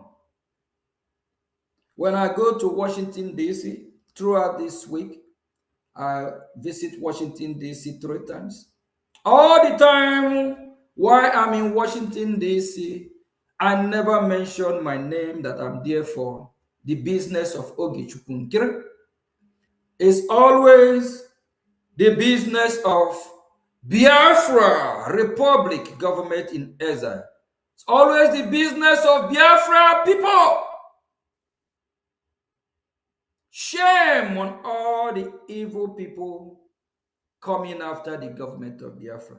Sheathe your sword. Use that your sword against our enemy. We can't be enemy among ourselves. We can't be calling for peace, unity within us, and we are fighting one another. Brgie is government of Biafra, and it's never been hijacked, can never be hijacked. Brgie is in good hand. I, as a messenger, you have made me your gatekeeper of Biafra Republic government in exile. I accept it. As the gatekeeper, I will make sure nothing happened to Brgie. Nothing happened to Biafra Republic government in exile. If anything happened to Biafra government, it will be a disaster from Washington, D.C. Do you all want Washington, D.C. to start looking at us, taking us on serious? Brgie have opened the eyes of lawmakers in Washington. Few hours ago, when I opened my phone, I saw a wonderful, beautiful text from one of our allies from US government. I laugh and I respond back, great. What you don't know is bigger than you. But for you that have trusted me and gave me this assignment, thank you. For you that believe in me, be rest assured, Biafra is here. I will not disappoint you, but I will make sure every mistake that we have made in the past will correct everything. Throughout this week, all my meeting in Washington is a top, high-level meeting. I can't even tweet about the meeting, comment on it, or take a picture. Top secret meetings. Why I'm here fighting for you. You are there fighting against me. A wonder shall never end. I love my job. I love what I'm doing. Because I see that the future is bright. What I'm doing for you, and by your help, with your support, is yielding fruit. Because we are going to save millions of Biafra. Time is coming when the population of Biafra will be over 1 billion. If we allow these terrorists to kill us all, this population that will billion in time to come, That will not happen. We are saving our life. We are saving the life of Biafra. We are saving the life of our children, born and unborn.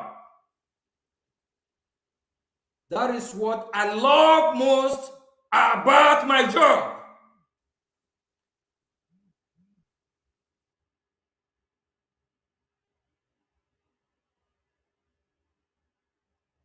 What gives me the power to keep fighting, to keep doing what I'm doing?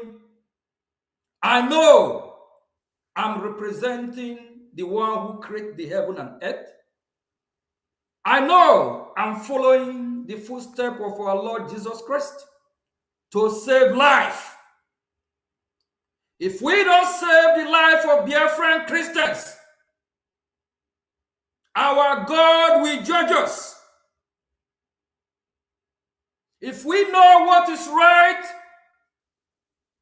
what we're supposed to do, if we don't do it, our God will not forgive us. Instead of all of you to support the achievement, what is happening from Washington, some decide to fight the servant who have dedicated himself, whether he live or die. He said, Biafra, here I am, send me, send me. Some don't know how I journeyed to Washington back and forth. I don't use the fund of Biafra for that. Biafra have never paid me a dime. I have never used Biafra dime. Rather, I contributed financially to make sure things are going the right direction. While you have some, because they want to make money from YouTube, they want some view, they will use the name of Ogechukwu Nkiri with lies, deceit, call me name, call me fraudster, call me criminal, call me. You can keep calling me from now till tomorrow. That will not stop me from fighting for Biafran people. That will not stop me from fighting for thousands and millions of Biafrans. That will not stop me from saving the life of Biafran people. I am Mazi Ogechukwu Nkiri. A lot of you all underestimate me. I am fantastically stubborn for what I believe in. I see a pattern, light in this cause of freedom, knowing that the freedom is here, knowing that the freedom is coming. And some want me to quit. Some want me to tap out. Some want me to surrender. Surrender where? I go nowhere. Biafra is here.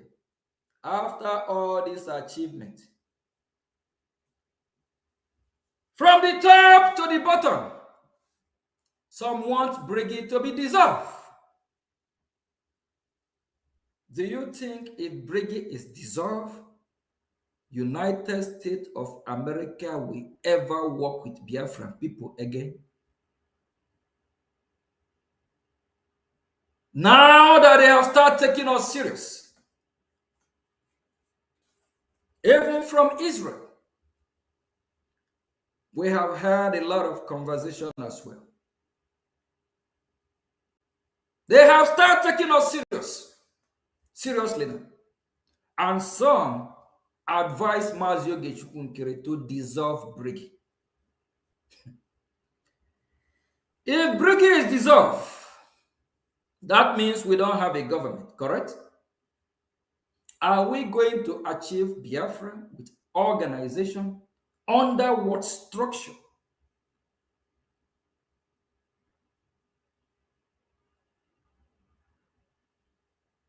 Biafra Republic government in exile is here to stay, and that is final.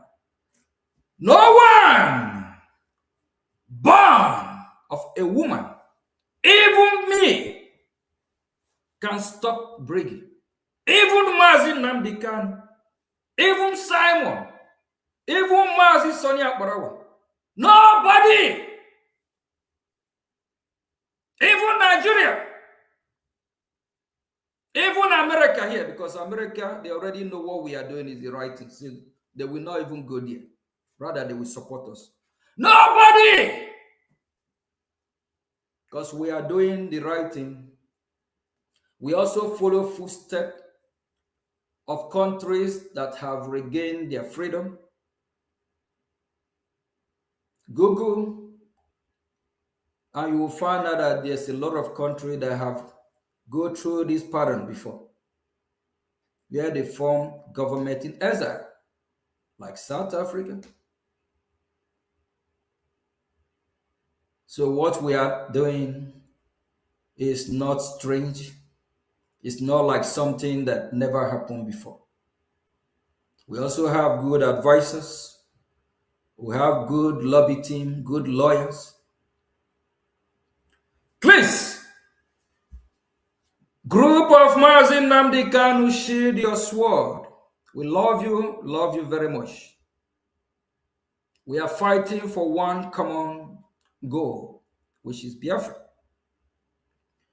When I testified in Congress last year, June, not one page, not 2 page, written testimony that was submitted to Human Rights Commission. We emphasize more and talk about the atrocity of Nigeria towards the Biafran people, and how Mazi Nnamdi Kanu was extraordinary rendition kidnapped from Kenya, how Simon was jailed in Finland, and we strongly recommend to the United States of America to sanction Nigeria. Why testifying? I did not testify about Mazi Ogechukwu. It's all about Biafra and freedom of Biafra. If I have not loved Mazi Nnamdi Kanu or Simon, do you think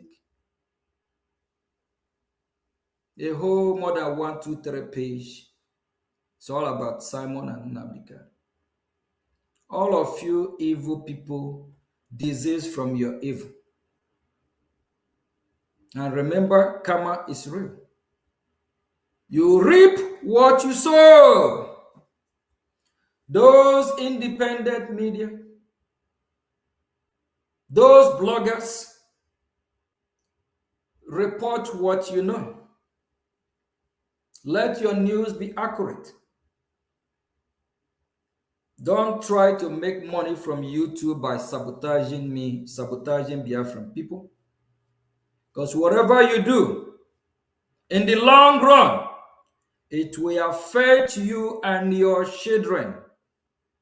It's not my word, it's the word of God. Because when God lay curse, God always say, generation upon generation. Whatever you do, it will affect you and your children, remember. And the land of Biafra that we are fighting for will not bless you. When things will be happening in your family, you will wonder how, not knowing, because you have lied against an innocent man.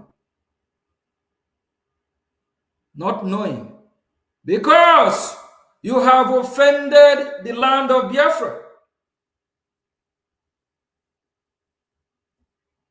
In social media, I saw a lot of lies upon lies against me.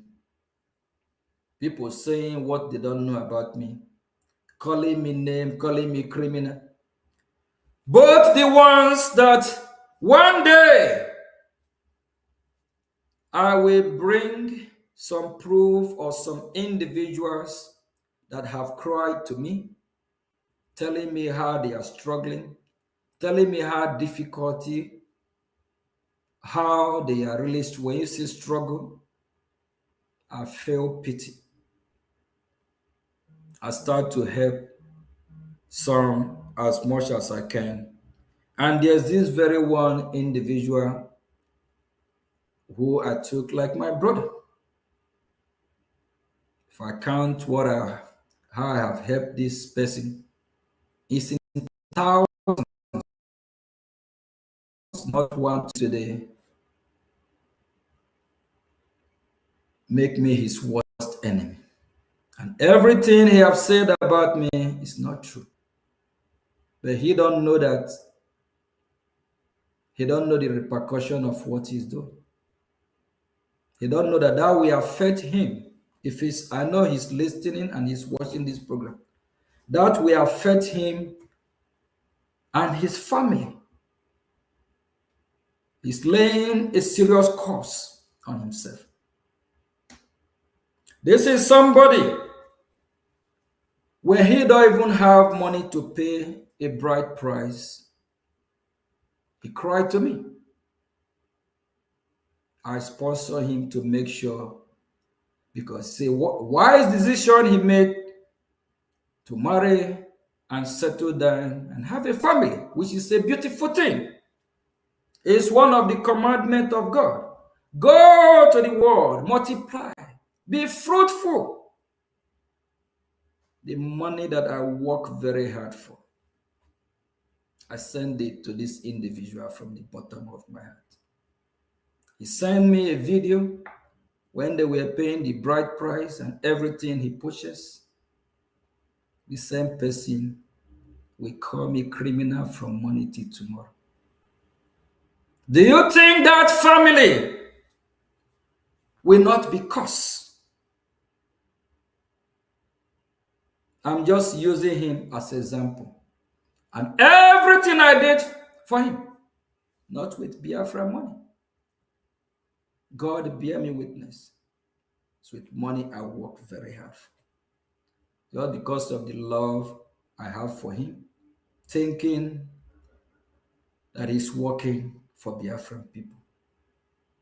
Disease from your evil way, so you can be blessed. A lot of Biafrans listening to me. You have a lot of our citizens scattered across the globe. Some are not finding it easy. Some are going through hardship. Sometimes it's because of evil that people do. That is why they are suffering. That is why what is happening to them is happening. And this young man in question, living abroad for over probably 10, 15 years, he's still broke, still a beggar. He asks himself a question. Why is he not prospering? Why every year, instead of him moving forward, he still remains a beggar? And why I'm giving this young man, helping him, I also remember, blessed be the one that giving from the abundance of the heart.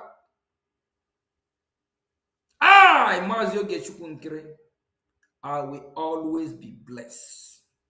Because everything I have done, everyone I have helped in Biafran's struggle, I help from the bottom of my heart. Not only him, there is others like that. There is one also that was crying for laptop online. I help. I love giving. And that is why when I find myself in this great movement to save life, it's my destiny. I will not stop. All of them that are fighting me,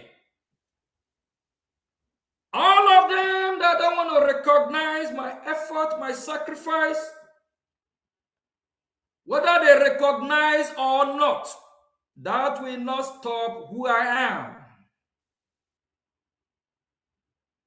That will not break my spirit. That will not stop me from giving for a right cause or for what I believe in. I, Mazi Ogechukwu Nkere, I go nowhere. I'm going nowhere. I will be with Brgie until Republic of Biafra is totally restored. And Biafra Republic government in exile will never, by any means, be transferred to anybody.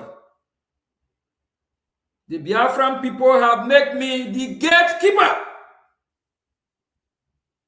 And I have do what you call key and lock. Lock and key. When they try to destroy this government, I see it coming. I knew what is going to happen. I said, under my watch, the same Biafra Republic government in exile that the people of Biafra have mandated me to register.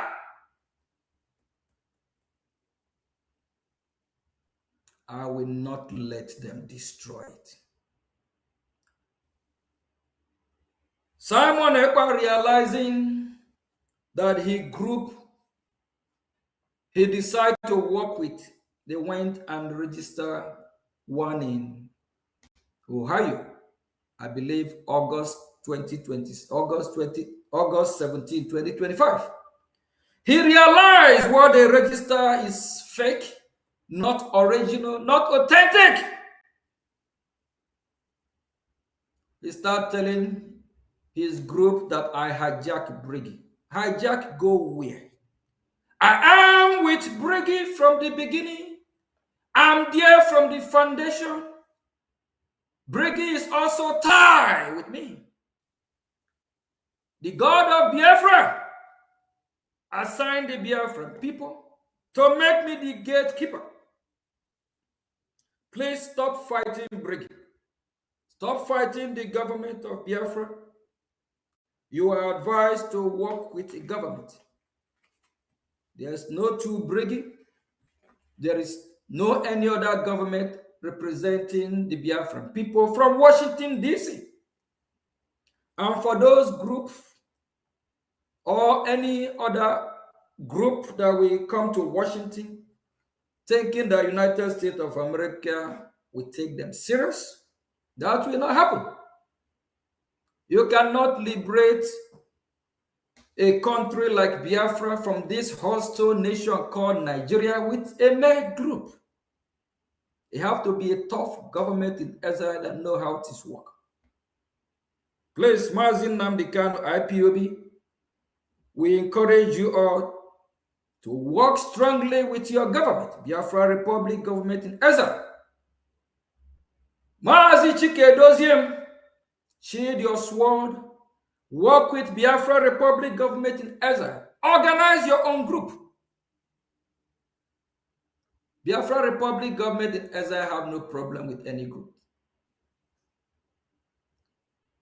This government is not a group. And in any country, you have groups and organizations. At the end of the day, you still have the government of that country. IPOB under Mazi Nnamdi Kanu is not claiming to be government of Biafra. Chike Doziem group, they are not claiming to be government of Biafra. Imam Madu Abum group, BGC, they are not claiming to be government of Biafra. CRC group.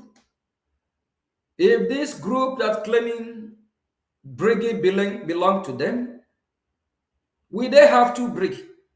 Will they have the Brgie they register in Ohio? And they are suing Biafra Republic government in exile that it belong to them. That means they have no government. The mantle is in BROGIE. The mantle is in Biafra Republic government in exile. Simon realized that instead of him to work closely with this government that is part and parcel from the foundation before he derailed, he decided to fight this government, of which he will not win. It's a wrong decision. He's supposed to shield his sword until his release.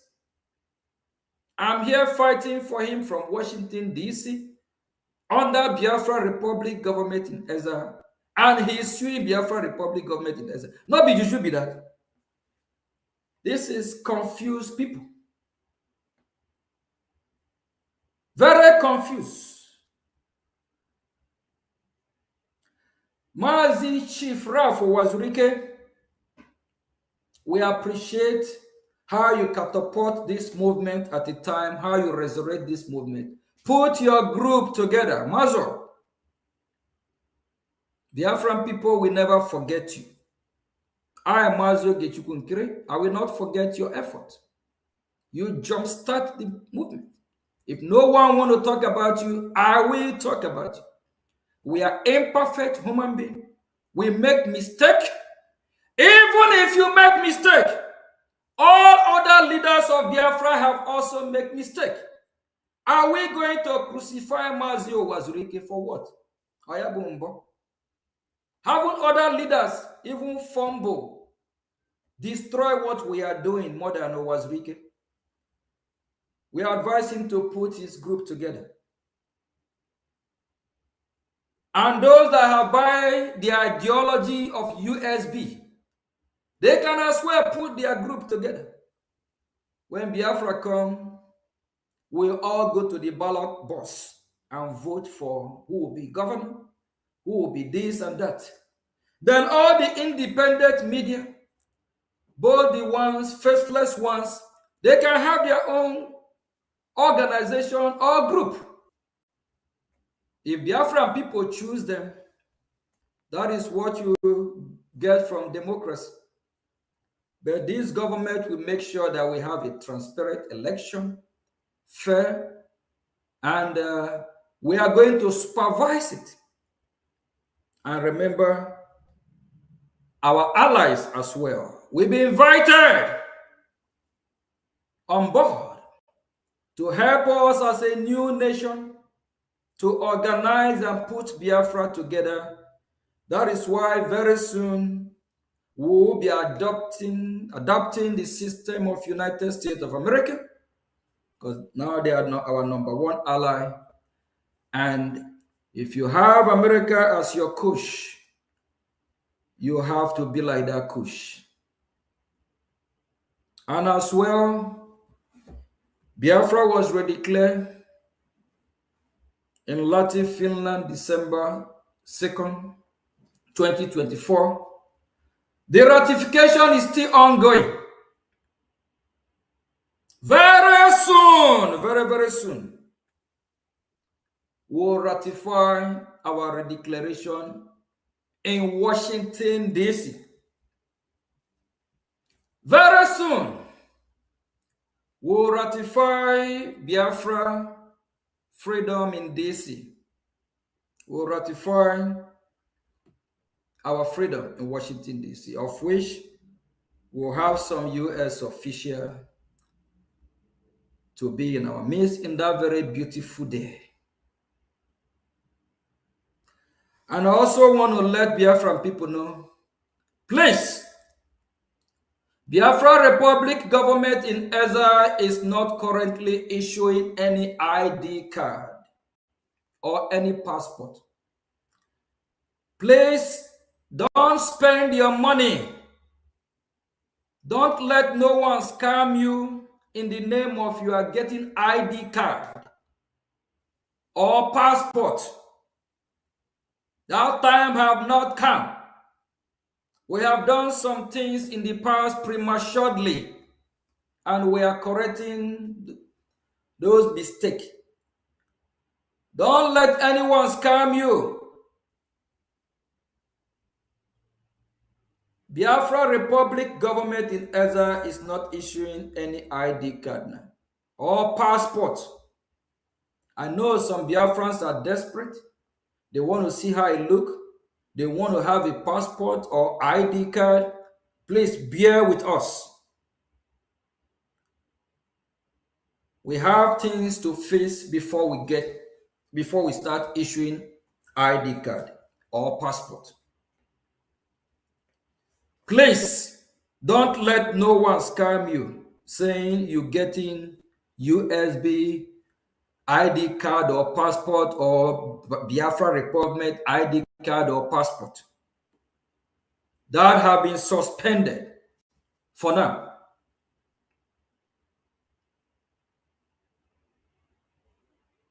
Thank you very much. Please, all groups are welcome to join Biafra Republic government in as I work in hand with your government. Don't fight this government.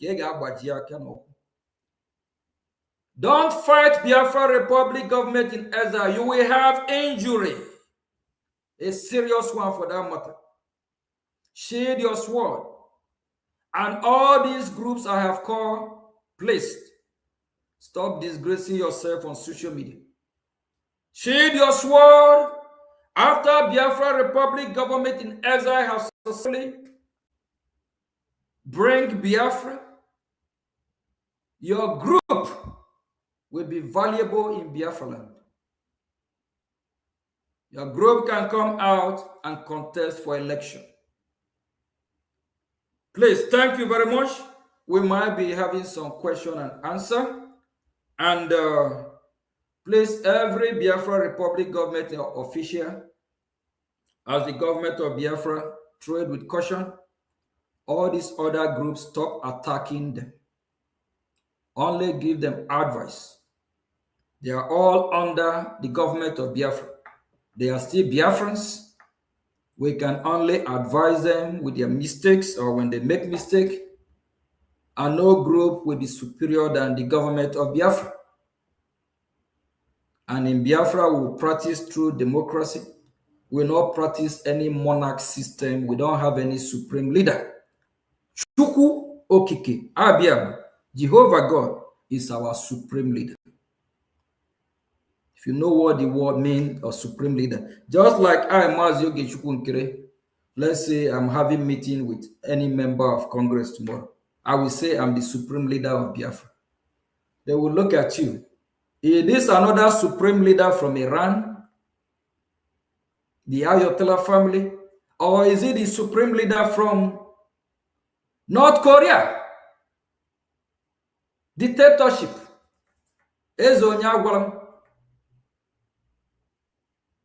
Biafra people don't worship human being. We only worship Chukwu Okike. We don't have any supreme leader if not our God. Please. We need to start correcting.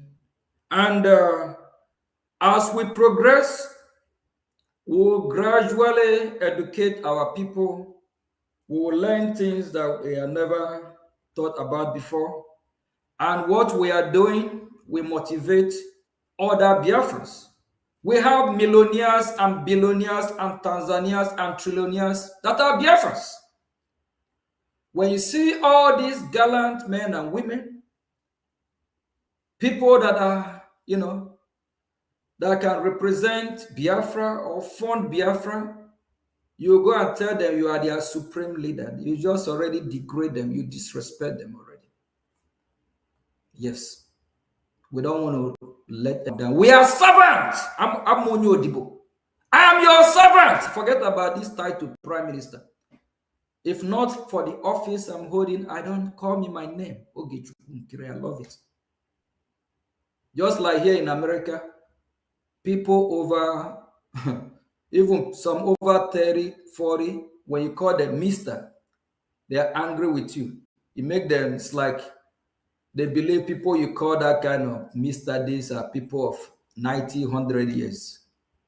If not for the title of the office or where I present myself and how I should be addressed, I will say, call me my name.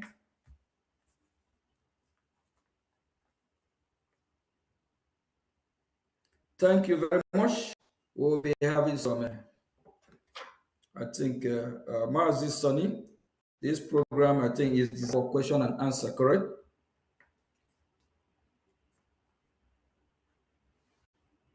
Honorable Minister of Information.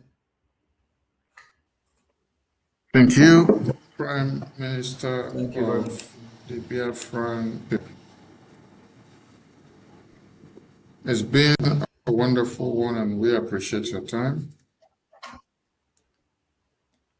And Biafrans, please, if you want to contribute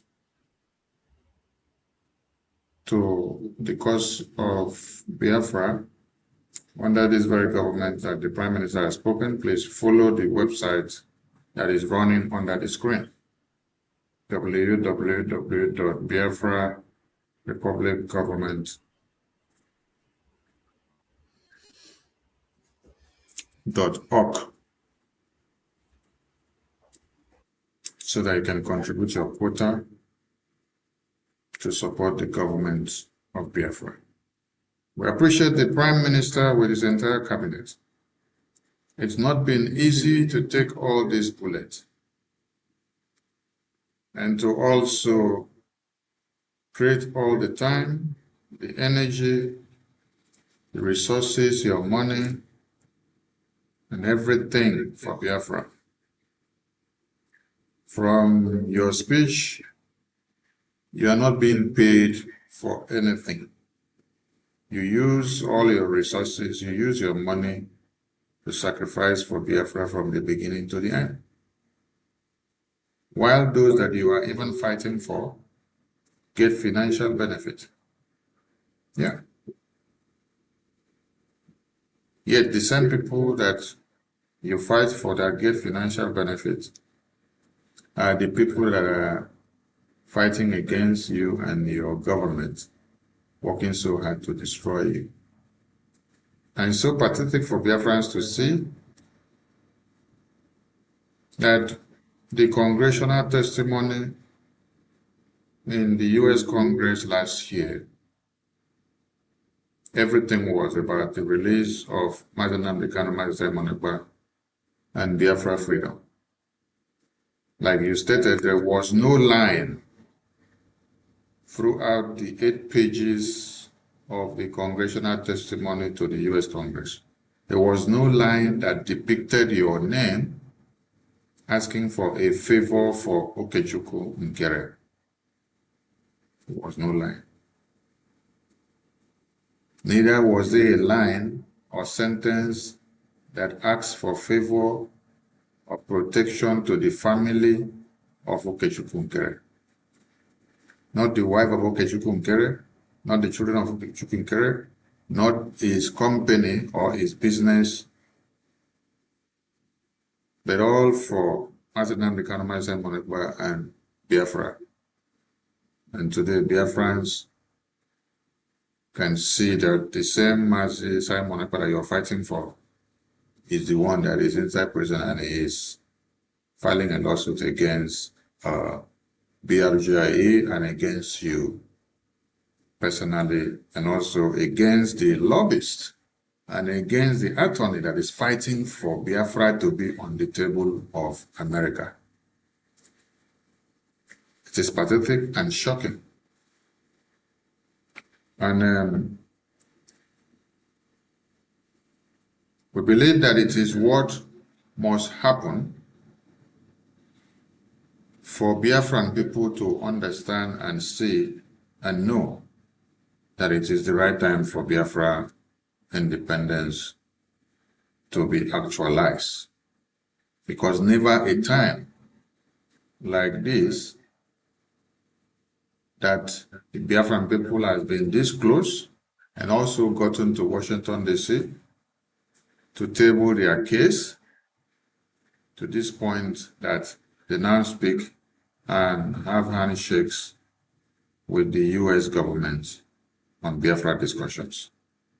So if there is attack or a reprisal attack coming in from even the person that you're fighting for to be free from inside prison, and even Biafrans that you're fighting for to be free, plus Nigerian government, who have launched series of attacks against you and Brgie in America to be destroyed, and to see that you are captured like the way they captured Mazen Amdekano and put inside a bag and brought down to Nigeria.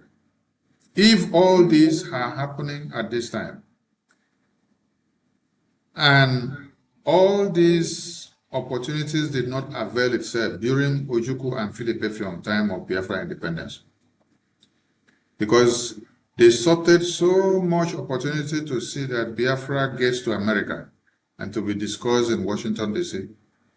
And for any of the congressmen or ambassador or even a think tank group in America to discuss Biafra in any way, opportunity did not avail itself. So if this is happening at this time in our own dispensation, and then those you're fighting for are now joining hands with the enemy of Biafra to fight against you, it actually means that Biafra is here and that we are at the right point to get it all done once and for all. Nigeria is on a time bomb now. It is exploding. Boko Haram terrorism is escalating on a daily basis and going everywhere. So I see it that the opportunity of the Biafran people has come. The time to get it all actualized has come. So Biafran people, like the Prime Minister said, you should count it joy that your crown and your glory has arrived. That which you've been waiting for is actually here. So it is incumbent on you to join your hands and deliver your Biafra independence. We'll take a short break, and our lines will also be on, and then we will have a chat out with the Prime Minister for some minutes. Later on, the line will be open for those that want to call in to air their views and also to ask some questions. The Prime Minister is here to answer questions from everybody today.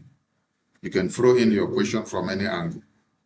He will select the one that is best to answer to the public interest. The one that is not suitable, he will know how to handle it. So avail yourself of this time and make it happen. We take a short break and we continue when we return.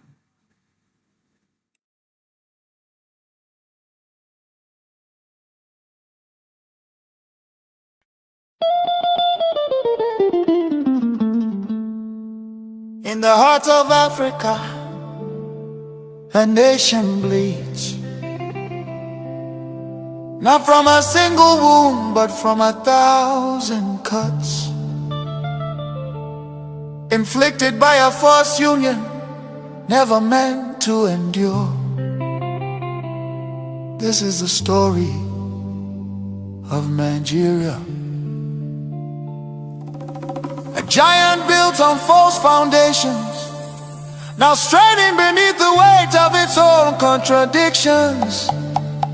And at the center of that storm stands the unbroken spirit of Biafra, crying out for freedom from a nightmare that has consumed millions.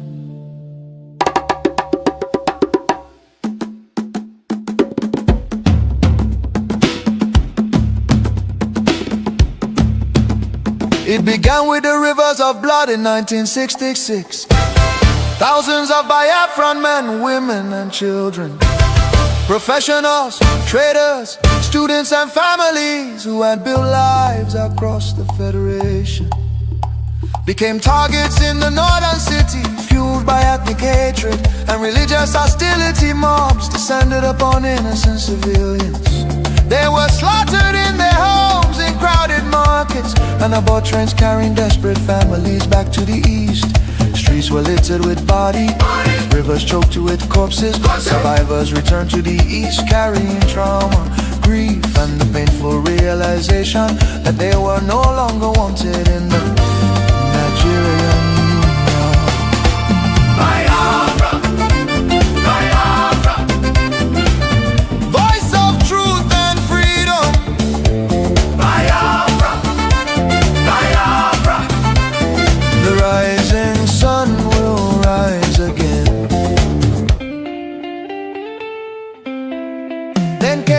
30th, 1967. A desperate act of survival. What followed were 30 months of unimaginable devastation. The Nigerian military, armed and backed by foreign powers, including Britain, Russia and Egypt, surrounded the young republic. A total blockade was imposed. No food, no medicine, no escape. Starvation became a weapon of war.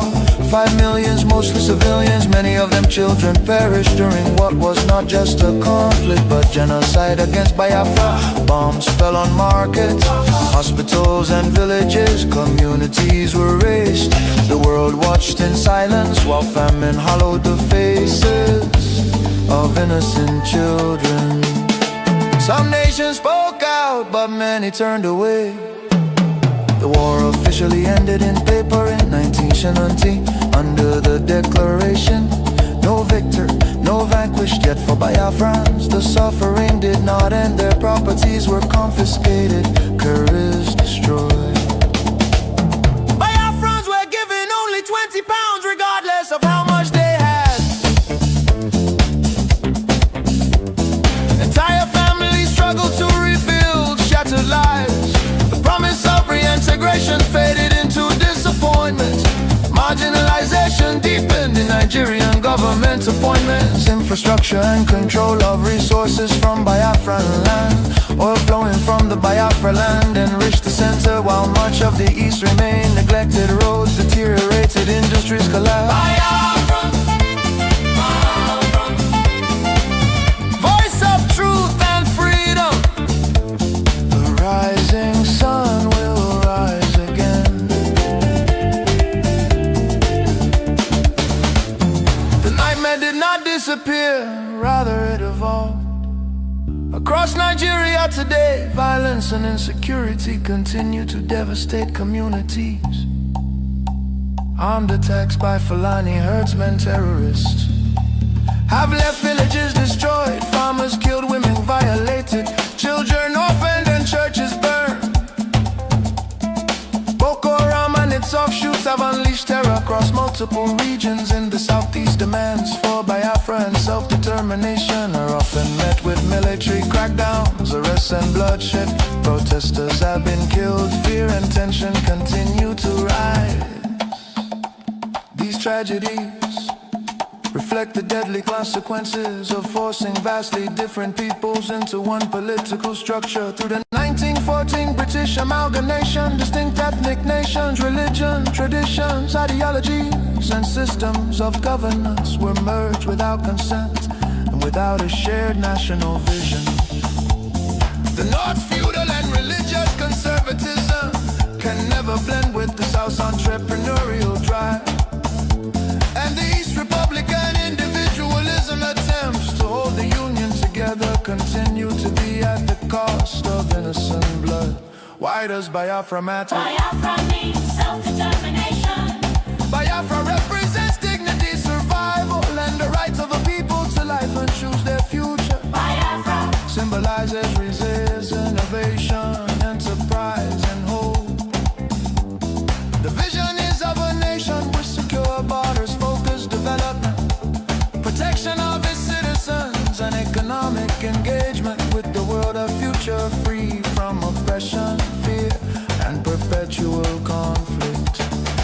The solution is not endless political conferences, military force or federal quota system, but a peaceful separation based on shared values and voluntary association.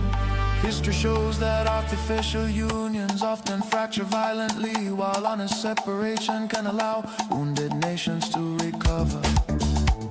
Biafra is not dead, Biafra lives. It lives because the desire for freedom cannot be extinguished. Nigeria's ongoing crisis, corruption, insecurity, poverty, and division are proof that one structure cannot hold people with dangerous diversities together. For the million already lost, for the children yet unborn. Biafra, Biafra independence is non-negotiable. Let Africa remember that true unity cannot be sustained by force. The world must listen before more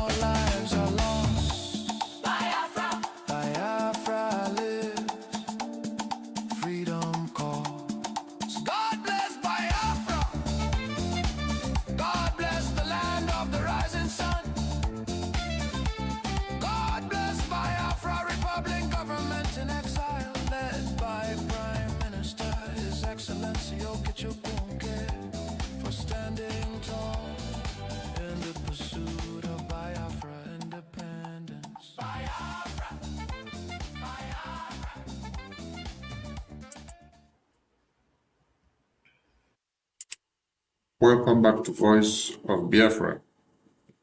It's been a very wonderful evening, and we had the opportunity of listening to the Prime Minister of the Biafra Republic Government in Exile, all the way from Washington, D.C.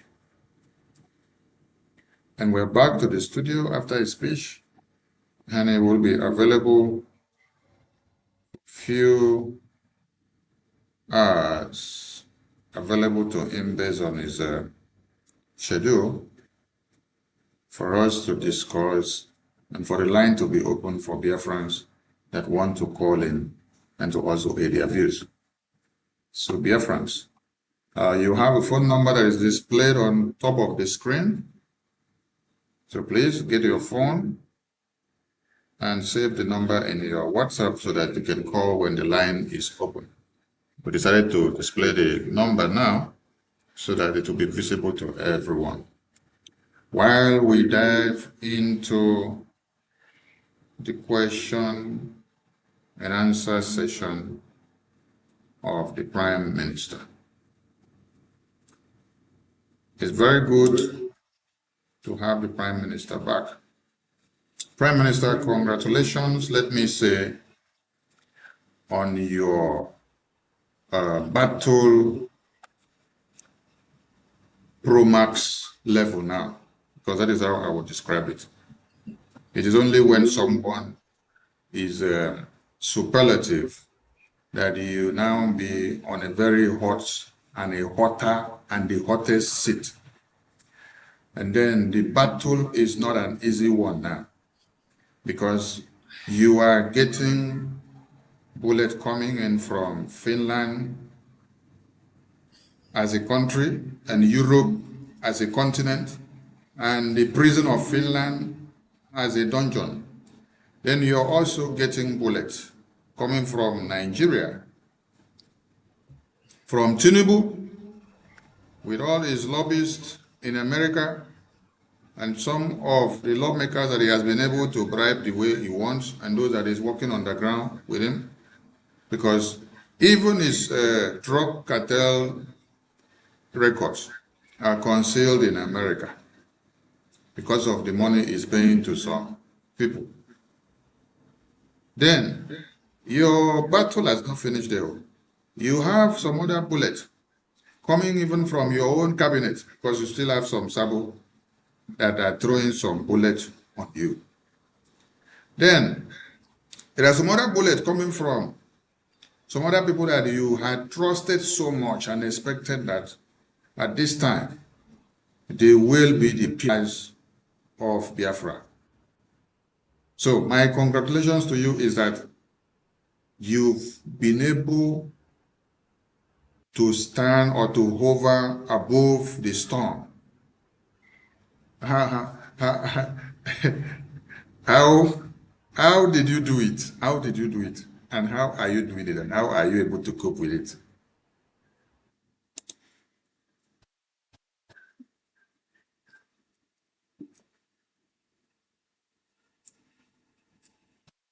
For freedom is not a joke.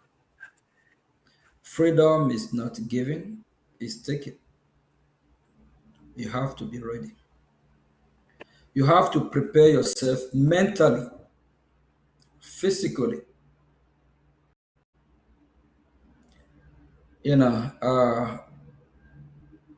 It's expected to happen.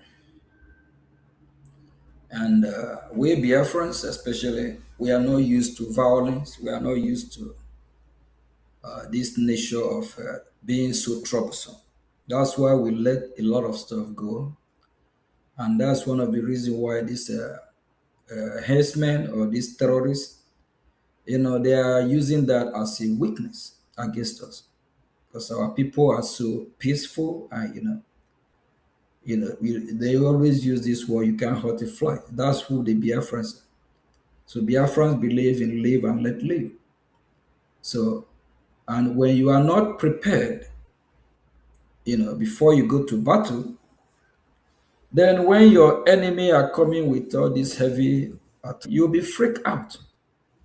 You have to be prepared.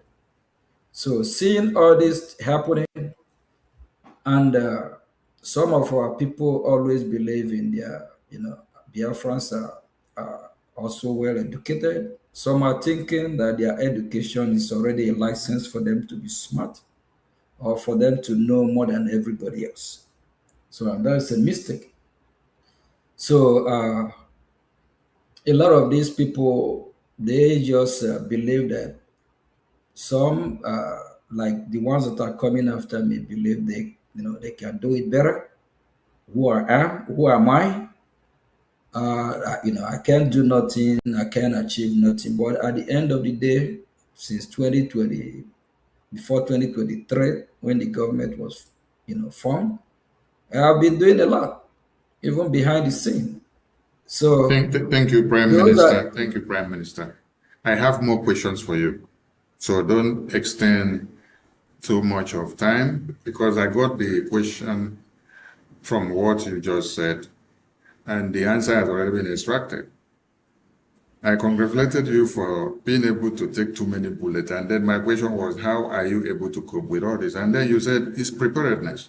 So you actually prepared and waited, and you knew what was coming, and you knew that you will need the armor to be able to shield all this. So the preparedness in you is really working, and is taking so much. So we appreciate you and congratulations once again. So my next question goes like this.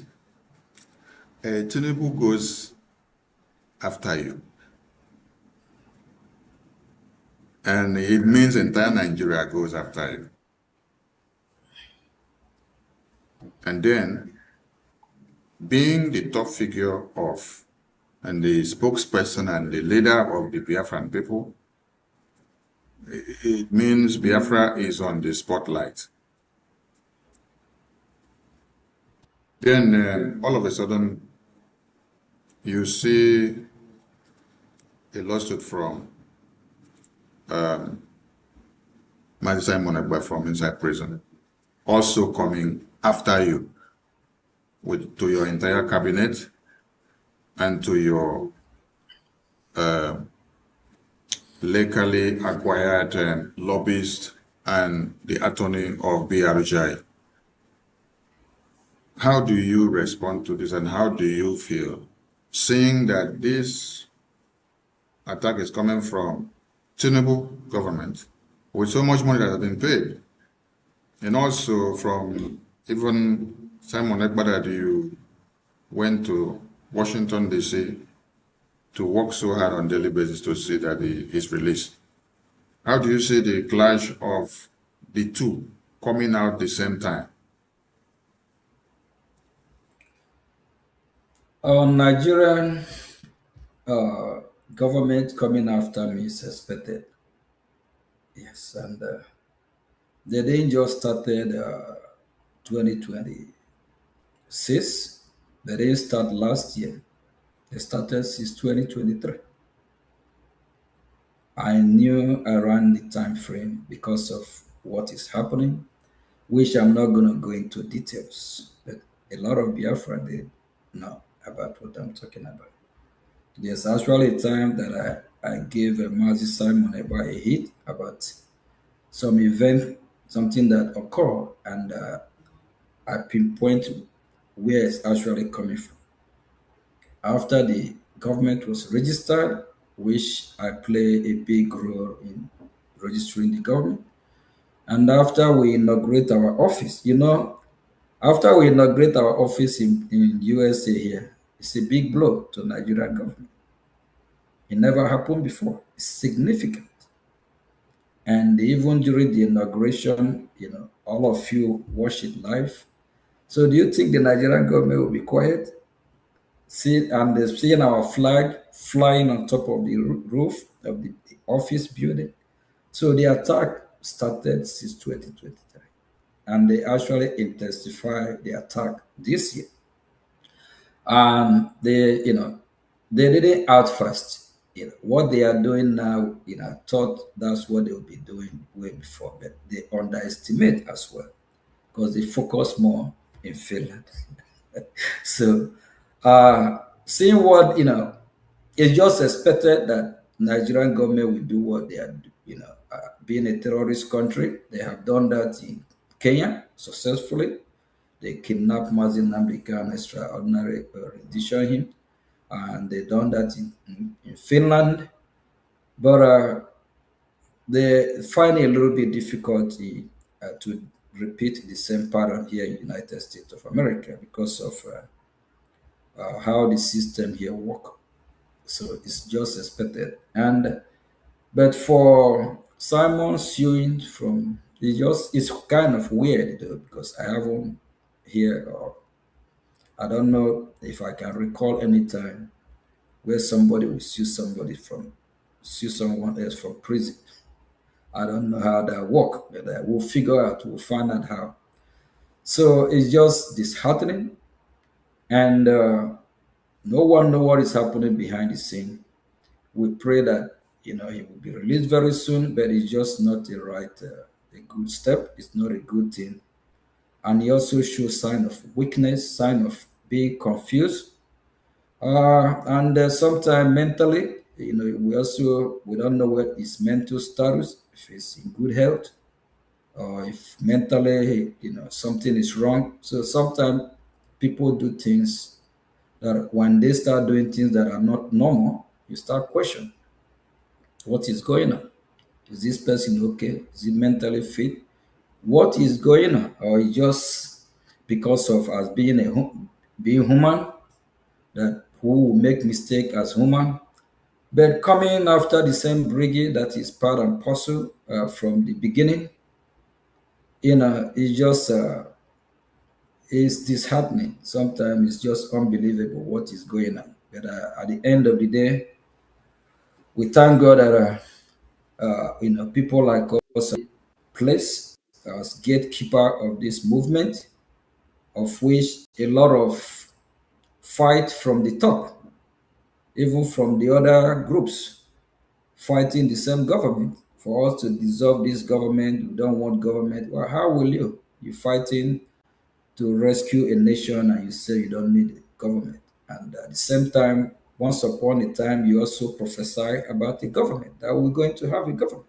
Now we have the government, you say you don't want the government. No, it should be that. So something is just wrong. But, I'm kind of shocked that some have decided to, one way or the other, betray Biafran people. But that will not stop us from doing what we are doing or even fighting for their release. So when they are out, they can see the mess they have caused, and we'll figure out what the problem is. We see one, if they are okay, or they need a kind of medical attention. So that's all I can say on this. Thank you. How I feel Thank about you. that. Thank you, Prime Minister. And you dropped another bomb there. You said some people from the top want the government dissolved.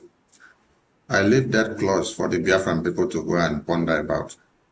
Biafrans want people from the top. They want the Biafran government in exile to be dissolved. So go and ponder about that very clause. So, Prime Minister, thank you so much. You've answered that one very well, and I believe the audience are catching up with this very question and answer section.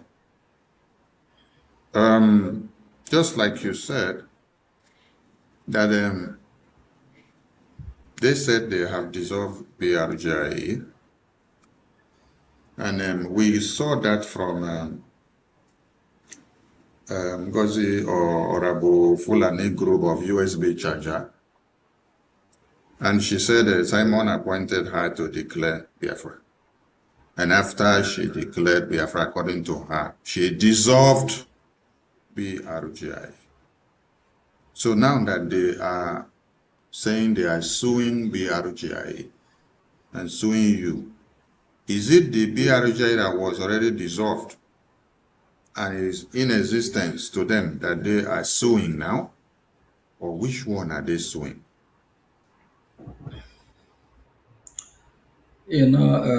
Minister, our struggle every day is getting tougher, harder, and also enjoyable. Because if you followed how we're progressing, that will give you joy. Like the test I received today is very important. And this a top official at high level. So when I say high level, it's very high level. So years ago, if somebody even whisper on our ear that our time is coming, we'll be getting a message to meet here, to meet there, this department, you will say, how do we? Hey. So it's enjoyable in the sense that upon all these difficulty, we're still achieving a lot.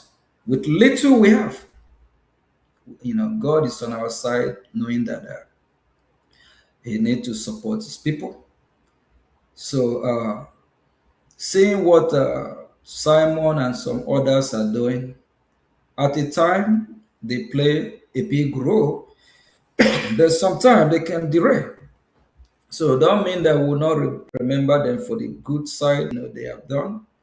But like I mentioned of Wazirike before Mazin Namdi Kanu kickoff, it's from Wazirike. So Wazirike have not resurrected the movement. So we're also going to remember Wazirike, the good side and the bad side. So we are now seeing the bad side of Simon and these other groups then. So it's as human being will always make mistake. You cannot say you appoint somebody, you surrogate somebody, your surrogate say that they dissolve Brgie, and the same Brgie you dissolve, and the same Brgie, there's they only confuse people. Somebody who is confused or don't know what he's doing, mentally unstable, we go through that pattern. You cannot dissolve something and you suing what you dissolve. It's not adding up. It's not just, it don't just sound right at all. But at the end of the day, I think those that have been on space, I haven't seen them on space for some time now. They always say BGC, Brigade, the original Breezy ship, the original Brigade. They haven't shown up for almost how many months now. They have heard from Simon that the Brigade, the original authentic one, is the one that is piloting the affair of Biafran people. And the lady that actually visited Simon, Simon told this lady that I hijacked Brigade. I never go nowhere. We are here. The same office of Brigade is still the same office where I'm speaking from right now. So with Brigade is always where Brigade, the office still remain the office 7200. Bella never change. The article of registration we did not the same thing. The work that I was even doing when Simon is here going to Washington, nothing have changed. I'm still the Mazio Gechukunkere. Nothing have changed. Brigade have not changed and it have never been hijacked. So now, I believe Emma and the group will be ashamed of themselves with that nonsense they registered in Ohio, August 27 last year, knowing that what they are working with is the fake and not authentic Brigade. So, with what...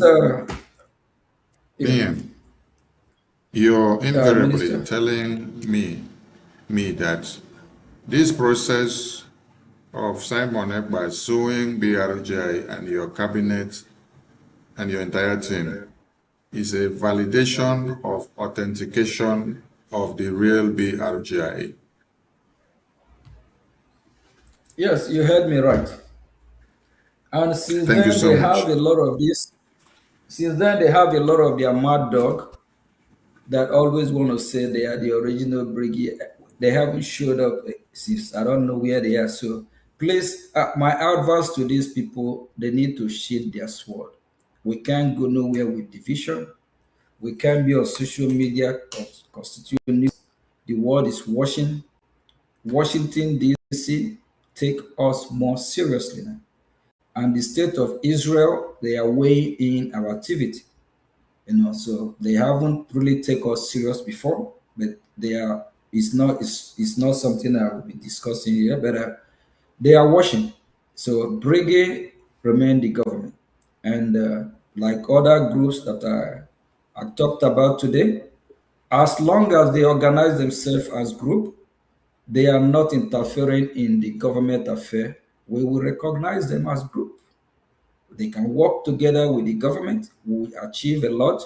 And when Biafra come, these groups will delegate who will represent them either in a presidential, as a presidential candidate or a governorship or whatever. So Biafra belongs to all of us. Everyone needs to shield their sword and get this straight. The only government that is making things happen is now in United States of America is Biafra Republic government in Essence. And we don't want to miss this opportunity by all these splinter groups. They can have their group, organize themselves, stop fighting each other, build their base, make their, if possible, they turn their base to a political party. And at the end of the day, they are still part of the government. They can nominate anyone from there to be a member of the government, a cabinet member. Government is for all of us. It's not individual property. Thank you very much. Thank you, Prime Minister. You seems to be very diplomatic in your pattern of dealing with the splinter groups. Biafran people wants to get a yes and no answer from you from this question. Did you in any way try to go and take the BGC group from the owners? I've never been part or parcel of BGC. I don't know about that group. So they can Did you also BGC. Did you also try to take USB charger group from the owners? No, I don't. I don't have nothing to do with that group. So I don't have. I don't know why I will blame the government that is piloting the affair and go to group affair. Thank you. Did you also go to this other group that they call a AVID group, IPOB Nigeria group, Ambassador group, and all of a sudden we see another one, 100 Men group. We see another one, Sokoto Declaration group. Have you made any attempt to go and carry their group or to go and take their group from them? You just heard me encouraging all the groups to shield their sword, and as long as they are not interfering in the government of Biafra and they are not sabotaging what we are doing, having a group, I don't see anything wrong with that, unless when they start fighting the government or when they start sabotaging the coming of Biafra.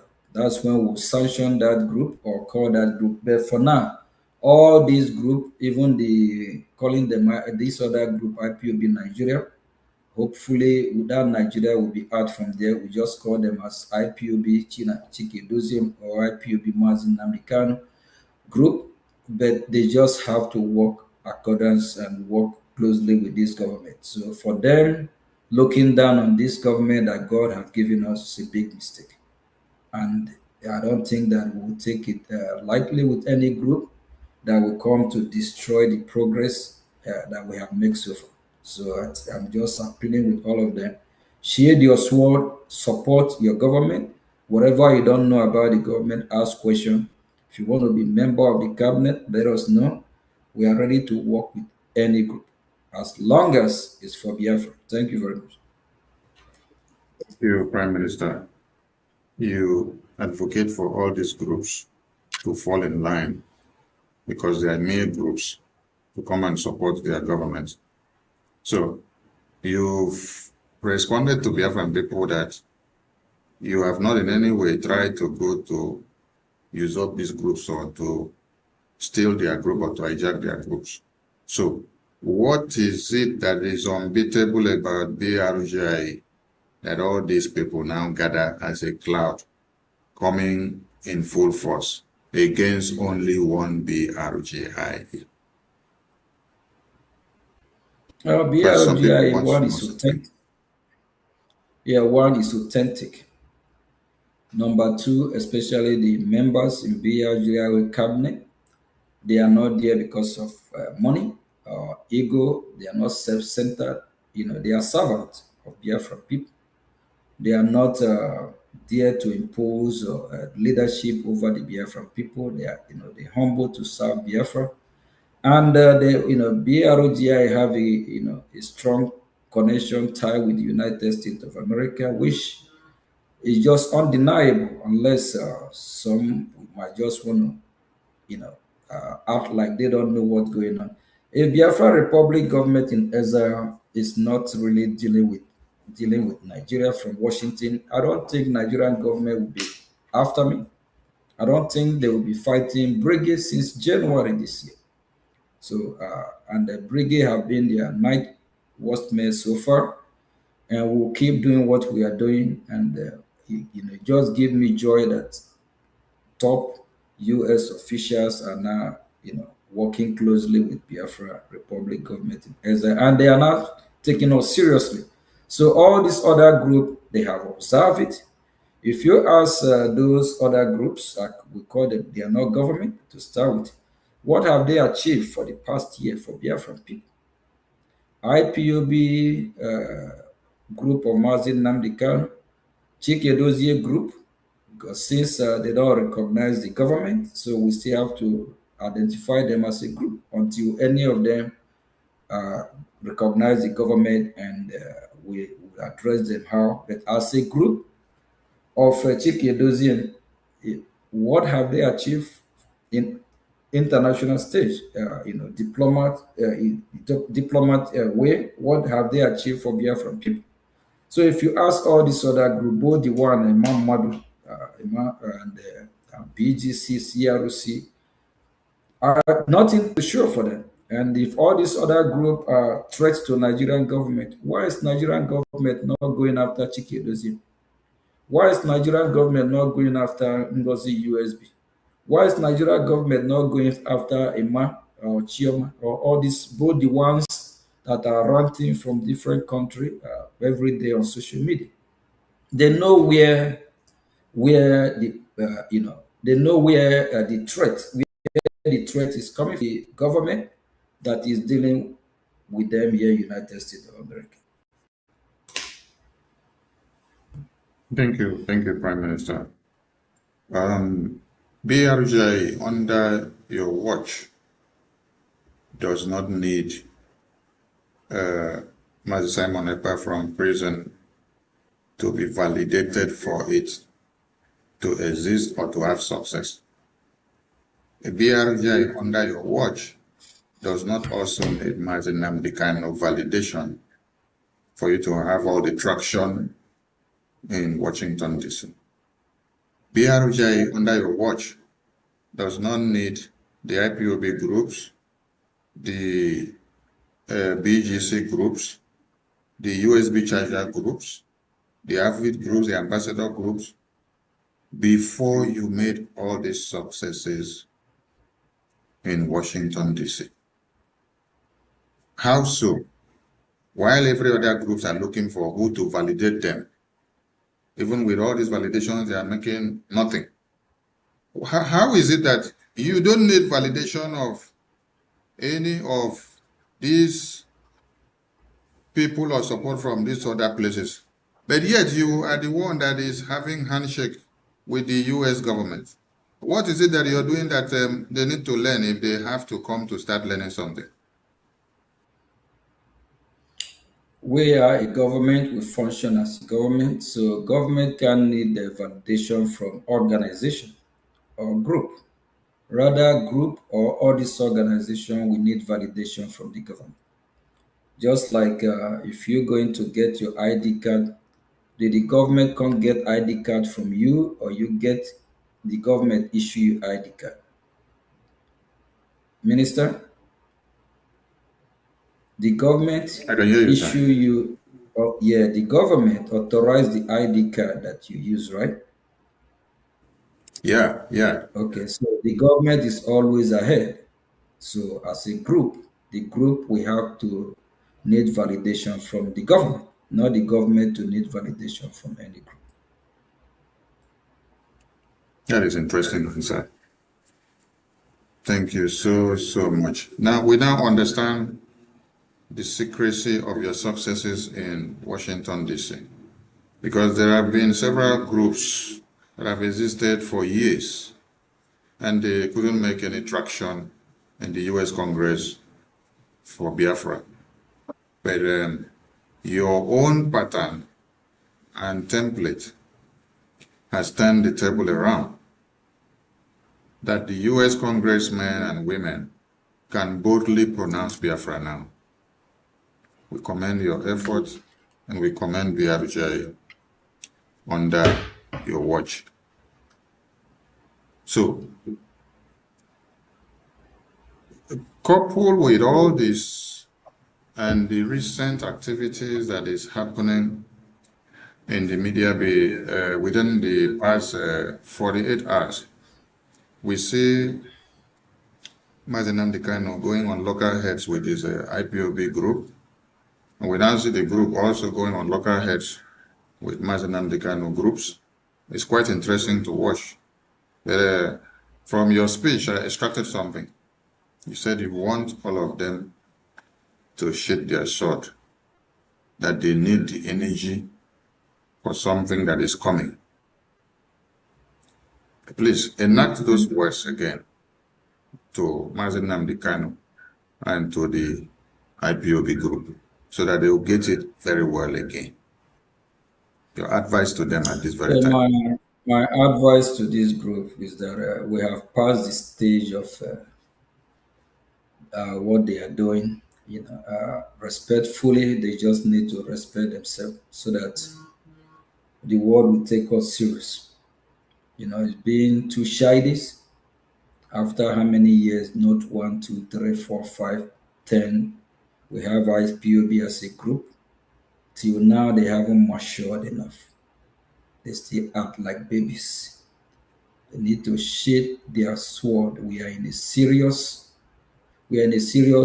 time now, especially now the United States of America. We are working very closely with them, and at them as group, as long as they are not coming to Washington to make joke of our effort, that's where we have problem. A very, very big one. I don't care who it is. We'll go head to head. They can do whatever they are doing, where they will do it, but don't come and destroy the progress, what we have achieved. Then the next thing, the U.S. lawmakers will start backsliding again, looking at us like the way they treat Ambazoni. So they just have to be matured and be civil. They need to respect themselves. The leaders of both groups, they are adults, they are not kids. They need to stop this nonsense, what they are doing. And, it's just, I believe that the Nigerian government, looking at these people, how they are jabbing themselves. That's why I said, please, every Biafra Republic government official, don't go and start, just respectfully, if you have any advice to advise, do that, but we don't want to escalate what is going on. We are Biafrans. Killing ourselves, destroying ourselves, fighting ourselves, it's not the answer, it's not the result. So there's this saying that follow him that know. If Brgie is the one in the success, it's not my success. It's success of every. If we achieve our freedom through Biafra, it's a welcome development for all Biafra. When Biafra comes, all of us will still be, enjoy Biafra when it comes. So they have to stop this nonsense they are doing on social media. I saw Sahara Reporter. They have seen the kind of news they want to carry. That Mazi Nnamdi Kanu group fight Chike Edoziem. Chike Edoziem fight Mazi. It's mockery. And it's not going to look good for Mazi Nnamdi Kanu, because he also the victim. He's the one suffering in jail. He's been there 2 years before 2021. Now he's still there for how many years now? I don't know if he loved being there, but he need to do and come out. and face, what is facing us. He just need to respect himself and also know that as a prisoner, you can't be there and be dishing others and causing more problem. If he is preaching for unity, he need to shield his sword and until he's released. Then when he released, even the other group of Chikudosim, upon everything they are doing, I'm not here to judge them, they still call him their leader and all that. So I don't really want to dive into it. All these groups just have to grow up, be matured. They're supposed to be groups we supposed to even learn from, because groups that have been there for years, but upon that, it's just too childish to watch and see what is going on. They need to share their sword and respect themselves, because Biafran people are watching. With this, Biafrans will start asking questions.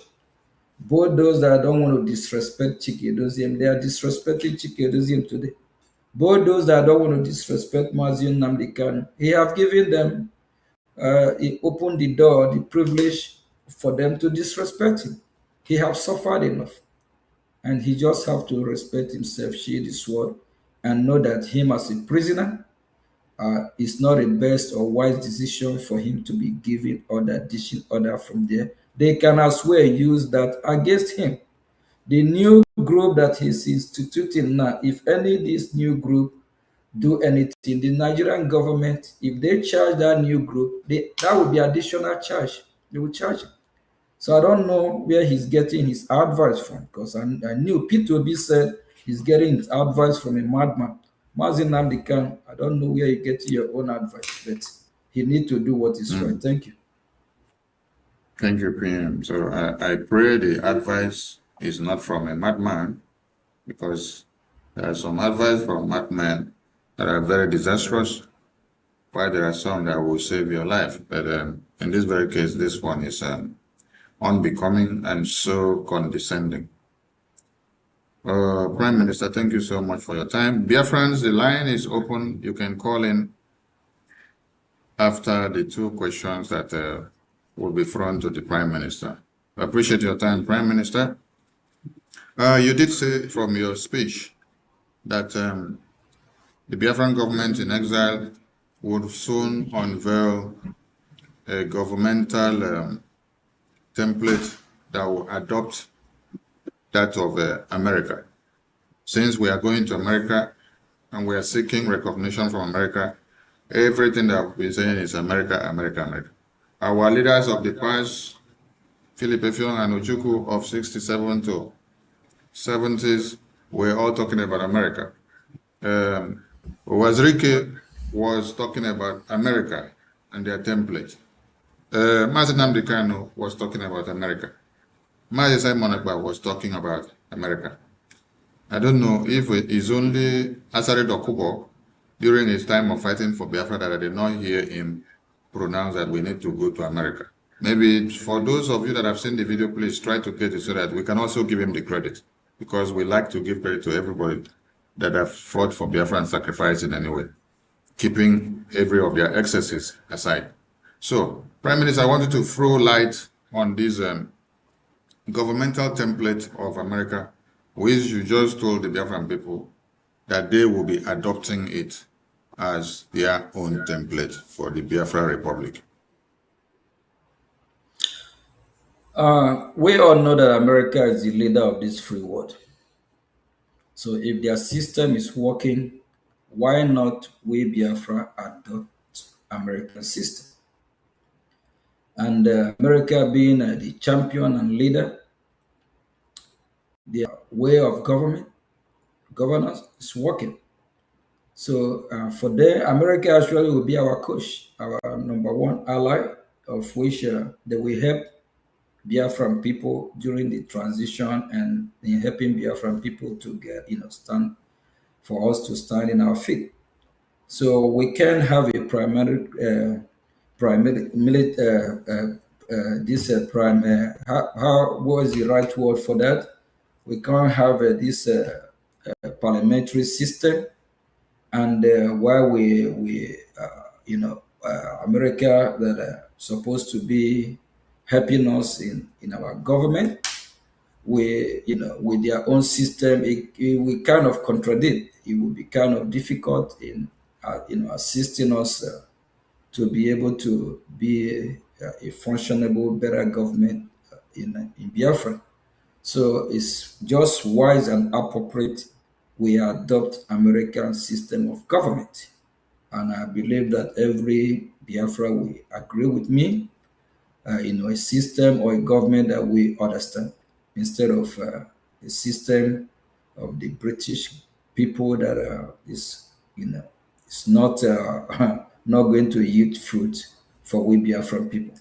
So it's just going to be wise that since America will be our coach, and for us to, adopt their system of government. Very soon that will happen, and it will make things more easier for them to assist us during the transitioning and putting our government in better shape to also compete and be like the best, like America.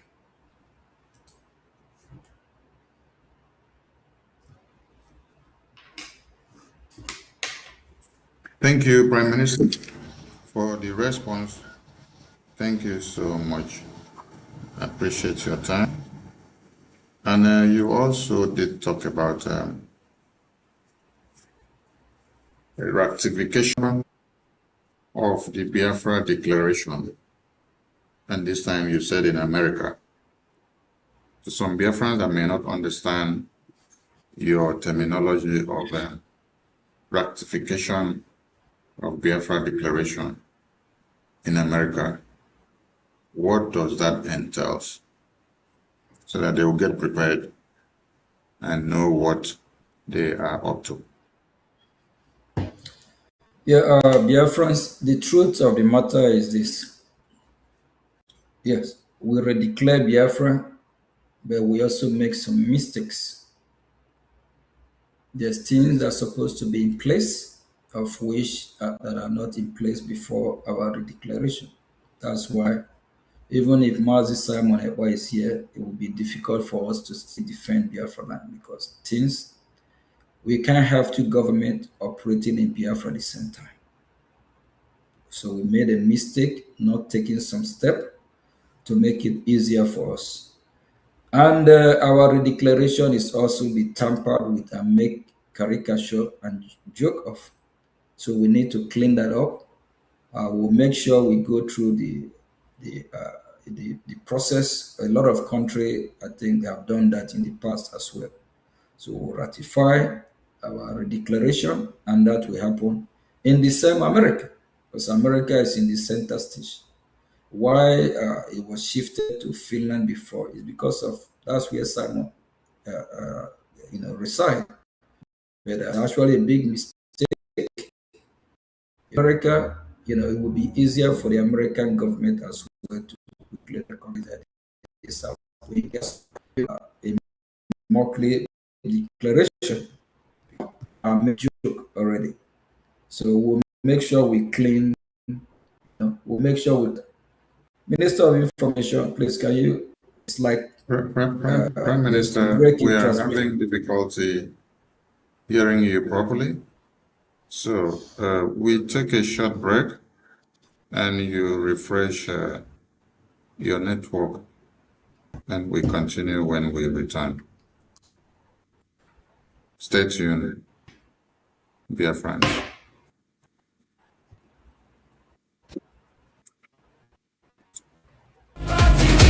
The first, the best, and the last. Voice of Biafra TV. First to speak, best to watch, last to ever. Voice of Biafra TV. Voice of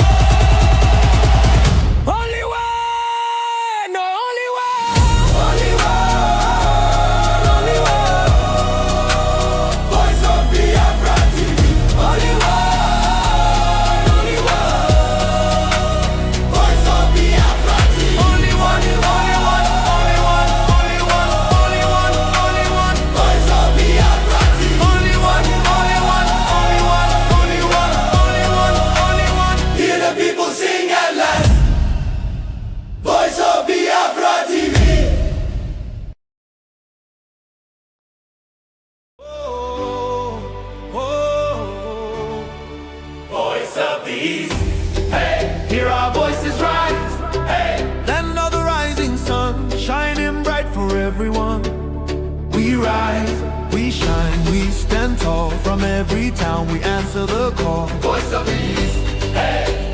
Voice of the East, hey! Voice of the East, hey! Hear our voices rise, hey! Land of the rising sun, shining bright for everyone.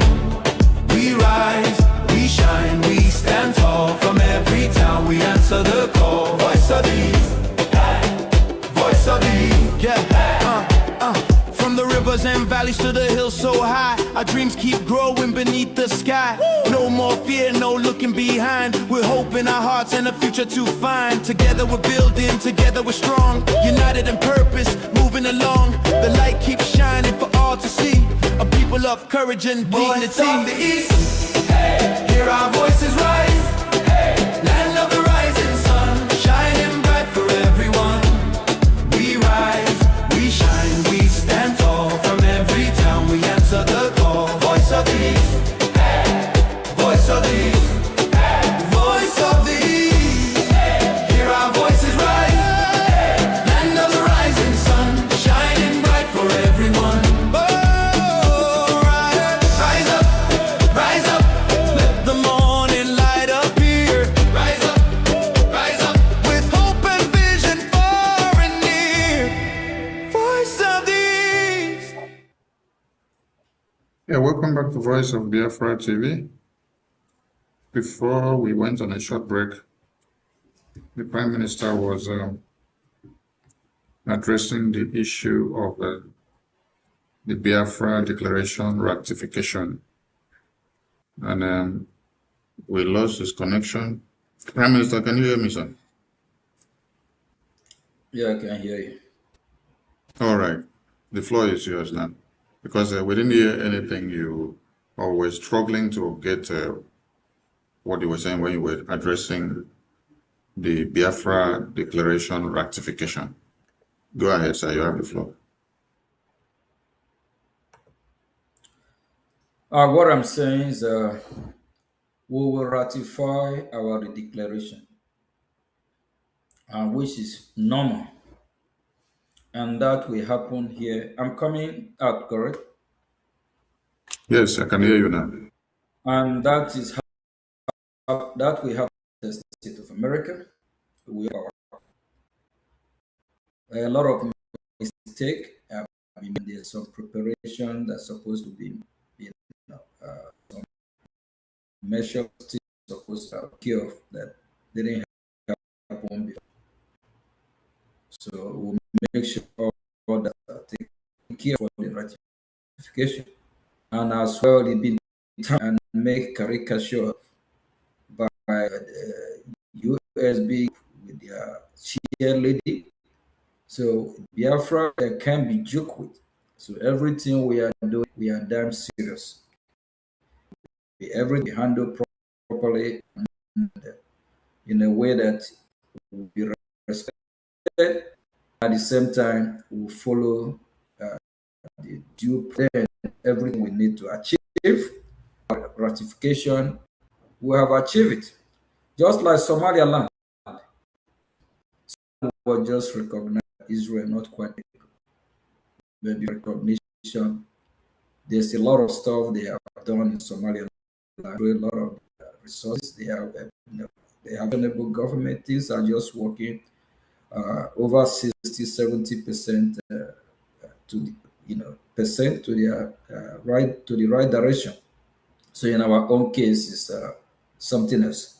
So we'll make sure everything is taking place, and things that we're supposed to be done before our declaration that is not that we didn't do, we'll make sure we correct all that mistake this time. So that is the need of ratifying it, and to also clean up some mess. So we cannot get in Biafra with all those nonsense stuff that is not just right for anything that is not befitting our God or our country.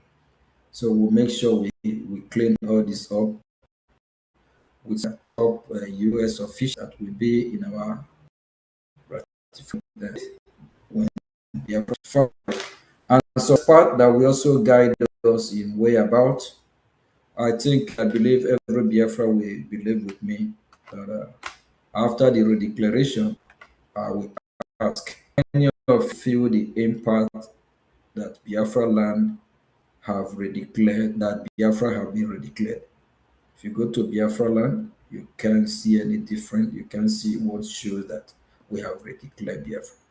So there's things, some measures that we need to take before our ratification. And that will happen. So when that will happen, we'll let Biafras know when to prepare and when they will be coming to Washington, D.C. So a lot will happen that very day. Thank you very much. Thank you so much, PM, for the clarification. Dear friends, the line is open for you to call in. And remember that tomorrow is our general fundraising. You have to join. And on Sunday, we have another general town hall meeting for you to join. So while we wait for the lines and the calls that will be coming in, Prime Minister, in your opening speech, you said there are some people that are destroying your names on the media and they are calling you criminals.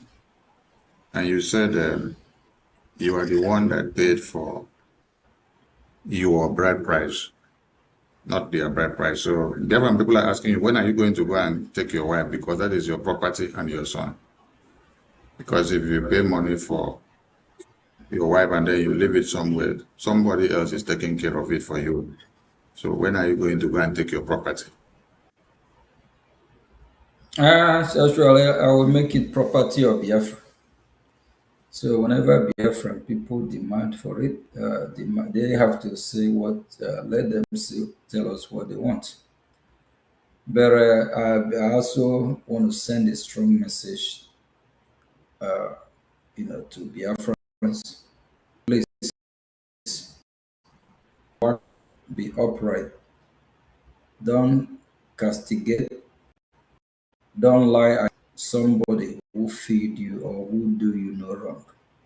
Karma is real.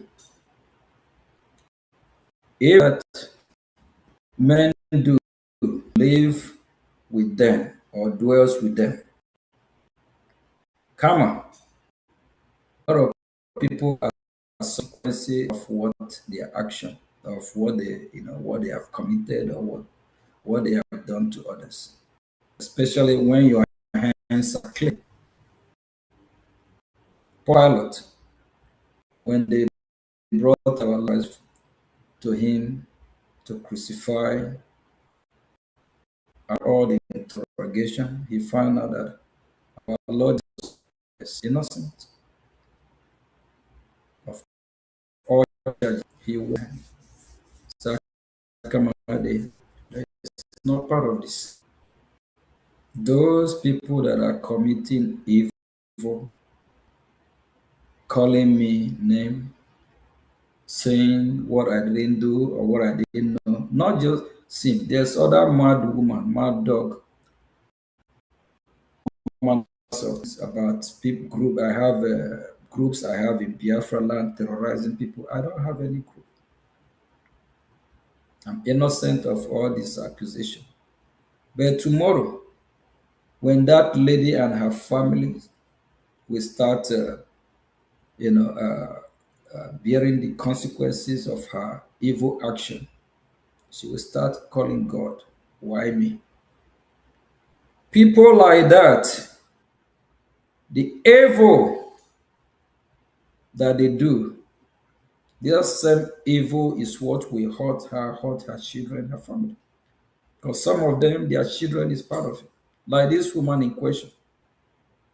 She don't know more about electronics. The children help her. So when she starts suffering, whatever she will start suffering, both the children, the cause will follow her children. And this man in question, I feel pity, I feel sorry for him. The future is not going to look bright because of the evil, lies, allegation. It's heartbreaking, but that's what it is. But people that generation, this generation, they will have a price because of evil. If you don't want it to happen to you, repent. Repent from your evil way. A lot of people are out there. Actually, these questions said because I want to bribe him. 2023, early 2023.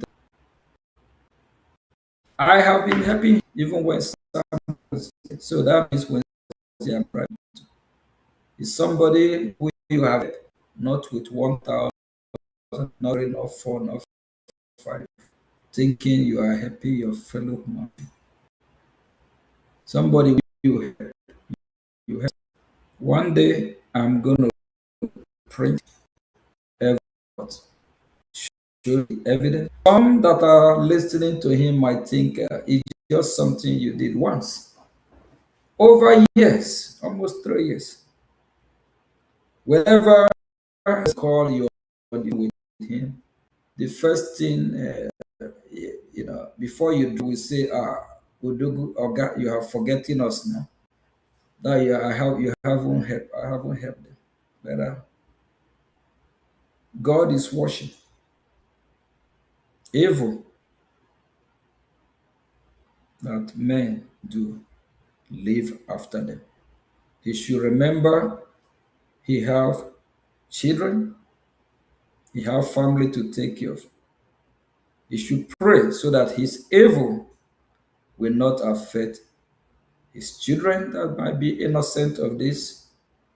Please, all you, if you are listening, keep your hand clean. Stop committing evil. Because what you do affect your children. And that cause will turn to generational cause. And for what we are fighting for being Biafra, the land of Biafra might not forgive you and your entire generation. Thank you. Thank you, PM. The line has been jam-packed with calls. And let's see if we can get the first caller. Caller on WhatsApp, welcome to the program. You're live on Voice of Biafra TV.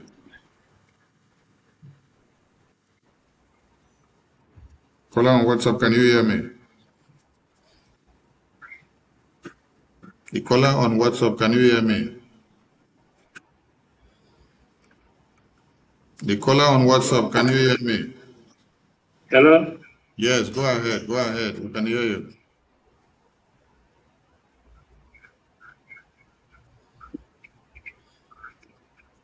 Go ahead, caller on WhatsApp. Listen to your phone, don't listen to the other device. Listen to the phone you're making the call with. Concentrate on the call. Yes, I can hear you. Can you hear me? I can hear you, go ahead. Okay. Yes, this is Chief Success. Oh, good to have you on the line, Mr. Success.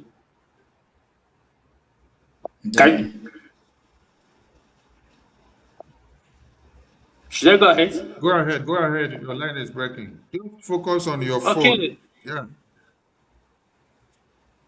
Yes, but I've turned down the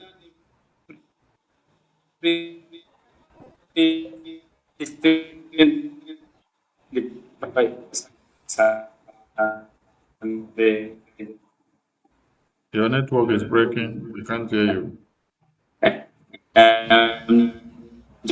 Oh, can't hear you. Oh, that is so bad. Please try again. Try again, your line is breaking and we didn't hear anything. Those of you that have called while the lines were jam-packed, please, you can try your calls again. Prime Minister is live in the studio, so you may call in again. All right. There's another caller on the line. Caller on WhatsApp, can you hear me? The caller on WhatsApp, can you hear me? Yes, we can hear you. Go ahead. Good evening, Honorable Minister of Information. My name is Nero. So I want to greet the Honorable Prime Minister, His Excellency Ogechi Kere, for the light he has thrown on the election. And I also want to greet you, Honorable Minister of Information, for your special announcements. A special greeting to all the cabinet ministers of the Biafra Republic.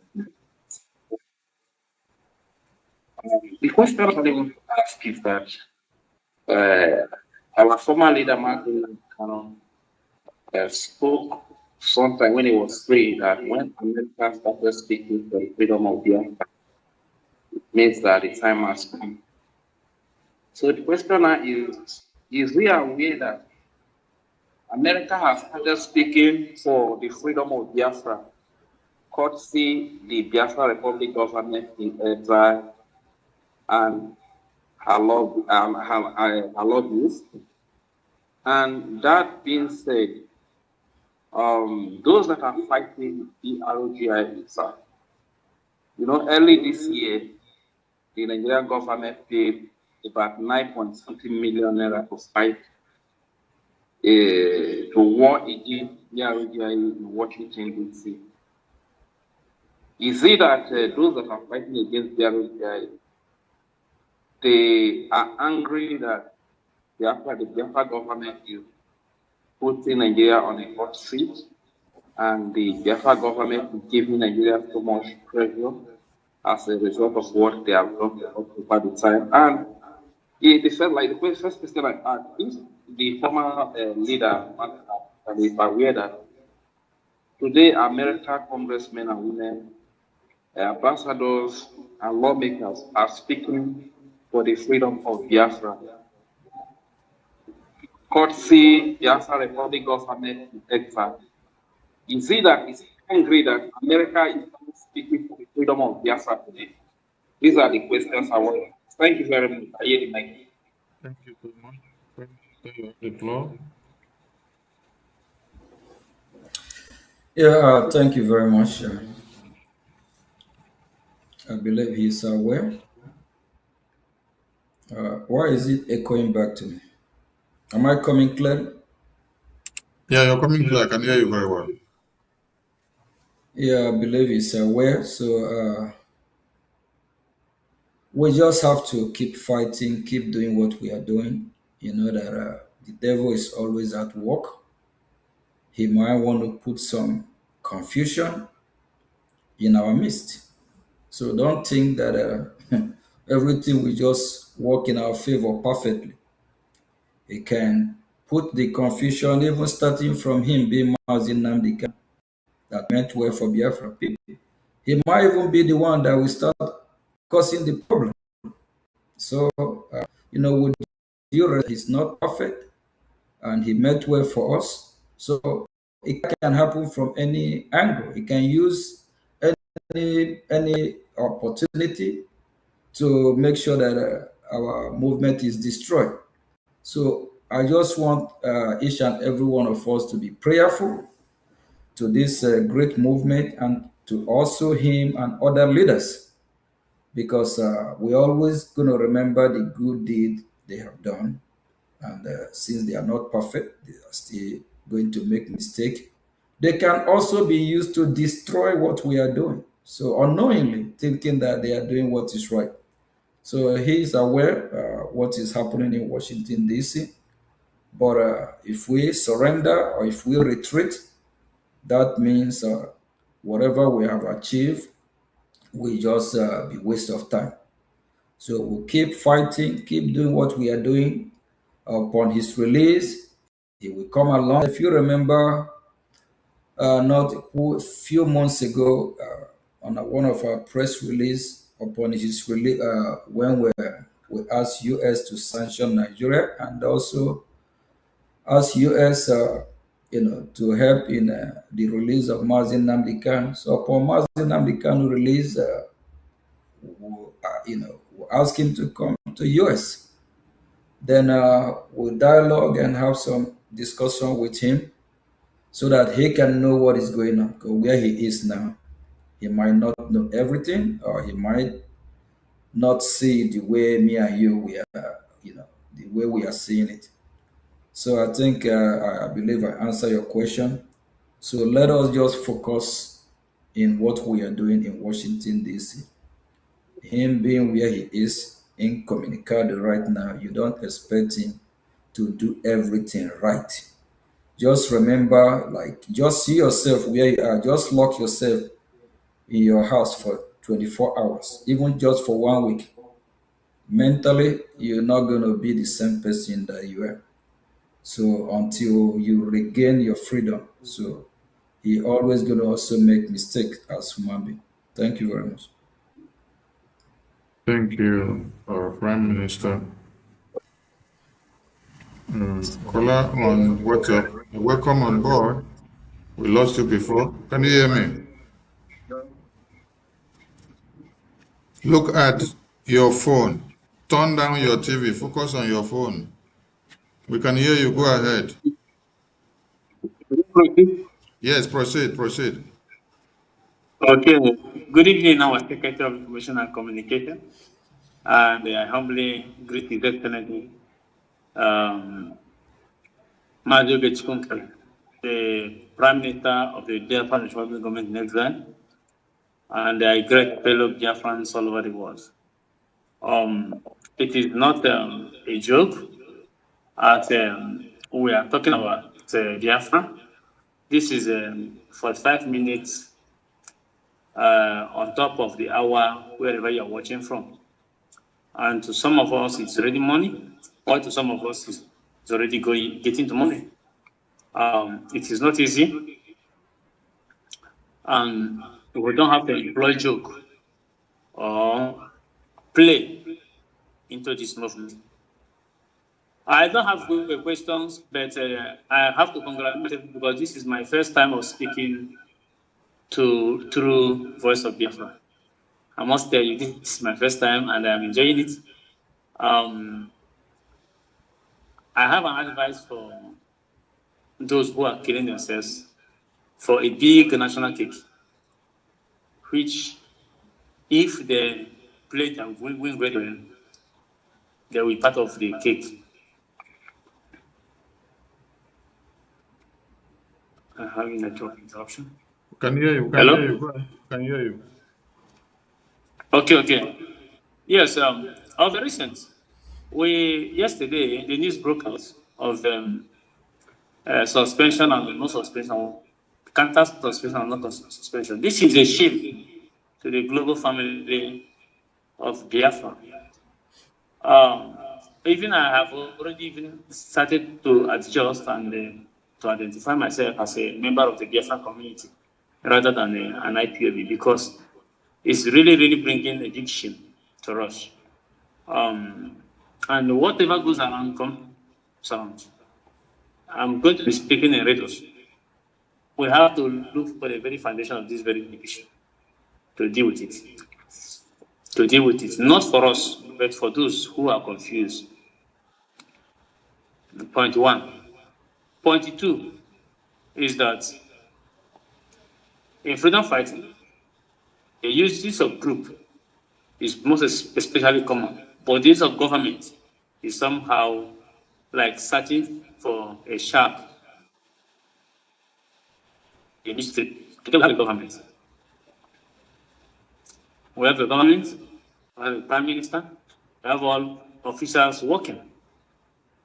And these individuals, to align with their government, they want to sell their group, which is not possible. I will advise them. I know this advice is very different. I will advise them. They should look to the Estonian liberation first. They should look to the South African liberation. But in all this liberation, they're not as tough as the Biafran liberation. But yet, all have an exiled government to work from outside to liberate the inside. But on top, when we were advised to shut down our government, and they presented some sugar-coated offer, which is not good.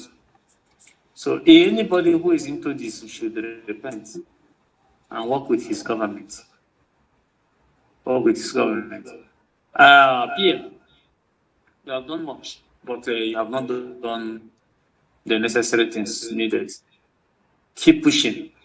The only necessary needed that people want to hear is that Biafra has been restored. And that is where they want you to be. Not like we are thanking you, we are thanking you. But keep pushing. And make it the hope of reality. These people, the vulnerable people, they live in the streets. Make their hope shine. Others has denied them and lied to them. But you will not lie to them. I know. Then as of the Biafran Republic government in exile, Brgie, which people already registered another not branch, another can I say a counterfeit of it in one of the states in America, Ohio, to be precise, by last August 2020. Today they realize that their own is fake.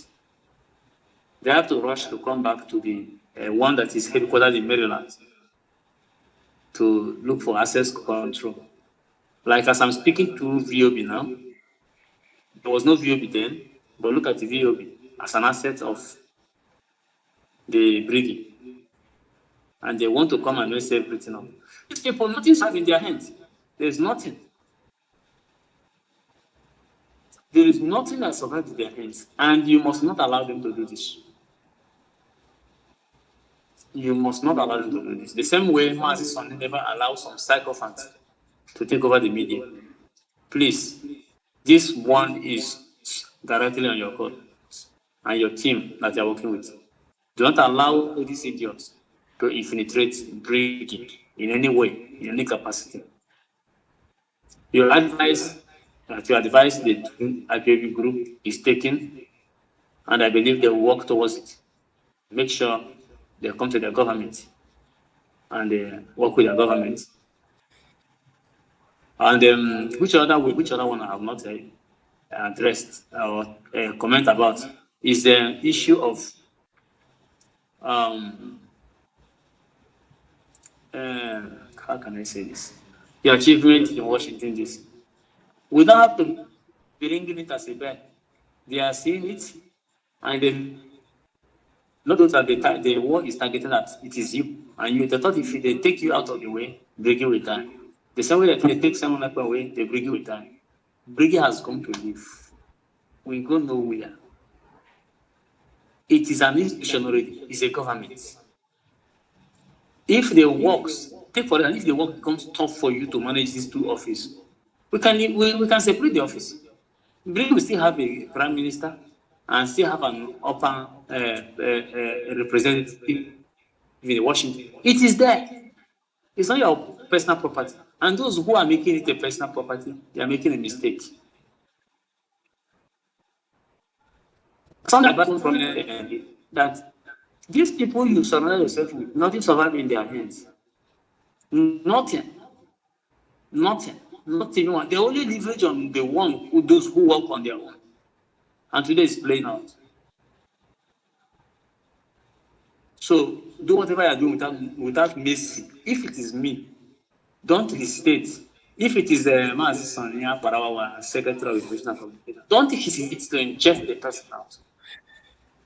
If it is you, the Brgie cabinet will not hesitate to inject you out. Brgie remain as the only rock. So I thank you so much. I thank our Secretary of Information and Communication, and I thank every Brgie officers. Keep doing this work. Every other group, as you said, can collapse into a party, into a political party if they make the criteria. Otherwise, they join any political party of their wish. Thank you very much. I'm glad to speak to Voice of Biafra tonight. Thank you. Thank you very much. We have another caller on the line. Before Prime Minister will comment on what he has to comment, Caller on WhatsApp, welcome on board. Can you hear me? Yes. Go ahead. Yes, I can hear you. Go ahead. Welcome to Voice of Biafra. Focus on your phone. Reduce the volume of the other device. Just focus on your phone. Go ahead. Yes, again. Welcome on board, sir.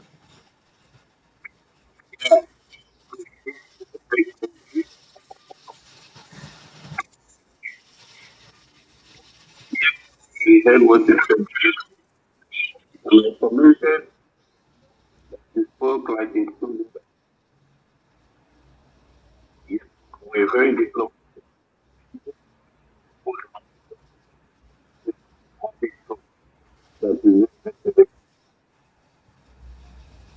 That is to show that you are a leader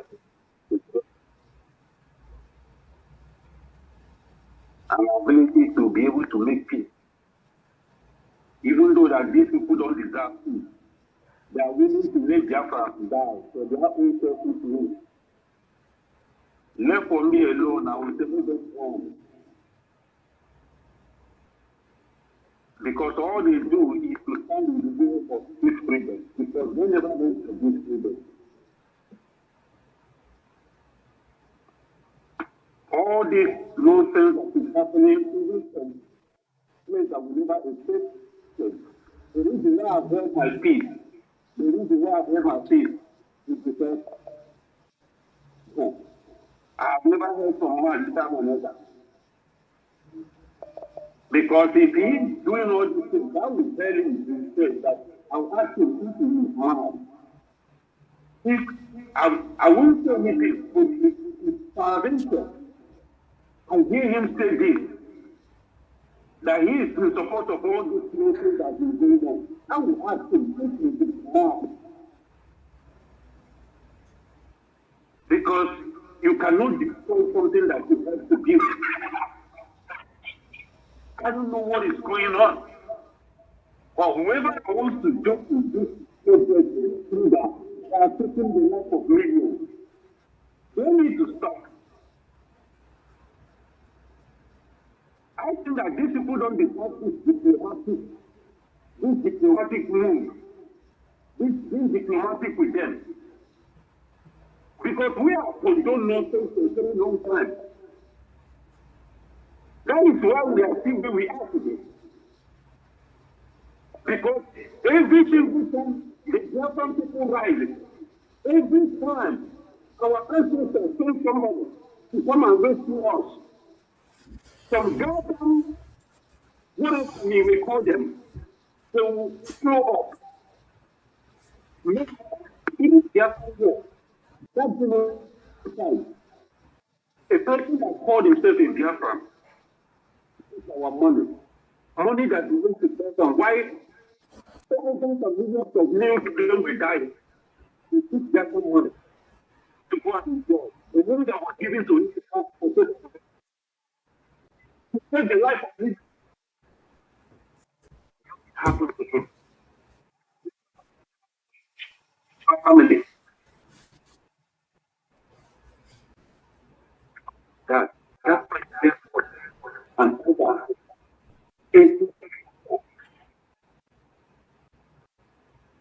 We need to put an end to this. We need to put an end to it because these people they are helpless. Even if you say that the person is that the life of our people, there's a people. And if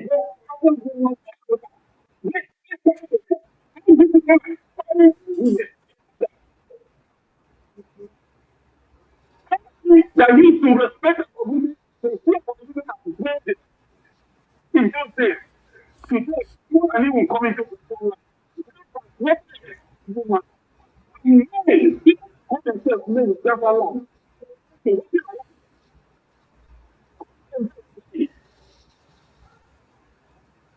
She wants to you people that don't want to support this freedom. She wants to you.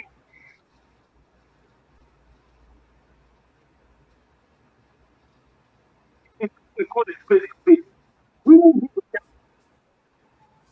Whoever it is, we sacrifice your life for this Biafra, and at the end of the day, God is going to destroy you. No, we will not be able to destroy you because millions are giving their life for this. We will continue to forward. Regardless of what, we continue to march forward and we support.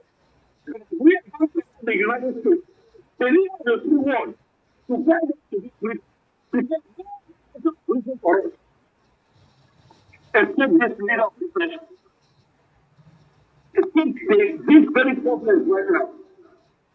So we are going to start with America. We are going to work with America, with the American system. We will not go to the town of Kenya. People that were waiting at the right time to strike. And they did strike. But they missed the target. So we will continue, we will change targets and people with people aligned with people that will have our interests at heart. And that is the United States of America. Whoever that doesn't like it, we don't give a damn about you. Thank you, Your Excellency. Continue to move forward. We will continue to stand behind you. And we will continue to stand behind the government of Biafra. Thank you, Mr. Minister. Thank you so much. Thank you. We have another caller that has been calling that his line has been hanging on. Let's see if we can get him before we continue.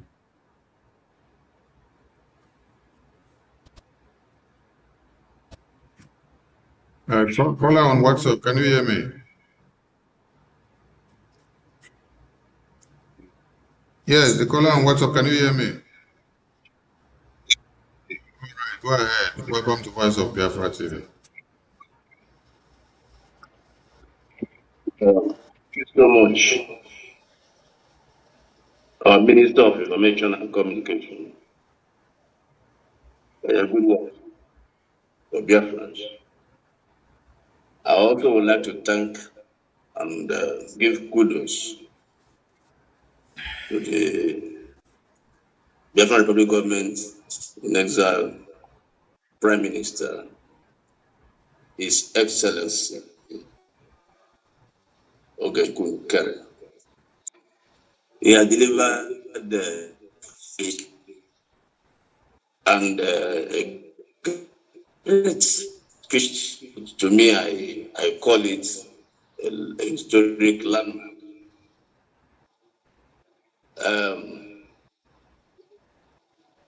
The speech is so rich and so fatherly and so caring. I can see a man that is a leader by heart, a leader by God's ordination and calling, a man that loves Biafrans, a man that loves humanity. Once again, I say kudos to our Prime Minister. You have called the government of Biafra Republic government, our government, which is Biafra Republic, as the umbrella government of all Biafrans. And I want to salute you for that. It is very important we highlight this, that this government is not anybody's property. It is not former Prime Minister Simon Ekpa's property. It's not our leader Martin Nnamdi Kanu's property. It's not anybody's family business. It's the business of all Biafrans. That was a very good clarification. I want to salute you for that. And you also mentioned that whoever is going to be a leader in Biafra or govern in Biafra must be a servant. Because Biafrans, historically, we are Republicans. And so that resonated with me, and I believe with all Biafrans, because this is who we are. We are Republicans by nature, by tradition, and by culture. So thank you for making all that clear also. And we have made an appeal to all groups, whether it is Moses group, whether it is a mass group, Simon Ekpa's group, Nnamdi Kanu's group. This is the government of Biafra. And there can be no truth more than this. There can be no truth more than this. And it's a very timely advice. And to me, it's like a warning also. Because like Simon Ekpa, you cannot destroy the house you contributed in building. It speaks volume, and it talks about something must have gone wrong with your thinking faculty, or in whichever way. Nobody pulls out the house you contributed in building. Well, and the house is standing. Magnificent house. So that's very important that you also mentioned that. And also you highlighted the fact that we are not Iran and we don't have any supreme leader. It is alien to the Biafran people. It's alien to the Biafran culture. It's alien to the Biafran tradition to have a supreme leader. We don't have such. And thank you for making that as a point, which we are taking home, and we are going to run with it. We are grateful. We have only one supreme leader, which is the Almighty God, the Elohim, and his son, Jesus Christ, like you just also mentioned in your speech. This is who we are. We cannot be any other than who we are. So thank you for that also. And it must be clear to those who have been leading in the past to be very careful of what they say and what they do, and those who are done, our leaders, be very, very careful so that we don't lead them into error that will be very difficult to correct. So it was good that you mentioned that. You also highlighted that if America is doing well, their government is functioning well, then we have to have them as a coach. We have to copy their style. That's very important. And I thank you for that also. You also mentioned there's going to be a ratification convention which will take place in the United States. This is very, very important, and I want to salute you and your cabinet for thinking through and for coming up with this. Because a lot of errors, like you said, we have made, and we are human, and we are prone to mistakes. We are not flawless. We are not infallible. So a lot of mistakes must have been made. And the way you know a wise man is the wise man is the one that when he makes a mistake, he acknowledges his mistake and he corrects it. That's the way to know a wise man. And to having listened to you, and I call you a wise man. That's who we are. So it is very important that Biafrans begin to brace up all over the world, because there's going to be another convention to ratify the declaration that was made in December 2nd in Latin. And in ratifying it, a lot of corrections will be made. So thank you so much. And Biafran, please take this to heart and begin to prepare and get ready for whenever that call will be made. Biafrans all over the world should be ready to come over to the United States and ratify the declaration that was made in 2nd of December 2024, right? Then it's also a call to our professionals, technocrats and the traders, business people of Biafran instruction, artisans, pastors and bishops. Here is your government. This is your government.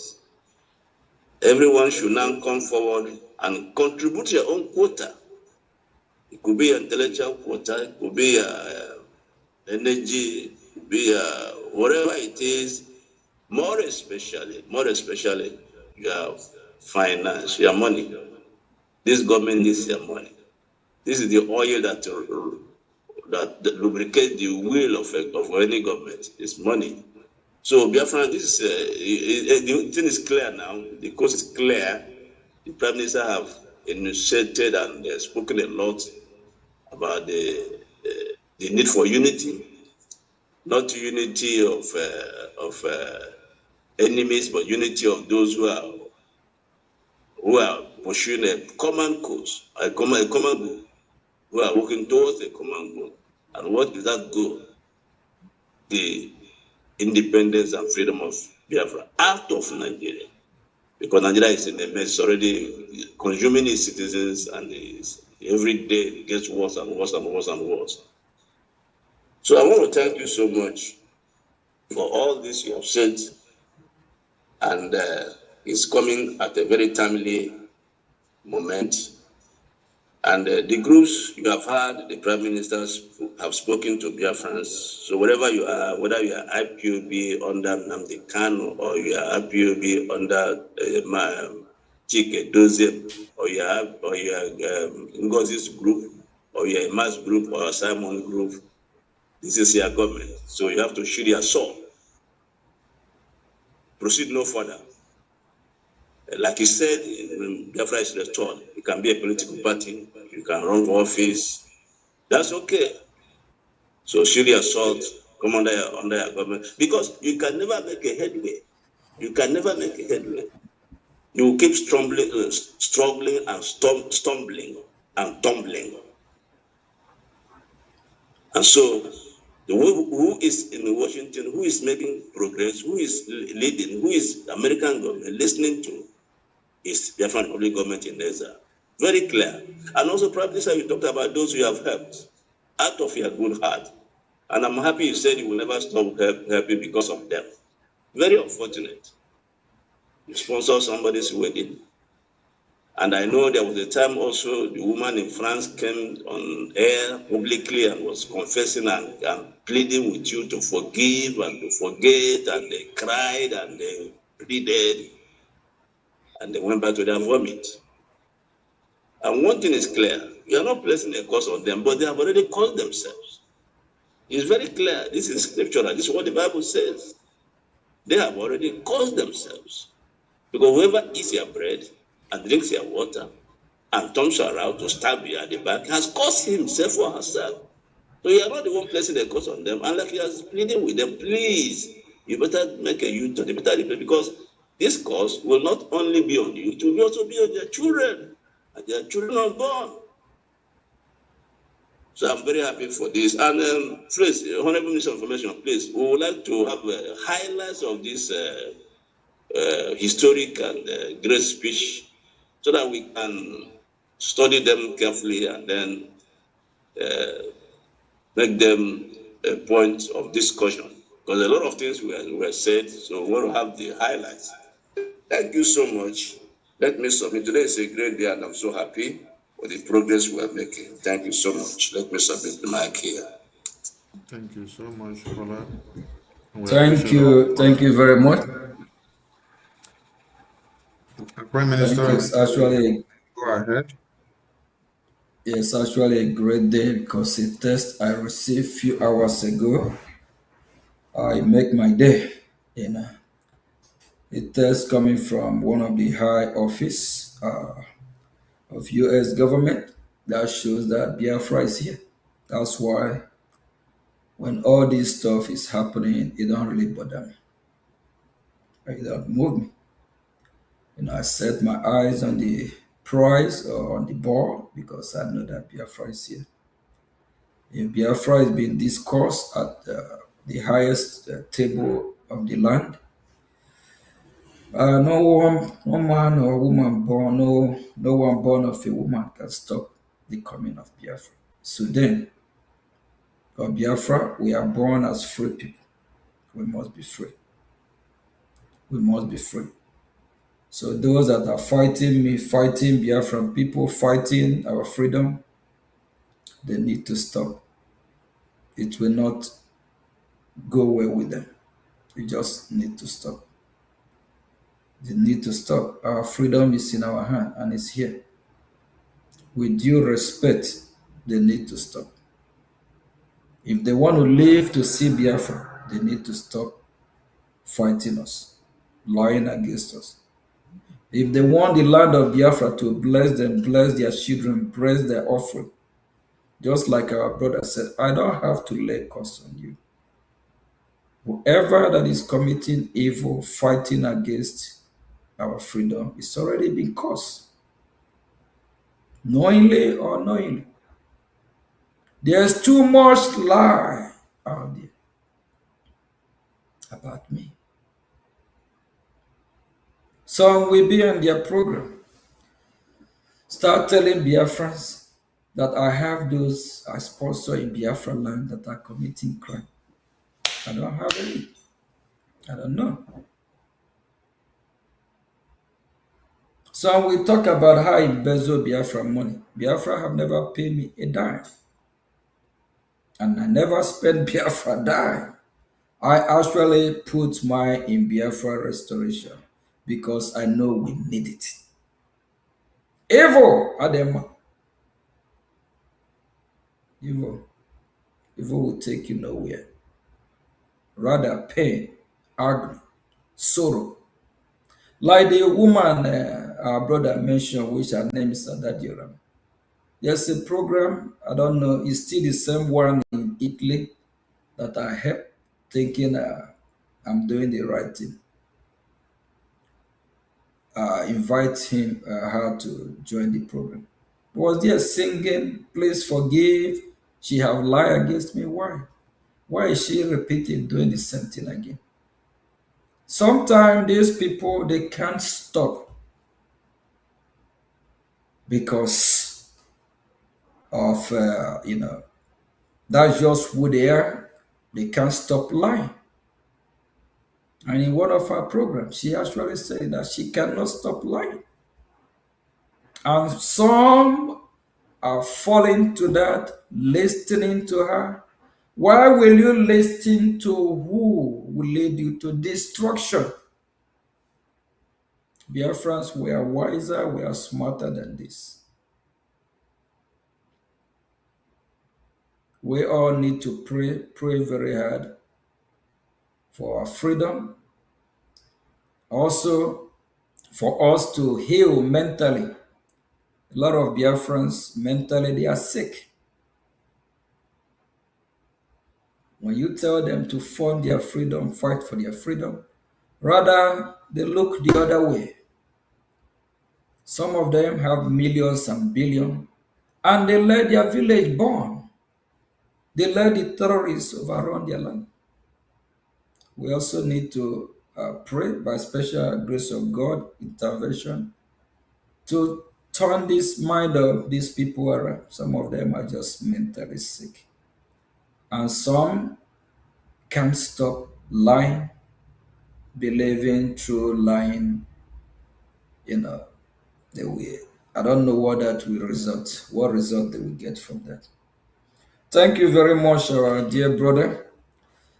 I'm happy that God have chosen me and you and genuine Biafrans to do this work because the result is overwhelming.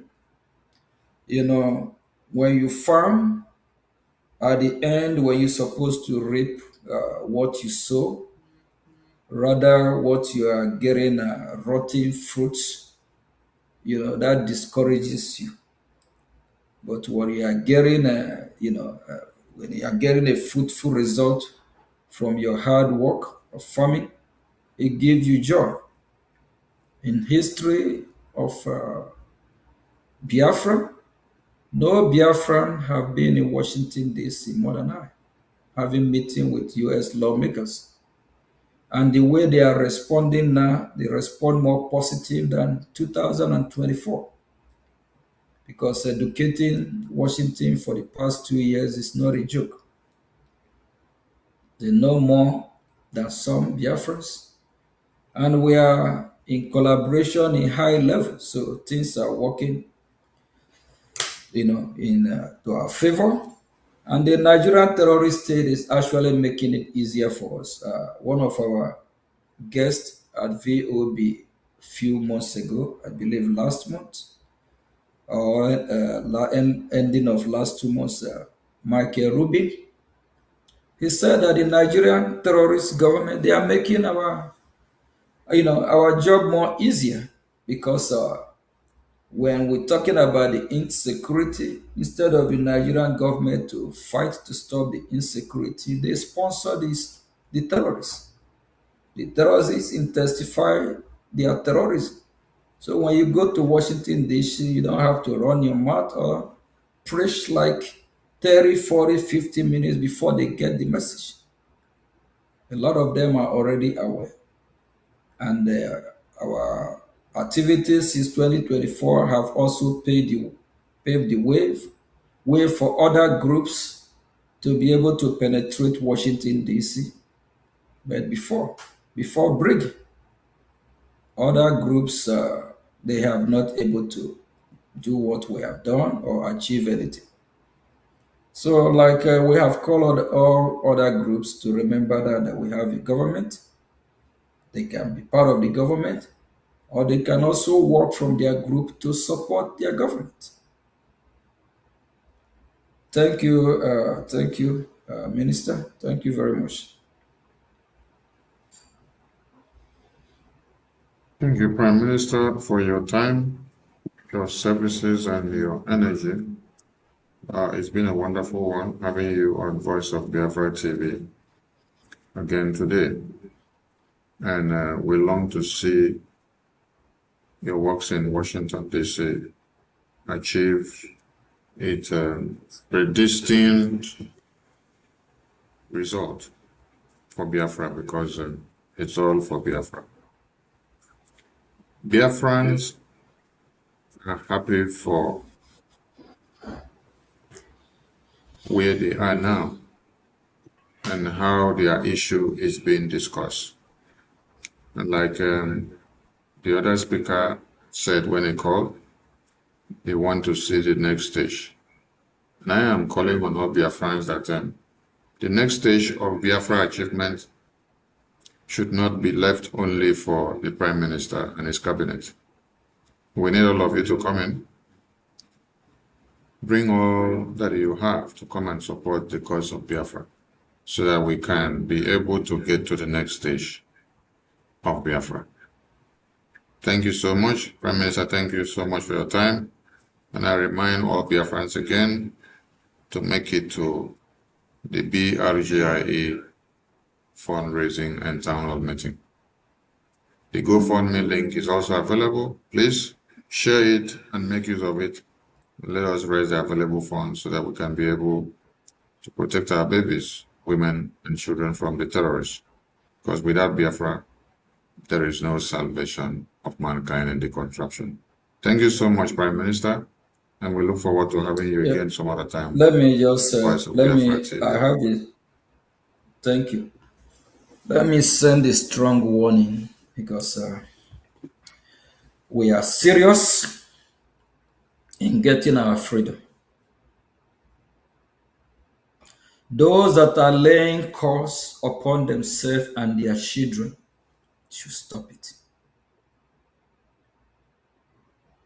A lot of Biafrans get their information from social media. So many so-called independent media, bloggers that are making money from social media, from talking about Biafra, report accurate news. Don't lie against this struggle. Don't lie about what you know nothing about what you don't know. And a strong warning to those calling Mazio Gichukunkere, castigating my name, lying against me. It's normal that human being, not everyone will agree with you. You can agree and disagree. Not everyone will believe in you.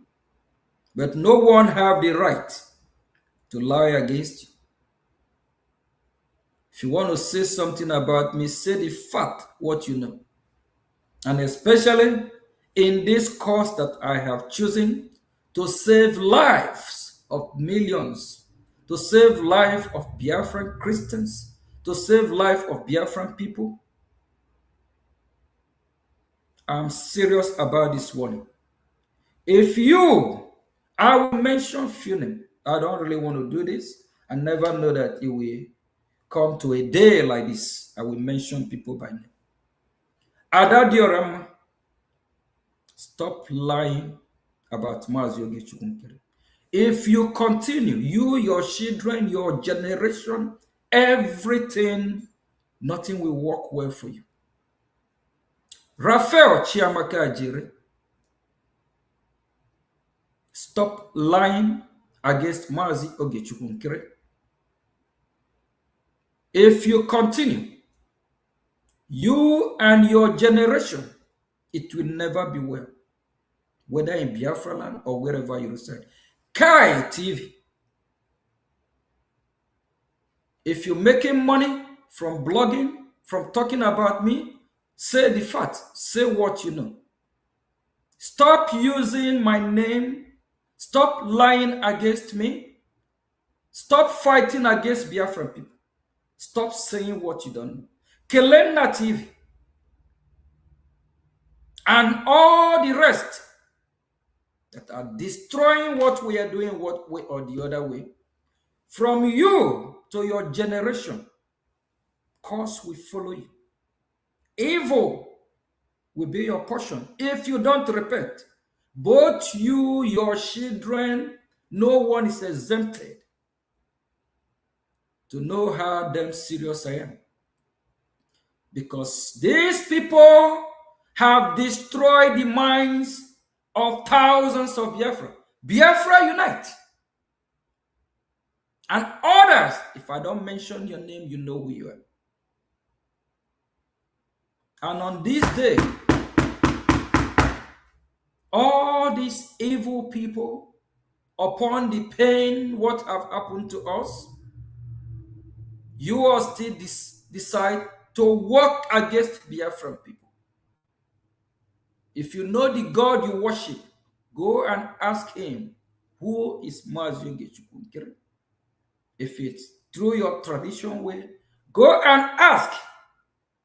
And those that are labeling me criminal or eating Biafra money forcefully, false accusation, accusing me of what I did not do, you and your entire household will see no peace. Until one day, you will ask for me. You will look for me to see if you can be forgiven. Then if the land of Biafra forgive you, you are lucky. Disease from your evil way.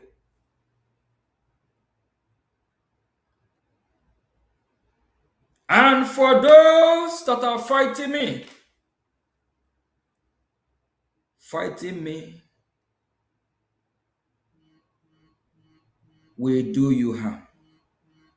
I'm not here for myself.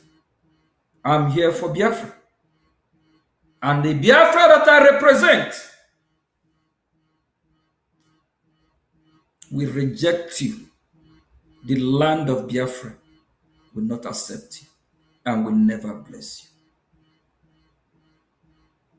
you. Leave me alone. Let me work for Biafra. Stop this false accusation. You evil people have tried to destroy my name. I just decide to do this. Stop. Stop. You people have destroyed the mind of thousands of Biafra, both those that are funding, supporting what we are doing, and some of these people proudly said it, that they are not happy. People are not funding their freedom anymore. What do you gain out of it? Stop your evil way. If you don't,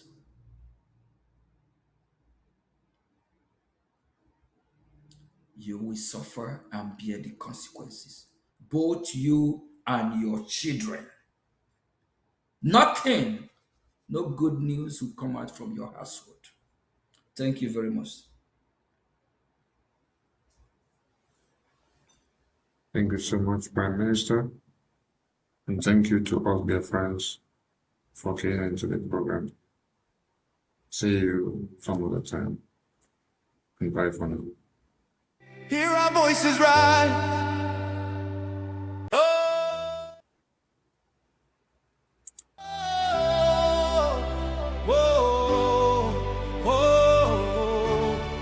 Voice of the East, hey, hear our voices rise, hey. Land of the rising sun, shining bright for everyone.